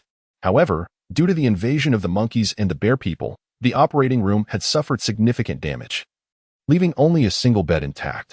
Place him upon it. I shall seek out some herbs. Also, the white ape and the brown bear must be securely confined until the king awakens for further handling. As I spoke, I rummaged through drawers in search of medicinal herbs. Fortunately, the high priest and his companions had departed in haste, leaving behind a fair amount of supplies. Examining the labels, I opened one of the jars, and amidst the astonished gazes of the fox people, I pried open the king's mouth and poured the contents inside. Chieftain, the red fox whispered to the nine-tailed beside her, suppressing her surprise. This seems rather peculiar. Her technique was alarmingly adept, so skilled that she resembled a priestess. Soon, Bianyan also grasped the situation and stepped forward with a polite smile. Nine-tailed chieftain, you have worked hard. Allow me to escort you to rest. Observing Wen Xiaoyu diligently tending to the king, the nine-tailed's eyes flickered momentarily as she nodded. I would greatly appreciate your assistance, Captain Bianyan.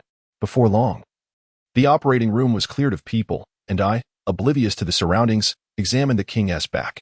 After cleansing the bloodstains with water, the high priest finally arrived with the surgical instruments and various herbs in hand. What shall we do next? He inquired, his heart racing as he gazed at the gaping wound, noting the king's weak breathing.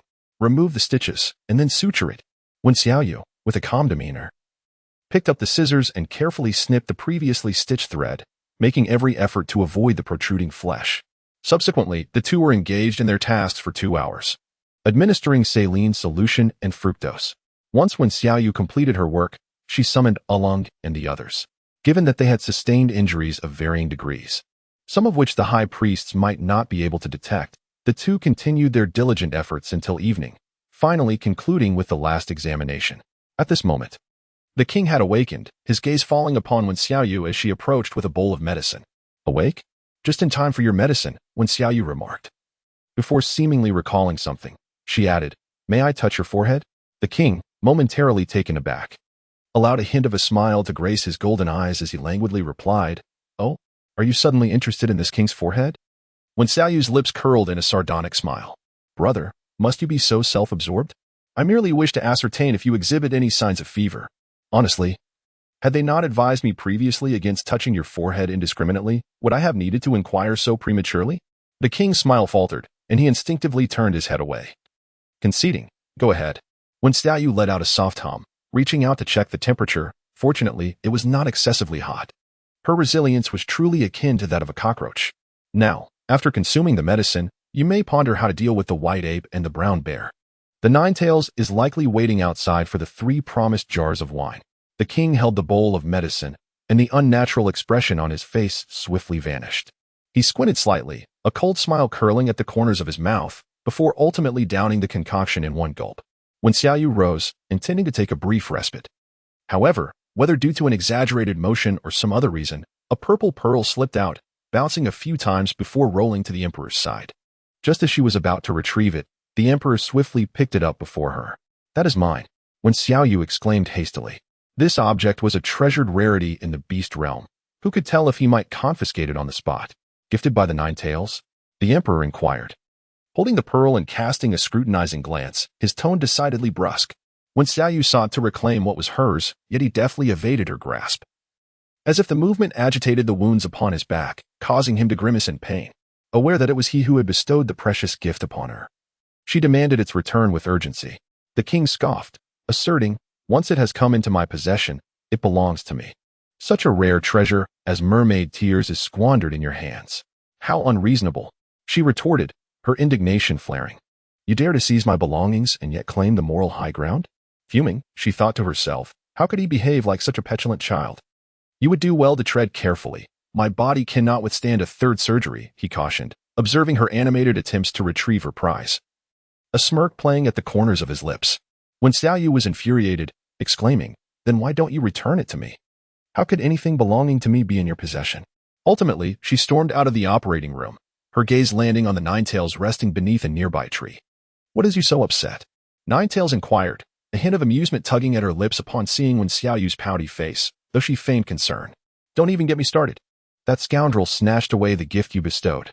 When Xiaoyu retorted, her expression shifting to one of remorse. "I'm so sorry. That scoundrel?" Ninetails quickly grasped that this was a reference to the king. After a moment's contemplation, she smiled and replied, "No worries, I shall have a word with him shortly." Unexpectedly, the king did not rush to confront the white ape or the brown bear, nor did he demand the 3 jars of wine from Ninetails. Instead, he claimed to feel unwell and retired to rest. Shortly thereafter, Ninetails was invited by Bianyun to the most remote dwelling of the tribe, under the pretense of ensuring her comfort away from the commotion of the tribe. As night fell over the Juming tribe, Ninetails ascended a large tree, finding a comfortable spot to sit and gazing with her reddish-brown eyes towards the heart of the settlement. At that moment, Wahoo gradually emerged from the shadows, tilting her head in confusion. "Leader, why didn't Tiwi take advantage of the Juming tribe's vulnerability to deliver a decisive blow during that time? Had we acted then, the Cat people would have offered no resistance. Yet the leader let such an opportunity slip away." With a light laugh, Ninetails rested her hands behind her head and replied, "To inflict severe damage and then bring all the wine back to Qingqiu?" Wahoo remained silent, tacitly agreeing. Ninetails continued, "And what would happen once the wine was consumed?" "Little Huahua, always remember, do not act impulsively before fully understanding the situation." She cast a sidelong glance at him, feeling rather pleased, for instance. "Today has yielded significant gains, has it not?" "Gains?" Wahoo questioned, perplexed. After all, the king had brought them here yet had been quite rude by not receiving them. So how could there be any gains? The thought of having assisted in capturing the white ape and the brown bear only to be treated this way filled Wahoo with indignation. Observing his distress, Ninetails shook her head, realizing his disposition still needed refinement. "Do you not recall where she was before the king awoke?" With a sudden realization, Wahoo exclaimed, "I remember." She seemed to be showcasing the priestess's skills at that moment. Ninetails nodded, a look of approval gracing her features. His observational skills were commendable. Chapter 61. The leader has injured her foot. Wahoo was immediately taken aback. But how is that possible? She is clearly a female. In this world, nothing is impossible. Can you envision the Juming tribe possessing wine before the exchange conference? Wahoo shook his head, asserting that aside from the divine realms, no other place could possibly have wine. Yet, ironically, the Juming tribe did possess it, which had sparked a rivalry between the monkey and bear clans. What is even more terrifying is that the cat people not only inflicted severe damage upon the monkey and bear people but also miraculously survived this fierce battle. Upon ascending the mountain, numerous charred corpses came into view, leading me to believe that the Juming tribe would surely face annihilation. However, I never anticipated such an outcome. Although their high priest later joined the fray, I couldn't shake the feeling that a significant portion of the credit belonged to her. A smile flickered on Jiawei's lips as the image of Wen Xiaoyu's pouting face danced in her mind. But what if it were not so? Thus, it was essential to probe the situation. Jiawei stifled a yawn, her eyes glimmering with mischief as she suddenly flipped over. In an unguarded moment, the fire fox witnessed her tumble from the tree. Alas, it seemed the chief had injured her foot. The corner of the fire fox's mouth twitched as an involuntary stream of dark lines emerged on the back of her head. "Chief, you could at least be a little more convincing. You claim to have injured your foot from a half-meter-tall tree, regardless of the state of her foot." The fire fox sought out the high priest of the Juming tribe early the next morning. "Please, save our chief. If our priest had been here, we wouldn't have needed to trouble you." The fire fox implored, her expression contorted in desperation. Subsequently, with the king's permission, the high priest arrived at Jiawei's abode. "Chief Jiawei, does this hurt?" "Yes," Jiawei grimaced. "How about here?" "Even more painful," she gasped, inhaling sharply. At the mere touch, Jiawei appeared on the verge of fainting, prompting the high priest to frown in concern and glance at the fire fox, who hastily masked her disdain with worry. "How is my chief's foot?" "The pain is so intense. I am at a loss for what to do," the high priest admitted awkwardly. It was evident that there was an internal injury. Yet without the power of rain, she had no means to assess the situation. Jiawei's face fell in sorrow. Is there truly no hope? Is this the beast father's warning to our tribe, urging us not to be virtuous? The fire fox, adhering to the prearranged script, lamented dramatically. The high priest felt increasingly awkward, having come from afar to assist in repelling the enemy, only to sustain an injury without receiving treatment was utterly unacceptable. I will report this to the king immediately. Hoping to find a solution, the high priest nearly fled in haste, seizing the moment. The firefox let out a few more wails before falling silent, casting a scornful glance at her chief. Can you truly ascertain anything with such antics? Jiawei stretched her leg, shooting her a sidelong glance. Your cries are far too theatrical. Should my probing yield no results, I shall not spare you. Meanwhile, the high priest dashed through the square, her urgency catching the attention of Wen Xiaoyu, who had just risen and eaten. Puzzled, she inquired, why the haste? Where are you off to? Rain. Upon seeing her, the high priest hurried over, his expression fraught with anxiety. This morning, a firefox from Qingqiu came to inform me that the leader of the Nine Tails has injured her foot.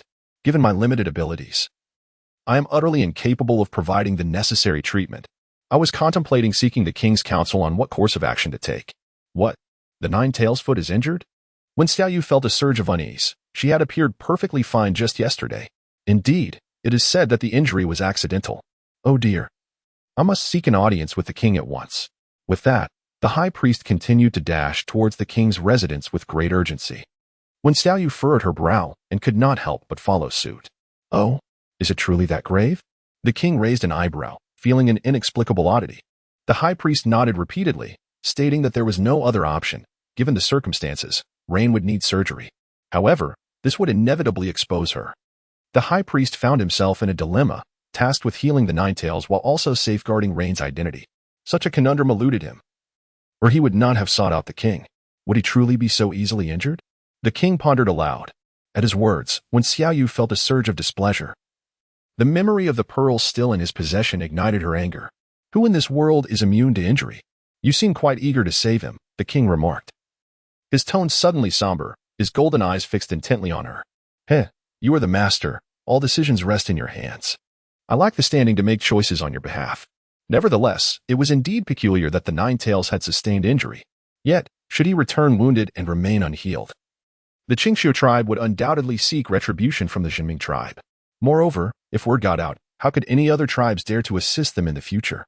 Thus, it was imperative to heal the Nine Tails, for there was no alternative.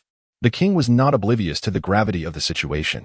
After a moment of contemplation, he finally declared, "Bring him here. Let us ascertain what truly transpired." When Xiaoyu was well aware that he was referring to her, she huffed softly and declared, "Return the tear of the merman to me, or I shall not engage."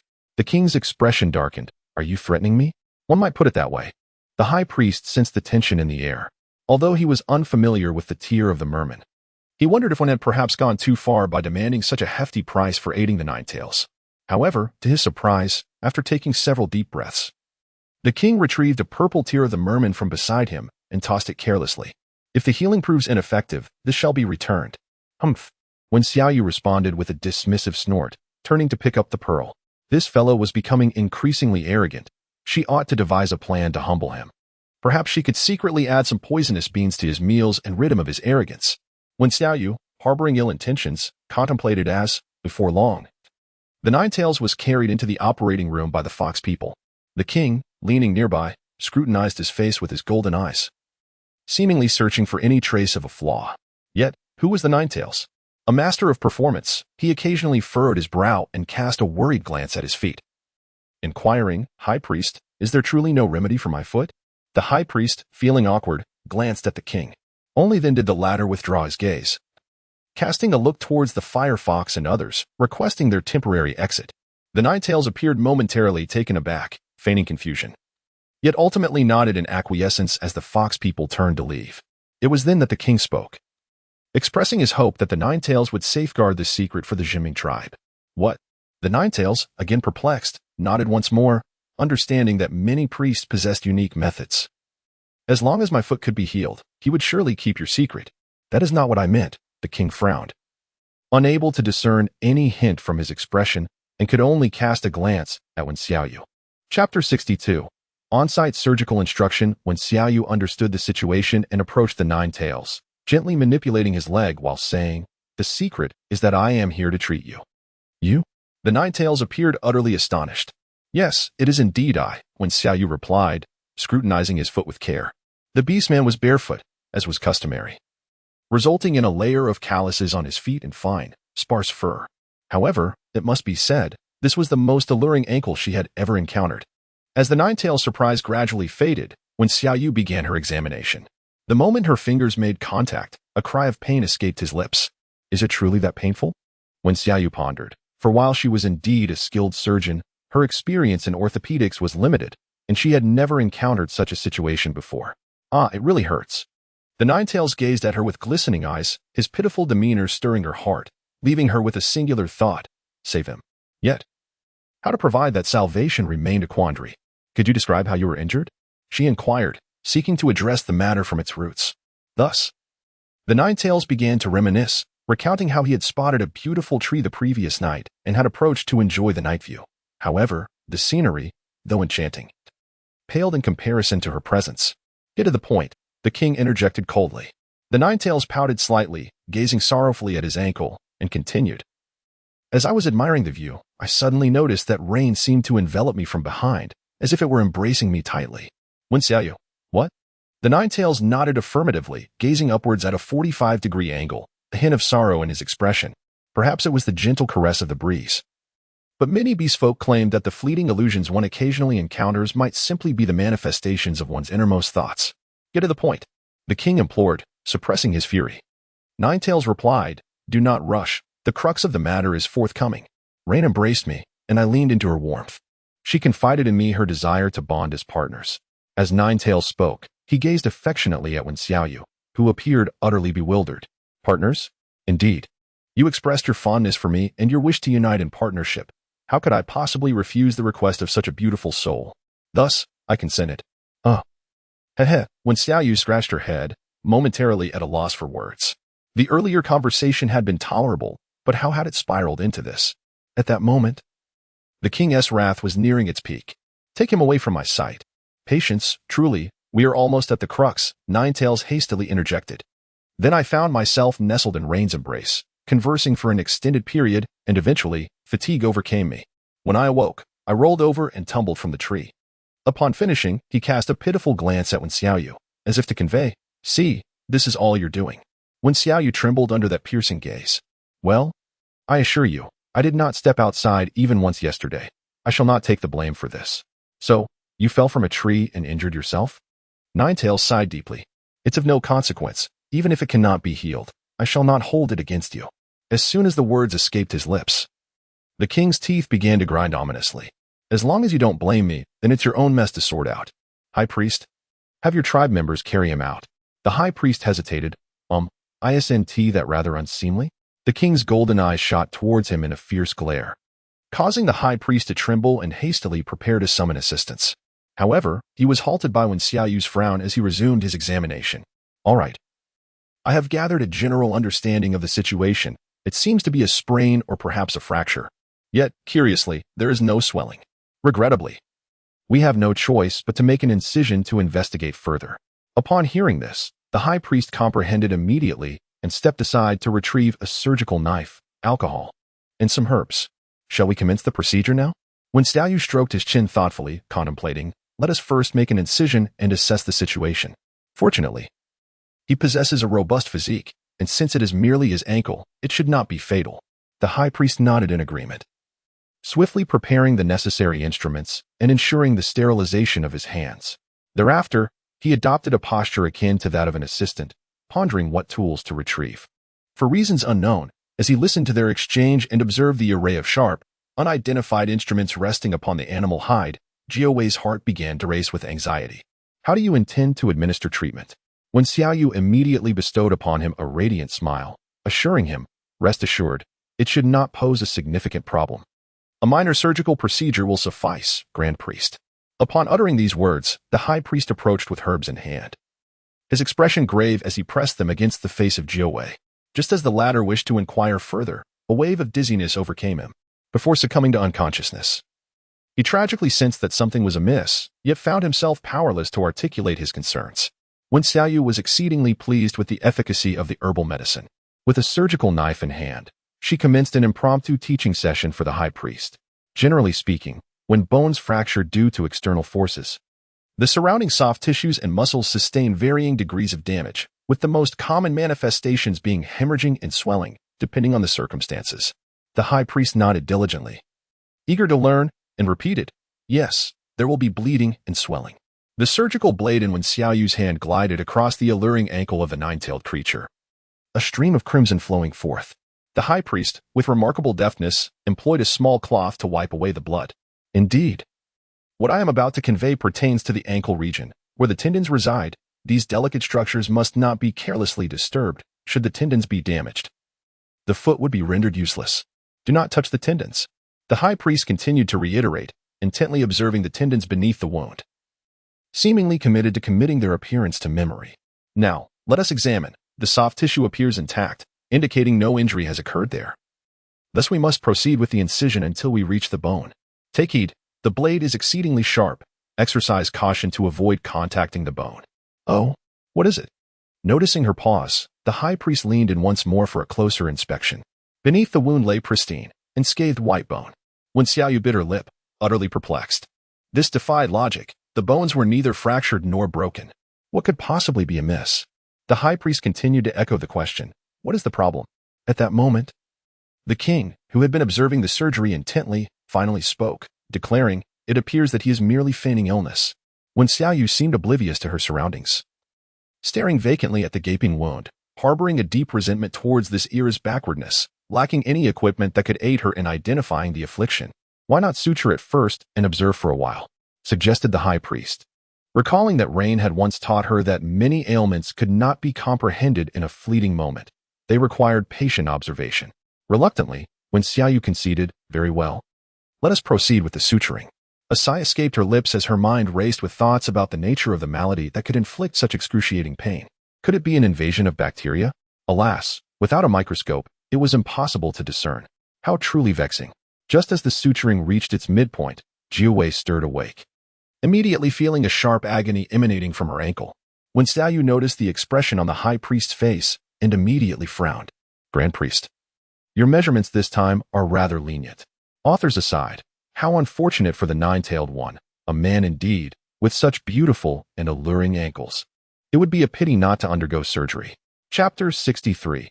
Neither to kill nor to release. The high priest's face flushed with embarrassment, as he sheepishly smiled at the nine-tailed leader. "I apologize, Chief Ninetails. I am still a novice in this craft and have yet to master it completely. Please bear with me. I assure you it won't happen again." The exquisite face of the nine-tailed one contorted in discomfort as he washed Wen Xiaoyu's hand, armed with a sharp, slender instrument, probe at his ankle. Witnessing his astonishment, pain, and disbelief, Wen Xiaoyu too felt her cheeks warm. "I'm sorry. I initially intended to treat you, but I couldn't ascertain the cause. For now, we will have to observe for a few days. Please stay here. I promise I will heal you." The nine-tailed one was engulfed in mixed emotions. Once the final stitch was placed, Wen Xiaoyu dabbed the wound with alcohol, shaking her head in dismay at the swollen ankle. "What a pity. Such a seductive and beautiful ankle will bear a scar. It seems I must find some herbs for scar removal." Noticing his prolonged silence, Wen Xiaoyu asked with concern, "Does it still hurt?" The nine-tailed one replied, "This afternoon, the cat people brought the white ape and brown bear to the square, preparing to hold a grand assembly to deliberate the fates of the monkey and bear tribes." He was seated aside, observing the situation. The firefox, glancing at the leader's swollen, centipede-like wounds, struggled to suppress a laugh but ultimately failed to contain himself, receiving a fierce glare from the nine-tailed one. "Is it amusing?" "Not at all, my lord." The firefox replied earnestly. "Very well," the nine-tailed one scoffed, stepping back. In the square, the brown bear and white ape were bound tightly, glaring fiercely at Wen Xiaoyu and the king. Had their mouths not been gagged, they would have unleashed a torrent of insults by now. The cat people watched with indignation, some nearly rushing to deliver them a beating. Had it not been for Yan Yun maintaining order, chaos would have ensued. "My king, we must swiftly execute these vile monkeys and bears. Indeed, eliminate them and obliterate their tribe. Enslave them for our own purposes." One voice after another echoed this sentiment, while Wen Xiaoyu, seemingly indifferent, savored a strawberry. This scene inevitably reminded her of a recent occasion when these cat people sought to dispose of her. However, this time, she found herself as an outsider. After a prolonged silence, the king finally gestured for silence, and the cat people immediately quieted, eagerly awaiting his pronouncement of judgment. "I am keen to hear your words," the king declared, waving his hand. Soon after, someone removed the gags from their mouths. As soon as the bindings were undone, the brown bear erupted into a tirade. "Coward, always resorting to underhanded tactics. If you have the guts, face me in a duel. And you, how dare you deceive me? You will meet a wretched end." When Xiaoyu raised an eyebrow, her reaction to his words barely perceptible, yet she refrained from retorting and continued to savor the delectable strawberries beside her. The white ape maintained a semblance of composure, though his gaze burned with an intensity that seemed capable of igniting them. This female dared to impersonate a deity of the divine realm. Should this news spread, who could fathom whether the diminutive Juming tribe could withstand the wrath of the divine? Thus, he resolved that he must survive at all costs, to relay this information and witness the gradual demise of the Juming tribe. With this thought, he suppressed his fury and asked, with dignified poise, how he intended to handle the situation. The king raised an eyelid, evidently taken aback by his calm demeanor. Though this surprise lasted scarcely a moment. "You, in your quest for wine, have slain countless warriors of the Juming tribe. Naturally, you must pay the price." Upon hearing this, the brown bear roared defiantly, "I refuse to submit. You employ trickery. Let us engage in a fair battle." His voice echoed thunderously. Yet the king did not cast him a glance, instead awaiting the white ape's response. The latter's pupils constricted as his emotions shifted, and ultimately he declared, "I am willing to bear the cost, provided you release us." The leader. The monkey men were astonished. The beast men would rather die than yield. What was their leader proclaiming? If they were released, would their kin even accept them? The white ape disregarded them and continued, "Food, slaves, name your price." As his words fell, the once indignant catman fell silent, quickly adopting a disdainful expression as he began to gesture and point. When Xiaoyu paused her eating, instead gazing appreciatively at the scene before her, the white ape's countenance was dark, his eyes betraying a sense of restraint, alongside an inscrutable depth that eluded her understanding. Yet, she recognized that such an adversary was the most formidable. Someone whose intentions were opaque would always keep one guessing about their next move. Meanwhile, a group of catfolk, while expressing their disdain, began to deliberate on what they might procure. If they desire to seize our wine, let them compensate us for it. And as for the cloth and the monkey slaves, humph, I shall ensure they are soundly whipped in vengeance for our fallen warriors. The catfolk clamored in agreement, and suddenly, the brown bear erupted into laughter, mocking the white ape. "You coward! In a bid to save your own skin, you would surrender the tribe to them. If it were me, I would be utterly ashamed. Indeed, we bears would rather die than submit. If you have the courage, kill us." A furious catfolk retorted. In an instant, the atmosphere grew chaotic once more. The king did not intervene, instead bowing his head in contemplation. At that moment, Xianhu spoke up. Casting a cold glance at the king, "If we let them go now, they may very well return to ambush us." The high priest pondered for a moment, frowning. "Yet if we kill them, the two great tribes will seek revenge. We are caught in a dilemma. Killing them is not an option, nor is letting them go. Although the bear tribe is gravely weakened, should we slay their leader, the female bears are not to be trifled with. The strength of the bear folk has always surpassed that of many other beast clans. Should they unleash their fury, the outcome remains uncertain.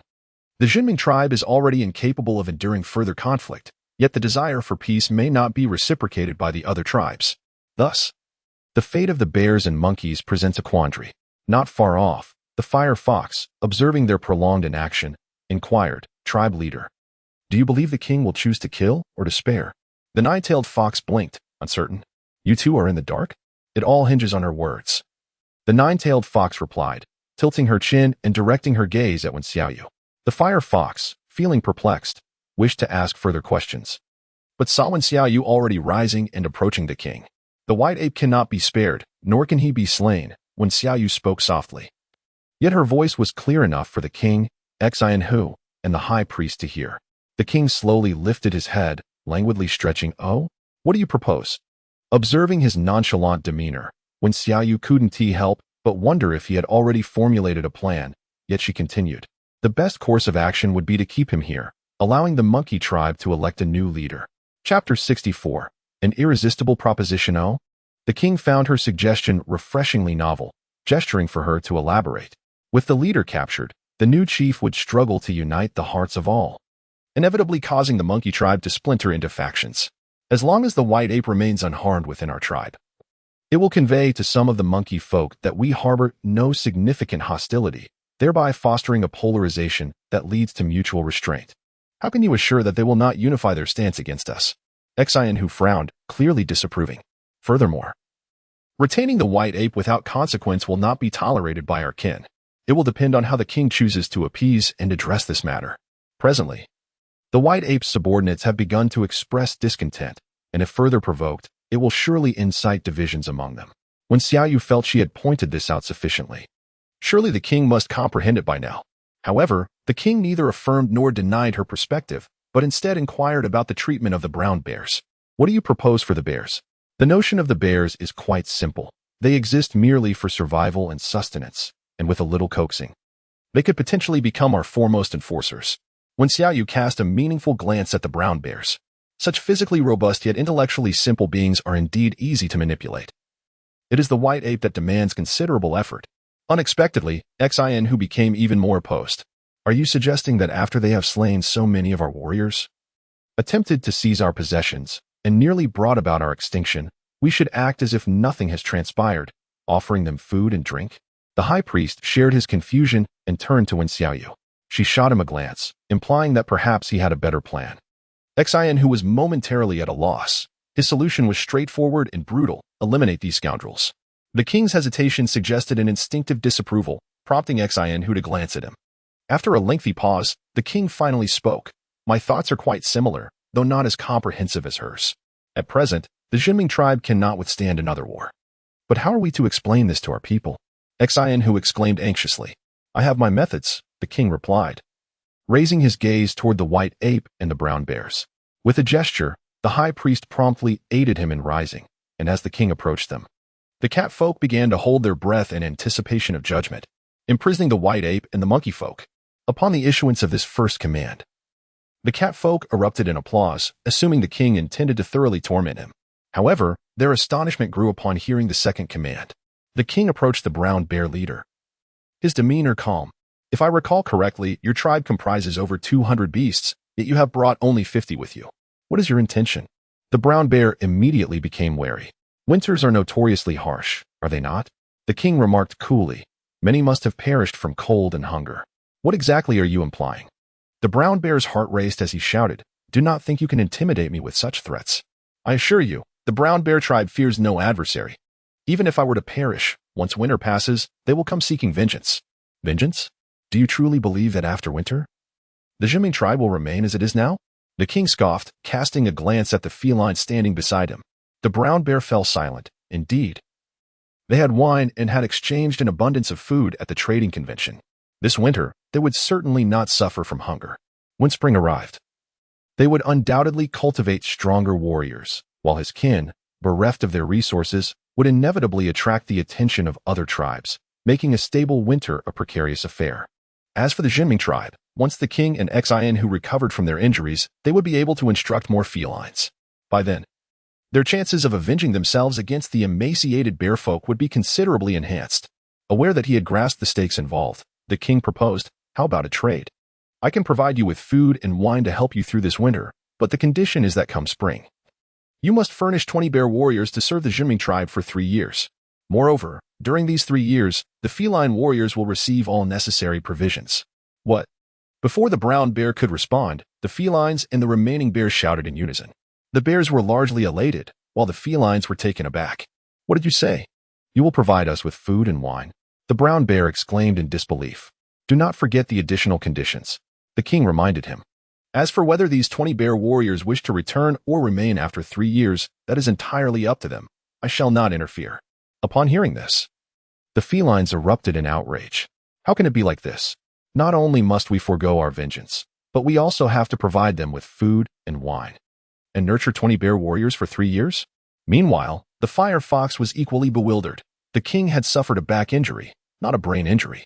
Elder, you left your statement half-finished, she remarked, noticing a glimmer of light in Jiuwei's eyes as he increasingly admired Wen Xiaoyu. She is indeed astute. What? The fire fox, still confused, was met with Jiuwei's resigned shake of the head. Oh, little fire, do you not see? This is an exceptionally lucrative deal. Consider 20 bear warriors. If utilized wisely, they could annihilate numerous tribes within 3 years. Coupled with a continuous supply of food and wine, the Juming tribe will undoubtedly expand significantly. Is it truly that formidable? The fire fox was taken aback, calculating carefully, and it indeed seemed plausible. Will the brown bear agree? We must not allow that to happen, lest we too face the danger of being swallowed up. However, Jiawei shook his head, a smile gracing his features. He will certainly agree, for the temptation is far too great. If I were in his position, I would have no reason to refuse. Indeed, after a prolonged silence, the brown bear growled. I have killed so many of your warriors. Why would I assist you? This was a question the felines also wished to pose. But the king glanced at Wen Xiaoyu and replied calmly, I do not wish to assist you, but for the sake of the tribe, I am compelled to do so. What kind of reasoning is that? The brown bear could not comprehend, yet the conditions of food and wine were ultimately too enticing to dismiss. How can you prove that you are not deceiving me? In the name of the beast father, I vow that if you are willing, you may be released at this moment, and we can then discuss the particulars in detail. Should you refuse? That is not a matter for you to know. The king's expression was one of feigned cordiality, his golden eyes devoid of emotion. Now, reveal your choice. The brown bear remained silent for a time, before finally lifting its head defiantly. Very well. Food and drink, as you promised. The king raised an eyebrow and gestured with his hand. Xian who hesitated, but ultimately stepped forward to untie the bear man. Soon, a lavish banquet was laid out within the grand hall. The fragrance of fruit wine wafted through the air, and a variety of delectable dishes were served. The famished bear man could no longer contain himself, seizing the food to devour it eagerly. Chapter 65.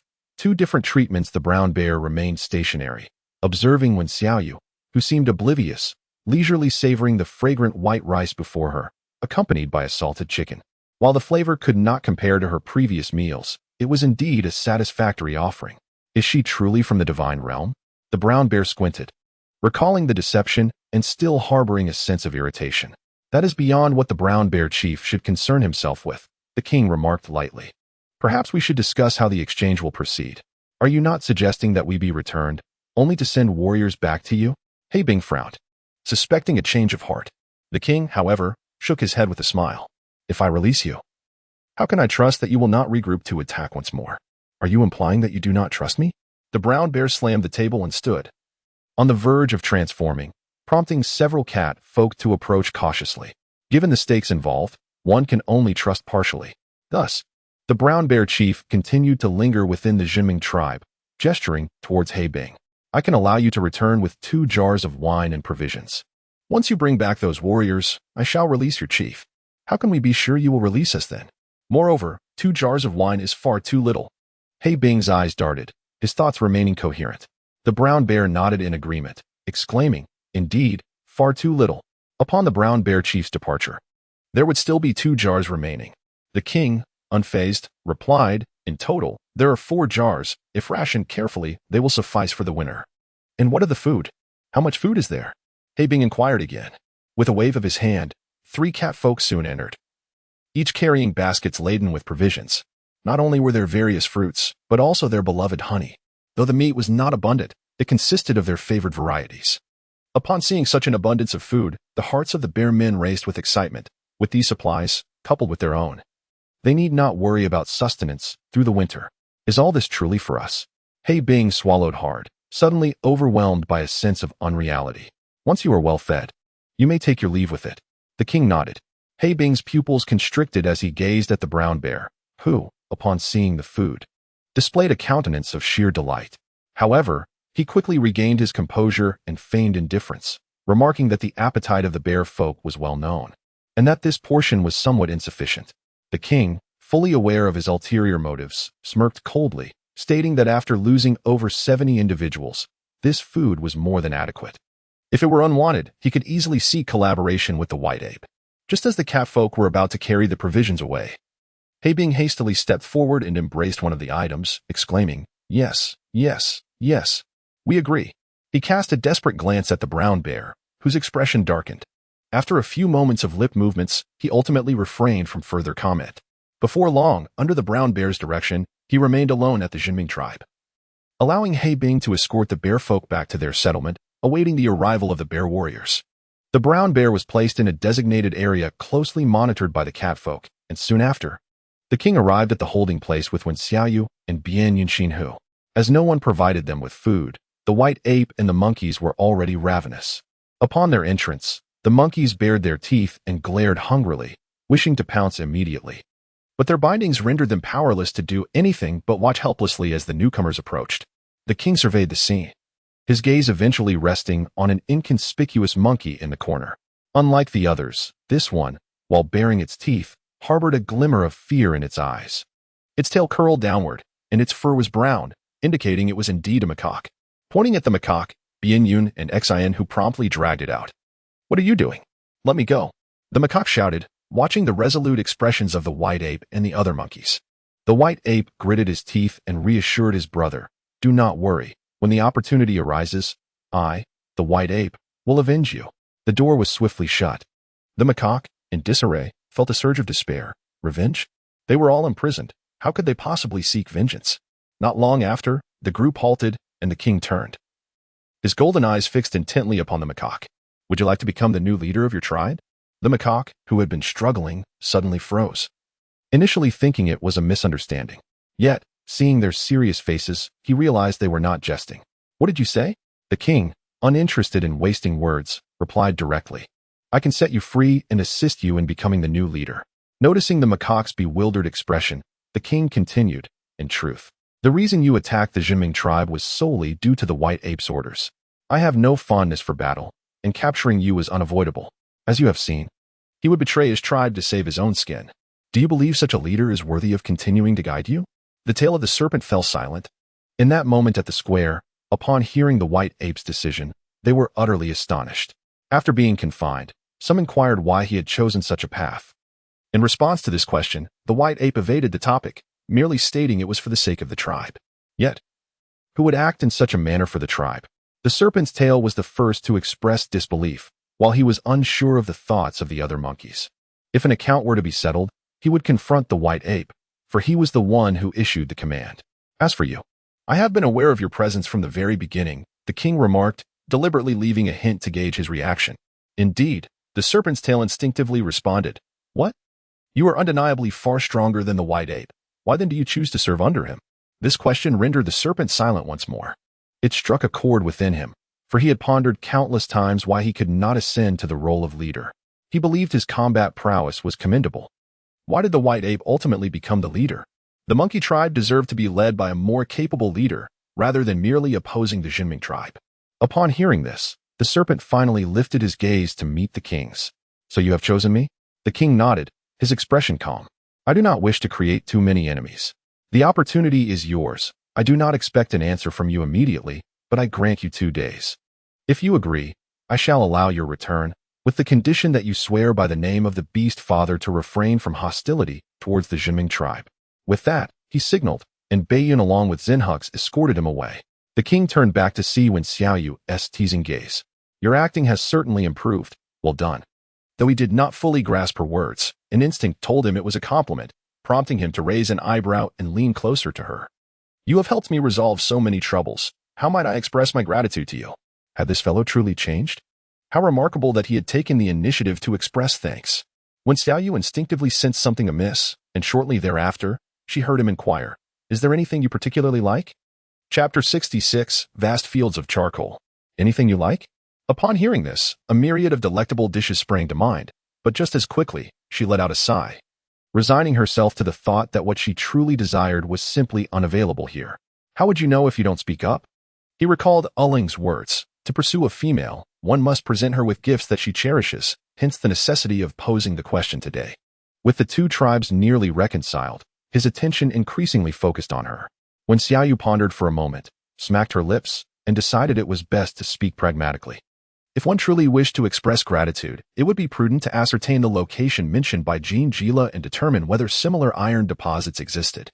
With iron, a multitude of creations could be forged. At present, she possessed an entire set of surgical instruments. To instruct the high priest and the puppets, she would require considerably more. Moreover, who could say what other innovations might emerge in the future?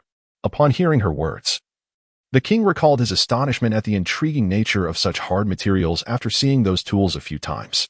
Indeed, it was essential to retrieve more of those stones. Yet with manpower in short supply and the threat of further orc invasions looming, they could only wait for the arrival of the bear warriors before making plans.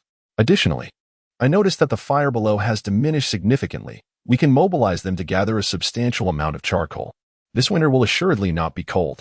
When Stalyu's gaze fell upon the mountainside, where, although wisps of smoke still lingered, the flames had largely subsided. This signified that the area was now blanketed in charcoal, an essential commodity for winter survival. Charcoal. Yes, the dark remnants of burned trees. As she spoke, when Stalyu became increasingly animated, exclaiming, "Come on, let's rally the puppets and collect as much as we can." Seeing her radiant smile and spirited demeanor, the king stroked his chin thoughtfully. He mused that her delight might stem from a fondness for charred trees. This peculiar affinity was indeed rare among females, but not entirely unfathomable, given her distinct nature. In no time, when Xiaoyu had gathered a considerable number of females, all carrying baskets as they hurried toward the mountainside. Below the isolation zone lay the charred remains of trees, stripped of their former vitality, evoking a sense of loss. Yet, she soon adopted a more optimistic outlook. Although scorched, come spring, she could utilize the fertile soil to cultivate even more food. In the meantime, she could preserve the surplus fruits and plants for nurturing, ensuring a bountiful harvest in the following year. With this thought, her spirits soared. "Rain, can these dark remnants truly be burned again?" asked the puzzled puppet, lifting a piece of charcoal, her beautiful face adorned with confusion. "Can something once burned be ignited anew? How astonishing!" "Indeed. Moreover, it can be used for writing and smelting iron. How marvelous!" When Xiaoyu replied, her heart swelling as she surveyed the vast expanse of charcoal.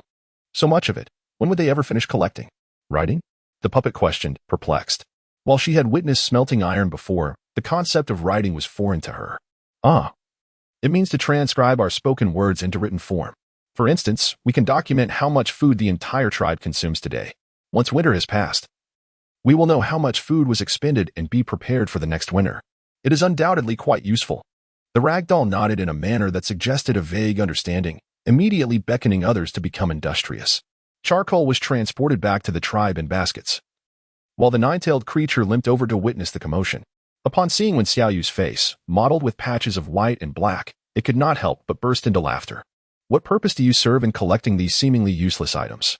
Wen Xiaoyu had no choice but to explain to them once more, saying, "When you return, you may take some with you. After all, it is abundant everywhere. At least this winter, you shall not perish from the cold." "Oh, it serves such a purpose?" Jiawei picked up a piece of charcoal, neither too large nor too small, and glanced at her grimy hands, observing her engrossed in gathering charcoal. A mischievous thought crossed her mind, and she approached stealthily. With a swift motion, her finger traced across Wen Xiaoyu's face, leaving behind a long, dark mark that appeared quite comical. Wen Xiaoyu stood frozen in place as the nine-tailed fox playfully tapped her nose once more. With a charming glimmer in her alluring peach blossom eyes, she teased, "Why don't you evade?" "How childish." As Wen Xiaoyu cast a sidelong glance, intending to retort, her peripheral vision caught sight of a nefarious hand reaching toward the nine-tailed fox. The leader of the nine-tails certainly possessed an amusing spirit. Suddenly, a resounding slap echoed as the king's hand landed heavily on his shoulder, leaving a dark imprint on the pristine white garment. The corner of the nine-tails' mouth twitched, and he beheld the king's languid gaze. "Oh dear, I almost forgot to pick up the coals and inadvertently sullied your attire. Why not remove it? I can have someone clean it for you." With that, the king reached out once again, prompting a swift change in the nine-tails' expression as he leaped back, his injured foot recoiling in pain. Upon landing, his entire face contorted in agony, leaving him utterly disheartened. "No need. I appreciate the sentiment," the nine-tails gritted through clenched teeth. He then turned to Wen Xiaoyu, wearing a wounded expression, and leaned in to whisper, "How long until my foot heals? Could you perhaps take another look? A thorough examination?" The mention of his foot left Wen Xiaoyu feeling awkward, momentarily at a loss for words. Seizing the opportunity, the nine-tails continued with a sultry voice laced with allure. "Tell me, could it be that the pain in my lower body has transferred to my foot?" Lower body. Wen Xiaoyu, for reasons unknown, instinctively cast her gaze towards an area she ought not to have, her mind swirling with the phrase lower body. Could it truly be? Jiawei smiled subtly, her breath brushing past her ear, innocently blinking her eyes as if to suggest, "Why not take a look?" The individual's eyes widened in an instant, unable to suppress a gulp. Without a doubt, Jiawei's physique was exceptional. Her long legs, while not overly muscular, epitomized the grace of a model, undeniably captivating. When Xiaoyu began to envision the scene of herself cradling those legs, meticulously examining them, perhaps this fascination with legs is not solely suited for women, but may indeed appeal to men as well. As she contemplated this possibility, a sudden roar pierced the air, and before she could finish her thought, she witnessed the king transform into a beastly form, swiftly overpowering the nine-tailed fox. The onlookers were momentarily stunned. The fire fox was the first to react. Just as he intended to intervene, he heard the king articulating human speech, his claws pressing against the thigh of the nine-tailed fox. Is this where it hurts? A sizable paw left a dark imprint. Or is it this spot? Another massive paw print appeared, the king's gaze filled with concern. In the next moment, his claw was poised to press upon an intimate area, his piercing eyes questioning. Or perhaps, does this hurt? Author's note: the writer is feeling a bit unwell and can only provide 2 updates today. It may be due to prolonged computer use, as there is a persistent sensation of nausea. Apologies to those eagerly awaiting updates. If you've reached this point, it's best to retire for the night. Chapter 67. They are here for you, the king. The fire fox was utterly bewildered. If that claw were to descend, their clan leader would surely be ruined. When Xiaoyu was taken aback, sensing that the king was not merely jesting. But why this sudden turn of events? Please, remain calm. Let us converse rationally. What grievances could warrant such an uproar? She implored. Ba, let us not act impulsively. The orcs felt their hearts leap to their throats. Meanwhile, the subdued nine-tailed fox remained unperturbed, gazing at the king with a playful smile. How amusing. The king's reaction was utterly intriguing. Such a few words could provoke him so. It seemed that rain held a crucial place in his heart. The leader was astonished to discover that the king had learned the priestly arts. Was he preparing to heal me? The nine-tailed fox raised an eyebrow, her enchanting eyes brimming with mischief. Upon hearing this, the fire fox nearly wept, my esteemed chieftain. In such dire circumstances, you dare to provoke the king? Do you truly believe you possess 9 lives to spare? When Xiaoyu, still perplexed by the unfolding situation, chimed in. Your Majesty, perhaps we should wait for the high priest to arrive before silence. The king abruptly turned, casting a fierce glare in her direction, cutting her off mid-sentence. When Xiaoyu shivered, her face a patchwork of confusion. What on earth was wrong with this wretched creature? At that moment, the audacious nine-tailed fox spoke again. Leaning closer and whispering in a tone that only they could hear, your taste is commendable. However, the gaze of this clan leader is equally discerning. At present, she lacks a mate. In a fair competition, who shall she ultimately choose? The king's pupils constricted in alarm. His worst fears had materialized. The nine-tailed fox before him was willing to jeopardize the alliance of their 2 tribes to vie for his affections. The king's expression shifted dramatically, his demeanor growing increasingly frosty as he cast a scornful glance at the fox. Do you truly believe that someone of your stature would capture her interest? In terms of physicality, the king certainly appeared more robust than the slender nine-tailed fox. However, the fox remained unfazed and retorted, if we are to compare. The brown bear chief seems more formidable than you. Moreover, I merely declared my intent to pursue her. Why are you so anxious?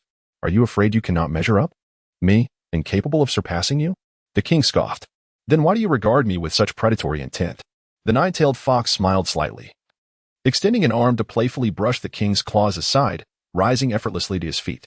The onlookers were oblivious to the nature of their exchange, only sensing the atmosphere grow increasingly peculiar. The 2 individuals, once seemingly affectionate, had suddenly turned combative, and what perplexed them further was their ignorance of the underlying cause. As the nine-tailed fox limped away, when Xiaoyu scratched her head, wishing to say something more, only to be met with the king's sudden, piercing gaze upon her. What is he doing? When Xiaoyu's heart raced, why was he directing his frustration toward her? Perceiving her bewilderment, the king frowned and snorted coldly before departing as well. Thus, a scene concluded, leaving all present in a state of confusion. That evening, when Xiaoyu found herself sleeping near the stuffed toy, too apprehensive to approach the king, after dinner, she began to voice her grievances. Have you noticed that the king's temper has been so erratic of late? She gazed at the glowing embers, their light casting a rosy hue upon her face. The stuffed toy regarded her with a complex expression, its eyes shimmering like a celestial expanse. Do you truly not understand? I have no idea, when Xiaoyu replied, smacking her lips. Could it be that her uncle has arrived? Or perhaps the pressure has become overwhelming? The stuffed toy, unable to comprehend her musings, shook its head in resignation. I believe the argument between the king and the nine-tailed chief today was all about you. Me? The stuffed toy nodded. The king has feelings for you. You must be aware of that, right? Coughing in shock, when Xiaoyu nearly choked on her own saliva. How could this secret be known? You needn't be embarrassed. It is evident to us all. The king has never shown such care and tolerance towards any female before. Today, When the nine-tailed fox drew so near to you, he must have been furious. The analysis by the puppet was thorough, yet it left her perplexed. However, given that she had only met the nine-tailed leader a few times, how could he possibly have such feelings for her? Stop, stop, when Xiaoyu quickly interjected. If that were truly the case, the situation had become rather complicated. Previously, the king had expressed his desire to bond with her, and it seemed he had not yet given up. Now, here came another contender in the form of the Nine-Tails. It would be disingenuous to claim she felt no joy in being pursued by two handsome men, yet the dilemma remained. She did not wish to remain in the beast realm. The notion of being among the beast men weighed heavily on her heart. The puppet looked at her with curiosity, unable to fathom her inner turmoil. To her, the king was exceptionally admirable, so it was only natural that he would be the one chosen. Did she still harbor feelings for Zhugan? This thought filled her with melancholy. After all, she felt no confidence in outshining you. Thus, two individuals, each with their own divergent thoughts, drifted into slumber, their minds burdened with myriad concerns. The winter night was particularly frigid, and the enclosure for the monkey men lacked both a brazier and fur for warmth. A few of the monkey men shivered in the cold, and soon, an argument ensued. Wanwei, you might as well be honest. Why did the king seek you out, yet spare your life? The sharp-eyed lair, a staunch supporter of the white ape, seemed intent on penetrating his every thought. Nevertheless, Wanwei was undaunted, retorting fiercely, "You have asked me this question all day. How else would you like me to respond? Am I expected to be killed by them for it to be satisfactory?" Another monkey man interjected, "We certainly do not wish for any of our companions to sacrifice themselves. Yet you returned without a scratch and claimed they said nothing. Who would believe such a tale? Believe it or not?" Faced with repeated inquiries, Wanwei's expression grew cold as he lowered his head, though a change flickered in his eyes, while concealed from others.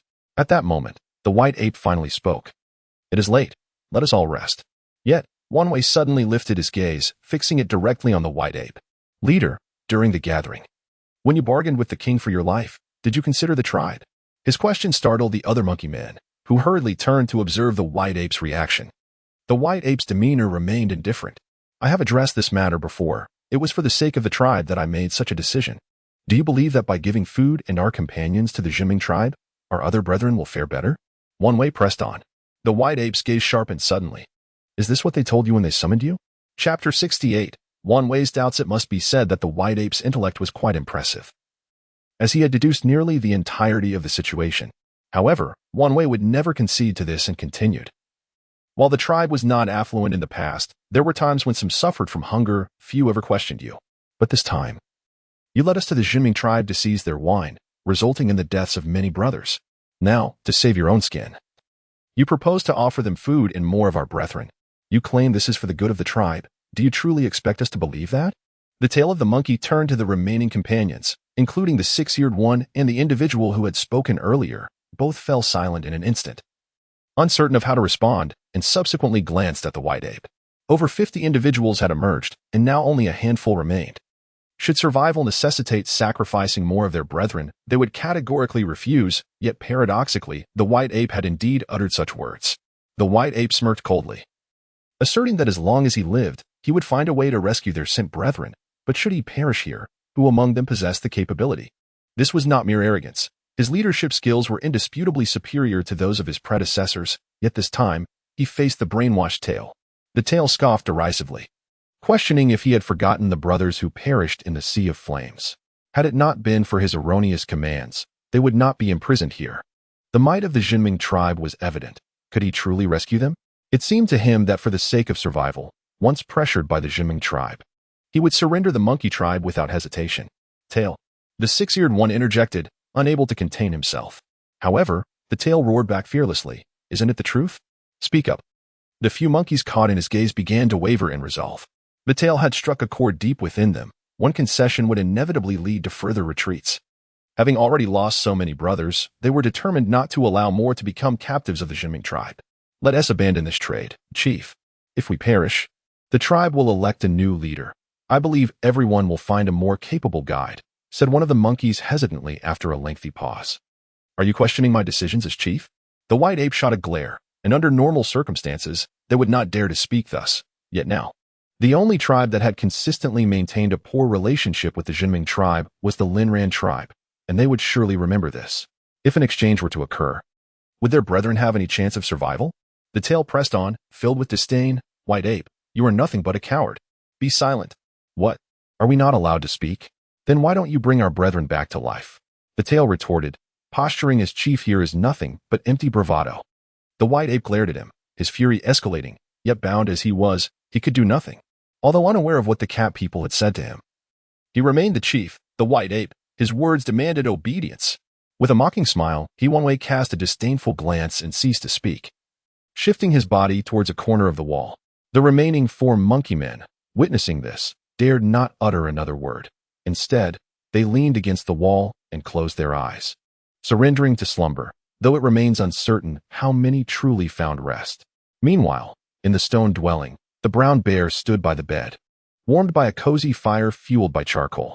Outside, 4 catmen clad in thick pelts vigilantly kept watch, their eyes unblinking. On the table lay delectable honey and fruit wine. Their aromas enticing, yet he found no desire for them. Never before had he contemplated that a captive could receive such generous treatment, ample food and drink, along with a fire for warmth. This was a privilege he had not even experienced in the brown weasel tribe, yet the Juming tribe had afforded him this luxury. Perhaps, he thought, this choice was not misguided after all. With a sigh, the brown bear wiped his slightly reddened eyes and gazed towards the mountainside. Then, with a sudden thud, knelt down, his voice choked with emotion.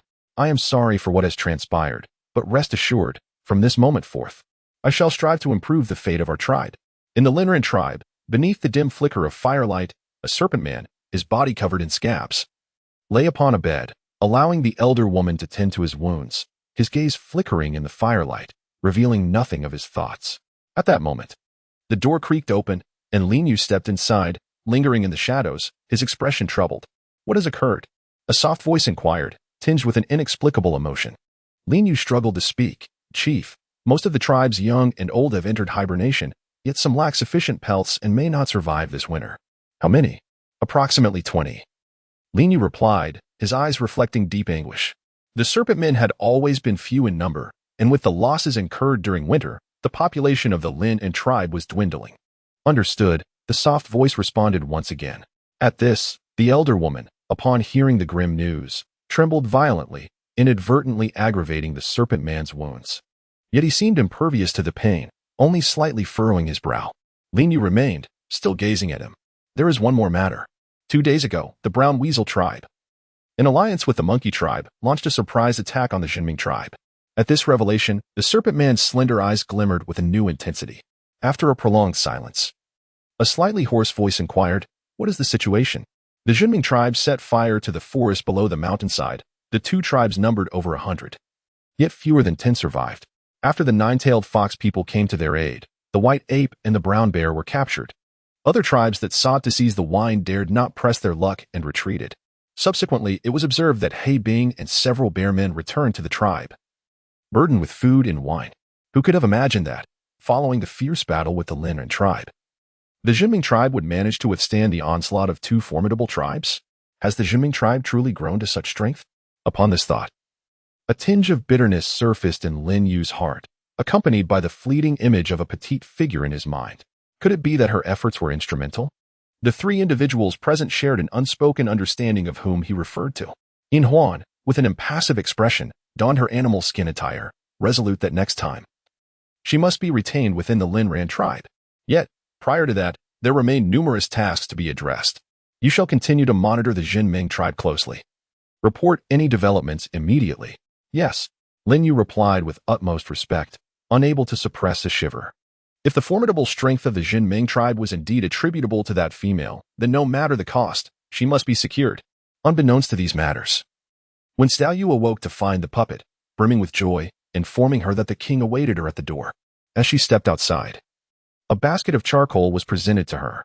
When Xiao Yu, the king, with a smile upon his face, spoke in the gentlest of tones, "This is for you." Author's note, he has arrived, bringing charcoal with him. This marks the king's inaugural gift. With winter approaching, dear readers, would you care for a share? Chapter 69. Fishing, are you serious? When Xiao Yu nearly doubted her own eyes, indeed, the basket handed to her by his subordinate contained charcoal. Yet, why would he present her with such an item? It bore little value. Could it be that, observing his smiling demeanor, she began to suspect it was a ruse. Especially as his golden, radiant eyes grew increasingly gentle, it deepened her conviction that there was trickery afoot. After all, who would casually gift someone a basket of charcoal? Was there an unspoken implication? Noticing her lost in contemplation, the king's lips curled upward, evidently pleased that she was moved by his sincerity. A land strategy had indeed proven effective. With that thought, he remarked, "There will be more tomorrow." More? When Xiaoyu found herself questioning her existence once again, the king nodded, recognizing that she truly appreciated the gesture. Her astonished expression spoke volumes. Such a peculiar fondness, indeed, made her worthy of his affection. "Very well, I shall leave this matter for now. I still need to arrange for them to seek out Taisher. So I must take my leave," the king declared. Upon finishing his words, the Catman set down the basket, and the two strode away with an air of confidence. "When Xiaoyu, what do you mean he is mocking me or suggesting something?" With a bewildered expression, she turned her head. Initially, the plush toy had smiled, but now its smile appeared somewhat stiff. To be honest, it too could not discern the situation. Could it be that they felt the charcoal they collected yesterday was insufficient? After a moment's hesitation, the plush toy voiced its thoughts, prompting Wen Xiaoyu to furrow her brow and cast a glance at the charcoal on the ground, feeling somewhat speechless. "I have an inkling that this matter is not so simple. I shall go collect more charcoal." The plush toy was quite startled by the king's actions and quickly tidied up before dashing towards the hillside. With the rain looming, the king must surely be hinting at their need to work rapidly. Yes, it must be so. For 2 entire days, both the cat people and the fox people toiled away gathering charcoal, even filling the cave in the back mountains. Ultimately, when they could no longer store any more, they assisted the fox people in weaving numerous baskets, which were then dispatched to Qingqiu. The foxes found the woven baskets exceedingly practical, and thus, when Wen Xiaoyu was tending to Jiawei's feet, after much coaxing, she finally learned the art of weaving. Rain is truly intelligent and also quite lovely. Sitting on the bed, Jiawei beamed at Wen Xiaoyu, who was busy attending to his feet. Upon hearing his praise, she humbly smiled, responding, "Oh, you're quite handsome yourself." Jiawei paused in surprise, then burst into a genuinely joyful laugh, exclaiming, "You are indeed quite special." Ahem, let's refrain from further mutual flattery. After their laughter subsided, Wen Xiaoyu pressed on the area where he had undergone surgery. "Does it still hurt when I press here?" "Upon seeing you, it seems to hurt less. So Rain should visit me often. Perhaps in a few days, it will heal on its own." Wen Xiaoyu could not help but cover her thumping little heart. "You are quite the charmer. Are your family members similarly gifted?" "Huh?" Jiawu appeared somewhat perplexed by her words. "Oh, it's nothing." Wen Xiaoyu chose to say no more, fearing that if she were to gaze upon that bewildered expression again, she might lose control of her instincts and pounce upon him. Thus, she silently stowed away her tools, preparing to depart. Just then, Jiawu spoke again. Would you be interested in visiting Qingqiu?" "Visiting?" Jiawu nodded, his voice laced with a hint of temptation. His reddish-brown eyes sparkled like gemstones, as if they held a universe of stars within. The scenery in Qingqiu surpasses that of this place by far. It is perpetually adorned with a myriad of beautiful flowers, and everywhere you turn, there are handsome men and beautiful women who are quite understanding. As he spoke, one hand gently caressed her cheek. "At least they are more enthusiastic than those little cats." Although she had only been here for 2 days, she could still sense the unfriendly demeanor of certain catfolk towards her.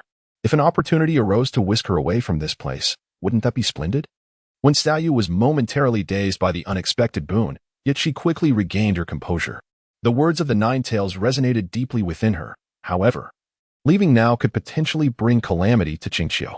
Moreover, she had intended to utilize the iron ore to fashion farming tools for the forthcoming planting season.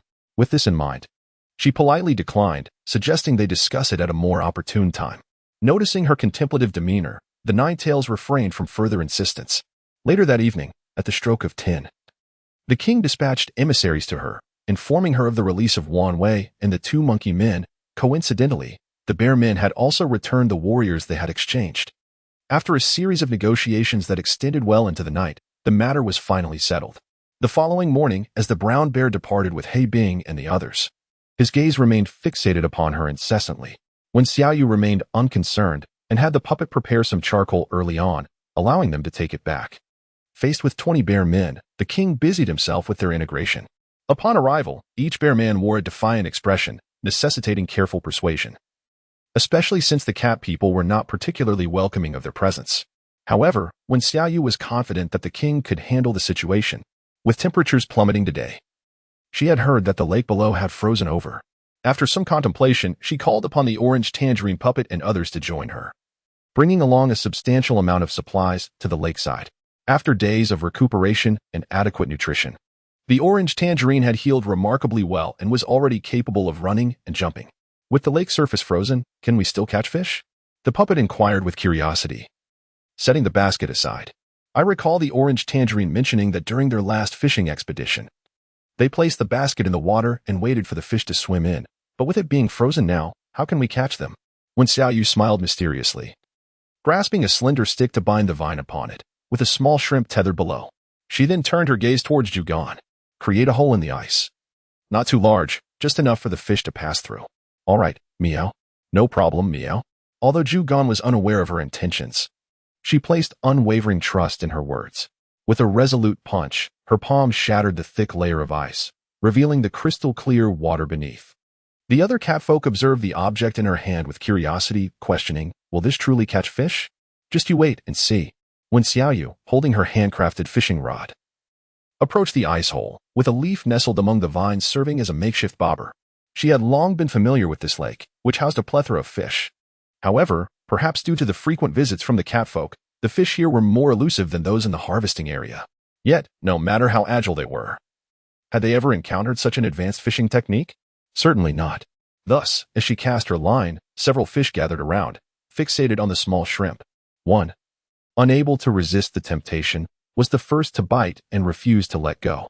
As the bobber quivered vigorously, when Xiaoyu yanked the rod sharply, and a plump fish was flung onto the shore, its mouth still firmly clamped around the shrimp, savoring the delectable treat.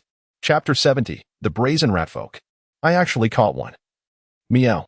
Zhugan felt a sense of wonder, yet could not comprehend why the fish did not attempt to escape. When Xiaoyu smiled with satisfaction, likening the situation to the last time when those fish had never encountered such innovative fishing methods. Well, I've demonstrated the technique. Now it is up to you. The fish previously caught in the harvesting area were nearly depleted. Otherwise, she would not have wished to venture out in such frigid weather. The catfolk grasped her explanation only partially, yet it did not deter their eagerness to fish. They immediately mimicked her technique, breaking the ice in various spots across the lake and commencing their fishing endeavors. As the basket filled with fish, the eyes of Zhugan sparkled with delight. Amid their laughter, she suddenly cast her gaze towards a nearby stone. Behind the stone crouched several petite female figures, and by their scent, she discerned they were not catfolk, but rather mousefolk. What are you doing there? Zhugan barked, causing the mousefolk to shrink back in fright. The other catfolk, upon witnessing this, approached with a decidedly unfriendly demeanor. 5 trembling female mousefolk stared back at them in fear. When Xiaoyu gazed at them with great curiosity, as it was her first encounter with individuals of similar stature. However, upon observing their features, sharp, beady eyes, she felt an unsettling discomfort. Particularly striking were their small, greenish eyes that radiated a fearful expression, yet seemed to harbor ulterior motives. This lake did not belong to the Juming tribe. It was a shared territory among the neighboring tribes. In the past, numerous orcs would come here to fish, but the fish had become elusive, and it had been quite some time since anyone visited this locale. Occasionally, one might come to fetch water, but now that winter had set in, with the lake frozen over, it seemed implausible that they were merely here for water. It is not your territory, so why must we refrain from coming here?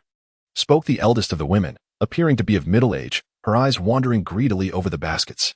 The chieftain's directive to keep an eye on the Juming tribe was indeed a clever strategy. They had devised a method to catch fish with remarkable precision. If they could relay this information back, they would be hailed as heroes of their tribe. But you are hiding here, spying on us. A catfolk named Buju frowned. Who says we are spying? We were here first, waiting for our chieftain. The woman retorted, her gaze shifting from the fish back to Buju, adding, and you have stolen our fish. Jiujian, nearly incredulous, exclaimed, what did you say? We caught these fish ourselves. The middle-aged woman scoffed, glancing at her companions. Who would believe that? Clearly, these fish were taken from us, and you injured our companion in the process. As she spoke, she grasped the girl at the back, revealing her arm covered in scratches, with dried blood evident. This provocation ignited the fury of the catfolk, who were on the verge of transforming into their beastly forms to confront her. Yet, when Xiaoyu erupted into laughter. So, you have come here merely to feign victimhood? No wonder I sensed deceit in your eyes. You seek to seize these fish without exerting any effort, and your methods are rather unimpressive. If their aim was to deceive the catfolk, it might have sufficed, but unfortunately for them, they had crossed paths with Wen Xiaoyu. At that moment, a rustling sound emerged from nearby. Upon looking up, they were met with the sight of over 30 rat folk emerging from the forest. Their beady eyes gleamed with greed upon spotting the fish in the baskets. Leading them was a rat folk, approximately 1.7 meters tall, with light yellow fur, clad in thick animal skins. He clasped his hands to his chest and glanced towards the Juming tribe, breaking into a broad smile. As they approached, the middle-aged woman quickly called out, "Lord Wakili, these vile cat folk have stolen the fish we just caught and injured your sister, Huaji." The creature known as Hu Li, a mouse-like being, cast a fleeting glance before commanding his kin to encircle Wen Xiaoyu and her companions. He then cautiously surveyed his surroundings, ensuring no further traces of catfolk lingered, before allowing himself to relax. "Fortunately, I happened upon this scene. Otherwise, your insatiable greed would have deprived us of our winter provisions. Those detestable catfolk, my sister has suffered grievously. You shall compensate us handsomely for this." Hu Li proclaimed with righteous indignation, his gaze meticulously sweeping over them. It ultimately settled firmly on the ragdoll and Wen Xiaoyu, where a spark of brilliance flickered in his small, round eyes as he gazed intently at their faces. Wen Xiaoyu was disgusted by that gaze. Looking around, they were already surrounded by the ram men. 9 cat folk, including her, faced over 30 ram men, leaving little hope for victory. It seemed that their expedition was doomed from the start. "You must be kidding. How could you possibly catch so many fish?" one of the cat folk exclaimed, though the overwhelming numbers of their adversaries restrained him from acting recklessly. A middle-aged woman, Tianji, huffed and pointed at the fishing rods in their hands. "This is our hard work. We never expected you to seize our tools just because you perceived us as weak. Lord Huakuei, you must punish these despicable catfolk." Upon hearing this, Huakuei nodded in agreement, his face contorted with rage. "In that case, capture them and bring them back to the tribe. We shall await the chief's decision." As soon as he finished speaking, the rat men advanced, intent on capturing them. In a fit of anger, Zhugan transformed into her beast form. As the cat folk reverted to their beastly shapes, the rat men, undeterred despite their smaller stature and rat form, gazed defiantly at them. Just as tensions reached a boiling point, Wen Xiaoyu scoffed, "Enough of this charade. You simply want fish, so take them." This was not the moment to engage in conflict. Their enemies were too numerous. It was better to relinquish the fish for now and fish again later. After all, these fish were rather foolish. "No, we caught these with great effort. How can we just give them away?" protested another catfolk, lamenting the bounty that could sustain them for quite some time. Huakuei chuckled once more, saying, "In that case, capture them for me. Having made such a grave mistake, they must bring 10 jars of wine to return." He pointed directly at Wen Xiaoyu and the puppet. At that moment, Tianji, accompanied by other female rat folk, rose with malicious intent. To their surprise, the strife among the 3 great tribes had ultimately allowed them to reap the benefits. Now they had food and would soon have wine. What a splendid turn of events. "Rain, climb onto my back." As the rat men prepared to launch their attack, Zhugan lowered his head and urged Wen Xiaoyu to mount onto his back, simultaneously whispering to the other catfolk. No matter what, they had to ensure Rain's safe return to the tribe. Chapter 71. Capture the leader first. Their capture was of little concern, but Rain must not be caught. Otherwise, if the king were to blame them, they would surely face dire consequences. The puppet cast a glance, its pale blue eyes reflecting a fleeting sense of loss, but soon stood beside Zhugan, declaring, "I will stay with you." Zhugan nodded solemnly, his claws shifting restlessly. Wen Xiaoyu observed the imminent battlefield with a chilling expression, firmly gripping the back of Orange's neck. Leaning closer, she whispered, "Do not panic just yet. When the fight ensues, wait for the opportune moment to seize Hu Li. Capturing the leader first is the simplest and most straightforward strategy." Despite the overwhelming number of mousefolk, the catfolk emerging this time are not to be underestimated. If they coordinate effectively, they might just capture Hu Li. Orange nodded, exchanging glances with the puppet. In that moment, a mouse could no longer contain its impatience and lunged forward. The battle erupted instantaneously, yet Orange remained sheltered in a secure position under the protection of the catfolk. Meanwhile, on the periphery, Tianji had reached Hu Li, nuzzling against his arm with a sycophantic demeanor. "My lord, I have played a significant role in capturing so many catfolk this time." Hu Li chuckled heartily, pinching her firmly on the backside. "Naturally, when we return, I shall commend you before the leader. Our household will certainly not lack provisions this winter." "Thank you, my lord," Tianji replied with a flirtatious smile. her hand beginning to wander restlessly over Hu Li's form. He closed his eyes in sheer delight, while the other female mousefolk regarded the scene with indifference. Injured, Huaji observed the battlefield with a stoic expression, paying no heed to the bloodied, dried wounds. Orange, I will cover you. As the distance to Hu Li diminished, the puppet spoke up and unleashed 2 blades of wind towards the nearest mouse. Seizing the opportunity, Orange leaped into action, exhaling a burst of flames that repelled several female mousefolk standing beside Hu Li. Then, with a swiftness akin to lightning, Orange's front paw landed forcefully on Hu Li's shoulder.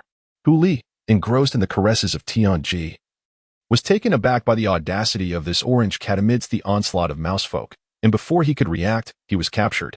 Tianji, stricken with terror, scurried away in a panic, trembling as she witnessed the alarming scene unfold. Stop this at once, Wen Xiaoyu coldly exclaimed, if you wish for him to survive.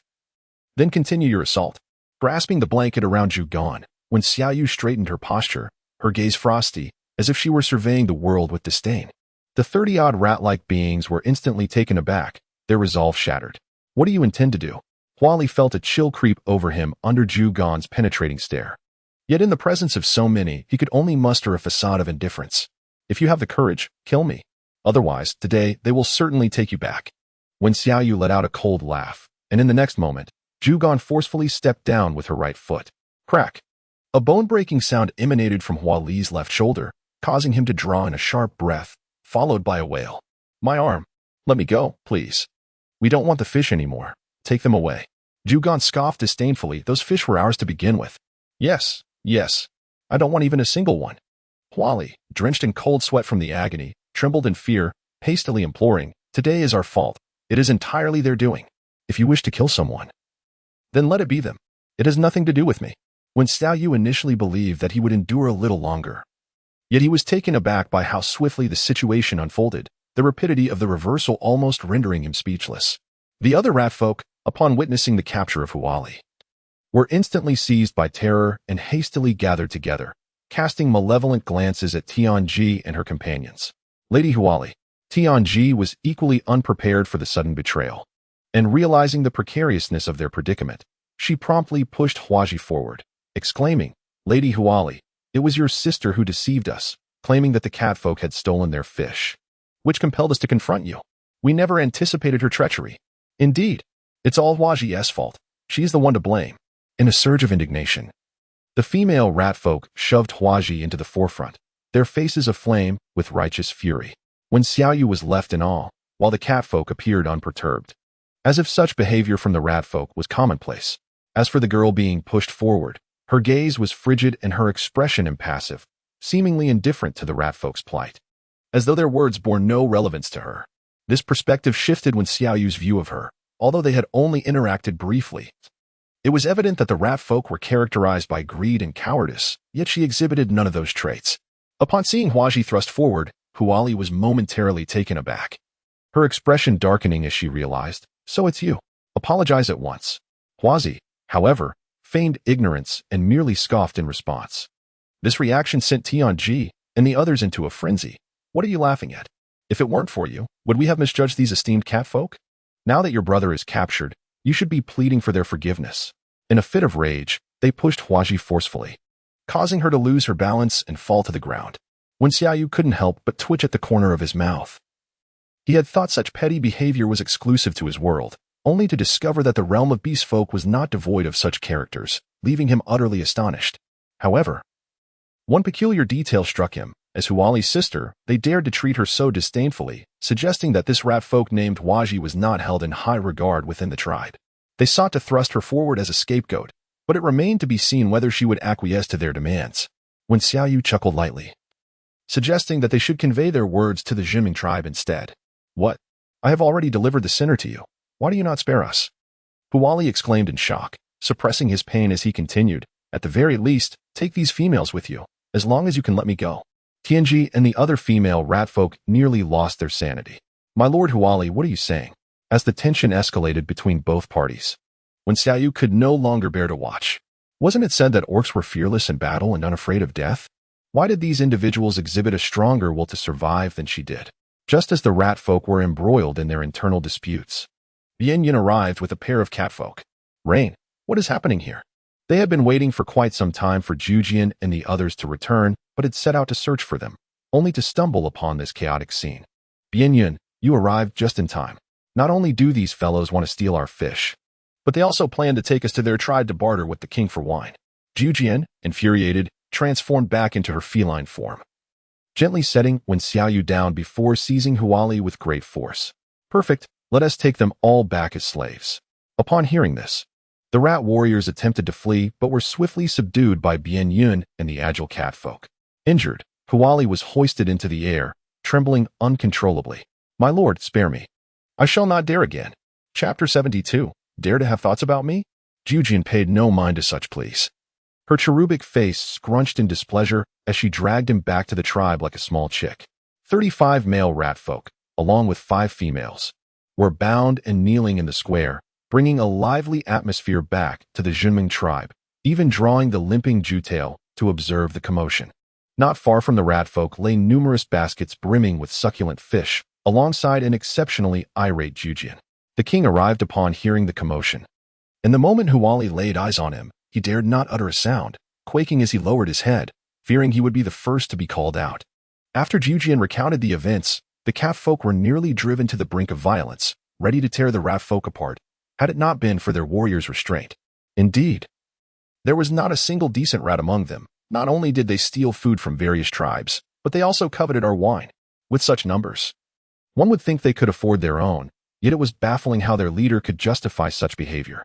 Having such orcs as slaves only raised concerns about potential betrayal. I say we should eliminate them all. The cat folk, held back, began to voice their frustrations in a cacophony of outrage. Clearly, none of them harbored a favorable opinion of the rat folk. As these sentiments echoed, the rat warriors began to tremble, with the exception of Huazi, who stood upright, her eyes closed, appearing particularly distinct among the rat folk. For who felt a sense of boredom at the sight, these rat folk were indeed ridiculous, tarnishing the reputation of orcs. It was unfathomable why their progenitor would create such beings. Jutail chuckled thoughtfully, resting her chin on her hand. When you think about it, the reproductive capacity of rat folk is quite impressive. They have surpassed 500 this year alone. Such numbers would typically constitute a large tribe, but unfortunately, they are overly obsessed with self-preservation. If only my Qingqiu possessed such remarkable reproductive capabilities. Chief, surely, you do not intend to rescue them, do you? The firefox wore an expression of disbelief. Even if their fertility was indeed formidable, their actions were utterly repugnant. To plead for mercy in hopes of acquiring their secrets of procreation would likely be met with refusal from the Juming tribe. What are you thinking? Is this chief truly of such a nature? The Ninetails gently tapped his head, exhaling a sigh. But truly, why are you so anxious? The firefox curled his lip. Finally feeling a sense of relief, their tribe would rather perish than ally with the rat people. Absolutely not. At that moment, while they conversed, the king had already approached Hu Li. His imposing figure overshadowed the 1.70 meter frame of Hu Li. Hu Li felt an overwhelming presence suffocating him, rendering him breathless. In a panic, he exclaimed, "Spare me! Spare me! I am willing to become your slave. Just do not kill me. I will comply with any demand." In his haste, he glanced among the rat people and spotted Hu Zich, his eyes sparkling with sudden joy. "Your Majesty, look, that is my sister. I offer her to you for your disposal."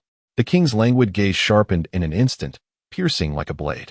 A mocking smile graced his handsome face. The rat people are indeed as loathsome as the rumors suggest. His tone dripped with disdain, as if he had come into contact with something utterly vile. Hu Li, unwilling to relent, bowed deeply. "Your Majesty, my sister possesses a supple figure and exceptional skills. She is most suitable for someone of your imposing stature. Once you have experienced her, you will understand." As he spoke, a fleeting glimmer of infatuation crossed his eyes, quickly replaced by a hardened expression. "If you spare me, I can offer you my other sisters as well." After all, he had many siblings, and losing a few mattered little. This would also lessen his food burden.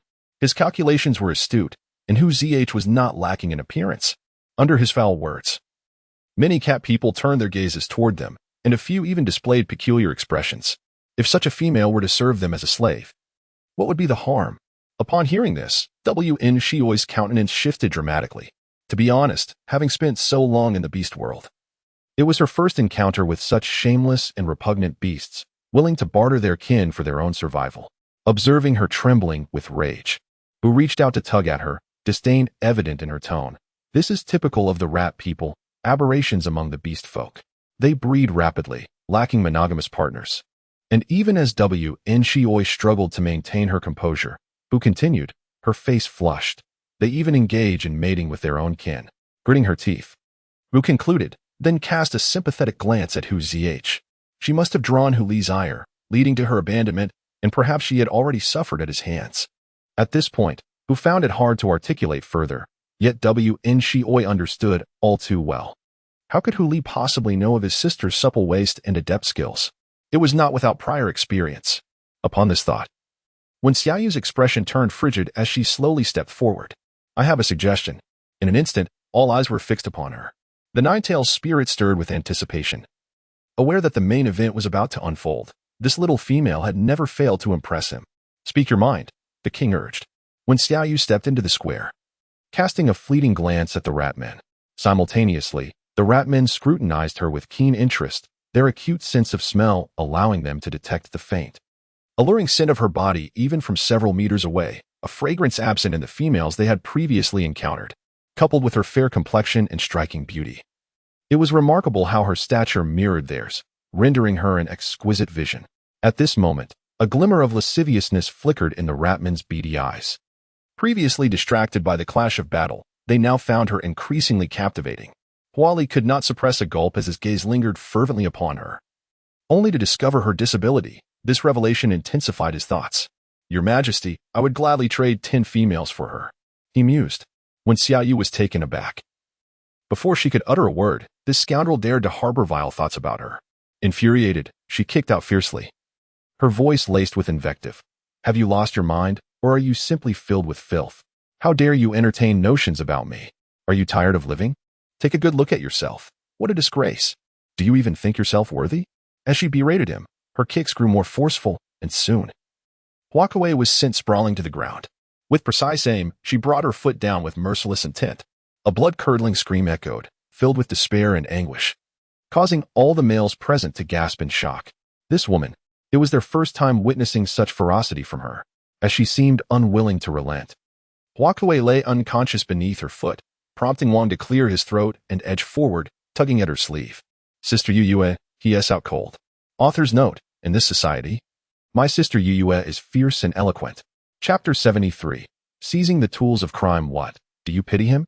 When Xiaoyu shot a piercing glance, nearly bringing Bian Yun to his knees. No. What I mean is, everyone is watching you. Bian Yun's voice was filled with despair as he spoke.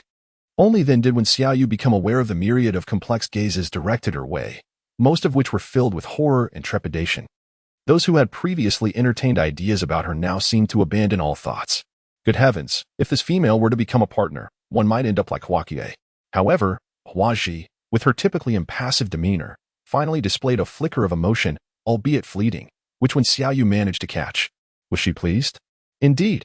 She was not only pleased but also felt a sense of relief. In contrast, Wang wore an inscrutable expression in his golden eyes. Wen Xiaoyu scratched her head, her fury dissipating by half. I was merely teaching him a lesson. Let us all remain calm.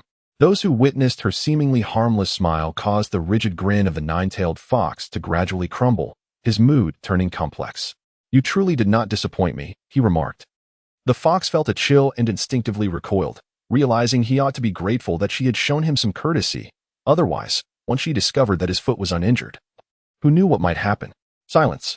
The nine-tailed fox shivered, delivering a swift blow to the back of his head, contemplating that perhaps his foot was indeed healed. Yes, we have troubled her for too long. It is best we depart soon. The fox nodded vigorously, in full agreement, recognizing the perilous nature of the Juming tribe, especially with that fierce female, not to mention Sister Yuyue. Meanwhile, the 20 bear men who had just joined regarded her with newfound respect. No wonder their leader had been defeated. A single fierce female from the Juming tribe was formidable enough, let alone the rest. It seems that from now on, it would be prudent for them to behave themselves. When Xiaoyu in the square never anticipated that this battle would directly assist the king in resolving the dilemma of how to tame the bear men. At this moment, the king's mood had finally settled, yet his expression remained intricate. What was the method you just mentioned? In truth, it is rather simple. Since they are so vile and disliked by so many orcs, why not confiscate their tools of wrongdoing? As she spoke, a twisted smile gradually formed on Wen Xiaoyu's lips. Without their instruments, let us see how they will continue to reproduce. Instruments of wrongdoing? The king initially appeared puzzled, but soon realized, his expression growing even more complex. Are you suggesting we? Wen Xiaoyu nodded, but given the current circumstances, chemical castration was not feasible. They could only resort to more primitive methods. Opting for physical castration instead, the castrated rat men should not be killed. Rather, they would serve as laborers, which sufficed. Observing her increasingly twisted smile, the rat men were struck with terror, bewildered by their earlier perception of this female as beautiful and unique. She was nothing short of a demon. However, thoughts of losing their masculine attributes soon sent the rat men into a panic. Your Majesty, please do not heed her words. You are the supreme ruler of the Juming tribe. How can you follow the counsel of a disabled female? Such actions would undoubtedly declare war upon our tribe. If you spare us, we are willing to pay any price. The rat men quickly fell into despair, while Tianshi and the other females, upon regaining their composure from shock, silently rejoiced at not being male. Well, I find Rain's suggestion rather commendable. The contemplative Jujian suddenly clapped her hands, casting a disdainful glance at the rat men before turning to ask, "What do you think, Pug?" Pug replied, "Well, let us see how the king decides. This proposal feels rather unpalatable, yet I trust the king will make the right choice." As eyes gradually converged on the king, he remained silent, gazing at the rat men for an extended period. After countless internal deliberations, he finally spoke. "Let it be so. Take them away now, regardless of life or death. Those who survive shall become slaves." Wise king, wise king. The cat people wholeheartedly supported this decision. It was immensely satisfying. Bian Yun waved her hand, hastily instructing the guards to escort the rat men away. She then turned to Tianshi and the others. The gazes of the male cat people quickly grew fervent. Although beastmen typically chose a singular mate, they were free to indulge before finding one.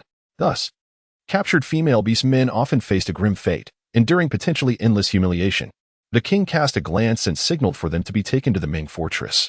No sooner had he spoken than joy erupted in the eyes of the male cat people. The Ming fortress was known for housing captured females. It was their place of amusement. Upon witnessing this, Wen Xiaoyu frowned. Though unspoken, she understood immediately. As Tianshi and the others smiled obsequiously at the cat people, Huaji, despite being hoisted up, remained silent. "Wait!" she suddenly exclaimed, catching the cat people off guard, wondering what she intended to do next. Wen Xiaoyu extended her hand, pointing at Huaji, and said to the king, "Might I keep her?" Huaji cast a bewildered glance, a flicker of hope igniting in her eyes, only to be swiftly extinguished, replaced by a sardonic smile. What was she anticipating? Merely a transition from one dreadful place to another. In response to Wen Xiaoyu's request, the king, intrigued, inquired, "What do you intend to do with her? Is it not permissible for her to serve as your slave?" After casting a sidelong glance at Huaji and furrowing his brow, he ultimately conceded, "Very well, I shall grant her to you." Observing this, Bian Yun promptly commanded that Huaji be brought forth, unbinding her hands while leaving the vines around her feet intact, presenting them as one would a leash for a dog. Thus, the matter reached a temporary conclusion. However, Zhu Gan and Bu O found Huaji's impending departure perplexing. In truth, Wen Xiaoyu herself could not articulate the reason. She simply felt that Huaji possessed a certain uniqueness. Lacking a permanent abode for her, she decided to temporarily place her in a diminutive stone hut. After procuring a substantial amount of charcoal and laying down some dry leaves, she finally ushered Huaji inside. Huaji observed Wen Xiaoyu's every action with keen curiosity, albeit she did not outwardly express it. Once inside the stone hut, she silently settled into a corner. The hut, barely large enough to accommodate a person lying down, had been constructed by the tribe as a shelter for the cat people to seek refuge from the rain. As Wen Xiaoyu followed and ventured in, just as she was about to reach out, Huaji's expression abruptly shifted, her gaze turning fierce and menacing towards her. Wen Xiaoyu was taken aback and quickly reassured. "Rest assured, I will not harm you. I merely wish to examine your wounds." By the lakeside, she had observed the bruises on both her face and arms. Yet after hearing Huaji's words, her suspicions deepened, leading her to believe that there were additional injuries hidden beneath the surface. Chapter 74. Discovery of the iron mine. Now that winter had arrived, untreated wounds, coupled with improper care, could easily lead to frostbite, and she was reluctant to let her first slave suffer such a fate. Huaji remained somewhat wary, but Wen Xiaoyu was not in a hurry. Her delicate hand gently rested upon Huaji's arm as she continued. They have bullied you frequently, have they not? Huaji's gaze flickered, and her fists instinctively clenched. At that moment, when Xiaoyu had already rolled up the thin layer of animal hide that Huaji wore, and what she uncovered was shocking. The slender arm was marred with an array of bruises, a tapestry of old wounds that made it nearly impossible to discern the source of each injury. When Xiaoyu inhaled sharply, a flicker of resentment emerging as she unconsciously muttered, "Beastly creatures." Seemingly unaccustomed to such contact, Huaji withdrew her hand, her expression returning to one of indifference. "Wait for me a moment. Don't wander off. If you get caught, I want to be able to save you," when Xiaoyu said before slipping outside and swiftly disappearing. Seated in place, Huaji peered through the door, observing numerous small kittens playing with their parents, while some adult cats were either sparring or engaged in crafting with vines.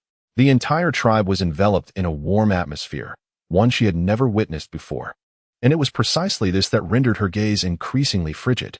Before long, when Xiaoyu returned with a small basket filled with potions and various foods, Huaji, with her keen sense of smell, fixated on the food with unbridled curiosity, steaming, white morsels accompanied by oddly colored juices and some roasted fish.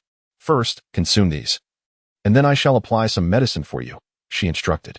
As soon as when Xiaoyu's words fell, she began to devour her food ravenously, leaving no room for doubt regarding the possibility of poison. The steaming white rice, mingled with fructose saline solution, and the salt-sprinkled grilled fish were consumed with fervor, leaving her belly nearly bursting. Subsequently, she watched in astonishment as when Xiaoyu commenced applying medicine to her, the peculiar hues in her gaze multiplying. "Why did you save me?" her raspy voice emerged. When Xiaoyu shrugged, admitting that she was unsure but felt that there was something particularly special about her companion. Particularly special? Huaji clearly rejected this notion. If one were to define special, it would be in terms of the bullying she had endured, which far exceeded that of her peers. If that could be labeled as special, then indeed, words would fail. Seemingly sensing her thoughts, when Xiaoyu continued, "You are not as cowardly as they are. And I truly admire that. Is that truly the reason?" Huaji found it amusing. Her lack of fear stemmed from a resignation to her fate, having long abandoned the desire to live. Faced with such suffering, she pondered whether it would be better to embrace death sooner rather than endure the pain.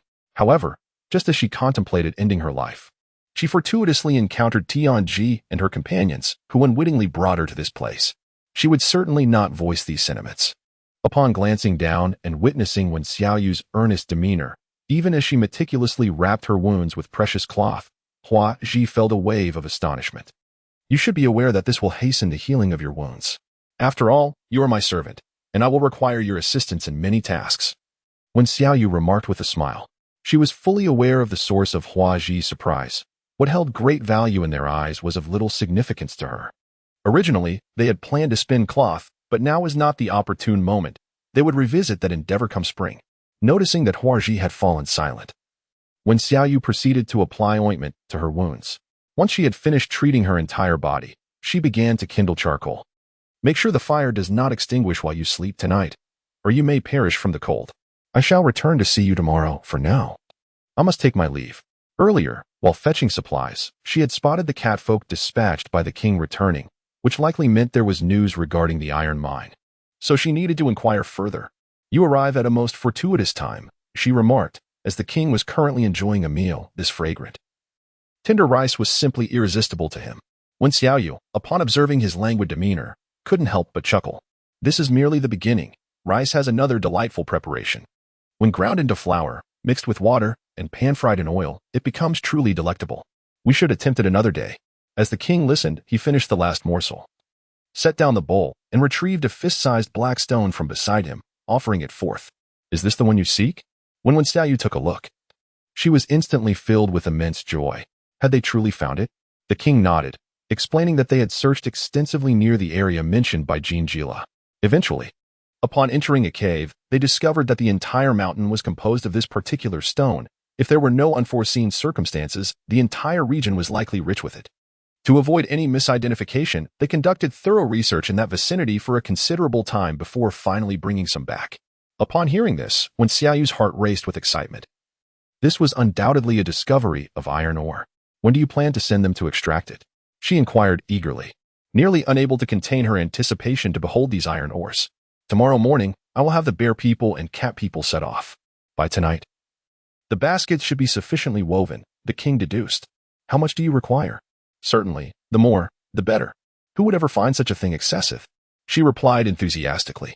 The king shook his head, expressing concern that they could only retrieve a small portion. Given the current weather conditions, heavy snowfall would soon blanket the roads, rendering travel perilous. That's all right. Just bring back whatever you can. As long as there is something, we can always acquire more come spring, when Xiao Yu responded nonchalantly. The king, opting not to pursue the topic further, summoned Bian Yun and conveyed his orders. Soon after, the cat people began to busy themselves with preparations. Shortly thereafter, Jia Wei, accompanied by the firefox, arrived. Are you departing? When Xiao Yu questioned, puzzled by their farewell. Strangely enough, my foot has not been in pain since this afternoon. Jia Wei remarked, acknowledging the prolonged disturbance and the impending difficulty of returning should snow fall in the coming days. Noticing her slightly melancholic expression, Jia Wei leaned closer, teasingly suggesting, if you are reluctant to part, you could always come with me. The king's gaze sharpened with displeasure, but when Xiao Yu simply shook her head, alleviating his mood somewhat.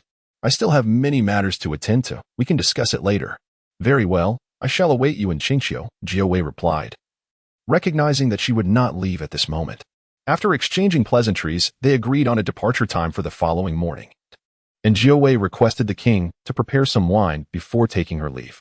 As when Xiao Yu watched her retreating figure, she fell into deep contemplation. It was quite peculiar that her foot had suddenly healed. One could not help but wonder if there might be lingering repercussions. At that moment, a cool voice drifted from behind her. Are you that reluctant to part? When Xiao Yu turned in confusion, only to be met by an extraordinarily handsome face drawing near. Chapter 75. Are you intentionally seeking trouble? When Xiao Yu instinctively gasped, her impulse to retreat thwarted by a firm hand pressing down on her head. In that fleeting moment, their eyes locked and her heart raced violently. What are you doing? When Xiao Yu stammered, gazing into those dark, piercing eyes, akin to a startled fawn. She noticed a glimmer of mockery in the king's golden pupils. Now you understand fear? He teased. But, dear brother, what has prompted this sudden display of domineering authority? When Xiao Yu remained utterly still, even the slightest movement of her lips was restrained, fearful that she might inadvertently lean in too close. At that moment, the king let out a cold snort, inquiring whether she had taken the charcoal he sent that morning to that rodent. She had anticipated he might express something of significance, but it turned out to be merely about a basket of charcoal. Rolling her eyes in exasperation, she thought it was only natural to put resources to good use. That was a gift from me to you, the king asserted emphatically. After all, it was merely charcoal. What was the distinction between yours and mine? As long as it served its purpose, when Xiao Yu dismissed his concern. Yet, an unsettling thought crossed her mind. Could he be seeking a trivial reason to provoke her? The king, sensing her defiance, felt a flicker of anger ignite in his gaze. Am I the sort of person who would do that? He retorted. You certainly resemble one right now. Let go of me. As she felt the intensity of his breath grow heavier, an ominous premonition welled up within her. She attempted to push him away, but upon encountering his robust chest, she nearly rebounded. What if she didn't? A dangerous glint flickered in his golden eyes, their hue deepening ominously. When Xiao Yu felt an inexplicable sensation, a peculiar unease washing over her. Could it be that she was acting on impulse? With such a strikingly handsome man before her, how could she not seize the opportunity? Yet, if she truly did, what if he held her accountable? She found herself in a dilemma. Cradling a beautiful man but unable to indulge in her desires, a most vexing predicament. As she observed his expression shift, and he seemed ready to draw closer, a sudden spark of inspiration struck Wen Xiaoyu. She exclaimed, I need to relieve myself. No, I can't hold it in any longer. Her face contorted with urgency, as if she might resolve her predicament right there, which left the king momentarily taken aback. Seizing that fleeting moment, she deftly twisted her neck and bolted away in a desperate flight. Watching her retreating figure, the king let out a soft huff. He was not oblivious to her little ruse. Once again, she had rebuffed him. However, he was determined that one day she would have no choice but to acquiesce. That evening, wrapped in animal skins, when Xiaoyu sat by the charcoal fire, occupying the doll's bed, her gaze lost in the outside world.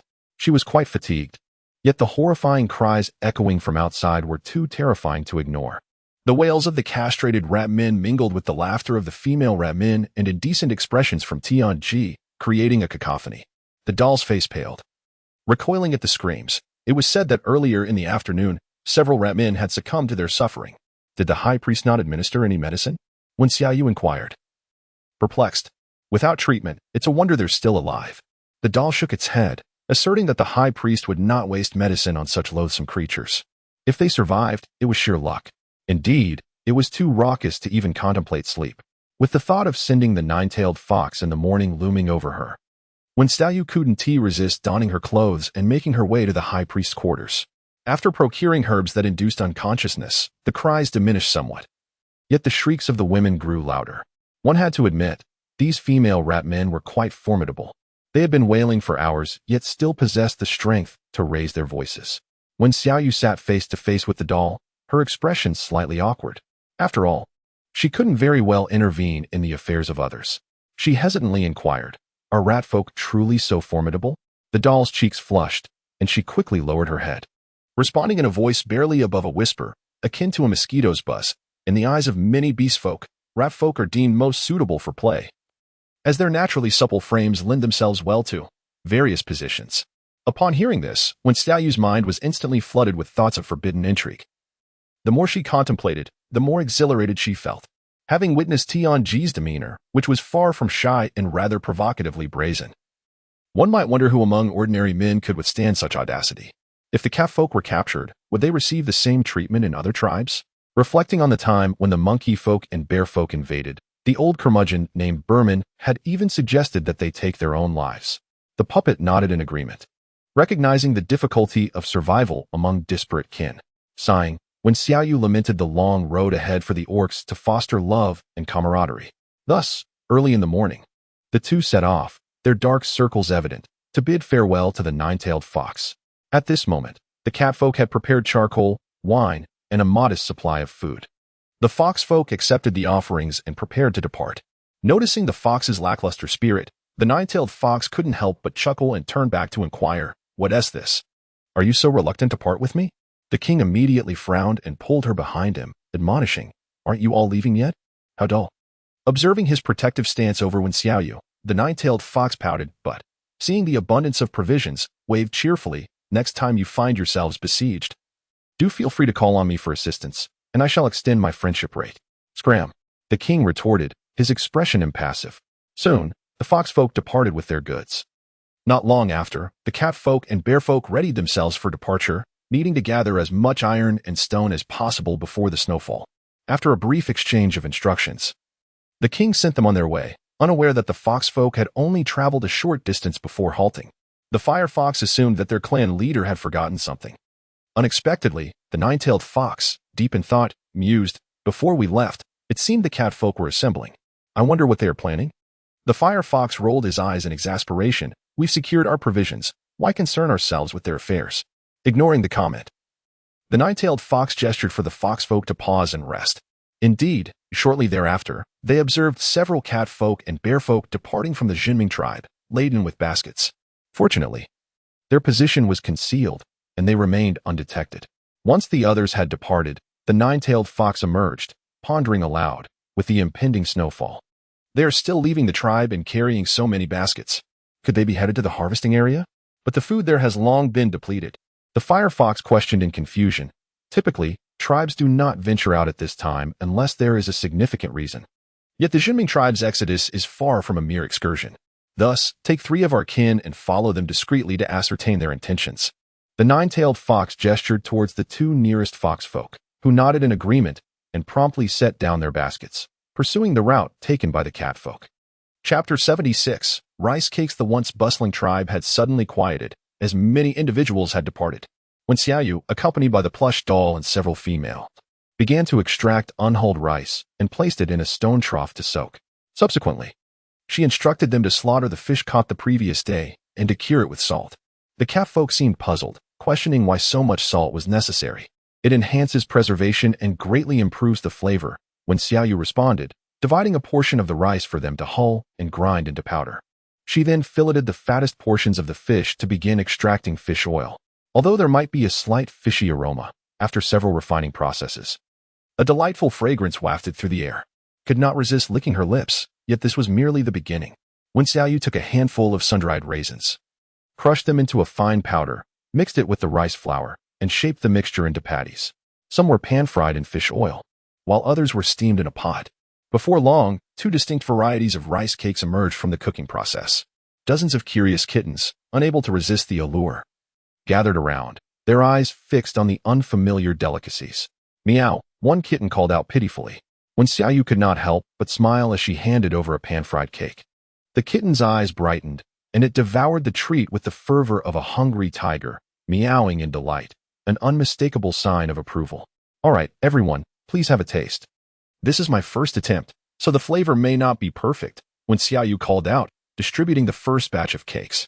Many took their first bites, their expressions transforming into shock and delight. These are absolutely delicious. How did you manage this, you? They exclaimed. In times of scarcity, the food was decent, but now, with an abundance of ingredients, it remained monotonous. Yet, with her unique fusion, it had become an unparalleled delicacy. When Xiaoyu sampled both varieties, she found the fish oil somewhat difficult to accept, yet the steamed dish was quite to her liking.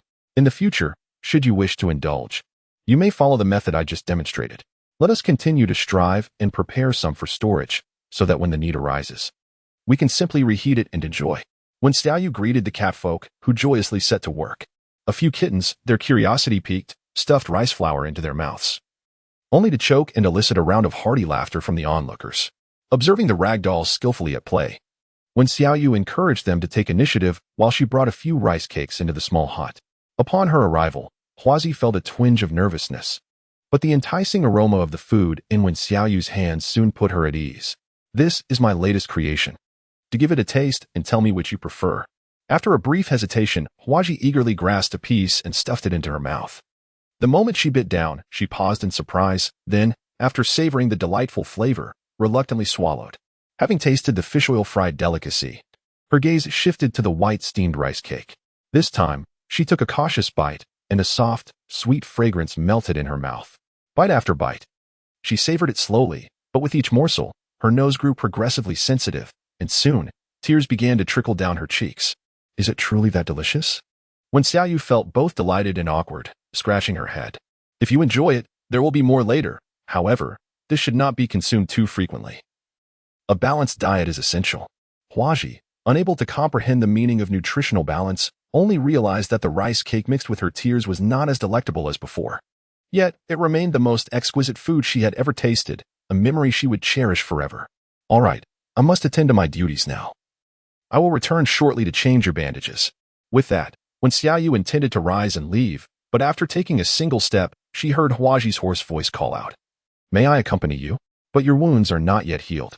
When Xiaoyu replied, Huazi shook her head resolutely. It matters not. I merely wish to do something for you. In that moment, she had come to a profound realization. Whether as a slave or a plaything, she was bound to her for life. Who had ever cared about her meals? Who had ever taken note of the wounds on her body? Yet, when Xiaoyu was different, her eyes were clear, devoid of contempt. Instead, she expressed admiration and offered her warm, delicious food. In a world where death seemed inevitable, why not remain by her side, doing something meaningful before embracing that fate? When Xiaoyu felt a surge of excitement in her gaze, after a moment's contemplation, she ultimately nodded and said, Then follow me. This girl appeared to possess a resilience that surpassed her expectations. Having her by her side would inevitably require the acceptance of the catfolk. So allowing them to interact now seemed a prudent choice. However, upon seeing when Xiaoyu returned with Huazi, the expressions of the catfolk shifted, and their movements in preparing rice cakes slowed. One of them, with a look of disdain, remarked, Why did you bring her here? What if she steals our food? Huazi pressed her lips together and softly replied, I would never steal your food. Humph, how can we be certain? You are a raft folk, known for being lazy and greedy, retorted an older woman, hands on her hips, her face contorted with anger. You should leave at once and not dirty our space. When Xiaoyu furrowed her brows, asserting her authority over her slave, who was brought by her side, stating that only she could command her. If you are unwilling to remain in her company, you may leave this place, she declared. The woman was taken aback, her expression one of incredulity. Do you comprehend what you are saying? This is the Juming tribe. Why would I depart? Faced with such ignorance, when Xiaoyu could only scoff softly, feeling there was no point in conversing with someone so dim-witted. She then took hold of Huazi and approached the water trough. The woman attempted to continue speaking, but was halted by a puppet's outstretched hand. It would be wise for you to refrain from further comments, lest a quarrel ensue and reach the ears of the king. Huaji was Wen Xiaoyu's slave, a command bestowed by the king himself. Should a dispute arise, the rightful stance would be glaringly evident. The woman shot a fierce glare but ultimately refrained from further protest, returning to her work with a loud clattering of tools. Wen Xiaoyu, disinterested, instructed Huaji to retrieve the soaked rice and then evenly spread it upon the prepared cloth. "What is this?" Huaji inquired softly, sensing that whatever could be placed on the cloth must be something precious. Having arrived here, she had refrained from indiscriminate exploration. Thus her curiosity was piqued. "This is the rice cake you will eat. The harvesting area is too distant, so I intend to cultivate a little myself and see how it goes," Wen Xiaoyu replied, gesturing towards the hillside, which was perfectly suited for such an endeavor. "We shall transport it there shortly." As she finished with the last of the soaked rice, placing it into a basket, she was greeted by the sight of Xin who approaching with several catfolk, instantly brightening her mood. "Ah, wait a moment." Author's note: Dear readers, feel free to support me generously. Fear not. Even if I perish, my spirit shall continue to write for you. Woof. Chapter 77. Call me boss, just the labor I need has conveniently presented itself. I shall not let it go to waste.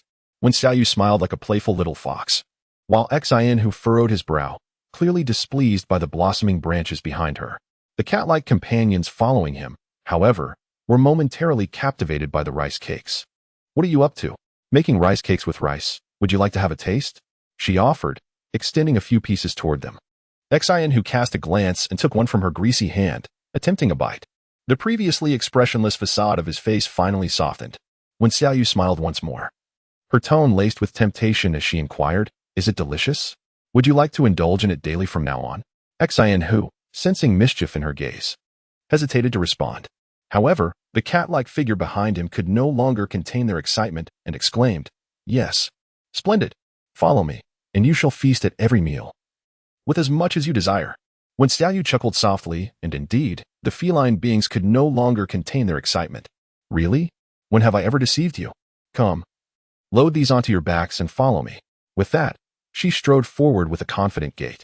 Having tasted the delightful offerings, the catfolk had lost all capacity for contemplation and eagerly followed her, clutching their burdens. Xin, who felt a twinge of discontent, yet curiosity compelled him to follow as well. He was eager to discover what this little female intended to do. Upon reaching the hillside, Wen Xiaoyu resumed her directives. "You lot. First dig a few shallow trenches in this area. They need not be too deep. Approximately this much will suffice." After gesturing with her hands, she observed the catfolk, who, albeit puzzled, commenced their task as instructed. After all, she had bestowed upon them so many wonders, listening to her could scarcely lead them astray. The catfolk, equipped with sharp claws, found it effortless to excavate the earth, leaving her with no cause for concern. As they commenced their digging, Wen Xiaoyu glanced at Huaji and instructed, "Scatter these grains in the manner I demonstrate, little by little. Be mindful not to oversow in one spot, lest we waste them." With that, she bent down and gently sprinkled the rice grains. Observing her, Huaji mimicked her actions, finding the task quite manageable. Unable to restrain himself any longer, Xin, who finally spoke up, "Why would you discard this food?" Wen Xiaoyu pursed her lips in silent exasperation. "Brother, I am cultivating an experimental field, you know? If successful, we won't have to venture into the harvesting zone for these items." The nearest catfolk were left dumbfounded by her words. "You can conjure food? Does this mean that one day, this place will be abundant with sustenance? Such a feat could only be achieved by a beast father." At this, Wen Xiaoyu's lips quirked in a wry smile. "In any case, we have an ample supply of food. Even if we allocate a portion for experimentation, the loss would be negligible. The soil here is fertile, so it will surely bear fruit. Perhaps not in vast quantities, but if we can achieve success, we shall learn from the experience and strive for improvement." At that moment, she felt an overwhelming urge to cheer for herself. If she were indeed able to cultivate food, would she not become the divine farmer of this realm? Of course, she dared not compare herself to Elder Yuan. As long as the seeds sprouted, she would be elated. "All right, I understand that you may not fully grasp this concept, but I have read extensively. Trust me, this is the way forward." No longer wishing to elaborate, she returned to her work. After some inquiries, she gathered that winter in this world lasted roughly 2 months. While she had yet to comprehend all the intricacies, she believed that periodic experimentation would help her discern the patterns. Seeing her confidence, The catfolk ceased their questioning and diligently commenced the cultivation of the land. Sowing seeds proved to be a laborious task, requiring constant bending. Before long, when Xiaoyu found herself exhausted, collapsing onto the ground, when she turned around, she was astonished to see that the catfolk had already cleared a vast expanse of land. Perfect, you can assist with the sowing as well. Thus, when Xiaoyu allowed herself to take a breather, entrusting the remaining rice grains to them, the ever-curious catfolk, observing the rice, posed a question. You are so skilled. Can you cultivate cat grass? Certainly, as long as there are seeds. When Xiaoyu mused that they had brought back the cat grass using wind blades, making it unlikely they possessed seeds. What are seeds? The inquisitive catfolk inquired. To put it simply, they are the offspring of plants. With them, you can nurture little ones into the food you consume. She imagined that the seeds of cat grass were similar in appearance to rice grains, small and individual. Upon hearing this explanation, the catfolk was utterly astonished. Are you suggesting that food can also reproduce? I have never heard of such a thing. It sounds terrifying. As he voiced his concern, Xian who turned to look in their direction, seemingly awaiting her response. When Xiaoyu was about to open her mouth to explain, yet she felt as though she had uttered similar sentiments before, though she could not quite recall when. With a sigh, she remarked, everything in the world exists. It is merely that you do not pay attention to it. However, certain plants require rather unique cultivation methods, and given your limited cognitive capacity, I shall refrain from elaborating for now. Observing her enigmatic demeanor, the cat person was utterly entranced, their eyes brimming with admiration. Yui, you are simply brilliant, they exclaimed. Stay humble, stay humble. If your admiration is genuine, you may call me De Lao. I would not mind at all. Flattered by such praise, when Xiaoyu responded with delight. De Lao?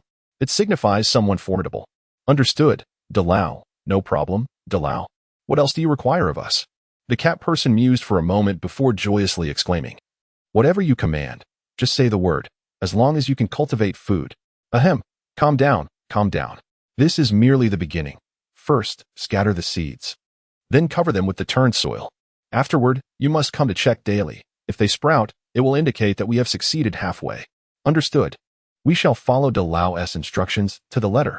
In an instant, the cat person began sowing seeds with fervor, as if invigorated by a surge of energy.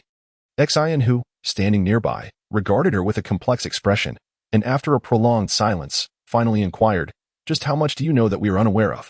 When Xiaoyu lifted her head with an air of arrogance, declaring, you cannot even begin to fathom the extent of my abilities. At this thought, recalling the initial hostility directed towards her, she let out a huff. Primitive beings, tremble. One day, you shall alter all your perceptions and kneel before me in submission. The mere image of him weeping and groveling at her feet inexplicably brought her a sense of satisfaction. After a day of cultivation, when Xiaoyu was met by the idol king, who appeared before her, holding a fish oil cake in one hand and a steamed rice cake in the other, relishing his indulgence, with his mouth smeared in grease, he approached her, his golden eyes fixed intently upon her. What are you doing? Feeling unnerved by his gaze. When Xiaoyu instinctively recoiled, his temperament had become increasingly difficult to decipher, prompting her to avoid interaction whenever possible. Come here, the king commanded, grasping her arm and effortlessly lifting her onto his shoulder. Ugh, not again. When Xiaoyu silently cursed, her frustration bubbling over. Could you not exhibit a modicum of reason for once? Next time, the king replied, his footsteps unwavering. It turned out that he sought her for a matter of great importance. A pregnant woman had begun experiencing labor pains that very morning, indicating that she was due to give birth. Strangely, despite the passage of an entire day, she had yet to deliver, leaving the high priest in a state of anxious pacing outside. With no other recourse, the king had come to seek her assistance. Has she been in labor for a day and still not given birth? Why? When Xiaoyu was intrigued. Though she had heard tales of orc births during her time in the Lin and tribe, she had never been involved directly. It seemed she was to assist in the delivery. However, after such a lengthy labor, could the child still be well? If I knew the answer, I wouldn't have come to you, the king stated, transforming into his beast form and sprinting back towards the tribe. The pregnant woman, Pamela, was now in her beast form, laboring painfully on the bed. Her white fur drenched in sweat, the intensity of her agony rendering her too weak to call out. The high priest, at a loss for answers, had resorted to preparing a broth while waiting. Upon seeing her arrive, he was filled with elation. Rain, thank goodness. Come quickly and help me determine what is happening with her. When Xiaoyu was gently set down, and her gaze immediately fell upon her abdomen, where something was wriggling restlessly. It was clear that these were the unfulfilled lives of the unborn kittens. Pamela bore a resemblance to a silver-shaded cat, yet her ears were somewhat distinct, larger than those typically found among silver-shadeds. Faced with this sight, when Xiaoyu felt a pang of anxiety, although she was indeed a doctor. She had no experience in delivering kittens. As she stood there in a daze, the high priest grew increasingly frantic. If they cannot be born soon, both she and the offspring will be in peril. Please, Rain, you must take a look. The reproductive capacity of catfolk was generally modest. If the fetuses were already frail in the womb, their chances of survival after birth were severely diminished. Thus, it was quite remarkable if a catfolk could give birth to 5 or 6 kittens and have 2 or 3 survive. When Xiaoyu furrowed her brow, observing that Pamela was utterly exhausted, while her husband stood nearby, deeply engaged in social niceties. With a deep breath, she steeled herself to proceed. The gentleman stepped out first, instructing the puppet and the flower branch to assist her, while also requesting some hot water. By the way, my surgical instruments are right here.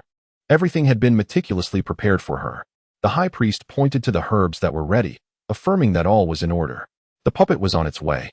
And as for the flower branch, she would summon it immediately. With that, she hurriedly departed. The king cast a serious glance, advising her not to be overly anxious, stating that it would suffice if only one survived. This was meant to alleviate her pressure, and when Xiaoyu nodded solemnly without further ado, making her way directly to Pamela. How are you? Do you still have strength? She reached out to press against Pamela's abdomen. To her astonishment, upon touching it, she found at least 6 or 7 small, round masses within. Pamela, weak yet resolute, cast a glance and, gritting her teeth, rasped, I can hold on a little longer. When Xiaoyu nodded, gently wiping the beads of sweat from her forehead. Conserve your strength for now. Let me take a look. With unwavering determination, she summoned all her mental faculties to delve into the intricacies of childbirth. Finally, she positioned herself behind her, examining the birth canal. The contractions were exceedingly intense, and within, the little one was wriggling vigorously, with one even exerting pressure to push outward. Ah, it hurts, Pamela exclaimed, gasping for breath. When Xiaoyu furrowed her brow, measuring with her hands, vaguely realizing the reason for her inability to give birth. Perhaps it was due to the abundant nourishment she had been receiving. Pamela had never restricted her diet, resulting in the child naturally absorbing a considerable amount of nutrients, leading to a substantial size that rendered the birthing process challenging. At that moment, Buja had already arrived, and shortly thereafter, Huaji was brought in. In light of the situation, the 2 girls appeared visibly anxious. What should we do? Buja inquired. Buja, please fetch some hot water, and Huaji, come here and begin the disinfection process. As she spoke, she handed over some alcohol, indicating for her to wash her hands. Huaji was taken aback initially, but soon suppressed her astonishment, proceeding with the disinfection. When Xiaoyu took the scalpel and moved aside, instructing her to hold the tray. After a moment of contemplation, she addressed Pamela. The child is too large. Delivering it in the conventional manner is not feasible. I must resort to alternative methods. Do you trust me? Although she had never performed a cesarean section before, the urgency of the situation compelled her to deviate from the norm. If this continued, it was highly likely that Pamela would succumb to the pain before the first child could even emerge. Pamela cast a weak glance in her direction, hesitated for a moment, and then nodded emphatically, I believe in you. Very well. When Xiaoyu replied with a grave expression and with a decisive stroke, she began to shave the hair from Pamela's abdomen. Huaji watched in shock, too startled to speak, acutely aware of the sharpness of the instrument in Wen Xiaoyu's hand. With the slightest pressure, the hair fell away effortlessly. Once she had completed the shaving, the doll-like figure rushed in with a basin of hot water carried from the stone jar. When Xiaoyu endured the scalding hot water, taking a cloth to soak it before meticulously wiping her abdomen repeatedly. After this, she applied clean alcohol for a final cleansing. With a grave expression, she turned to Pamela and said, You must remain fully conscious, thus I cannot administer any anesthetic herbs. I will proceed to incise your abdomen and extract the child. The process may be excruciating. Can you endure it? There are no local anesthetics available here. In previous surgeries, the patients were rendered unconscious with anesthetic herbs. But this situation is different. A pregnant woman cannot be put to sleep. Upon hearing this, the doll-like figure and Huaji gasped in shock, glancing at Pamela, who, without hesitation, clenched her teeth and declared, As long as it ensures the safe birth of my child, I would willingly sacrifice my life. Then brace yourself. I am about to begin.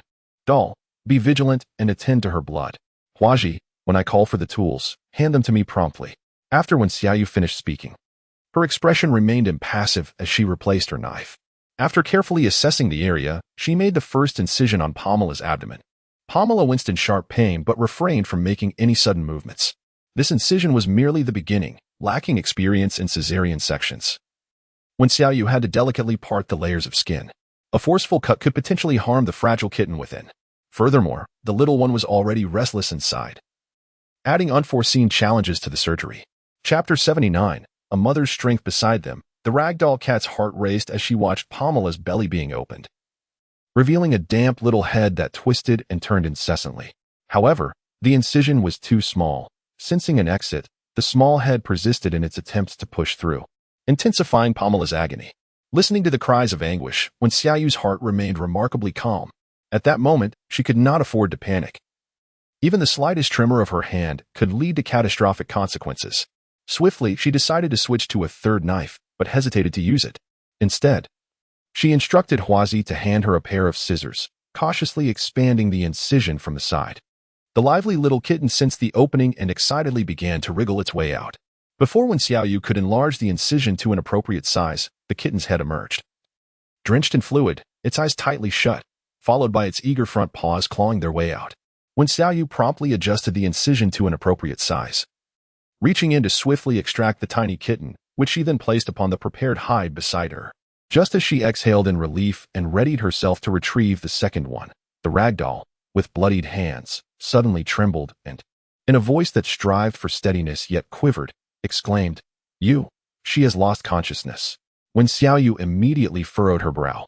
Such pain was beyond what an ordinary person could endure. She had anticipated Pamela would faint, but she had not expected it to happen so swiftly. Checking for breath. Very weak. The rag doll exclaimed with anxiety, as the situation could deteriorate at any moment. Pinch the philtrum. After giving her instructions, when Xiaoyu did not dare to delay. Illuminated by the flickering firelight, she peered inside and caught sight of a tiny tail. Unable to concern herself with anything else, she grasped the tail and pulled the kitten out. The rag doll anxiously observed while fervently pinching Pamela's philtrum, yet no matter how she tried, it seemed of little avail. It appeared hopeless. When Xiaoyu took a deep breath and turned to Huaji, instructing, "You must set down the tray and slap her." Huaji, taken aback, hesitated momentarily, only to hear when Xiaoyu's commanding voice, "Do as I say." Reluctantly, Huaji placed the tray aside and approached Pamela, biting her lip before delivering a resounding slap. The sound echoed as when Xiaoyu's thunderous voice followed. "Pamela, if you desire your child to remain unharmed, you must awaken immediately." Another slap resounded, accompanied by her booming declaration. "If you surrender now, I will ensure their demise upon their birth. A child without a mother cannot thrive here. You must understand." With each strike, a crimson mark appeared on Pamela's cheek, and though Huaji was petite, her strength was formidable. After a series of slaps, coupled with when Xiaoyu's fervent words, Pamela began to awaken, her eyes wide with astonishment, realizing that this method truly held efficacy. Meanwhile, when Xiaoyu had already extracted the fourth kitten, though it appeared to be on the brink of death, the feeble cries of the kitten gradually sharpened Pamela's focus, igniting her instinct to protect her offspring. Excellent. When Xiaoyu exhaled in relief, after wiping her hands, she examined Pamela's abdomen and discovered 3 more kittens perilously close to the birth canal. Realizing that she must enlarge the incision to extract them, she steeled herself and grasped the surgical knife once more. A horrific scream escaped Pamela's lips, nearly silencing her. As the blood flowed more freely, the urgency grew, prompting the doll to become increasingly anxious.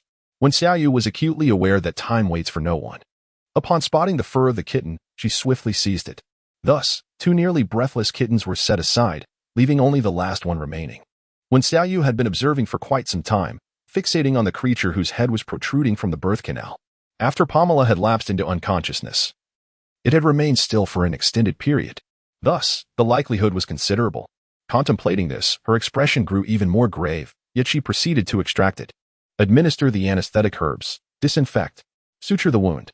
Upon conducting another examination and discovering the absence of the small mass, when Xiaoyu hastily issued commands. Upon hearing her instructions, the doll-like figure promptly retrieved the anesthetic herbs and handed them to Huazi. signaling her to administer them to Pamela. Subsequently, she swiftly wiped the area around Pamela's wound with a cloth soaked in hot water, followed by alcohol, before finally grasping the tools to commence suturing. The child had already been born. Pamela could endure no further suffering. Therefore, it was imperative to anesthetize her before proceeding with the sutures, for the anguish she might experience could potentially render her unconscious once more. Huazi, assist me in cleansing the filth from the kitten, and then give it a bath. When Xiaoyu, holding a scant amount of cloth, once again soaked it in hot water and began to wipe the tiny kittens. Although Huazi had never performed such a task, she observed Wen's actions and mimicked her with a semblance of skill. As she gazed upon the soft, diminutive kittens, an inexplicable sensation surged within her heart. She had never imagined that one day she would witness a girl assisting a pregnant woman in childbirth, nor did she foresee herself playing a part in the process. This feeling was undeniably peculiar. The size of these 7 kittens far exceeded Wen Xiaoyu's previous understanding. The smallest among them was larger than 2/3 of the newborns she had encountered before. This was ample evidence that Pamela had experienced an overabundance of nourishment during her pregnancy. In the past, the cat people had lived in strife, and now that food was plentiful, they relentlessly fed the expectant mothers, resulting in the current predicament. It seemed imperative to impose moderation in their future feeding. Lost in thought, her gaze wandered to the last kitten, the largest of the lot. It was the one that had previously frolicked with the most vigor, yet now lay lifeless, having been stuck in the birth canal for too long. It had succumbed to asphyxiation, thus entering the world already departed. The ragdoll cat remained engrossed in stitching the wounds, oblivious to the situation. Huaji, witnessing this, found herself at a loss for words. She intended to offer some comfort when she noticed the ragdoll begin to rhythmically press on the kitten's chest, murmuring to herself, "Wasn't it just lively? How could it simply give in?" Huaji was utterly astonished but refrained from questioning. She had witnessed the ragdoll's methods before, successfully reviving Pamela from the brink of death in her father's embrace. Perhaps, this time, a miracle would unfold as well. When Xiaoyu pressed on tirelessly, her determination unwavering, to the point where the ragdoll had successfully stitched the wound. Observing her demeanor, a wave of sorrow washed over. The kitten remained unresponsive, its stillness disheartening. Even amidst its frailty, time seemed to stretch indefinitely. When Xiaoyu sniffled, her voice choked with emotion. "Awaken, please, awaken." Yet, the only answer was a heavy silence. The ragdoll, unable to bear the sight, approached with reddened eyes, ready to comfort her, when suddenly, it noticed the previously unresponsive kitten's ears twitch. Chapter 80. Colorful Cat. You exploit the vulnerable. It had lived. Truly, it had survived. The ragdoll exclaimed with excitement, and in response to Xiaoyu's rhythmic pressure, the kitten let out a cry. Its voice resonated louder than the others, its wrinkled little face filled with a sense of grievance. When Xiaoyu finally paused, exhaling a long breath, she gazed at the 2 exceedingly frail cubs and contemplated, "You should fetch a small wooden box for them." Lacking an incubator for infants, she could only hastily fashion a rudimentary alternative. Their survival would depend solely on fate. The plush toy nodded enthusiastically, and, as soon as it stepped outside, encountered the somber expressions of the king and his entourage, with the high priest even averting his gaze. "How many of the cubs have survived?" The plush toy had dashed away too swiftly to provide an answer, leaving them to inquire for themselves. When Xiaoyu sank wearily onto the side, uttering, "You all can take a look for yourselves. Huaji, please fetch some rice flour and some clean, hot water. At the moment, Pamela's milk is unfit for consumption, so we must prepare some sustenance for the kittens. Rice porridge may not be palatable, but surely rice water will suffice." Huaji paused momentarily, then silently exited the room. The entire space was devoid of attention towards her, as all gazes were fixed upon the small stone bed draped with animal skins, where 7 kittens lay, arranged neatly in a row, their bodies still glistening with droplets of water. Beside them, a roaring charcoal fire crackled, casting a warm ambience, while the 7 kittens squirmed restlessly, their movements betraying their unease. The high priest was utterly astonished, trembling as he pointed at the kittens, his face a mask of terror. All 7 of them survived. Pamela's husband was nearly euphoric, glancing from his offspring to his partner on the bed, feeling as though he were in a dream. Thank you, you. I scarcely know what to say. You truly are our tribe's great blessing." "All right, go and check on your children and partner," Wen Xiaoyu replied with a faint smile, meeting the king's golden, shimmering gaze. The emotions reflected in those eyes were profoundly intricate, predominantly filled with joy. "You have done remarkably well. In truth, they had heard her cries from outside. Several times, Pamela's husband had nearly rushed in, only to be restrained by the composed king. Indeed, she did not disappoint him. When Xiaoyu let out a soft hum, rising to her feet, only to recall something and remark, "They can no longer drink breast milk. They must subsist on rice soup." Just as she uttered half of her thought, she suddenly felt darkness envelop her, and in the next moment, she collapsed backward. The king was startled, stepping forward and catching her in his sturdy arms. You, High Priestess." The king was thoroughly alarmed, his voice trembling with anxiety. The High Priestess, taken aback, hurried to examine her, then exhaled deeply. "Do not worry, she has merely fainted. A brief respite will suffice." Given the intensity of the procedure and the psychological strain, reaching this point was already her utmost limit. Now that the matter is resolved, when Xiaoyu's nerves have relaxed, leading to her fainting, the king observed her pale visage. His lips pressed tightly together as he lifted her effortlessly and prepared to exit. Just then, Huaji entered, her face concealed by her hands, her head bowed.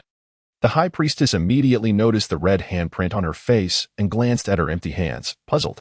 "Weren't you instructed to fetch the rice flour?"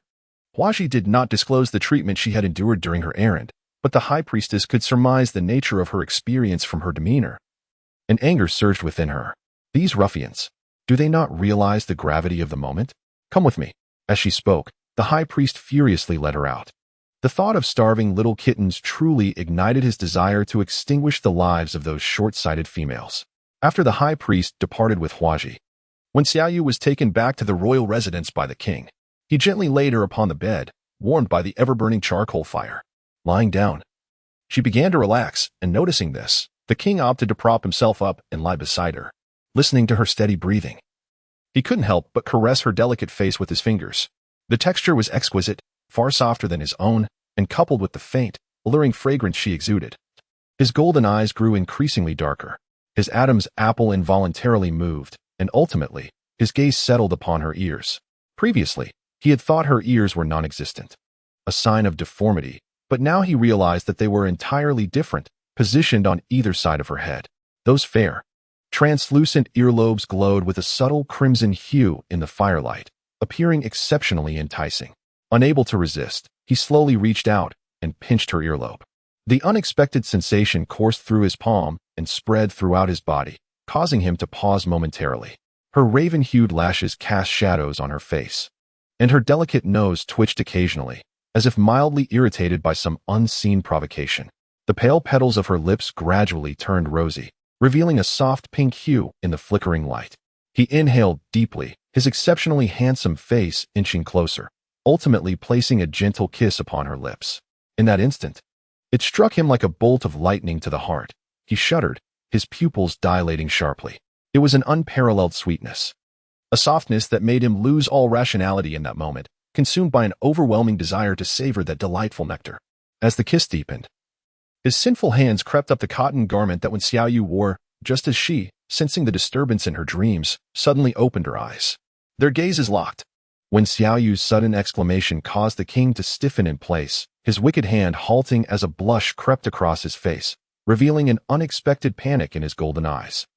After a brief moment of bewilderment, when Xiaoyu's mind finally connected the dots, she raised her leg and delivered a powerful kick, shouting, "What the hell?" Caught off guard, the king was sent tumbling off the bed, his momentary surge of desire extinguished, only to be met with a flurry of small fists raining down upon him. "What have you done to me, you scoundrel? To take advantage of me like this? Where is my mighty sword? I shall fight you." The king had never felt so flustered. Though her punches were more playful than painful, they still instilled a sense of guilt within him. Just as one of her fists was about to collide with his perfectly straight nose, he could no longer hold back and intercepted her strike. In that instant, a flash of realization struck him, and he coldly inquired, "Have you finished?" "Not at all." When Xiaoyu erupted, attempting to retract her fist, but he held her tightly, rendering her immobile. "I knew you had ill intentions. I haven't even settled the score with you yet." Before she could finish her thought, the king let out a disdainful snort, abruptly silencing her. "Do you realize you were assaulting me in your sleep?" he asked, observing her bewildered expression. "And you even pulled me down for a kiss." "What?"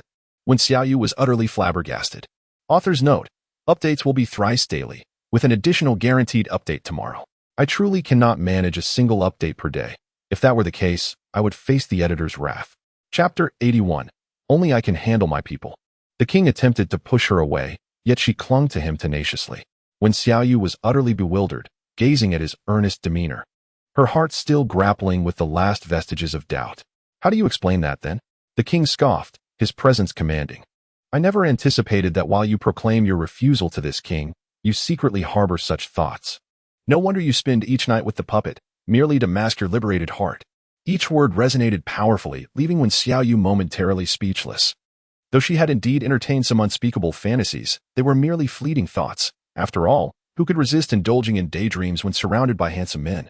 The puppet had once subtly hinted at her restless sleep, yet she had always lacked the courage to act upon such impulses. Now, provide this king with a reasonable explanation. The king loomed over her, his authority palpable.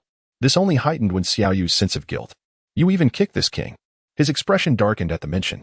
Despite her punches being harmless, that kick had landed squarely on his thigh, nearly rendering him as agile as a rodent. This little female truly deserved a good reprimand. Perhaps it was unintentional, Wen Xiaoyu replied meekly. I thought. The king interrupted with a cold huff. Reflect on your actions. With that, he strode out, leaving Wen Xiaoyu to furrow her brows in contemplation. Something felt amiss. Could she truly engage in such behavior? Or was he merely fabricating tales to deflect suspicion? Just as she pondered these thoughts, Zhugan barged in, breathlessly exclaiming, Rain, the puppet sent me to ask you, what is the purpose of the small wooden box? Wen Xiaoyu suddenly recalled the matter of the kittens and immediately suggested creating a simple insulated box. Upon arriving at Pamela's home, she found her still asleep due to anesthesia. While her husband lovingly gazed at the two frail kittens, his eyes occasionally reflecting concern. The moment he saw her return, he joyfully rose to his feet. At that moment, the high priest handed over a small wooden box. Wen Xiaoyu examined it and found it to be quite suitable. Glancing at the nearby animal hide, she lined the box with several thick layers and then gently placed the two kittens inside. How many meals have they had while I was in slumber? She inquired. Approximately 3 meals, but they ate very little, the ragdoll replied.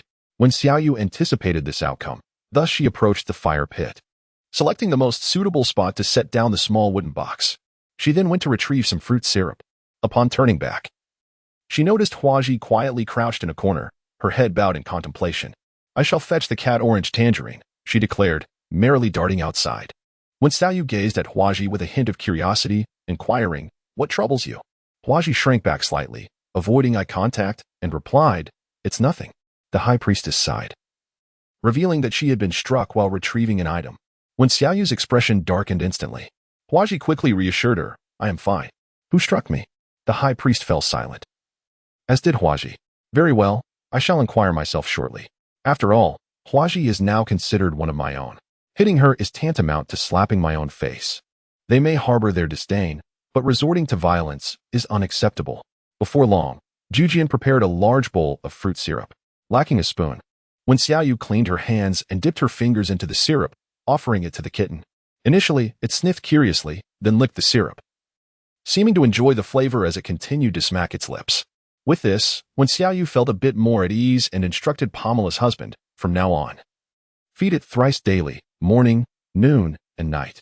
Do not give too much, or it may lead to discomfort. Furthermore, Pamela's diet should primarily consist of rice and tenderly stewed chicken. Avoid fish for the next 7 days. After a moment's contemplation, she added, Ensure the other kittens are also carefully attended to. Do not overfeed them. And if any issues arise, seek me out immediately. Understood. I shall remember everything. Pamela's husband echoed, nodding in agreement. Well then, we shall take our leave, Wen Xiaoyu concluded, letting the doll and the high priest handle the aftermath as she led Huaji away. The women were busy mashing fruit and drying fish. Upon seeing her, they were about to greet her, but upon noticing Huaji behind her, their expressions shifted and they furrowed their brows. What is this? Another complaint? The elder woman who had previously targeted Huaji remarked sarcastically. She was indeed the one who had struck Huaji, and she had never harbored any fondness for the ratfolk. Although the male ratfolk had been castrated and the females confined to the Ming fortress, Huaji was uniquely retained within the tribe. This treatment was starkly different from that of the other ratfolk. When had the Juming tribe ever accommodated a ratfolk? Furthermore, Huaji's beauty only intensified their disdain. Rain. I must say, no ratfolk are to be trusted. Keeping her close will inevitably lead to trouble, the elder woman advised with a furrowed brow. Trusting the untrustworthy is folly. Since Huaji is now my slave, I shall ensure she is closely monitored, so there's no need for your interference, when Xiaoyu replied coolly. What? Do you resent our concern? The elder woman retorted, her frown deepening. We only act in your best interest. To speak frankly, we are older and have seen more of life. It would serve you well to heed our counsel. When Xiaoyu maintained her smile, asserting, You are correct, I will certainly listen. But I also hope that you all will heed my words. My affairs are solely mine to manage. With that, she took the hand of Huaji and departed. The expressions of several women turned sour, clearly blaming us. Humph, what arrogance. Were it not for the king, she would have met her demise long ago. Let's refrain from speaking too much. Without rain, we would still be in dire need of sustenance. A younger individual couldn't help but furrow his brow, immediately attracting a chorus of disdainful glances. Over the course of several days, when Xiaoyu kept Huaji close by her side, whether it was to check the rice seedlings on the hillside or to observe the kittens, in the stable warmth and nourishment of fructose, the two little ones grew increasingly robust to the extent that Pamela expressed her gratitude each time when Xiaoyu visited. The recovery abilities of the cat folk were far swifter than she had anticipated. Within just 3 days, Pamela had her stitches removed and began to eat normally to nourish her milk supply. This matter seemed to reach a conclusion, and as when Xiaoyu emerged from Pamela's abode, inhaling the dry air, she caught sight of the king beneath a distant large tree. At that moment, a snowflake fell, causing when Xiaoyu to pause and look up. A flurry of snowflakes descended eagerly from the sky. Chapter 82, The Snowy Night Forge. It was snowing, and not just any snow, but a flurry of large, feathery flakes. How beautiful! When Xiaoyu, astonished, extended her hand to catch a snowflake, hexagonal and crystalline, which melted instantly upon landing in her palm. It seemed that the snow in this world was akin to that of the modern era, though of a seemingly superior quality, appearing softer. Through the thick snowfall, she discerned a man with silver hair and golden eyes approaching. At that moment, it felt as if the world was in slow motion. He emerged from the snow with an air of elegance and nobility. He appeared as if he had stepped out of a painting, exuding a languid charm. However, this elegance could not erase the fact that he had stolen her first kiss days prior. In hindsight, she felt a profound sense of loss. Yet for the past few days, he seemed to be avoiding her. Hey, they're back. The king raised an eyebrow, gesturing towards the path up the mountain, laden with countless iron stones. Shall we take a look? Absolutely. In an instant, when Xiaoyu cast aside thoughts of her first kiss, it was a loss. But iron was of utmost importance. Thus, the trio of the king, when Xiaoyu and Huaji arrived at the warehouse, where they beheld an entire storage room filled to the brim with dark iron stones, leaving no space to stand.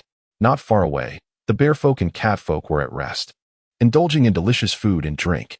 The bear folk stared at the liquor before them, clearly astonished. They had not anticipated such treatment upon arriving here, as this was a luxury seldom afforded throughout the year. Huaji, witnessing this scene, flashed her eyes, evidently taken aback, but soon regained her composure. She had encountered too much in recent days and should try to adapt gradually. The snow had begun to fall, and for the next 2 months, it was expected to continue. Do you wish to forge now, or shall we wait until spring? The king inquired. Of course, it is now today. When Xiaoyu exclaimed with excitement, with so much iron and stone, we can forge numerous agricultural tools, which will be ready for use once spring arrives. We cannot afford any delays. Do we still require surgical knives? How many? No. This time, there is something else. Wait for me. I will go sketch a design. When Xiaoyu energetically gathered animal hides and charcoal, fervently sketching a variety of implements, sickles, hoes, 9-toothed rakes, and shovels, beyond agricultural tools. Her drawings included iron pots, mandarin duck pots, soup pots, as well as swords and spears. She depicted nearly everything she could conceive of and easily illustrate. The king observed her intently, listening to her elaborate on the utility of each item, his expression growing increasingly joyful. I shall have them prepared, he said. Once you finish your drawings, bring them to me. He could scarcely contain his eagerness to see how these tools would function in practice. The bear folk and cat folk, having just finished their meal, were summoned, along with the surviving 20 rat folk, though they were all bound by vines. Nearby, a sizable pavilion provided refuge from the heavy snowfall. In a short span of time, the ground was coated in a shimmering layer of white, a sight of exquisite beauty. The charcoal was already ignited, and those who had previously crafted surgical instruments were ready. Once when Xiaoyu arrived and reviewed her sketches, they would commence their work. The Orcish craftsmen were divided into 5 groups for the task, and when Xiaoyu had not forgotten about the surgical tools, for she intended to create several sets before teaching the high priest and the puppeteers how to perform basic surgeries.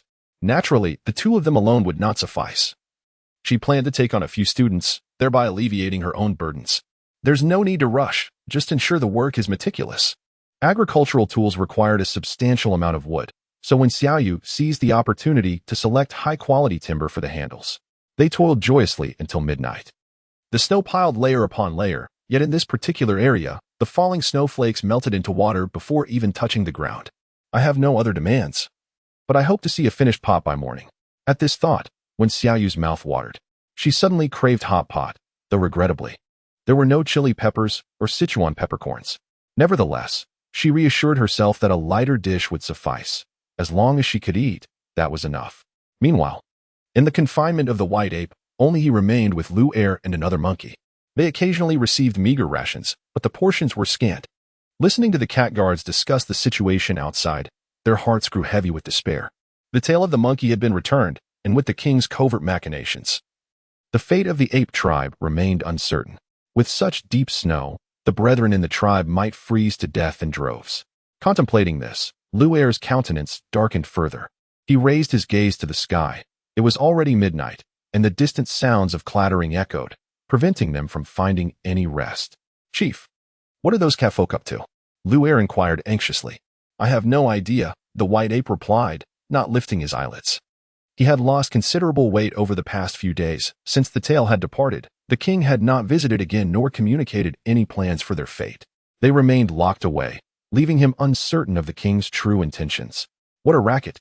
Lair huffed, drawing the ire of the cat guards. "Enough noise. Hurry and sleep." One of the shorter figures scolded sharply. Lair cast a sidelong glance and muttered, "What on earth are you all fussing about?" The guard, with a tone dripping with disdain, retorted, "You foolish monkey folk wouldn't comprehend it even if I explained." "Oh, do enlighten us. What if our leader understands?" A glimmer of cunning flashed in Lair's eyes as he employed a taunting strategy. The guard scoffed even more, sneering as he said, "Do you know what a scalpel is? What about farming tools? And pots, do you understand those?" Lair quickly turned to the white ape, who, after a moment of contemplation, frowned and shook his head. "I've indeed never heard of them. What are they used for?" Realizing they were imprisoned with no intention of being released by the king, the guard straightened his posture and declared, "I'm not afraid to frighten you. Soon we will cultivate our own food on that hillside you arrived at. Moreover, the catfolk shall never perish." This was information he had gleaned over the past few days. Rumored within the tribe that the catfolk had miraculously survived childbirth, with 7 offspring all alive thanks to the assistance of a certain rain. Initially, it was believed that the mother had lost her life midway through delivery, yet she had somehow been revived. Furthermore, even the lifeless cubs had been revived after a bit of maneuvering. Was this not a roundabout way of saying that the catfolk would never die again? Lair clearly did not believe this. "Brother, how much have you had to drink to spin such tales?" "Huh, ignorant and unknowing, you monkeys can never grasp it. The Juming tribe will undoubtedly dominate the beastly continent," the guard proclaimed with fervor, as if envisioning countless beasts bowing before them. The white ape furrowed his brow. Although he could not place complete trust in the guard's words, he could not dismiss them entirely either. That female. The mere thought of her diminutive figure caused a wave of embarrassment to wash over him. It was the singular humiliation of his life. Thus, should an opportunity arise, he would certainly seek to redeem himself. Chapter 83. My pot. After a delightful slumber at the dollhouse, when Xiaoyu awoke to find that the snow had mysteriously ceased, transforming the world into a frosty white expanse. Outside, the snow reached knee-high, and as she opened the door, a chilling breeze rushed in. Goodness! It seems even colder than last night. With temperatures plummeting to around -10 degrees, she was grateful for her fur and cotton garments. Otherwise, venturing outside would have been quite the ordeal. No wonder the beast folk often lamented the hardships of winter. The doll had left early, leaving footprints at the entrance, which when Xiaoyu followed. With each step, she felt the softness of the snow beneath her feet, igniting a playful spirit within her. She fashioned a snowball and, with a light-hearted demeanor, made her way towards the square, stepping carefully. At that moment, the beast folk were enjoying their breakfast, the fire still crackling warmly. As she approached, the king was about to greet her when a mischievous smile crossed Xiaoyu's face, and she hurled the snowball into the air. With a resounding smack, the snowball shattered, and the king raised his elegantly shaped brow, lowering his fist, his eyes glinting with amusement. "What is this? Do you wish to compete in accuracy?"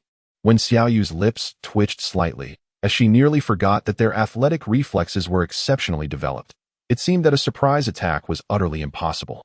Noticing her dejection, the plush toy amusingly offered her a rice cake. When Xiaoyu promptly shook her head, "Is my pot ready?" "Yes, indeed. This round object. What do you intend to do with it?" Zhugan approached with the iron pot, her emerald eyes brimming with curiosity. "Hee, you shall find out shortly. Please fetch me some salt, meat, white wine, herbs, and cloves," she instructed, placing the pot securely atop a pile of smaller charcoal. Surveying her surroundings, she dashed to one side, returning with a large chunk of snow, which she unceremoniously tossed into the pot. The snow quickly melted into water. And when Xiaoyu patiently awaited its transformation, while the bear man watched in utter bemusement. After all this commotion, was she merely boiling water to drink? However, Zhugan soon returned cheerfully with the necessary ingredients, and by that time, the water had begun to bubble vigorously. "Ragdoll, help me slice the meat and sprinkle it into the pot." When Xiaoyu poured in all the seasonings, her eyes gleaming with anticipation as she gazed at the piece of meat. The ragdoll, adept in the ways of wind, swiftly sliced the meat into even pieces, letting them fall into the pot. Then, under the watchful eyes of many, when Xiaoyu produced a pair of chopsticks as if performing a magic trick. Hee.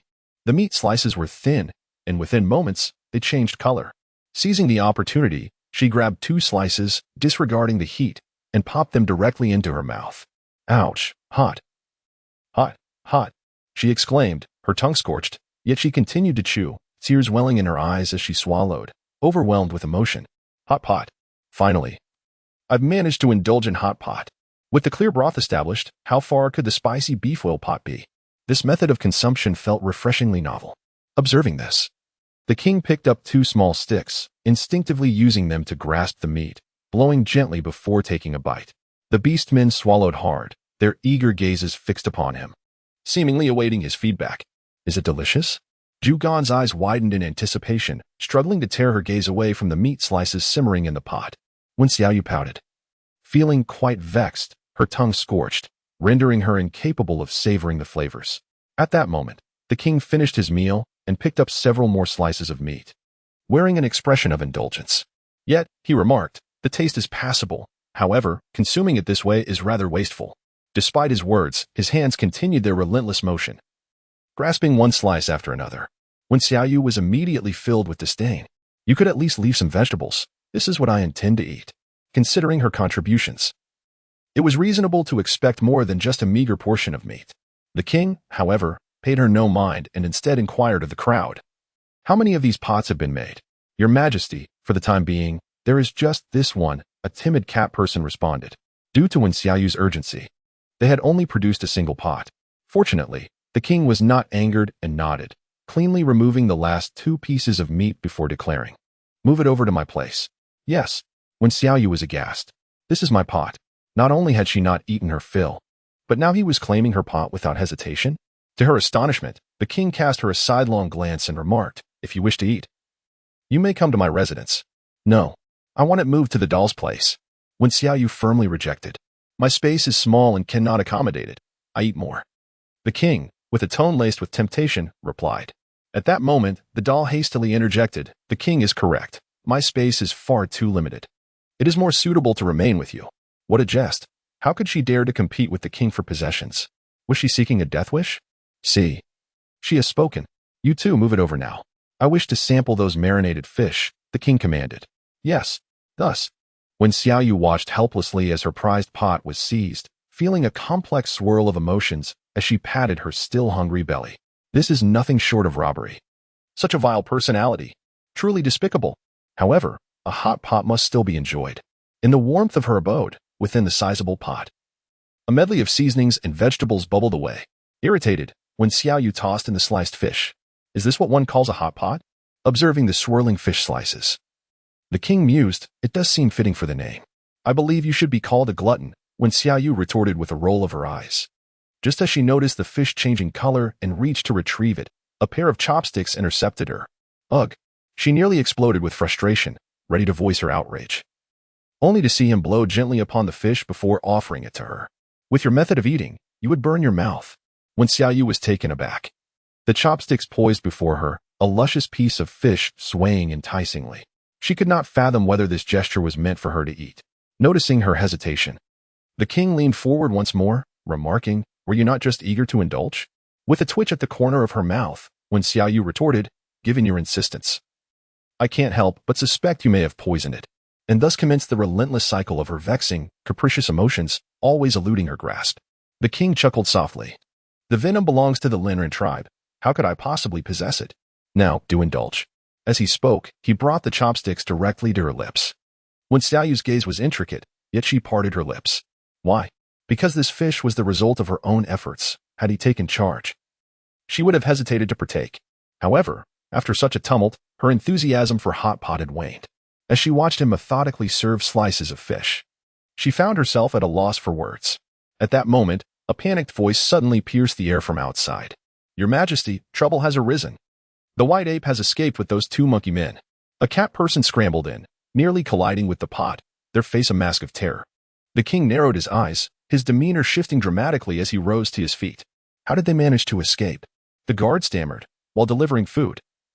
"They knocked me unconscious." Before he could finish, the king had already brushed past him, striding towards the exit.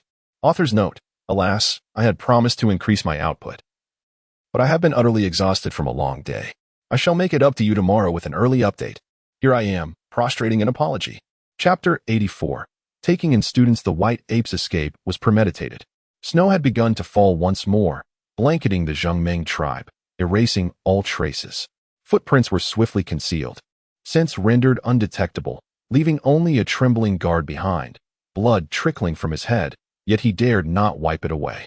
It was evident that the white ape and his companions had been brutally forceful, yet they had not lingered, swiftly departing after rendering him unconscious. Gazing at the empty cell, the king's expression darkened. "How long has it been since they fled?" he inquired coldly. "Your Majesty," the guard replied anxiously, "it was during the night. Last night." He had been fawned over by the 6-eared one, then went to fetch some food and animal skins for them. Unfortunately, at the moment he opened the door, the 3 had simultaneously brought him down, and when he regained consciousness, it was already morning. Moments later, the king's expression became inscrutable as he seized the guard.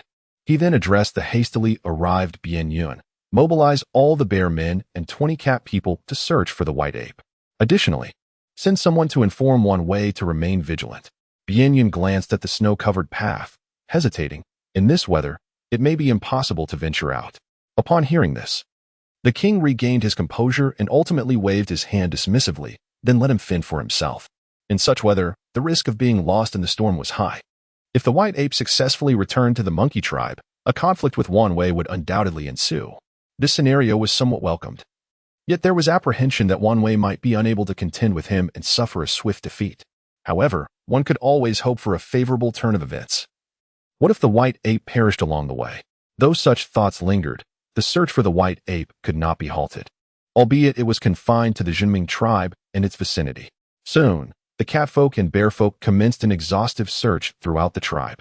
The results, however, were disheartening.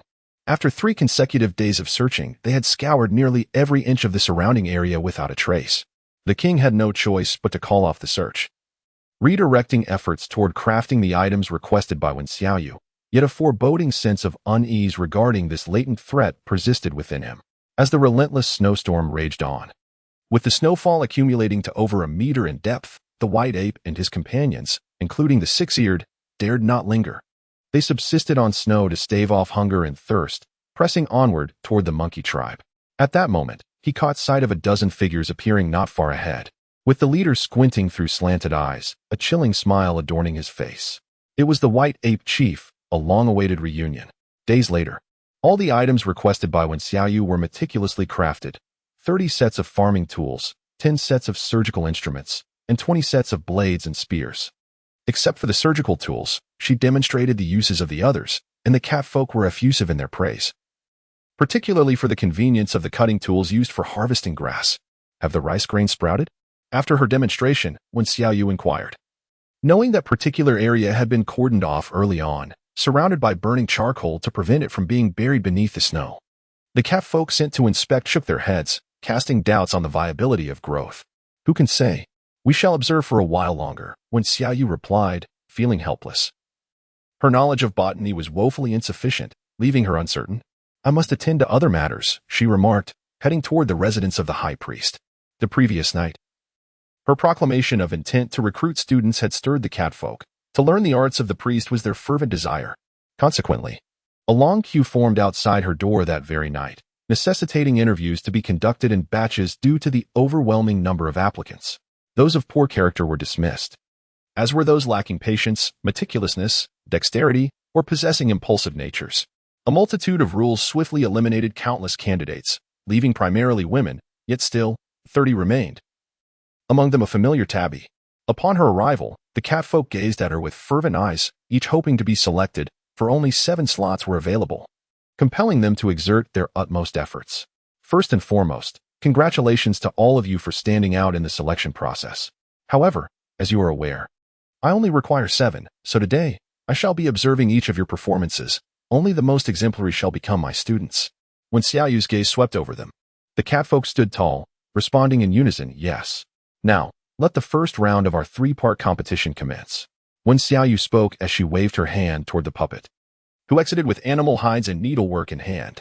The 2 pieces of shredded animal hide served as her demonstration, as she skillfully stitched them together while explaining the process.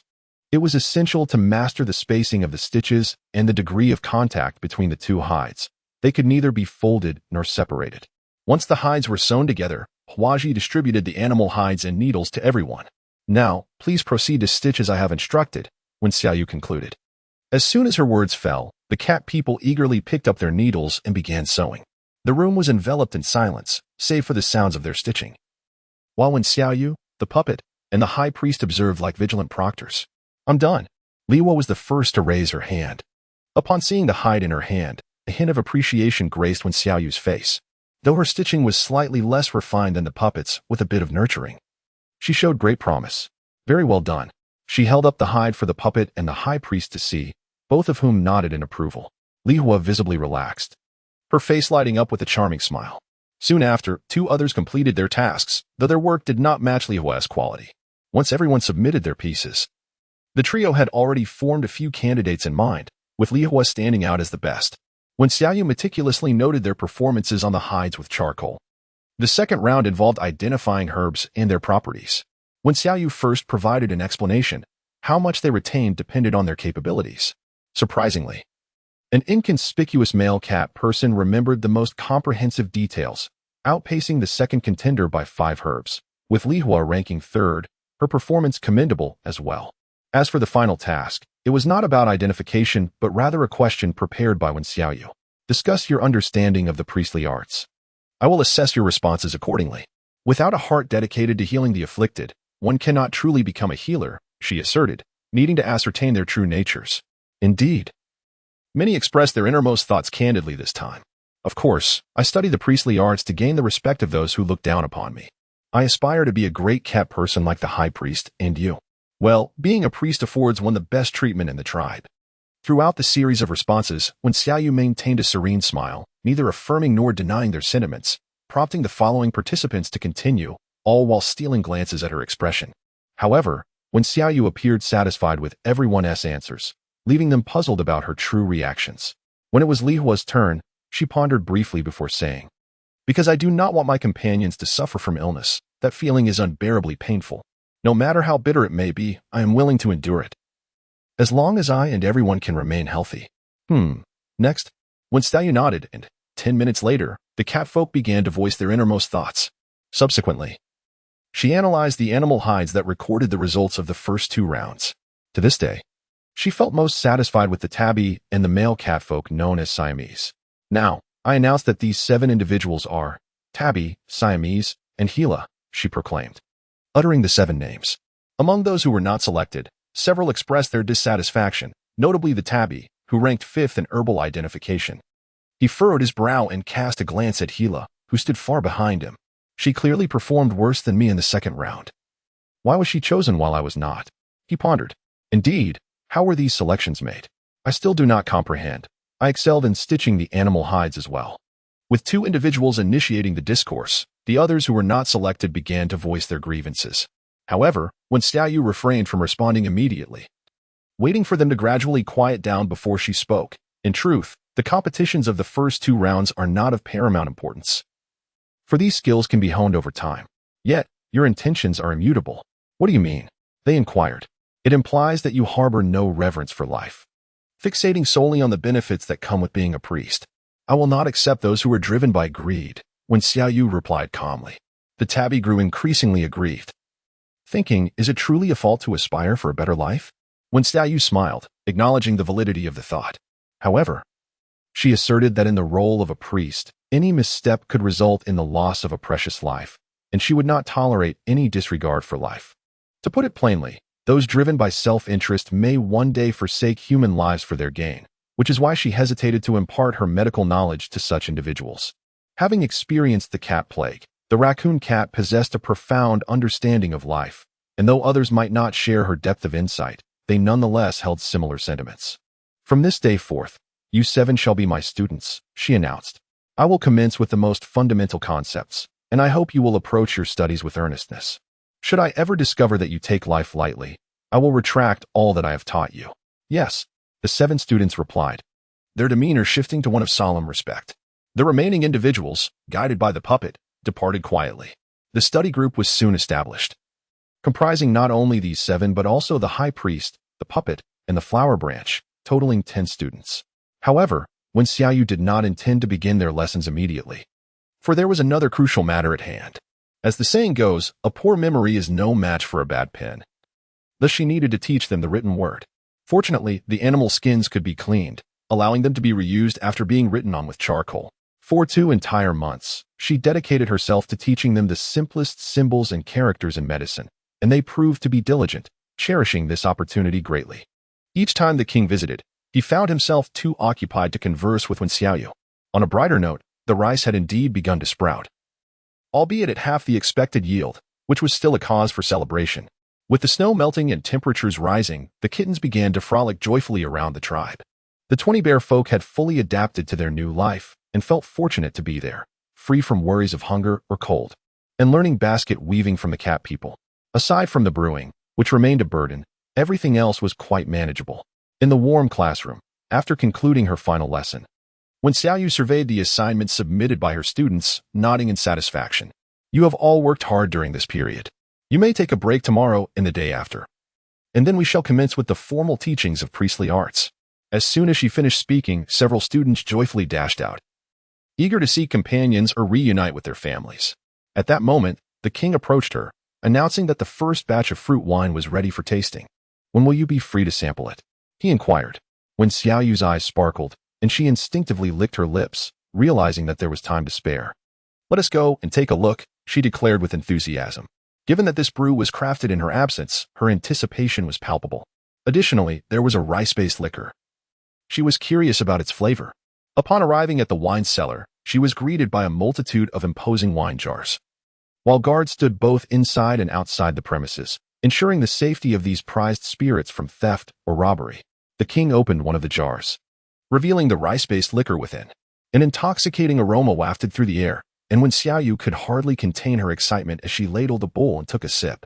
Ah, the taste is quite delightful, imbued with a refreshing hint reminiscent of snow, she mused, though the ensuing potency left her slightly bewildered. It appeared to be a resounding success.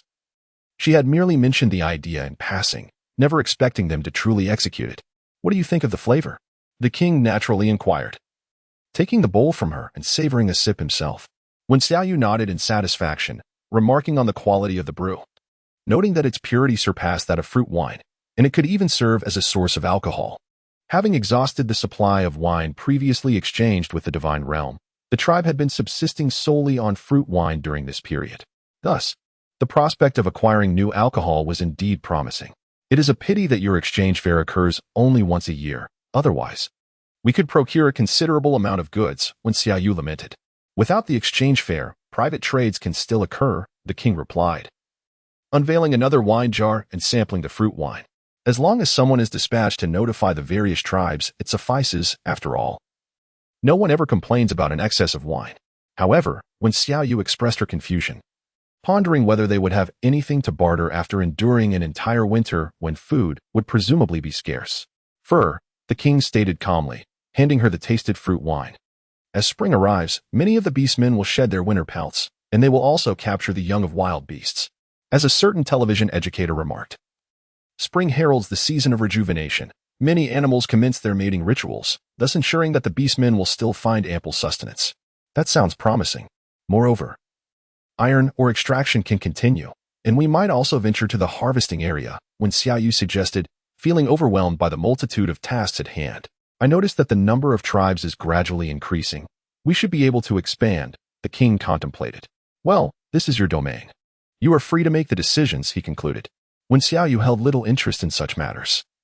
Her intention was to first transplant the rice before venturing to the harvesting area.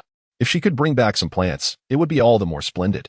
Food remained rather scarce, although there was a daily variety. Having consumed it throughout the winter had rendered it tiresome. She yearned for a more abundant selection of sustenance. How much wine do you require? The king inquired, noticing her contemplative demeanor. When Xiaoyu immediately pointed to the white liquor, stating, we shall take half of this. A few jars of the rest will suffice. After concluding their discussion, the two parted ways due to their respective affairs. When Xiaoyu, accompanied by a group, ascended to the mountainside, where they cleared a patch of land anew. Following irrigation, they proceeded to plant seedlings. 2 days later, when Xiaoyu set forth with 7 students, along with Huaji and the puppet, towards the harvesting area, the high priest, aged and unable to accompany them, received the meticulously organized notes from Wen Xiaoyu, allowing him to study independently, for he possessed a solid foundation and did not require this journey. Xin Hu, you are to ensure their safety. The king instructed with a grave expression. Although accompanied by 10 bear warriors and 15 cat warriors as guards, he remained uneasy and reiterated his concerns. Xin Hu accepted the charge, assuring, rest assured, I shall bring her back safely. With a command, the group set off in grand procession. This journey differed from the last. The female cat warriors, having never traveled far, were filled with curiosity about everything. When Xiaoyu, unfazed by the distance, patiently taught them to identify medicinal herbs, causing their progress to slow considerably. The 10 bear warriors watched in curiosity as they listened intently, recording their observations with charcoal and animal hide. Though they grasped only fragments of the knowledge, they felt a deep sense of envy. The tale of Wen Xiaoyu reclaiming her life from the beast father has long circulated, and each encounter with her incites an almost reverential instinct among them. Noticing her lack of avoidance, they instantly developed a fondness for her. Upon emerging from the vast forest, they were greeted by mountains and rivers, and the trees exhibited considerable changes. When Xiaoyu, akin to a tourist, observed the surroundings while the students engaged in their studies with remarkable ease. After more than 10 days, the group finally arrived at the harvesting area. Before their eyes lay a vibrant expanse of green. The outermost grapevines flourished splendidly, albeit without any fruit. Pondering this, when Xiaoyu thoughtfully stroked her chin and mused, I recall that grapes can be propagated through cuttings. Is there a way to procure some? The bearman was taken aback, astonished that she would consider such a notion. Yet the cat folk, who had previously accompanied Xin Hu to this area, were unfazed. After exchanging glances, they nodded in agreement. Absolutely. Without delay, several cat folk wielding sickles advanced forward. Upon reaching a suitable distance, a gust of wind manifested, and the grapevines retaliated fiercely, though ultimately in vain. Several vines were severed, and a cat folk stepped forward to inquire. How many segments shall we cut? Half the length of my arm will suffice, when Xiaoyu replied, continuing deeper into the area. By now, numerous plants had blossomed, their delightful fragrances wafting through the air. When Xiaoyu stretched contentedly, allowing her companions to scavenge the botanical treasures of the harvesting zone. Suddenly, her eyes lit up as she exclaimed, look at what I found. Cherries, pineapples, mulberries, and pears? Astonished, she thought, who claimed there was no food in this season. This is a bounty. Having grown weary of grapes and strawberries, she felt a surge of excitement. Xin Hu, observing her reaction, wore an odd expression but quickly realized that these delights were indeed consumable. He beckoned the catfolk to approach and gather some, urging them to remain vigilant. Yes, the catfolk eagerly advanced, leaving the bearman perplexed, for those fruits were deemed untouchable. A catfolk, who shared a good rapport with them, patted one on the shoulder and said, Brother, don't question it. Just follow Lord Xin Hu's instructions. The master has never let us down. Those fruits are certainly safe to eat. With that, he hastened to join the others. As they neared the treasures, a swarm of birds suddenly descended from the sky, darkening the air with their numbers, perhaps hundreds, if not thousands. These birds, roughly the size of chickens, appeared formidable and were poised to attack with reckless abandon as they approached. As when Xiaoyu beheld this scene, a rush of exhilaration surged through her. My goodness, sparrows. Quickly, procure a few for me. These creatures are edible. The catfolk, instantly grasping the signal, recklessly darted after the so-called sparrows. The atmosphere became a chaotic frenzy. However, driven by the allure of sustenance, they pursued with frenzied abandon, leaving the bearfolk at a loss for words. Amidst this fervent activity, few noticed a pair of slender eyes observing the spectacle from a distance. Teacher, look. I've roasted one, and I have these vibrant red fruits. Siamese proudly presented their findings. When Xiaoyu wiped the drool from the corner of her mouth, took the cherry, and blissfully took a bite. The teacher explained to the class that this fruit is called a cherry, its flesh delicate and its flavor exquisite. And this one, known as the sparrow, is presumably a guardian of the cherry. With that, she took another bite, savoring the sparrow's meat. Goodness, such a plump sparrow, akin to a chicken. The taste was utterly delightful. Before long, the orcs had captured quite a few sparrows, and after toiling for some time with the cherries, they too began to indulge, mimicking her actions with great enthusiasm. Laughter and joy filled the air, and even the bear folk were completely captivated. You truly are formidable, our esteemed leaders. Had it been us, we would never dare to touch these delicacies. Upon hearing this, the catfolk straightened their backs with pride, indeed. Just then, Xian, who was about to seize a cherry when his gaze suddenly sharpened, and he whipped his head around. Alert, the orcs sprang to their feet. And in the next moment, when Xiaoyu's expression changed, for not far away, she had already spotted the soft features of Yin Huan and the cold smile of the white ape. The white ape had allied with Yin Huan. This was the first thought that crossed her mind. Her intuition proved correct. After escaping from the Juming tribe, the white ape had intended to return to the monkey tribe but encountered Yin Huan along the way. That winter, he spent time in the Lin and tribe with 2 monkeys. Just as the snow began to melt, he borrowed some snake folk to return to the Lin and tribe, only to discover that Wan Wei had gradually taken control. Upon hearing of his exploits, the monkeys greeted his return with scorn. Just as the white ape was preparing to confront Wan Wei, news of Wen Xiaoyu's departure reached him, compelling him to set aside his vendetta and honor his agreement with Yin Huan. As he followed her, he also discovered that she was accompanied by the fox folk. They had killed one, but inadvertently let another escape. Yet they were not concerned, for their numbers were decidedly superior. Chapter 87, Sedative Rain, We Meet Again. Yin Huan smiled slightly, his gaze burning intensely upon her. Teacher, we shall protect you.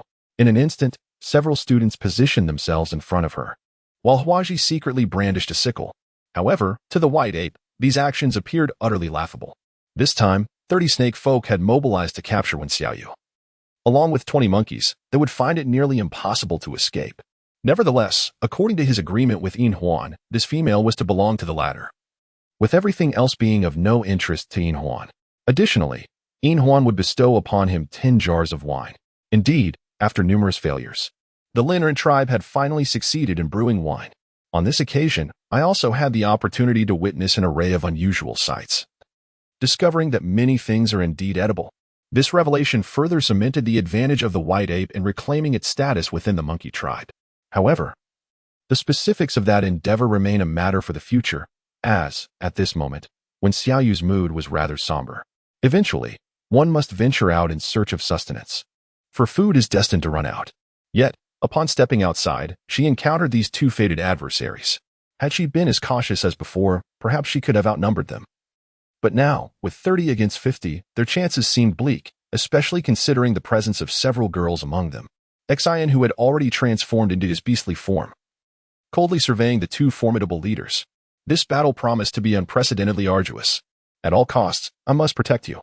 Yes, with a simple command. The calf folk and bear folk encircled Wen Xiaoyu. The latter was darkly assessing Yin Huan, who bore numerous scars on his serpent tail compared to their last encounter. Furthermore, the exposed arms and neck revealed many more, likely remnants of their previous clash. Sensing her gaze, Yin Huan licked his lips and said, "If you come over obediently, I might spare them. You are clever enough to understand what you must do, aren't you?" Wen Xiaoyu fell into silence, reluctant to venture to the Lin tribe. Nor did she wish for these innocent beings to become entangled in the affair. After all, the catfolk and bear folk had treated her with a measure of kindness. Yet, how could she devise a means of escape? As she pondered swiftly, Yin Huan mockingly remarked, "I know you wish to flee," thus leaving his sentence unfinished. Suddenly, Xian, whose expression shifted dramatically, he detected the scent of a sedative. In the next moment, both the catfolk and bear folk hastily covered their mouths and noses, while Xian, who in astonishment, gazed at him, exclaiming, "You actually made a deal with the divine realm." The divine realm, known for its lofty standards, would not readily bestow such an extraordinary substance upon anyone unless immense benefits were offered in return. When Xiaoyu was momentarily stunned, captivated by two words, sleeping pills? Divine realm? Yet, the next instant, a wave of dizziness washed over her. Silver Ring raised an eyebrow, a smirk playing on his lips, his eyes glinting with a hint of schadenfreude. Clever, indeed. Now, can you guess what I used as a trade?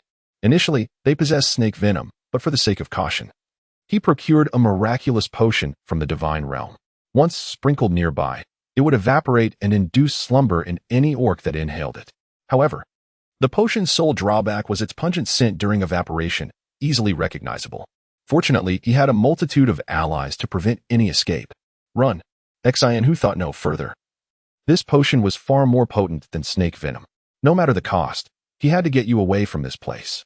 In an instant, Xianhu hoisted Wen Xiaoyu onto his back and prepared to flee, but a dozen snake men with malevolent gazes blocked his path. With a roar, Xianhu shouted. Yet the world before him grew hazy. Shaking his head vigorously only made his eyelids feel heavier. Moments later, Xianhu collapsed, utterly powerless, with Wen Xiaoyu already in a deep slumber upon his back. As the cat people and bear folk fell one by one, Silver Ring expressed his satisfaction. Approaching Wen Xiaoyu, he cradled her in his arms, gazing at her fair and beautiful face with a smile, exclaiming, "At last, I have you." Behind him, the white ape's eyes flickered uncertainly. Had he not taken the antidote beforehand, they too would likely have succumbed. This fellow was fortunate to be an ally. Had he been an enemy, the outcome might have been dire. Previously aware of Silver Ring's obsessive nature, the white ape was astonished at the depth of his interest in that female. Observing the monkey people and snake men beginning to gather the provisions, the white ape inquired, "What exactly did you trade with the divine realm?"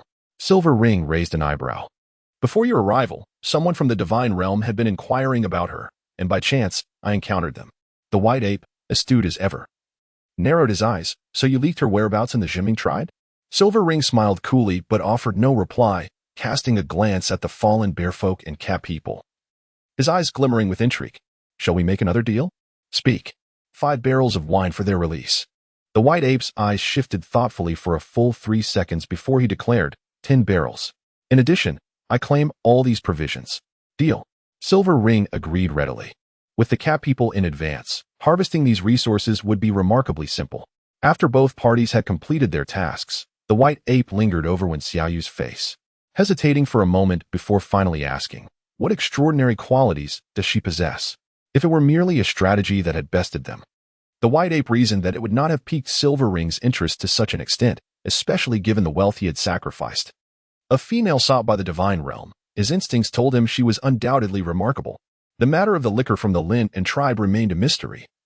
Having learned from the lessons of the Juming tribe, he dared not seize it lightly. In the Linren tribe, despite the passage of time, clarity eluded him. However, at this moment, he could not afford to offend. "Do not concern yourself with that. I have already bestowed upon you what you require. I wish you success in reclaiming your rightful tribe ahead of schedule. Should you need assistance, feel free to request it, particularly in matters of vengeance." Embracing Wen Xiaoyu's soft form, In Huan felt buoyant. After speaking, he gestured for the serpent folk to depart. The bear and feline warriors were tightly bound with vines, their mouths sealed, rendering them incapable of awakening anytime soon. Thus, they harbored no worries. Even if they were to regain consciousness, they would be powerless to act. When Xiaoyu awoke 5 hours later, yet she remained oblivious to whether her body had developed a resistance to the medication, as she found herself roused even before the beastman. The potency of the drug was substantial, leaving her still in a hazy stupor upon awakening. "You have finally awakened. Would you care for something to eat?" Silver Ring glanced at her, his delicate profile directed her way. When Xiaoyu's eyes narrowed instinctively as she attempted to struggle, yet he held her tightly. "Stay still, or my strength may lose its balance, and I could easily crush your bones." She was so petite and fragile that he dared not exert too much force, fearing injury. Upon hearing his words, when Xiaoyu ceased her movements, catching sight of the snake men dragging the cat people, seemingly unharmed, which caused her heart to sink gradually. "Your tribe already possesses wine. Why can't you spare me?" Author's note. 4th update, as promised. Chapter 88. The transformation of Silver Ring. "Do you think I have gone to such lengths merely for wine?" The soft, androgynous voice echoed, leaving Wen Xiaoyu in contemplative silence. Indeed, previously, Lin Yu had witnessed her healing Xin Hu, and Silver Ring could not possibly be unaware of this. Thus, his desires surpassed her wildest imagination. His golden brown eyes lingered for a long while before a subtle smile graced Silver Ring's lips as he softly proposed, "Be my partner." At this proclamation, not only did Wen Xiaoyu react, but even the snake men accompanying them were momentarily taken aback. The chief, a snake man, was about to speak but fell silent under Silver Ring's piercing gaze. Silver Ring was known for his unpredictable temperament. When he was kind, his tenderness could make one question the very essence of life itself. Yet when angered, he could instill true terror. They would never forget how, in his childhood, his closest companion had laughed at him, only for the next day to suffer a grotesque fate after a distasteful jest had left Silver Ring humiliated before all. The following day, his body was discovered among the cliffs, unrecognizable and marked with 100 wounds. What was even more chilling was his refusal to admit responsibility for the act. As the son of the former chief, the incident was swept under the rug. But since then, few dared to provoke him. When Xiaoyu gazed at his profile, her expression one of disbelief. So, this was the intention behind the Silver Ring all along? She did not consider herself to be exceptionally beautiful, captivating enough to drive every man in the world to madness. If she were to identify a unique quality within herself, it would undoubtedly be the vast reservoir of knowledge she possessed. "I refuse," she declared with a cold smirk, her resolve unwavering. The Silver Ring, unfazed, replied, "No matter. In due time, you will have ample opportunity to understand me. However, this time, you shall not escape, otherwise." He cast a glance at the bound cat-like beings, and his tone remained casual, yet the underlying threat was palpable to anyone listening. "Perhaps last time I failed to make an impression, but this time, I assure you, it will be unforgettable." The smile at the corners of his mouth widened, sending a shiver down Wen Xiaoyu's spine. Though winter had firmly settled in, being held in his embrace felt chillingly cold. Furthermore, inexplicably, she sensed that this serpent before her had transformed. His gaze seemed to have grown considerably more sinister, as if he had become a different person altogether. If the Silver Ring had exhibited a semblance of kindness previously, now his eyes radiated an unmistakable possessiveness, and his tone bore an unsettling edge.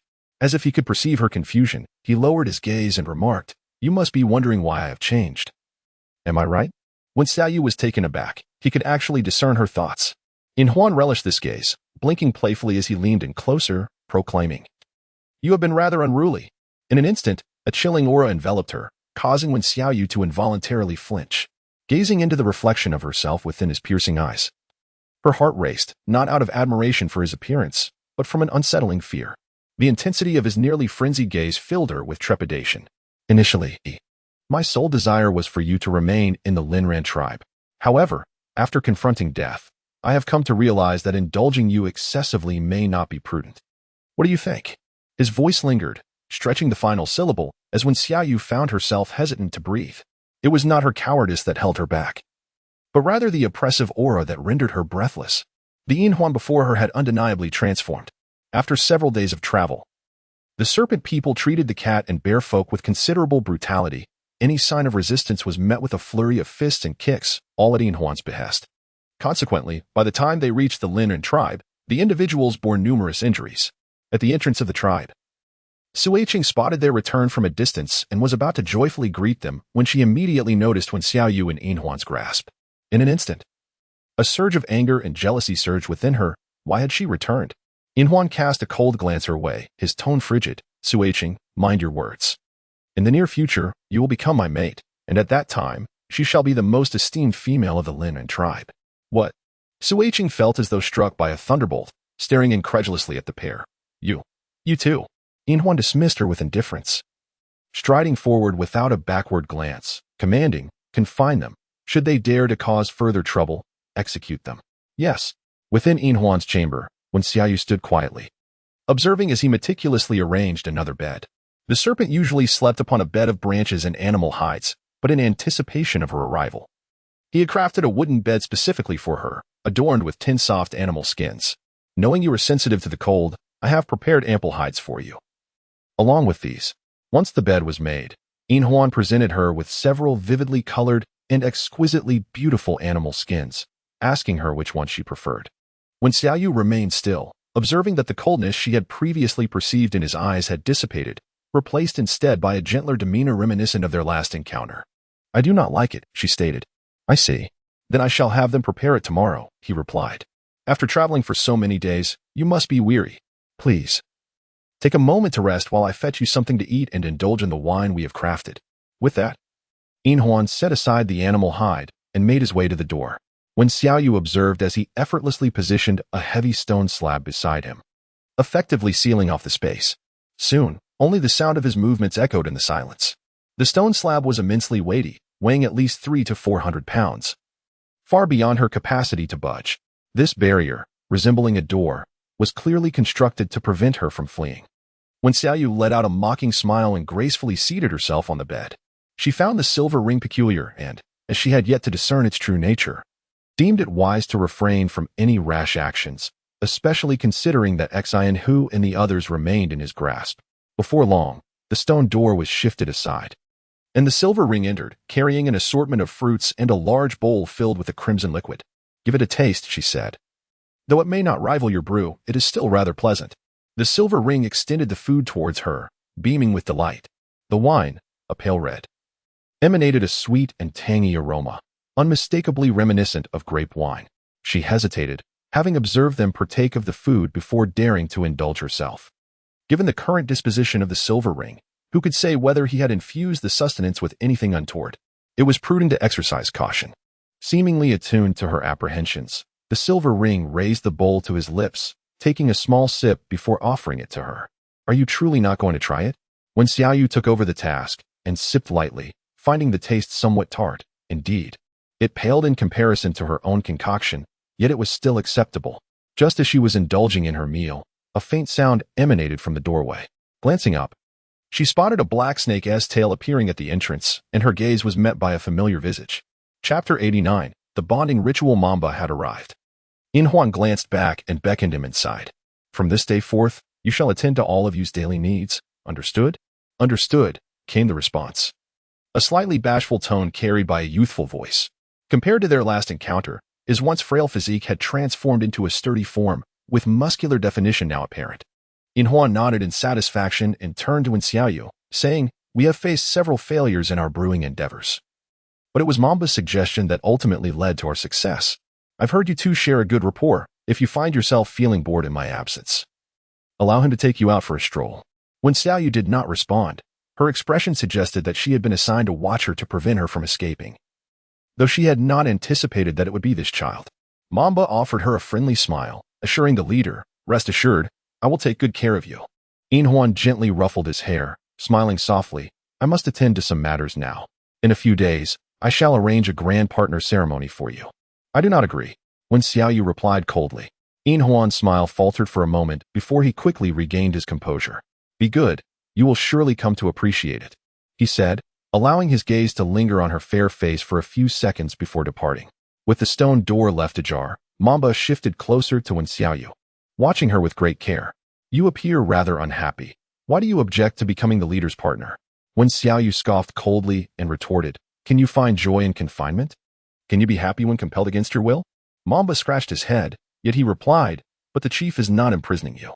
If you wish to explore any part of the tribe, I can accompany you. Moreover, the chief is the most distinguished warrior of the Linran tribe. Is it not a privilege to be united with him?" "No, it is not," she replied. "What makes it so undesirable?" When Xiaoyu found herself at a loss for words, opting for silence instead. Observing her demeanor, Mamba pondered for a moment and suggested, "How about I take you for a stroll? The news of the chief's desire to take you as his partner has already spread, and everyone is busy preparing." Perhaps it was the joy of seeing her again that made Mamba particularly loquacious. However, upon hearing this, when Xiaoyu was consumed by a surge of anger, yet she was not one to unleash her ire on others, so she responded, "I have no desire to tour your tribe." "Ah, you wish to venture outside?" "That won't he do," Mamba replied. "The chief said that if I were to take you out, it would cost me my life." Mamba blinked playfully and flashed her a smile. "The outside world is fraught with danger. The chief mentioned that many wish to do you harm. It is far safer to remain within the tribe." Indeed, when Xiaoyu thought, as she decisively lay down and pulled the animal hide over herself, remaining silent thereafter. Observing her state, Mamba simply lay beside her, watching quietly. Meanwhile, the cat folk and bear folk were imprisoned in a damp, foul-smelling dungeon, heavily guarded. Their injuries throbbed painfully in such an environment. Xin, who maintained a stoic expression, due to the cramped conditions, movement was nearly impossible. At the entrance lay a poisonous powder they had scattered, a dire warning that any attempt at escape would lead to immediate exposure to this horrific substance. I wonder how you is faring now, the puppet voiced with concern. Siamese shook his injured ears, frowning. Our teacher is astute. Surely she will devise a way to escape. Indeed, we must have faith in our teacher. The tabby chimed in. However, the serpent folk guarding them scoffed derisively. Do not harbor such dreams. That female is about to become our chief's partner. If not for this connection, you would have been executed long ago. The ceremony of pairing was exceedingly solemn, requiring the presence of friends and family to witness. Of course, if no such acquaintances existed, a simpler affair could be arranged. Thus, the reason for Silverring's decision to keep them alive was quite clear. They were to serve as witnesses. What would happen thereafter remained uncertain. What? The teacher is to become that serpent's partner? Healer exclaimed, her eyes wide with disbelief, quickly shaking her head. That's impossible. You must be deceiving us. The others echoed her skepticism, while Xin, whose expression darkened further. Believe it or not, our chief's desire for that female is her fortune. As for whether I am lying, you shall have your answer in a few days during the ceremony. What shall we do, Lord Xin? Who? The teacher must be being coerced. The tabby implored urgently. You must think of something. Xin, who remained silent, his face clouded with deepening gloom. Yet, it seemed she was quite familiar with Silverring. I've heard that she once stayed for a time in the Lin tribe. Could it be she genuinely wishes to become Silverring's partner? A bear-like man furrowed his brow and inquired. Instantly, all the students cast him hostile glances, warning him, dare to utter such nonsense again. And know that our teacher is certainly not that kind of person. The two great tribes are sworn enemies. How could she possibly become a member of the Lin tribe? The bear-like man snorted, feeling disinclined to provide further explanations. Don't say I didn't warn you. During my time in the Juming tribe, I've heard many rumors about her, particularly regarding her cowardice. Silence. At that moment, Huaji, who had been lingering in the corner, spoke up. Her voice was not loud, yet it carried a commanding presence. Regardless of the circumstances, she is not an orc you can freely criticize. Oh, how amusing. The little mouse who has spent a few days by her side has suddenly grown bold enough to speak to me in such a manner. The bear-like man, known for his fiery temper, found himself restrained by the agreement between the Juming tribe and the brown otter tribe, which prevented them from targeting the cat people. Yet, this diminutive mouse dared to reprimand him. Perhaps you should refrain from speaking too much as well. I believe Rain is indeed quite clever. She might truly manage to escape. Another bear-like man chimed in. Humph. Observing the support for his opponent, the bear-like man huffed in frustration and chose to remain silent. When Xiaoyu awoke to find it was already evening, and Huan arrived once more, bearing provisions. This time, the offerings included roasted sparrows. They had returned from the picking area, nearly capturing all the sparrows guarding the cherries, thus alleviating any concerns regarding sustenance. After Mamba groggily regained consciousness, he quietly slipped out, leaving just the two of them in the room. Outside, preparations had already begun, and in 3 days, they would be able to be together for eternity. When Xiaoyu gazed at him intently for an extended period, realizing that this time he would undoubtedly not let her off the hook. As her mind raced, a sudden spark of inspiration ignited within her, and she coldly remarked, Do you truly believe that an ordinary ritual is worthy of me? What do you mean by that? At this statement, Huan appeared somewhat pleased. She did not reject it, but rather seemed dissatisfied. When Xiaoyu cast him a fleeting glance, gesturing to her face and legs, You should be able to discern that I am not like you, that I am not one of the orcs from the nearby tribe. In my homeland, when two individuals aspire to become companions, it is imperative to first win the favor of the female. Chapter 90, The Pursuit of Silverring. Silverring appeared intrigued, giving a slight nod to encourage her to continue. For instance, if you are enamored with someone who does not reciprocate your feelings, you must endeavor to bring joy to her. With increased interaction and understanding, it is possible that your sincerity may eventually touch her heart. Conversely, if you force a relationship, facing a cold demeanor each day, such an existence would hardly bring you happiness. When Xiaoyu endeavored to elucidate using the simplest of words, and fortunately, it seemed he comprehended her. How to coax? Aligning with her thoughts, she posited that if two individuals were perpetually at odds, they were adversaries, not companions. Wouldn't you agree? The pursuit of affection is a gradual endeavor, unless the two parties are instantly captivated upon their first meeting. She sought to convey the concept of mutual respect to him. And at this juncture, it appeared to be the sole method to delay matters. It was rather intriguing. What notion would you like me to entertain? These are matters I cannot divulge. You must explore them yourself. Otherwise, if I were to articulate my desires, it would no longer be your struggle, but rather my demand. When Xiaoyu shook her head and remarked that if he could persuade her to alter her intentions and no longer wish to depart from this place, the subsequent partnership ceremony would surely be a joyous occasion for both. However, should he insist on conducting the ceremony by force, she would not acknowledge it and would continue to seek ways to escape. She endeavored to soften her tone. Otherwise, should her voice carry too much weight, it might incite his ire. The enigmatic silver ring before her warranted caution. Thus she resolved to navigate these waters with care. The silver ring pondered for a moment, then cast her a glance, his golden brown eyes igniting with fierce possessiveness. Very well, I believe I understand. The partnership ceremony is temporarily on hold, starting tomorrow. I shall endeavor to woo you until you acquiesce. Surprised by his swift agreement, when Xiaoyu suppressed her elation and smiled slightly, then I look forward to your courtship. The silver ring departed, closing the stone door behind him, while Mamba stood guard outside, ready to respond to her every call. Lying in bed, she found herself unable to sleep. Although she had momentarily redirected the silver ring's attention, she doubted his patience would last long. She had always found his demeanor peculiar. From their initial encounter, he had sought to confine her here. If it were affection, she could not discern it, for in this world that venerates strength, a woman capable of bearing children, like Cui Zhu, would be the prime choice. If it were for the tribe's advancement, he could easily resort to threats rather than forge a partnership with her. Thus there was undoubtedly something amiss. Early the next morning, a serpent man delivered food, which Mamba presented to her. As she dined, the silver ring arrived, grinning broadly. Once you finish eating, I shall take you to a place.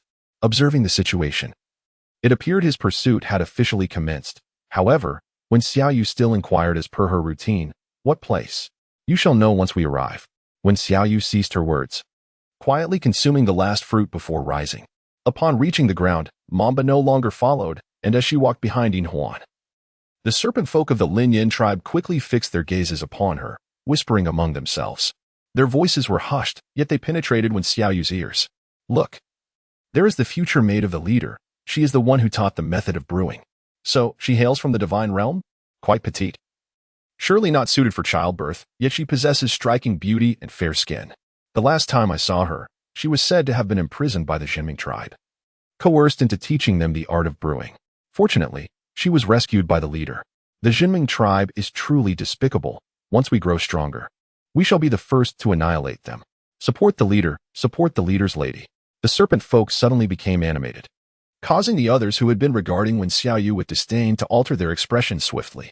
Inhuan smiled, nodding in acknowledgement of them.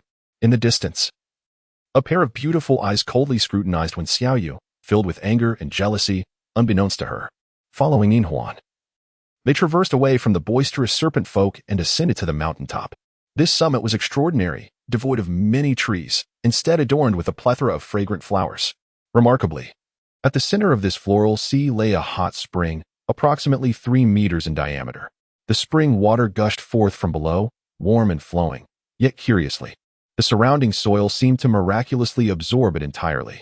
Thus, the water of the spring appeared to be perpetually bubbling forth, a phenomenon that defied explanation. Do you like it? Inhuan inquired, presenting her with an unknown flower, his slender eyes brimming with gentleness. This place is exclusive to the leader and his companion. At this time of year, the flowers nourished by the spring bloom most vibrantly, and the water is at its warmest. If one were to consider modern times, a handsome man pursuing her in such a manner might have elicited a favorable response. Yet, the figure before her was Inhuan, and she remained unaware of his true intentions. To disarm him, Wen Xiaoyu feigned a sense of awe, maintaining a composed demeanor, allowing him to believe that his actions had some effect. It's acceptable, she nodded. Let us take a dip. The spring water possesses extraordinary qualities. Inhuan led her to a nearby wooden cabin, a quaint structure. Upon opening the door, it revealed an assortment of garments and food.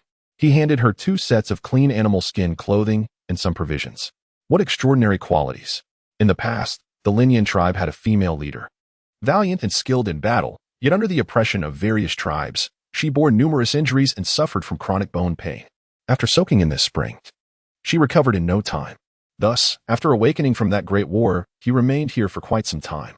Although it was winter, the hot springs here did not freeze. It was through the healing waters and the care of the elderly woman that he gradually began to recover.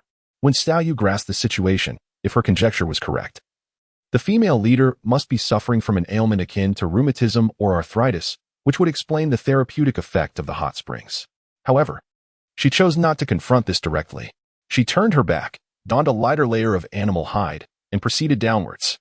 The astute serpent man had placed stones in the hot spring, making it comfortable for her to sit, just as she noticed his intention to remove his garments. When Xiaoyu was taken aback, "What are you doing?" she exclaimed. "I intend to join you in the bath," he replied, gesturing to the scars on his body. "My injuries have yet to heal. I must come here every few days." When Xiaoyu lowered her gaze, realizing that perhaps she had overthought the matter, and thus chose to remain silent, once he entered the water, she posed a question that had occupied her thoughts throughout the night. "I would like to meet with the puppet shortly." Chapter 91. The treatment of captives. In Huan cast a glance at her. His expression slightly softened, yet he still nodded in agreement. "Very well. I shall take you to them shortly." "Thank you," when Xiaoyu replied. Upon hearing this, In Huan raised an eyebrow. "Between us, there is no need for such formalities." When Xiaoyu paused in silence before inquiring once more, "What do you intend to do with them?" She did not believe that In Huan would benevolently release them all. There must be ulterior motives for bringing them back. As expected, In Huan replied without hesitation, "While tracking you, I discovered several cat folk who practice priestly arts and refer to you as their teacher. I presume those priestly skills were imparted by you?" Upon hearing this, when Xiaoyu's heart skipped a beat, taken aback that he had uncovered even this. In truth, throughout their journey, she had not employed any medical techniques, merely instructing the puppets in identifying herbs and basic human anatomy. Even someone as astute as Bai Yuan had not detected her teachings, yet he had grasped it. Moreover, given the cat folk's keen sense of smell, concealing oneself would have required significant distance. How had he come to such certainty? "You need not fear. I have my ways. As priests, they deserve favorable treatment. If they are willing to serve the Linyan tribe, I will wholeheartedly welcome them." In essence, he was also coveting her students. Given the rarity of priests in various tribes, he would undoubtedly not let them go. "What of Xian Hu and his companions?" she pressed. Xian Hu has slain many warriors of the Linyan tribe, including Lin Yu's parents, who perished at his hands years ago. As for the other catfolk warriors, they too have blood on their hands from numerous serpent folk, In Huan stated coolly. When Xiaoyu's expression shifted dramatically, "So, you intend to eliminate them?" "Even if I wish to spare them, the serpent people would not consent. However, rest assured, they shall not meet their demise before the bonding ceremony." As he spoke these words, his gaze was devoid of any emotion. The steam from the hot spring enveloped Wen Xiaoyu, and in that moment, she found the serpent man utterly inscrutable. Silver rings glistened as they cascaded over the scars on his body, and at this moment, his skin had taken on a delicate rosy hue. Viewed through the mist, his countenance resembled that of a freshly plucked peach. Wen Xiaoyu, however, was not in the mood to appreciate the scene before her. The thought of Xian Hu and the other catfolk facing death weighed heavily on her heart, prompting her to speak. "You are the leader. If you are unwilling to take action, they have no choice but to heed your command, do they not?" Although Xian Hu had always maintained a distant demeanor towards her, she had sensed his genuine desire to help her escape during their time in the harvesting area. Regrettably, fate had other plans. Ultimately, she felt responsible for endangering this group. Should they meet their demise, guilt would surely consume her.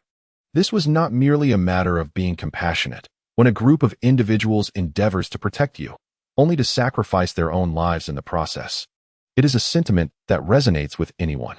Yet, In Huan offered a slight smile, reaching out to ruffle her hair. "There are certain matters that even a leader cannot alter. Even if I were to issue such a command, they would not comply. However, those few bearfolk, if they are willing to submit to Linran, may yet survive. After all, their relationship with the brown weasel tribe is not so strained." And a gesture of goodwill towards the brown bears would surely be accepted. When Xiaoyu's heart gradually sank. If that were the case, it seemed that Xian Hu and the others were doomed. I recall that among those beast men, there was a female rat man. In Huan, in a contemplative mood, remarked that it would be fitting for her to serve as a sacrifice for the beast father at that time. What does that mean? A sudden sense of foreboding washed over Wen Xiaoyu, prompting her to ask instinctively. The ritual for the chief's mate is unlike that of ordinary snake people. It requires a declaration to the beast father, necessitating the selection of a beast man to convey this message. Originally, a catman was prepared for this task. but it appeared that she was more suitable. In Huan held no fondness for the rat man. He was perplexed as to why this rat man had appeared in their ranks. But he thought that such a beast man could simply be eliminated. No, this won't do. When Xiaoyu exclaimed, her mind racing with uncertainty about what to do with the catman. And now there was the added complication of killing the flower branch. In Huan truly knew how to present her with challenges. Why not? With a sudden splash. In Huan approached her, a smile gracing his lips as he scrutinized her. Startled by his actions, when Xiaoyu instinctively recoiled, only to find herself pinned against the stone wall by his outstretched hand. His fingers lightly grazed her face, sending shivers down her spine as she fixed her gaze upon him, fearful of any further movement. Yet, his fingers merely caressed her cheek gently, and his deep voice resonated once more. Speak. What is it that cannot be said? When Xiaoyu suppressed her astonishment, striving to maintain her composure, despite the proximity. An unusual fragrance wafted through the air, indescribably pleasant. She swallowed hard, reminding herself, she is also my student and possesses the art of the priestess. However, In Huan shook his head, his voice laced with temptation. There are many priests.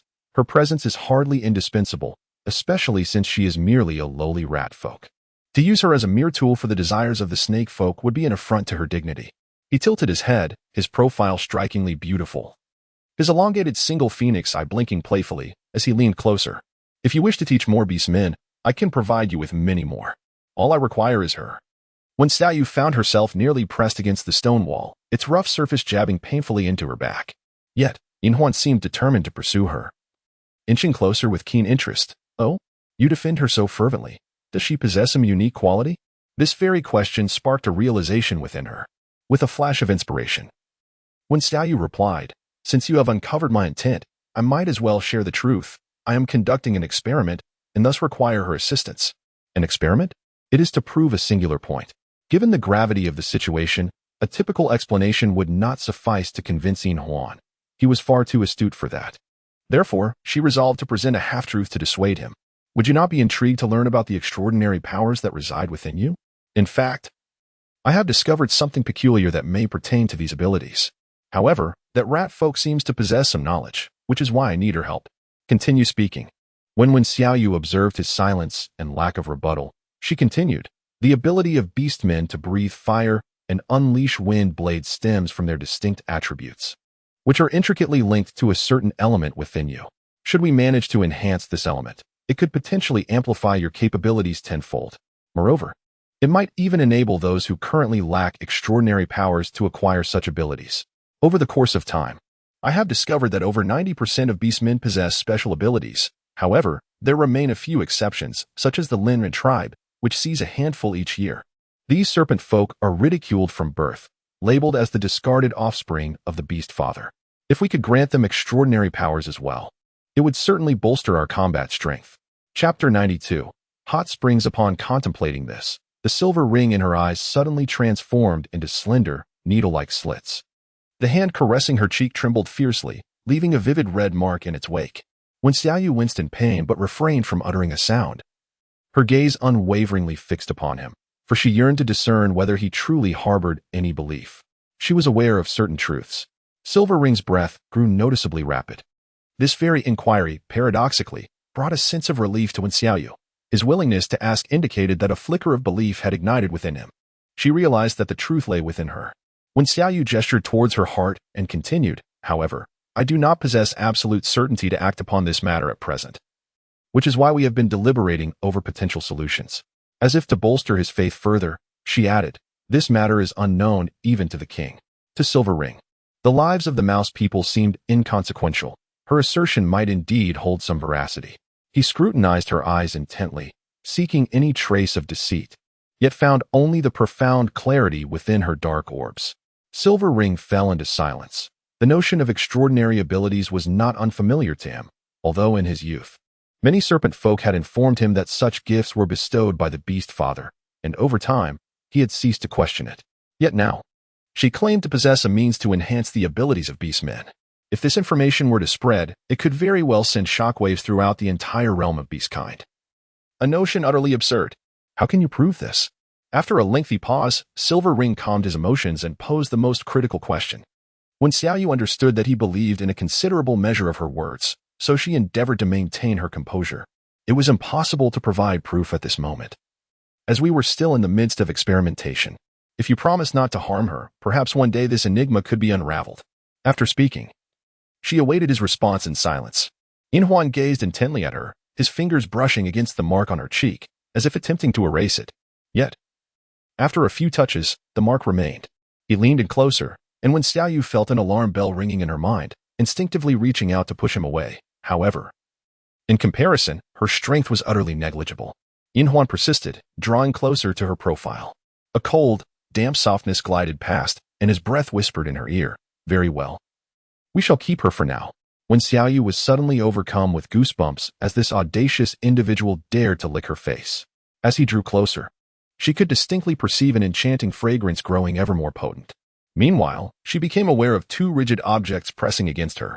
The heavy sound of his breath reverberated in her ear, his voice imbued with a seductive allure, whispering desires that made her long to be woven into his very essence, to belong to him for all eternity.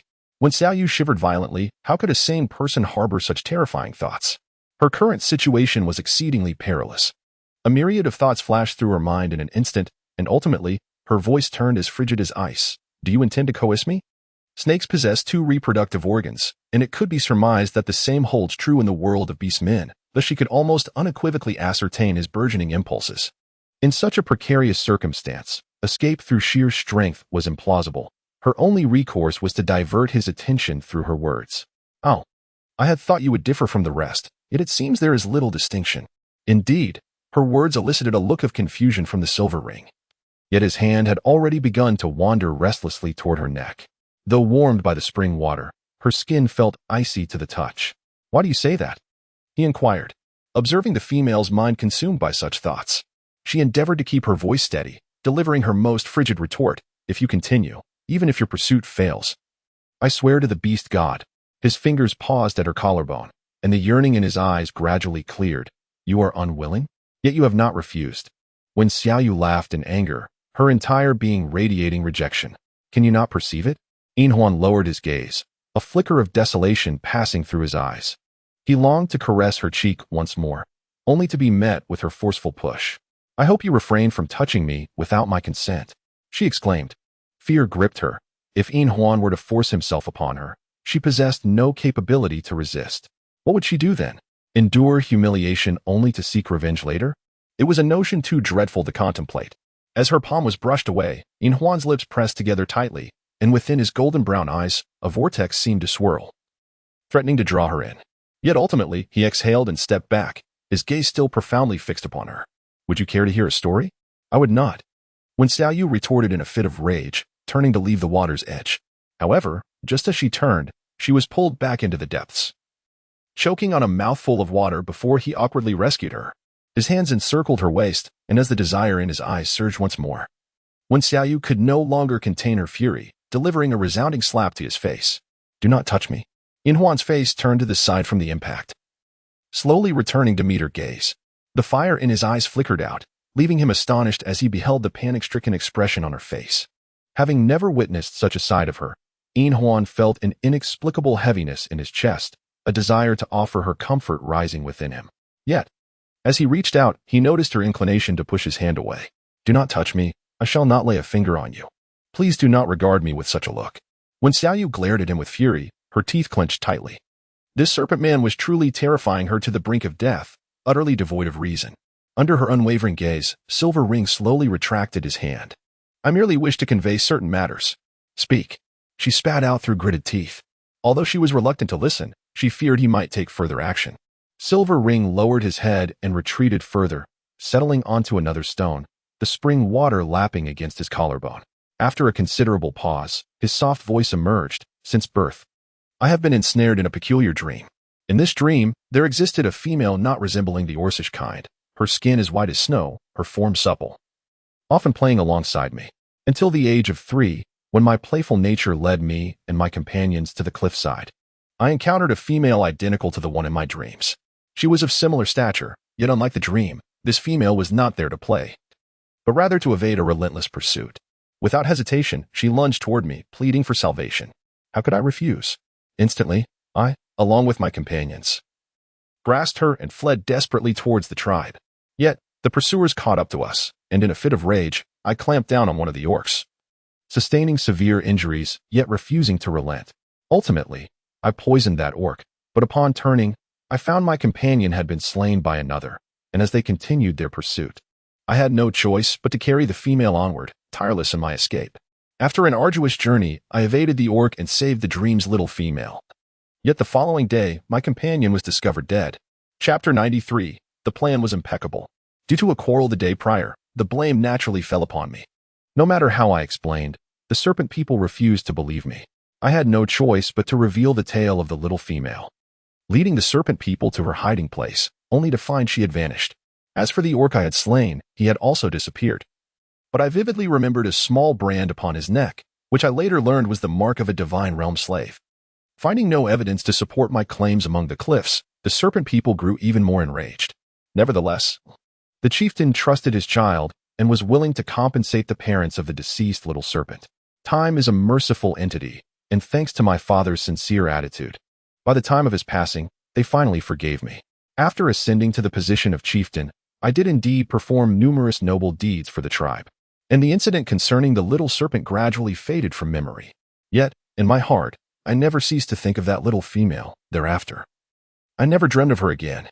Initially, upon hearing Lin Yu's account, my interest was merely piqued, but the moment I beheld her at the exchange conference, I was certain she was the very same little female from my past. Upon hearing this, when Xiaoyu's expression turned exceedingly peculiar. So you are so certain it is I? She is not merely a vessel but a soul that has traversed dimensions.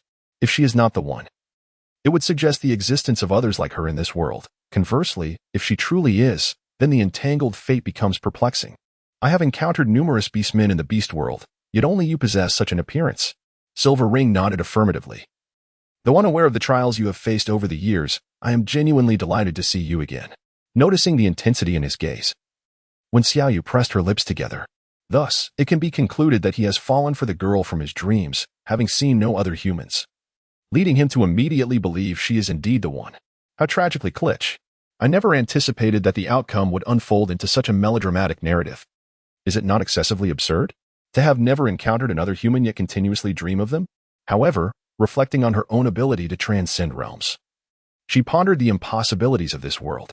After some contemplation, she felt an undeniable urge to venture into the divine realm they spoke of, stating, I wish to go to the divine realm. Absolutely not. Silver Ring's resolute refusal echoed in the air. When Xiaoyu was perplexed. Why? The divine realm has already dispatched orcs in search of you, inquiring far and wide about the whereabouts of the wine. The wines of the divine realm have always been closely guarded secrets. This time, their pursuit is undoubtedly motivated by the wine. If you were to offer it willingly, it could very well endanger your life. He had previously encountered an envoy of the divine realm, who expressed immense fury at the mere existence of the wine. Thus, Silver Ring, without hesitation, directed the information towards the Juming tribe. Firstly, this would weaken the Juming tribe's power, or perhaps even lead to their annihilation. Secondly, it could yield him sedatives, making it a risk-free endeavor for him. He understood the king's commitment to her protection and knew that he would never divulge Xiaoyu's whereabouts easily. Consequently, during this period, the Juming tribe found themselves in a dire predicament. Even if a small cat, under the coercion and temptation of the divine realm, revealed that when Xiaoyu had gone to the harvesting area, they would remain oblivious to her actual destination, as he had already tidied up the harvesting area. Should anyone astutely uncover the information, they would merely identify the primary target as the monkey tribe. This series of plans, it must be said, was nothing short of flawless. When Xiaoyu was utterly unaware of these matters, yet from his cryptic remarks and her understanding of him, she surmised he would not miss the opportunity to strike against the Juming tribe. Her eyes narrowed as she inquired, So you have informed the divine realm about the Juming tribe? In Huan remained silent, tacitly acknowledging her assertion, and with unwavering composure, he stepped ashore. Casting her a fleeting glance and remarked, I have lingered long enough. It is time to return. Do you not wish to observe them? Answer me. When Xiaoyu commanded with a frosty tone.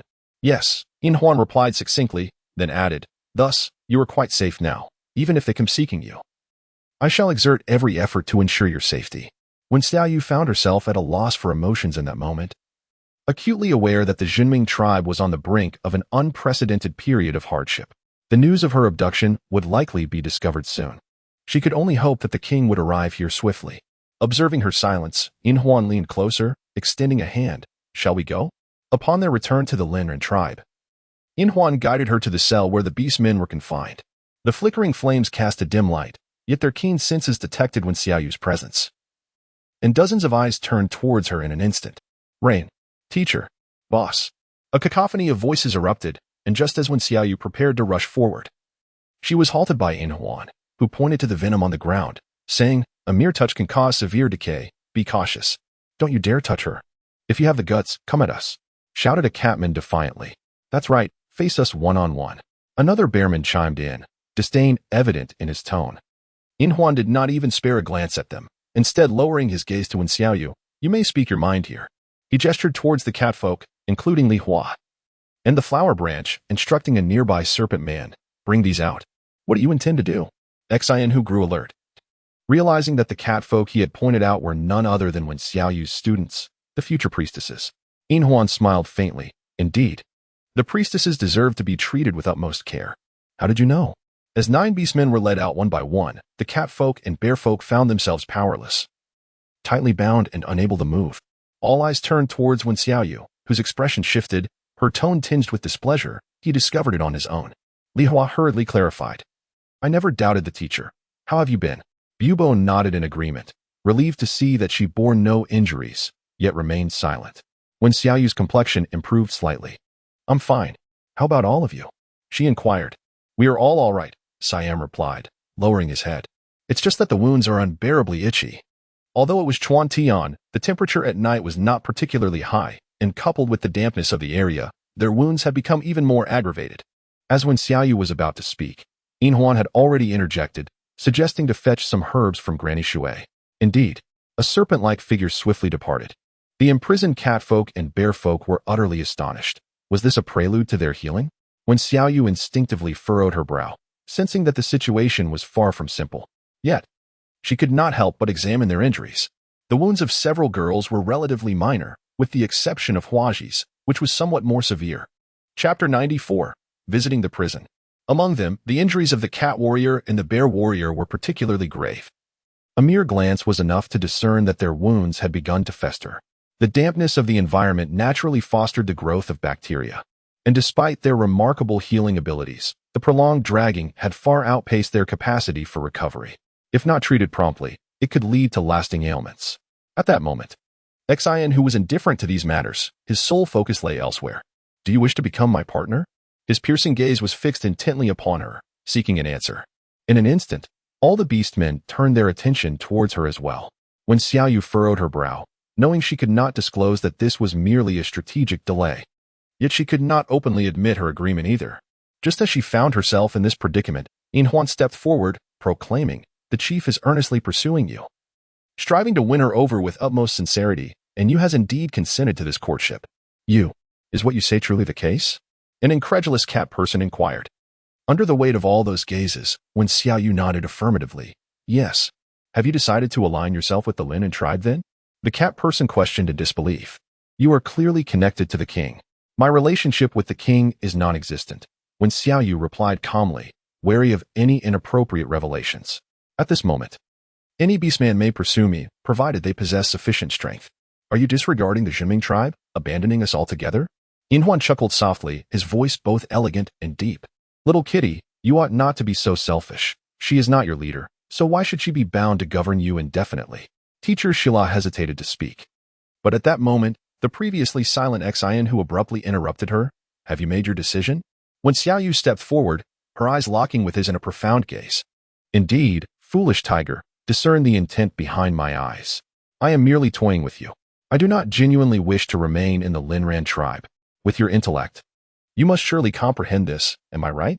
Xian, whose expression remained indifferent, absorbing the essence of her stare.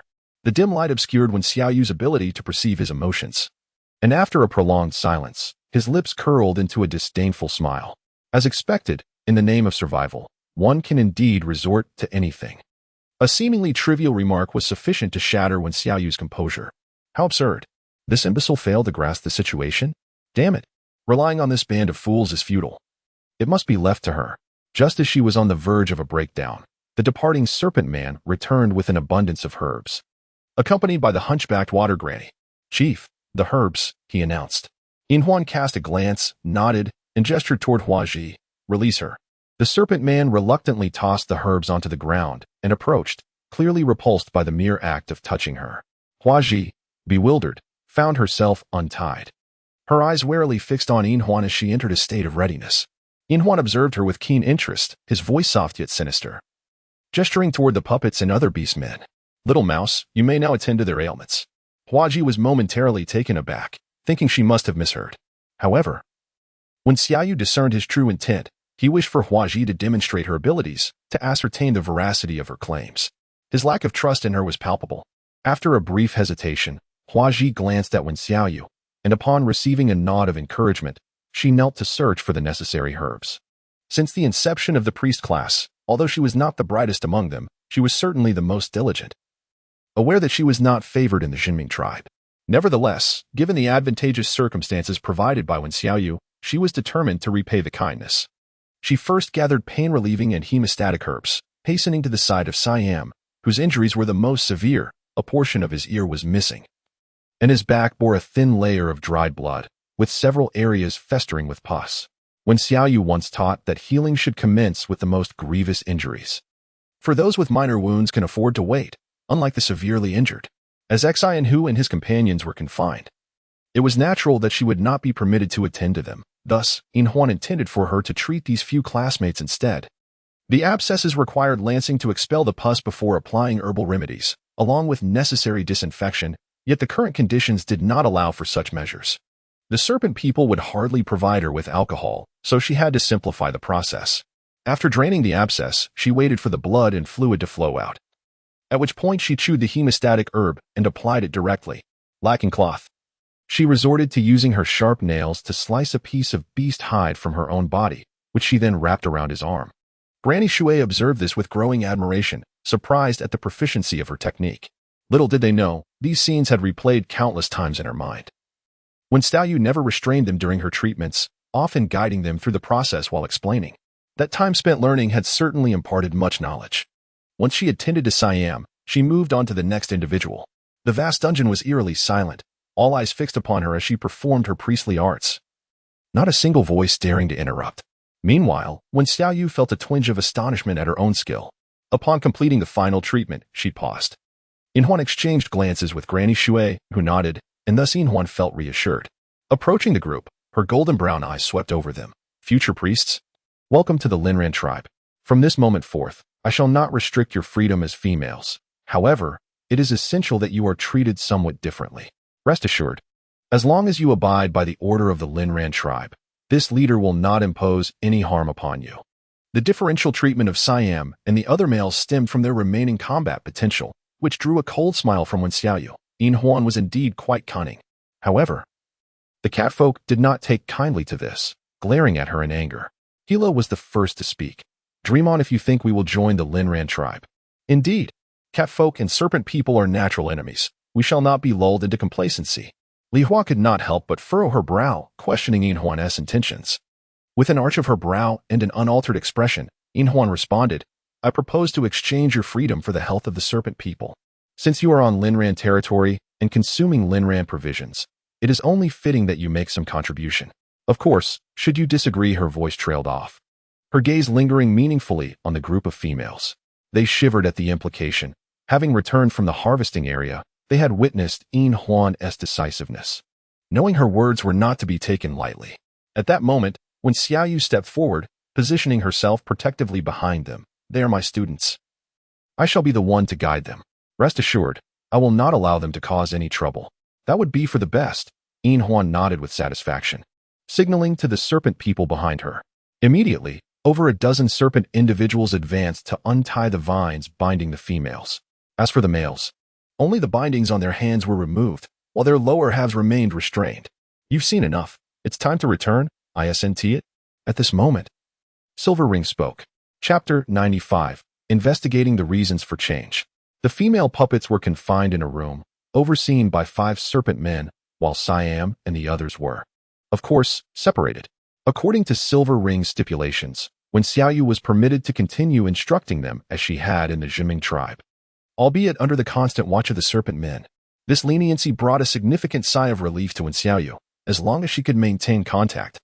She was not overly concerned about the exchange of information. However, due to the sheer number of individuals involved, she could not divulge information to everyone. For the greater the number of aware parties, the more perilous the situation became.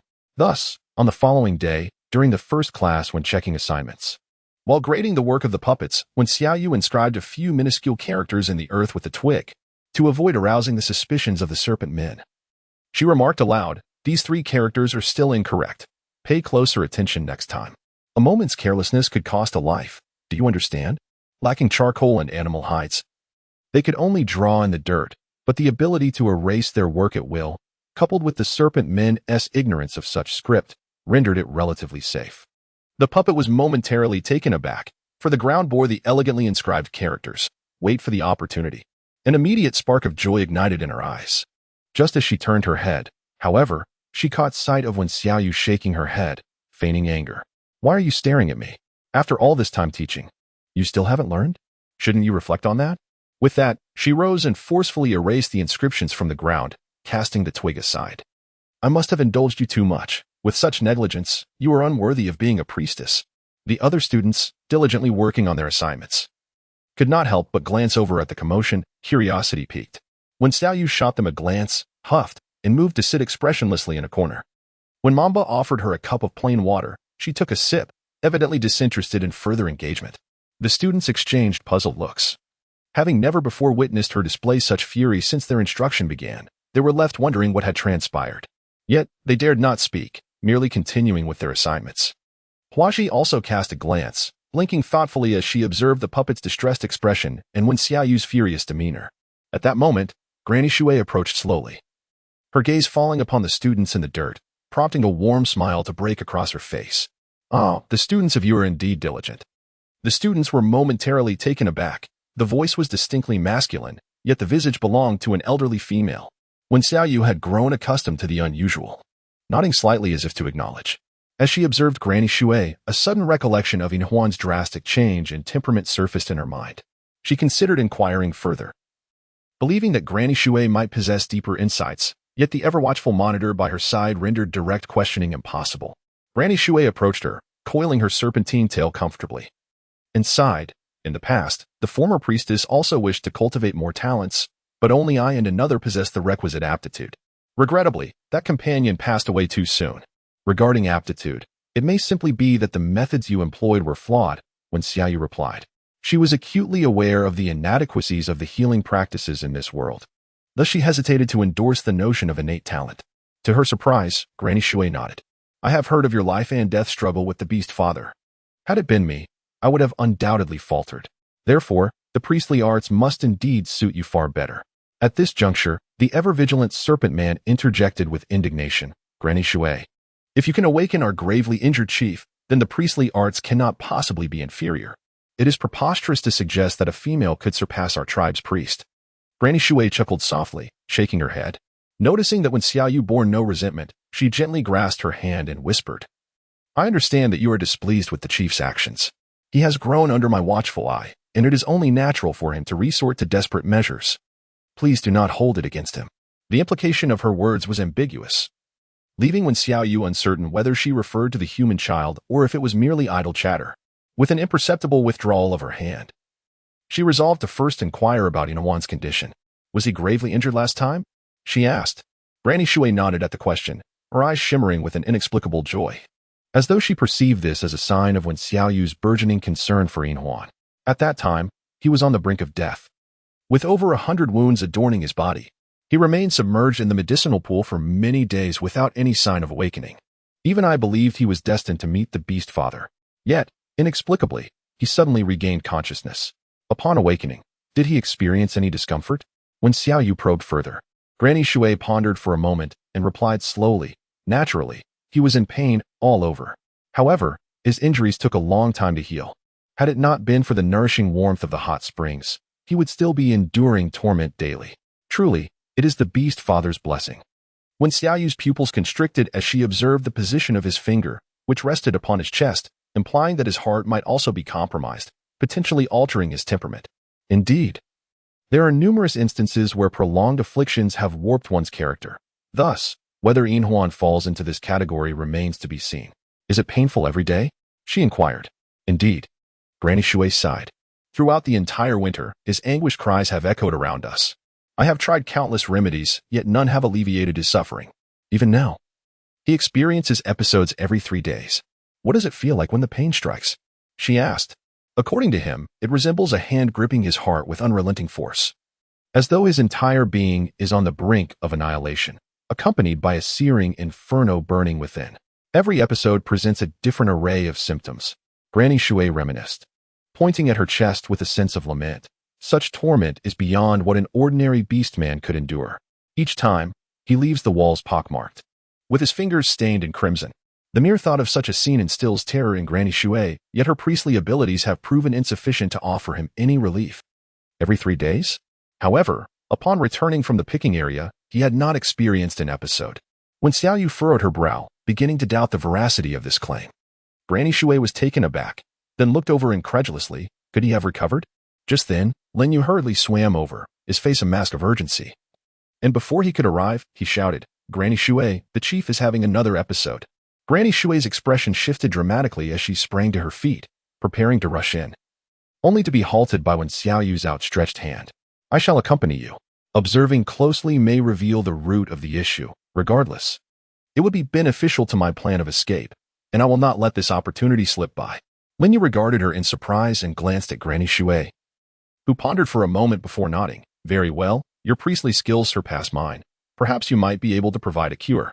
Chapter 96. The low purity of morphine. Upon her return to Inhuan's abode, when Xiaoyu discerned that it appeared to be a different place entirely, unlike the previous one.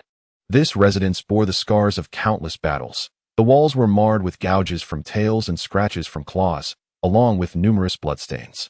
At that moment, several snakemen guards stood at the entrance, presumably to prevent any unforeseen incidents. Inside, agonizing cries resonated, accompanied by alarming noises. Granny Shui was the first to enter, and in the next instant, a tail as thick as a water barrel swung down with tremendous force. With a resounding crash, one of the guards seized Granny Shui and yanked her back violently. Be cautious. The chief's condition this time is more severe than ever before, she warned. In previous episodes, they had managed to maintain control, understanding the situation, but this time, it felt apocalyptic in nature. When Xiaoyu felt a surge of alarm within her. If the corridor was like this, the room must be even worse. Suddenly, a blood-curdling scream echoed from within, followed by the ominous sound of a heavy object crashing against the wall. When Xiaoyu observed that a significant amount of soil and dust had fallen from above, and there was even a gaping crack. If this situation persisted, it would likely collapse. With a resounding roar, another earth-shattering sound echoed. Granny Shui, her expression grave, commanded, Protect me as I enter. Yes. 2 guards promptly positioned themselves before and behind her, escorting her inside. Just as they crossed the threshold, the tail struck once more. Get lost. A thunderous shout erupted, infused with endless agony, as the silver ring cried out in desperation. Yet, Granny Shui did not falter. Instead, she pressed onward with unwavering determination. When Xiaoyu hesitated, inching her way along the wall towards the corner, there, a colossal silver-ringed serpent writhed in agony, its forked tongue flicking in and out as its golden brown eyes glowed ominously. Chief, shouted Granny Shui, who, escorted by the guards, approached the silver serpent. In an instant, 2 guards transformed into serpentine forms, skillfully coiling around the creature from both ends, positioned at the serpent's vital spot.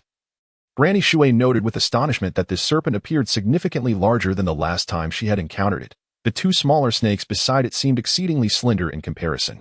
The vital spot bore a prominent scar, and numerous other scars adorned its body. As they rolled together, the 3 serpents became entwined. And just as the 2 smaller snakes were about to be engulfed, one of them shouted desperately, I can't hold it down. Hurry, come over. In a flurry, Lin Yu swiftly directed the remaining snakes into the room, managing to subdue the creature, though it continued to emit pained cries. Seeing this, Lin Yu's expression darkened.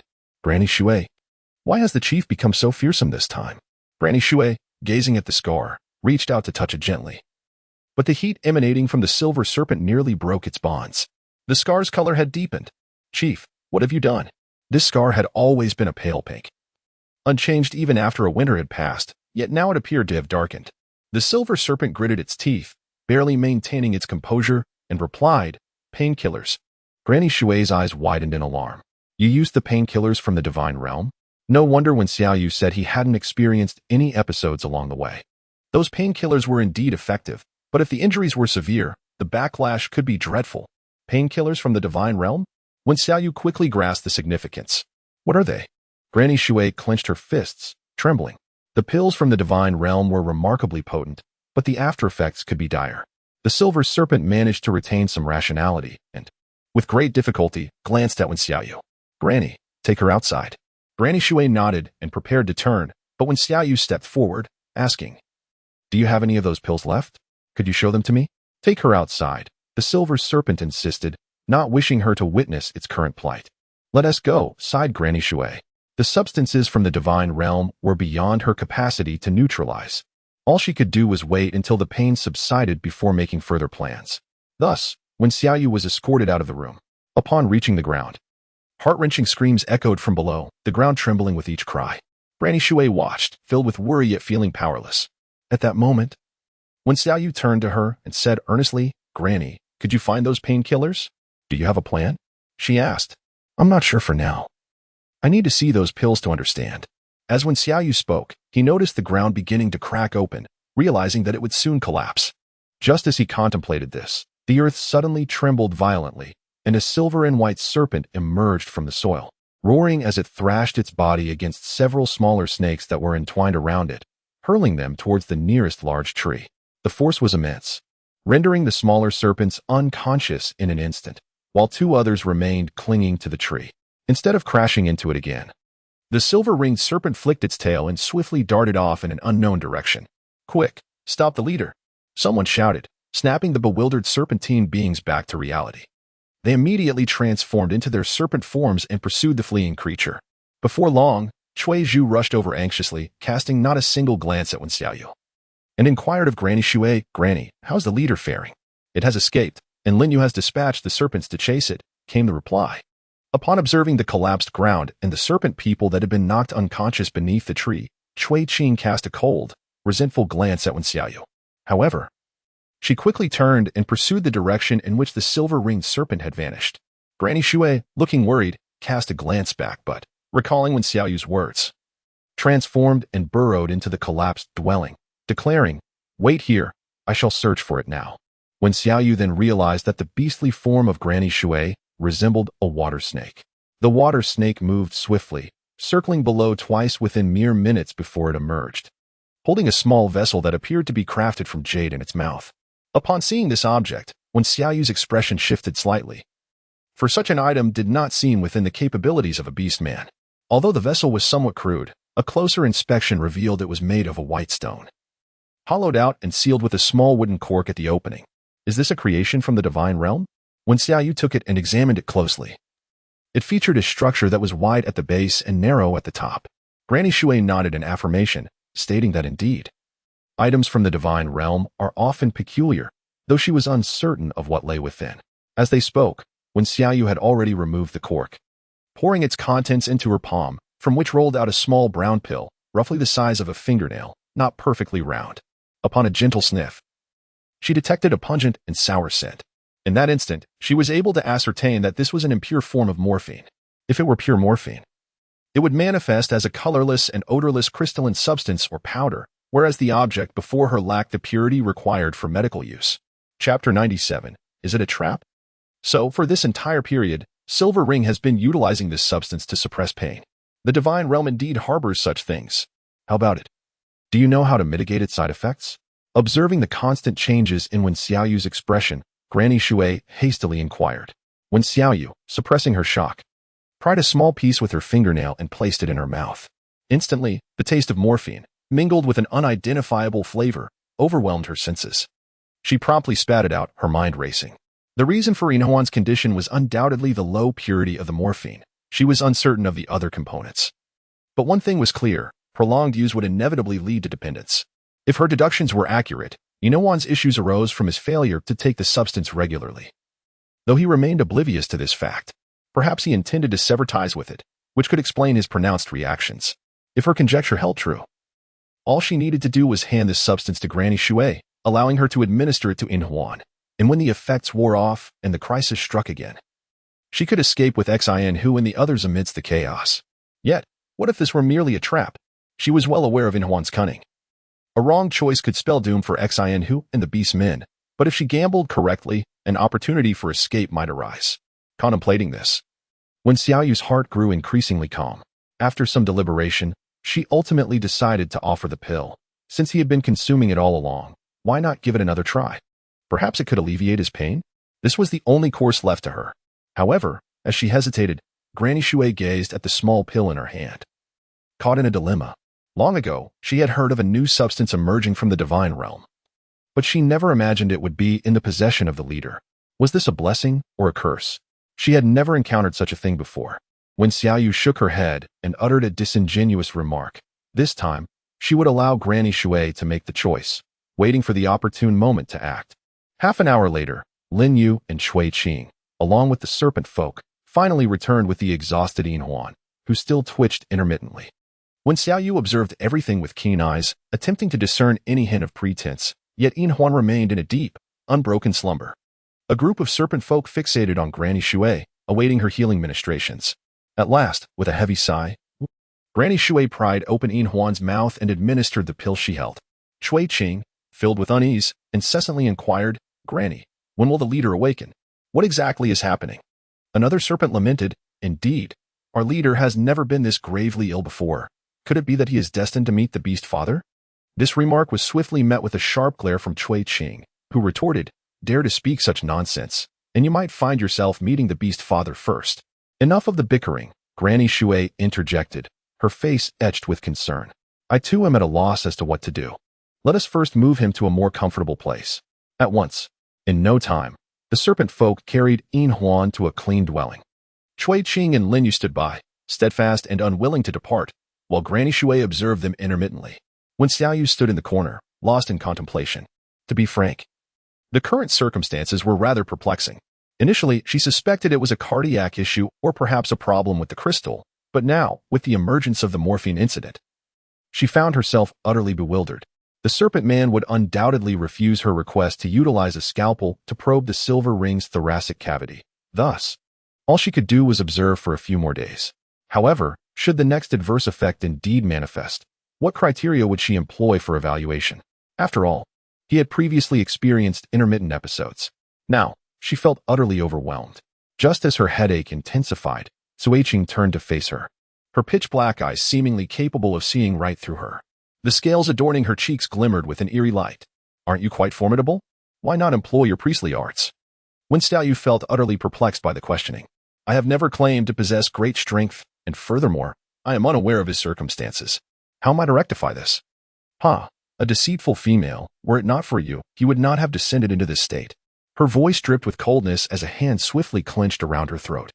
Caught off guard, when Xiaoyu felt that icy grip akin to a vice, a sharp pain surged through her, rendering her breathless.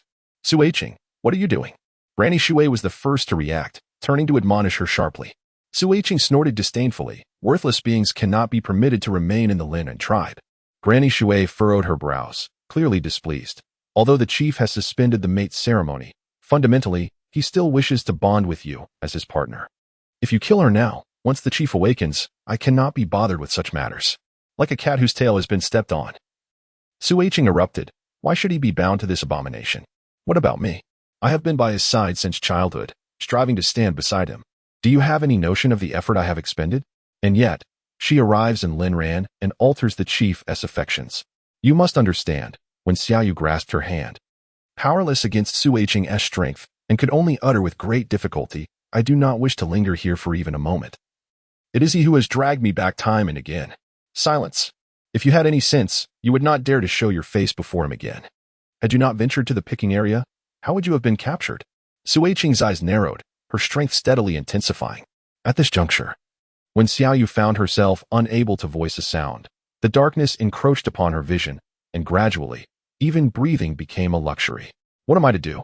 She had never despised her own frail power so deeply, existing solely in the crevices of this world, threatened today by one, captured by another. How pitiful indeed. Suiqing, release her at once. At that moment, Lin Yu, who had remained silent, suddenly spoke, his gaze somber, it is not merely for the chief. For the sake of the tribe, she must not perish. Lin Yu perceived the situation with clarity. In terms of utility, when Xiao Yu would indeed yield greater benefits.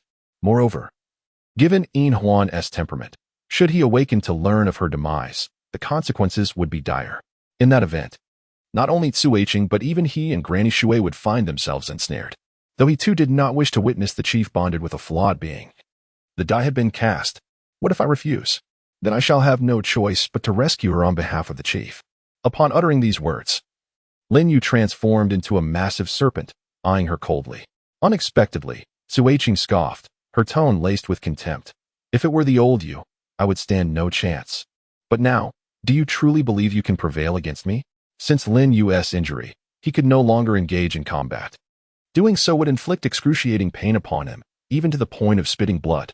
In his current state, he was scarcely superior to a young serpent person. If he is incapable, what of me? The elderly water matron, who had been vigilantly watching over the silver ring, slowly rose. Her expression betraying a hint of concern as she regarded her. Cuiching looked at her in disbelief. Water matron? Even you would obstruct me? The matron remained silent, transforming into a beastly form.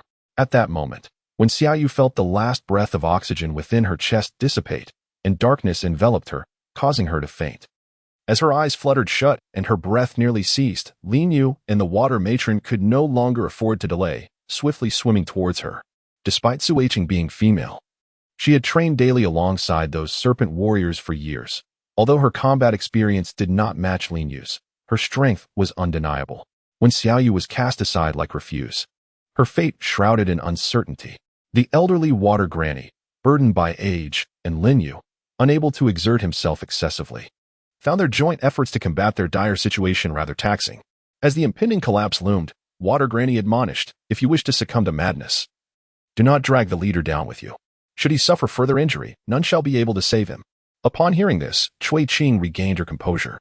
Glancing at Yin Huan with eyes filled with infatuation tinged with resentment, yet ultimately, she felt a pang of reluctance. Suddenly, Yin Huan's eyelashes fluttered, and he awakened with a start. His immediate awareness was drawn to when Xiao Yu's faint breath. He turned his gaze towards the corner and beheld her lying on the ground, her body covered in dust. Upon turning back, he caught sight of their beastly forms, his eyes narrowing with icy resolve. What have you done to her? The three serpents instantly transformed into serpent humans, and in a fleeting moment, Yin Huan was by her side, gently cradling her. After checking her breath, he noticed a discernible mark around her neck, and his eyes immediately filled with fury. Speak. Water Granny remained silent, and Lin Yu frowned, but it was Cuiching who, gritting her teeth, stepped forward and declared, it was I. With a swift flick of her serpent tail, before they could react, Cuiching was sent crashing against the wall, dirt cascading down around her. Rising to her feet, she coughed up a mouthful of blood, gazing sorrowfully at him before bursting into laughter. I truly wish I had choked her to death. Another thunderous crash echoed as Cuiching's body was forcefully slammed to the ground, her black and white serpent tail wrapping tightly around her. Yin Huan's gaze grew even colder. Lin Yu, how shall we deal with those who defy the leader's orders? Lin Yu hesitated, casting a glance before responding in a low voice, at least 30 lashes. And if it happens again? At least 50 lashes, Lin Yu said with difficulty. Truthfully, he did not wish to see Cuiching punished, yet her actions had indeed crossed a line. The previous incident of her letting Wen Xiao Yu go had already been overlooked. But this time, she had dared to act despite knowing Yin Huan's feelings. Take her away.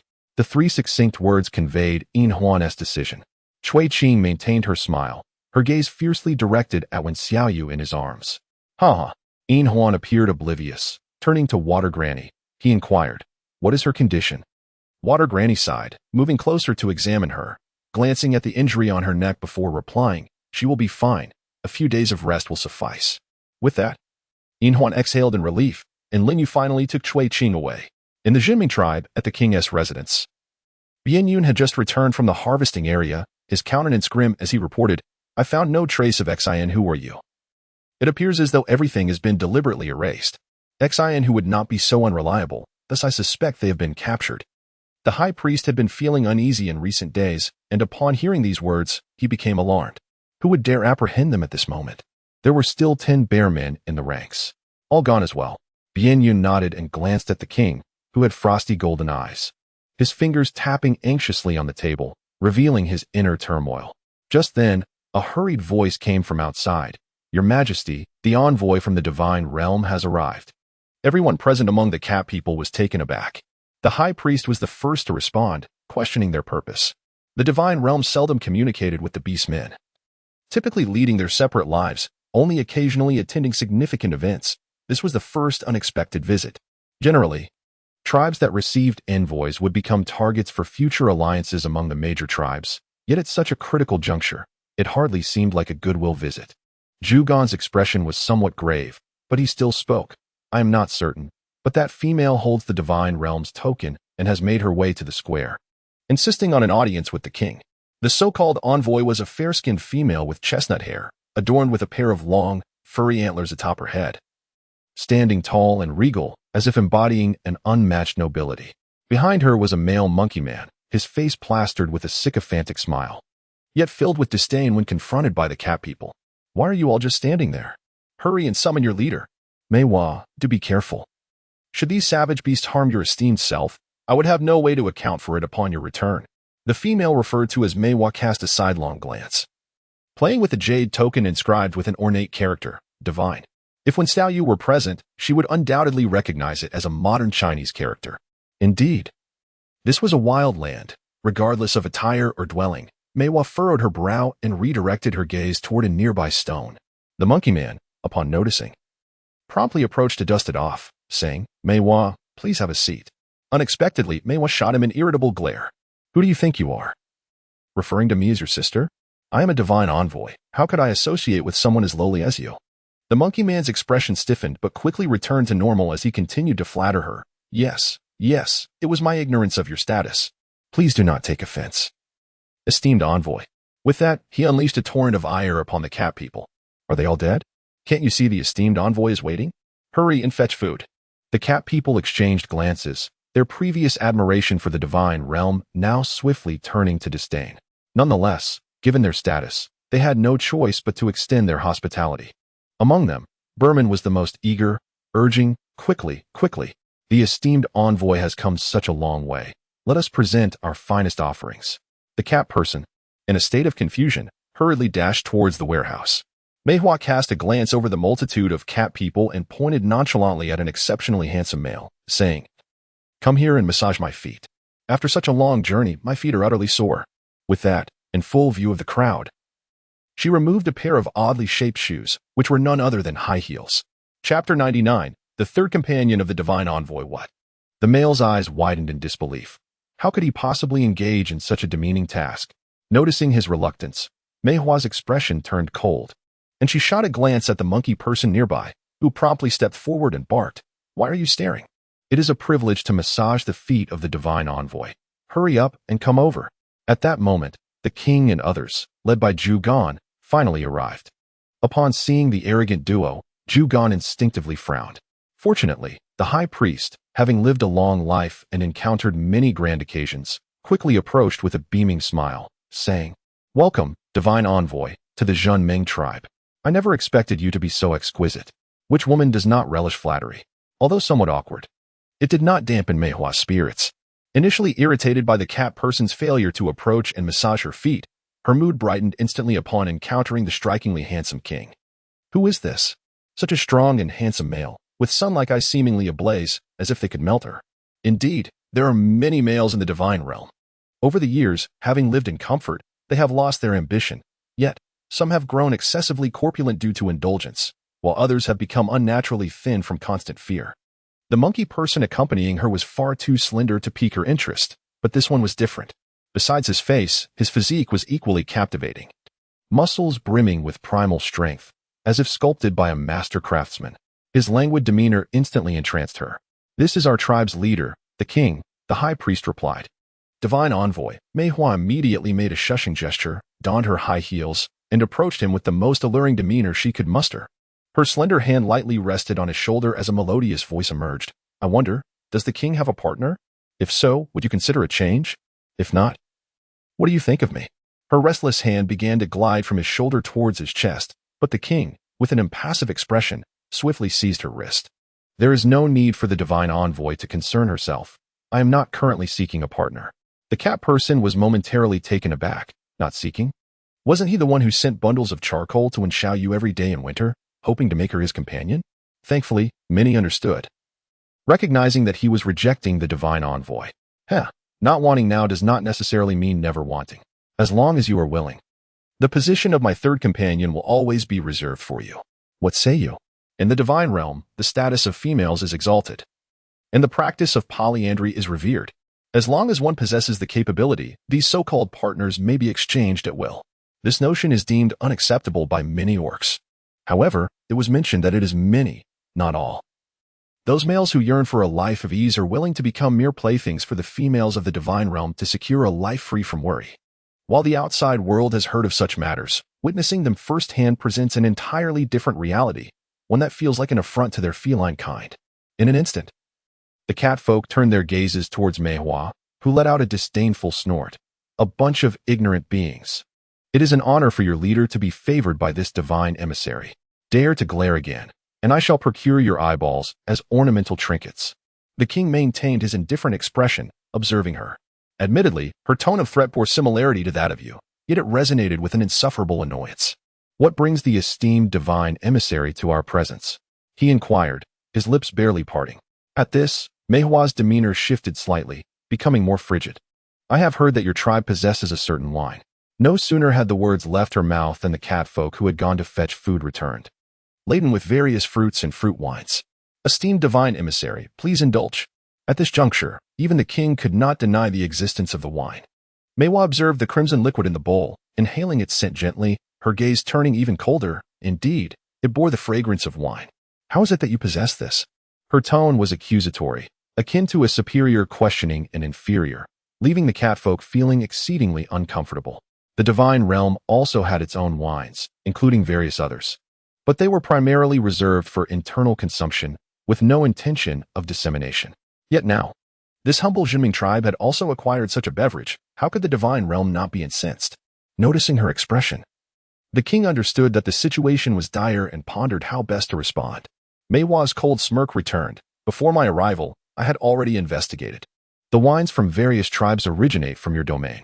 Now, I demand a plausible explanation. As our divine realm's premium wine, it is strictly prohibited from being shared. Who among you possesses the audacity to pilfer the recipe and bring shame upon themselves? While she relished the wildness and languor of these males, it did not imply she would neglect her responsibilities. Her mission was to apprehend the individual responsible for leaking the brewing secret, regardless of the cost. As long as there remained a breath of life, the state of their being mattered not. The catfolk could hardly fathom the gravity with which the divine realm regarded this matter. Given their temperament, if their objectives were not met, they would undoubtedly annihilate this tribe in the near future. Contemplating this, they turned their attention to the king, who likewise bore a grave expression. The high priest hesitated before asking, "Are you suggesting that only the divine realm possesses wine?" Mei Hua cast a disdainful glance at him, her face brimming with scorn. "Nonsense. How could you brutish creatures possibly concoct such a delectable creation?" With that, she huffed and turned in a circle, only to suddenly freeze.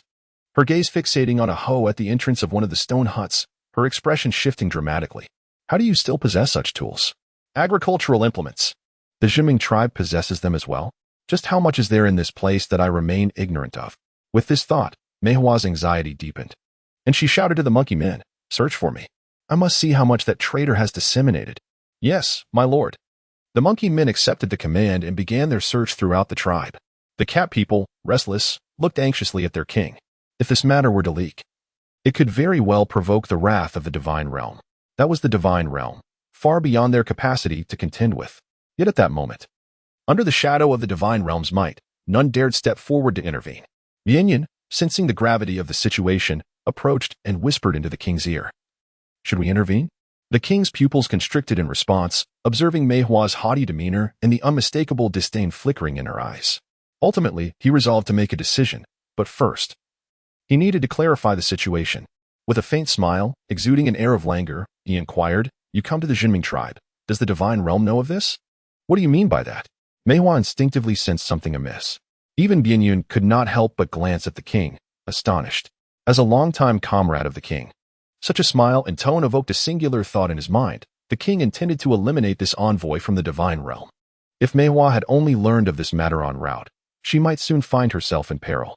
However, if she had been directly dispatched by the divine realm, that line of thought would have to be temporarily set aside. Still, he would devise a way to dispose of her later. Both scenarios seemed fraught with peril, leaving Bianyun immensely worried. Divine Envoy. At that moment, the monkey men returned, panic-stricken, clutching a considerable number of farming tools. Look, shovels, rakes, and hoes. There are quite a few. Mei Hua's expression shifted. Your Majesty, I implore you to provide me with a reasonable explanation. These are merely rudimentary tools. Why should the divine envoy require an explanation from me? The king's brow arched slightly, a surge of murderous intent rising within him. Rudimentary tools? I was unaware that foolish cat people had mastered ironworking or the crafting of such labor-saving implements. Are you certain that traitor did not assist you? As his words fell, the faces of the cat people darkened, their displeasure at the envoy's judgment evident. The monkey men immediately retorted, what is the matter? Are you offended by being called foolish? A bunch of brutish, backward creatures. At this moment, the feline beings grew increasingly agitated, their pairs of eyes glaring at him with palpable resentment. Although the females in the divine realm held a position of high esteem, he was merely a slave within that domain. Consequently, a murderous intent gradually surfaced in the eyes of many felines. Upon witnessing this, Mei Hua felt a surge of anxiety, quickly composing his expression. Enough with the trifles. It was imperative to hand over the traitor without delay. Should you cooperate, upon our return to the divine realm, I shall certainly advocate on your behalf. However, should you choose to resist, do not blame the divine realm for deploying forces. Our subdued existence in recent years does not imply that any tribe can challenge our authority. The decision now rested with the king. Bianyun anxiously glanced at the monarch, while the high priest shared the same fervor. Both fearful that he might utter the words to surrender when Xiaoyu, particularly as they were still unaware of her recent disappearance. The king merely shook his head, affirming his compliance with the divine realm's decree. However, rather unfortunately, she had ventured out a few days prior and would not return for several more. Mei Hua scoffed, questioning where she could possibly have gone at the onset of spring, for deceiving me would merit a far graver punishment. The king took a step back, revealing the Juming tribe behind him.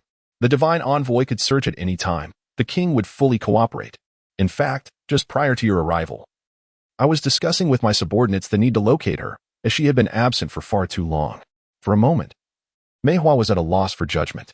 The king's demeanor appeared sincere, seemingly intent on assisting the divine realm, which led him to trust him to some extent. If discussions were underway, then let us hasten to find her. I shall temporarily lower myself to remain here for a few days, and once she returns, I will take her away. Surely, the king has no objections? Her penetrating gaze sought to decipher any hints from his expression. However, the king nodded candidly, assuring his cooperation, and requested that the divine envoy speak favorably of the Juming tribe upon returning. With that, Mei Hua nodded in satisfaction, lifting a goblet of wine to savor it slowly. Yet, as she did so, her brow instinctively furrowed. When Xiaoyu was roused from her slumber by an insatiable thirst, her throat felt as if it were filled with sand, making the act of swallowing exceedingly arduous. Yinhuan approached, carrying a bowl of medicine. Upon witnessing her gradually open her eyes, a semblance of relief crossed her features. Granny Shui has just prepared some medicine for you. Please drink a little, she urged. The wound on Wen Xiaoyu's neck was thickly coated with herbal ointment, exuding an unpleasant odor. She cast a stoic glance at the bowl but remained silent as she accepted it without taking a sip. Outside, faint yet rhythmic cries echoed, and despite their muted nature, she instantly recognized the voice of Cu Ching. Noting her keen discernment, a flicker of hostility flashed in Yinhuan's eyes. I have already instructed Lin Yu to deal with her, fortunately. You are unharmed. When Xiaoyu parted her lips, yearning to speak, yet was immediately struck by a searing pain in her throat, compelling her to abandon the thought. It became clear that utterance was beyond her for the time being. Contemplating this, her gaze turned ever more frigid as she looked towards the silver ring. The latter was momentarily taken aback, but soon responded in the softest of tones, drink the medicine, and I shall take you to see her. From now on, you shall remain by my side. Should she dare to bring you harm, I vow to ensure her demise is anything but graceful. When Xiaoyu derisively averted her gaze, the sensation of impending demise still swirling in her mind, how could it be dismissed merely by a few of his words? This enmity has undoubtedly been forged. Why remain silent? Sensing her distress, Yinhuan inquired with concern. When Xiaoyu retracted her mockery, gestured towards her throat, waved her hand, and opened her mouth again to indicate her inability to speak. Indeed, Inowan's expression darkened instantaneously. He rose to leave, and a faint smile curled at the corner of Wen Xiaoyu's lips as she hurriedly followed him. Upon reaching the ground, they saw Suqing sprawled on the ground, exposed to the gaze of many as Lin Yu delivered the final blow. 50. After concluding, Lin Yu finally exhaled in relief, but soon sensed an unsettling aura and turned around to find Inhuan, holding Wen Xiaoyu, approaching them. Finished? He cast a cold glance at Suqing, who lay in a near-death state. Lin Yu nodded, intending to summon Granny Shui for treatment, but Inhuan's chilling presence swiftly emerged, declaring, "At 20 more. What? Not only Lin Yu, but even the Serpent people were taken aback. 50 strikes were already considerable. An additional 20 would be unbearable, even for a male. Are your ears deaf? The chief commands. Add 20 more. Inhuan shot a sidelong glance, causing Lin Yu to shudder involuntarily as he stole another glance at Wen Xiaoyu. She stood expressionless to the side, as if Suqing's plight bore no relation to her. Rain, could you please speak to the chief? If this continues, she may lose her life.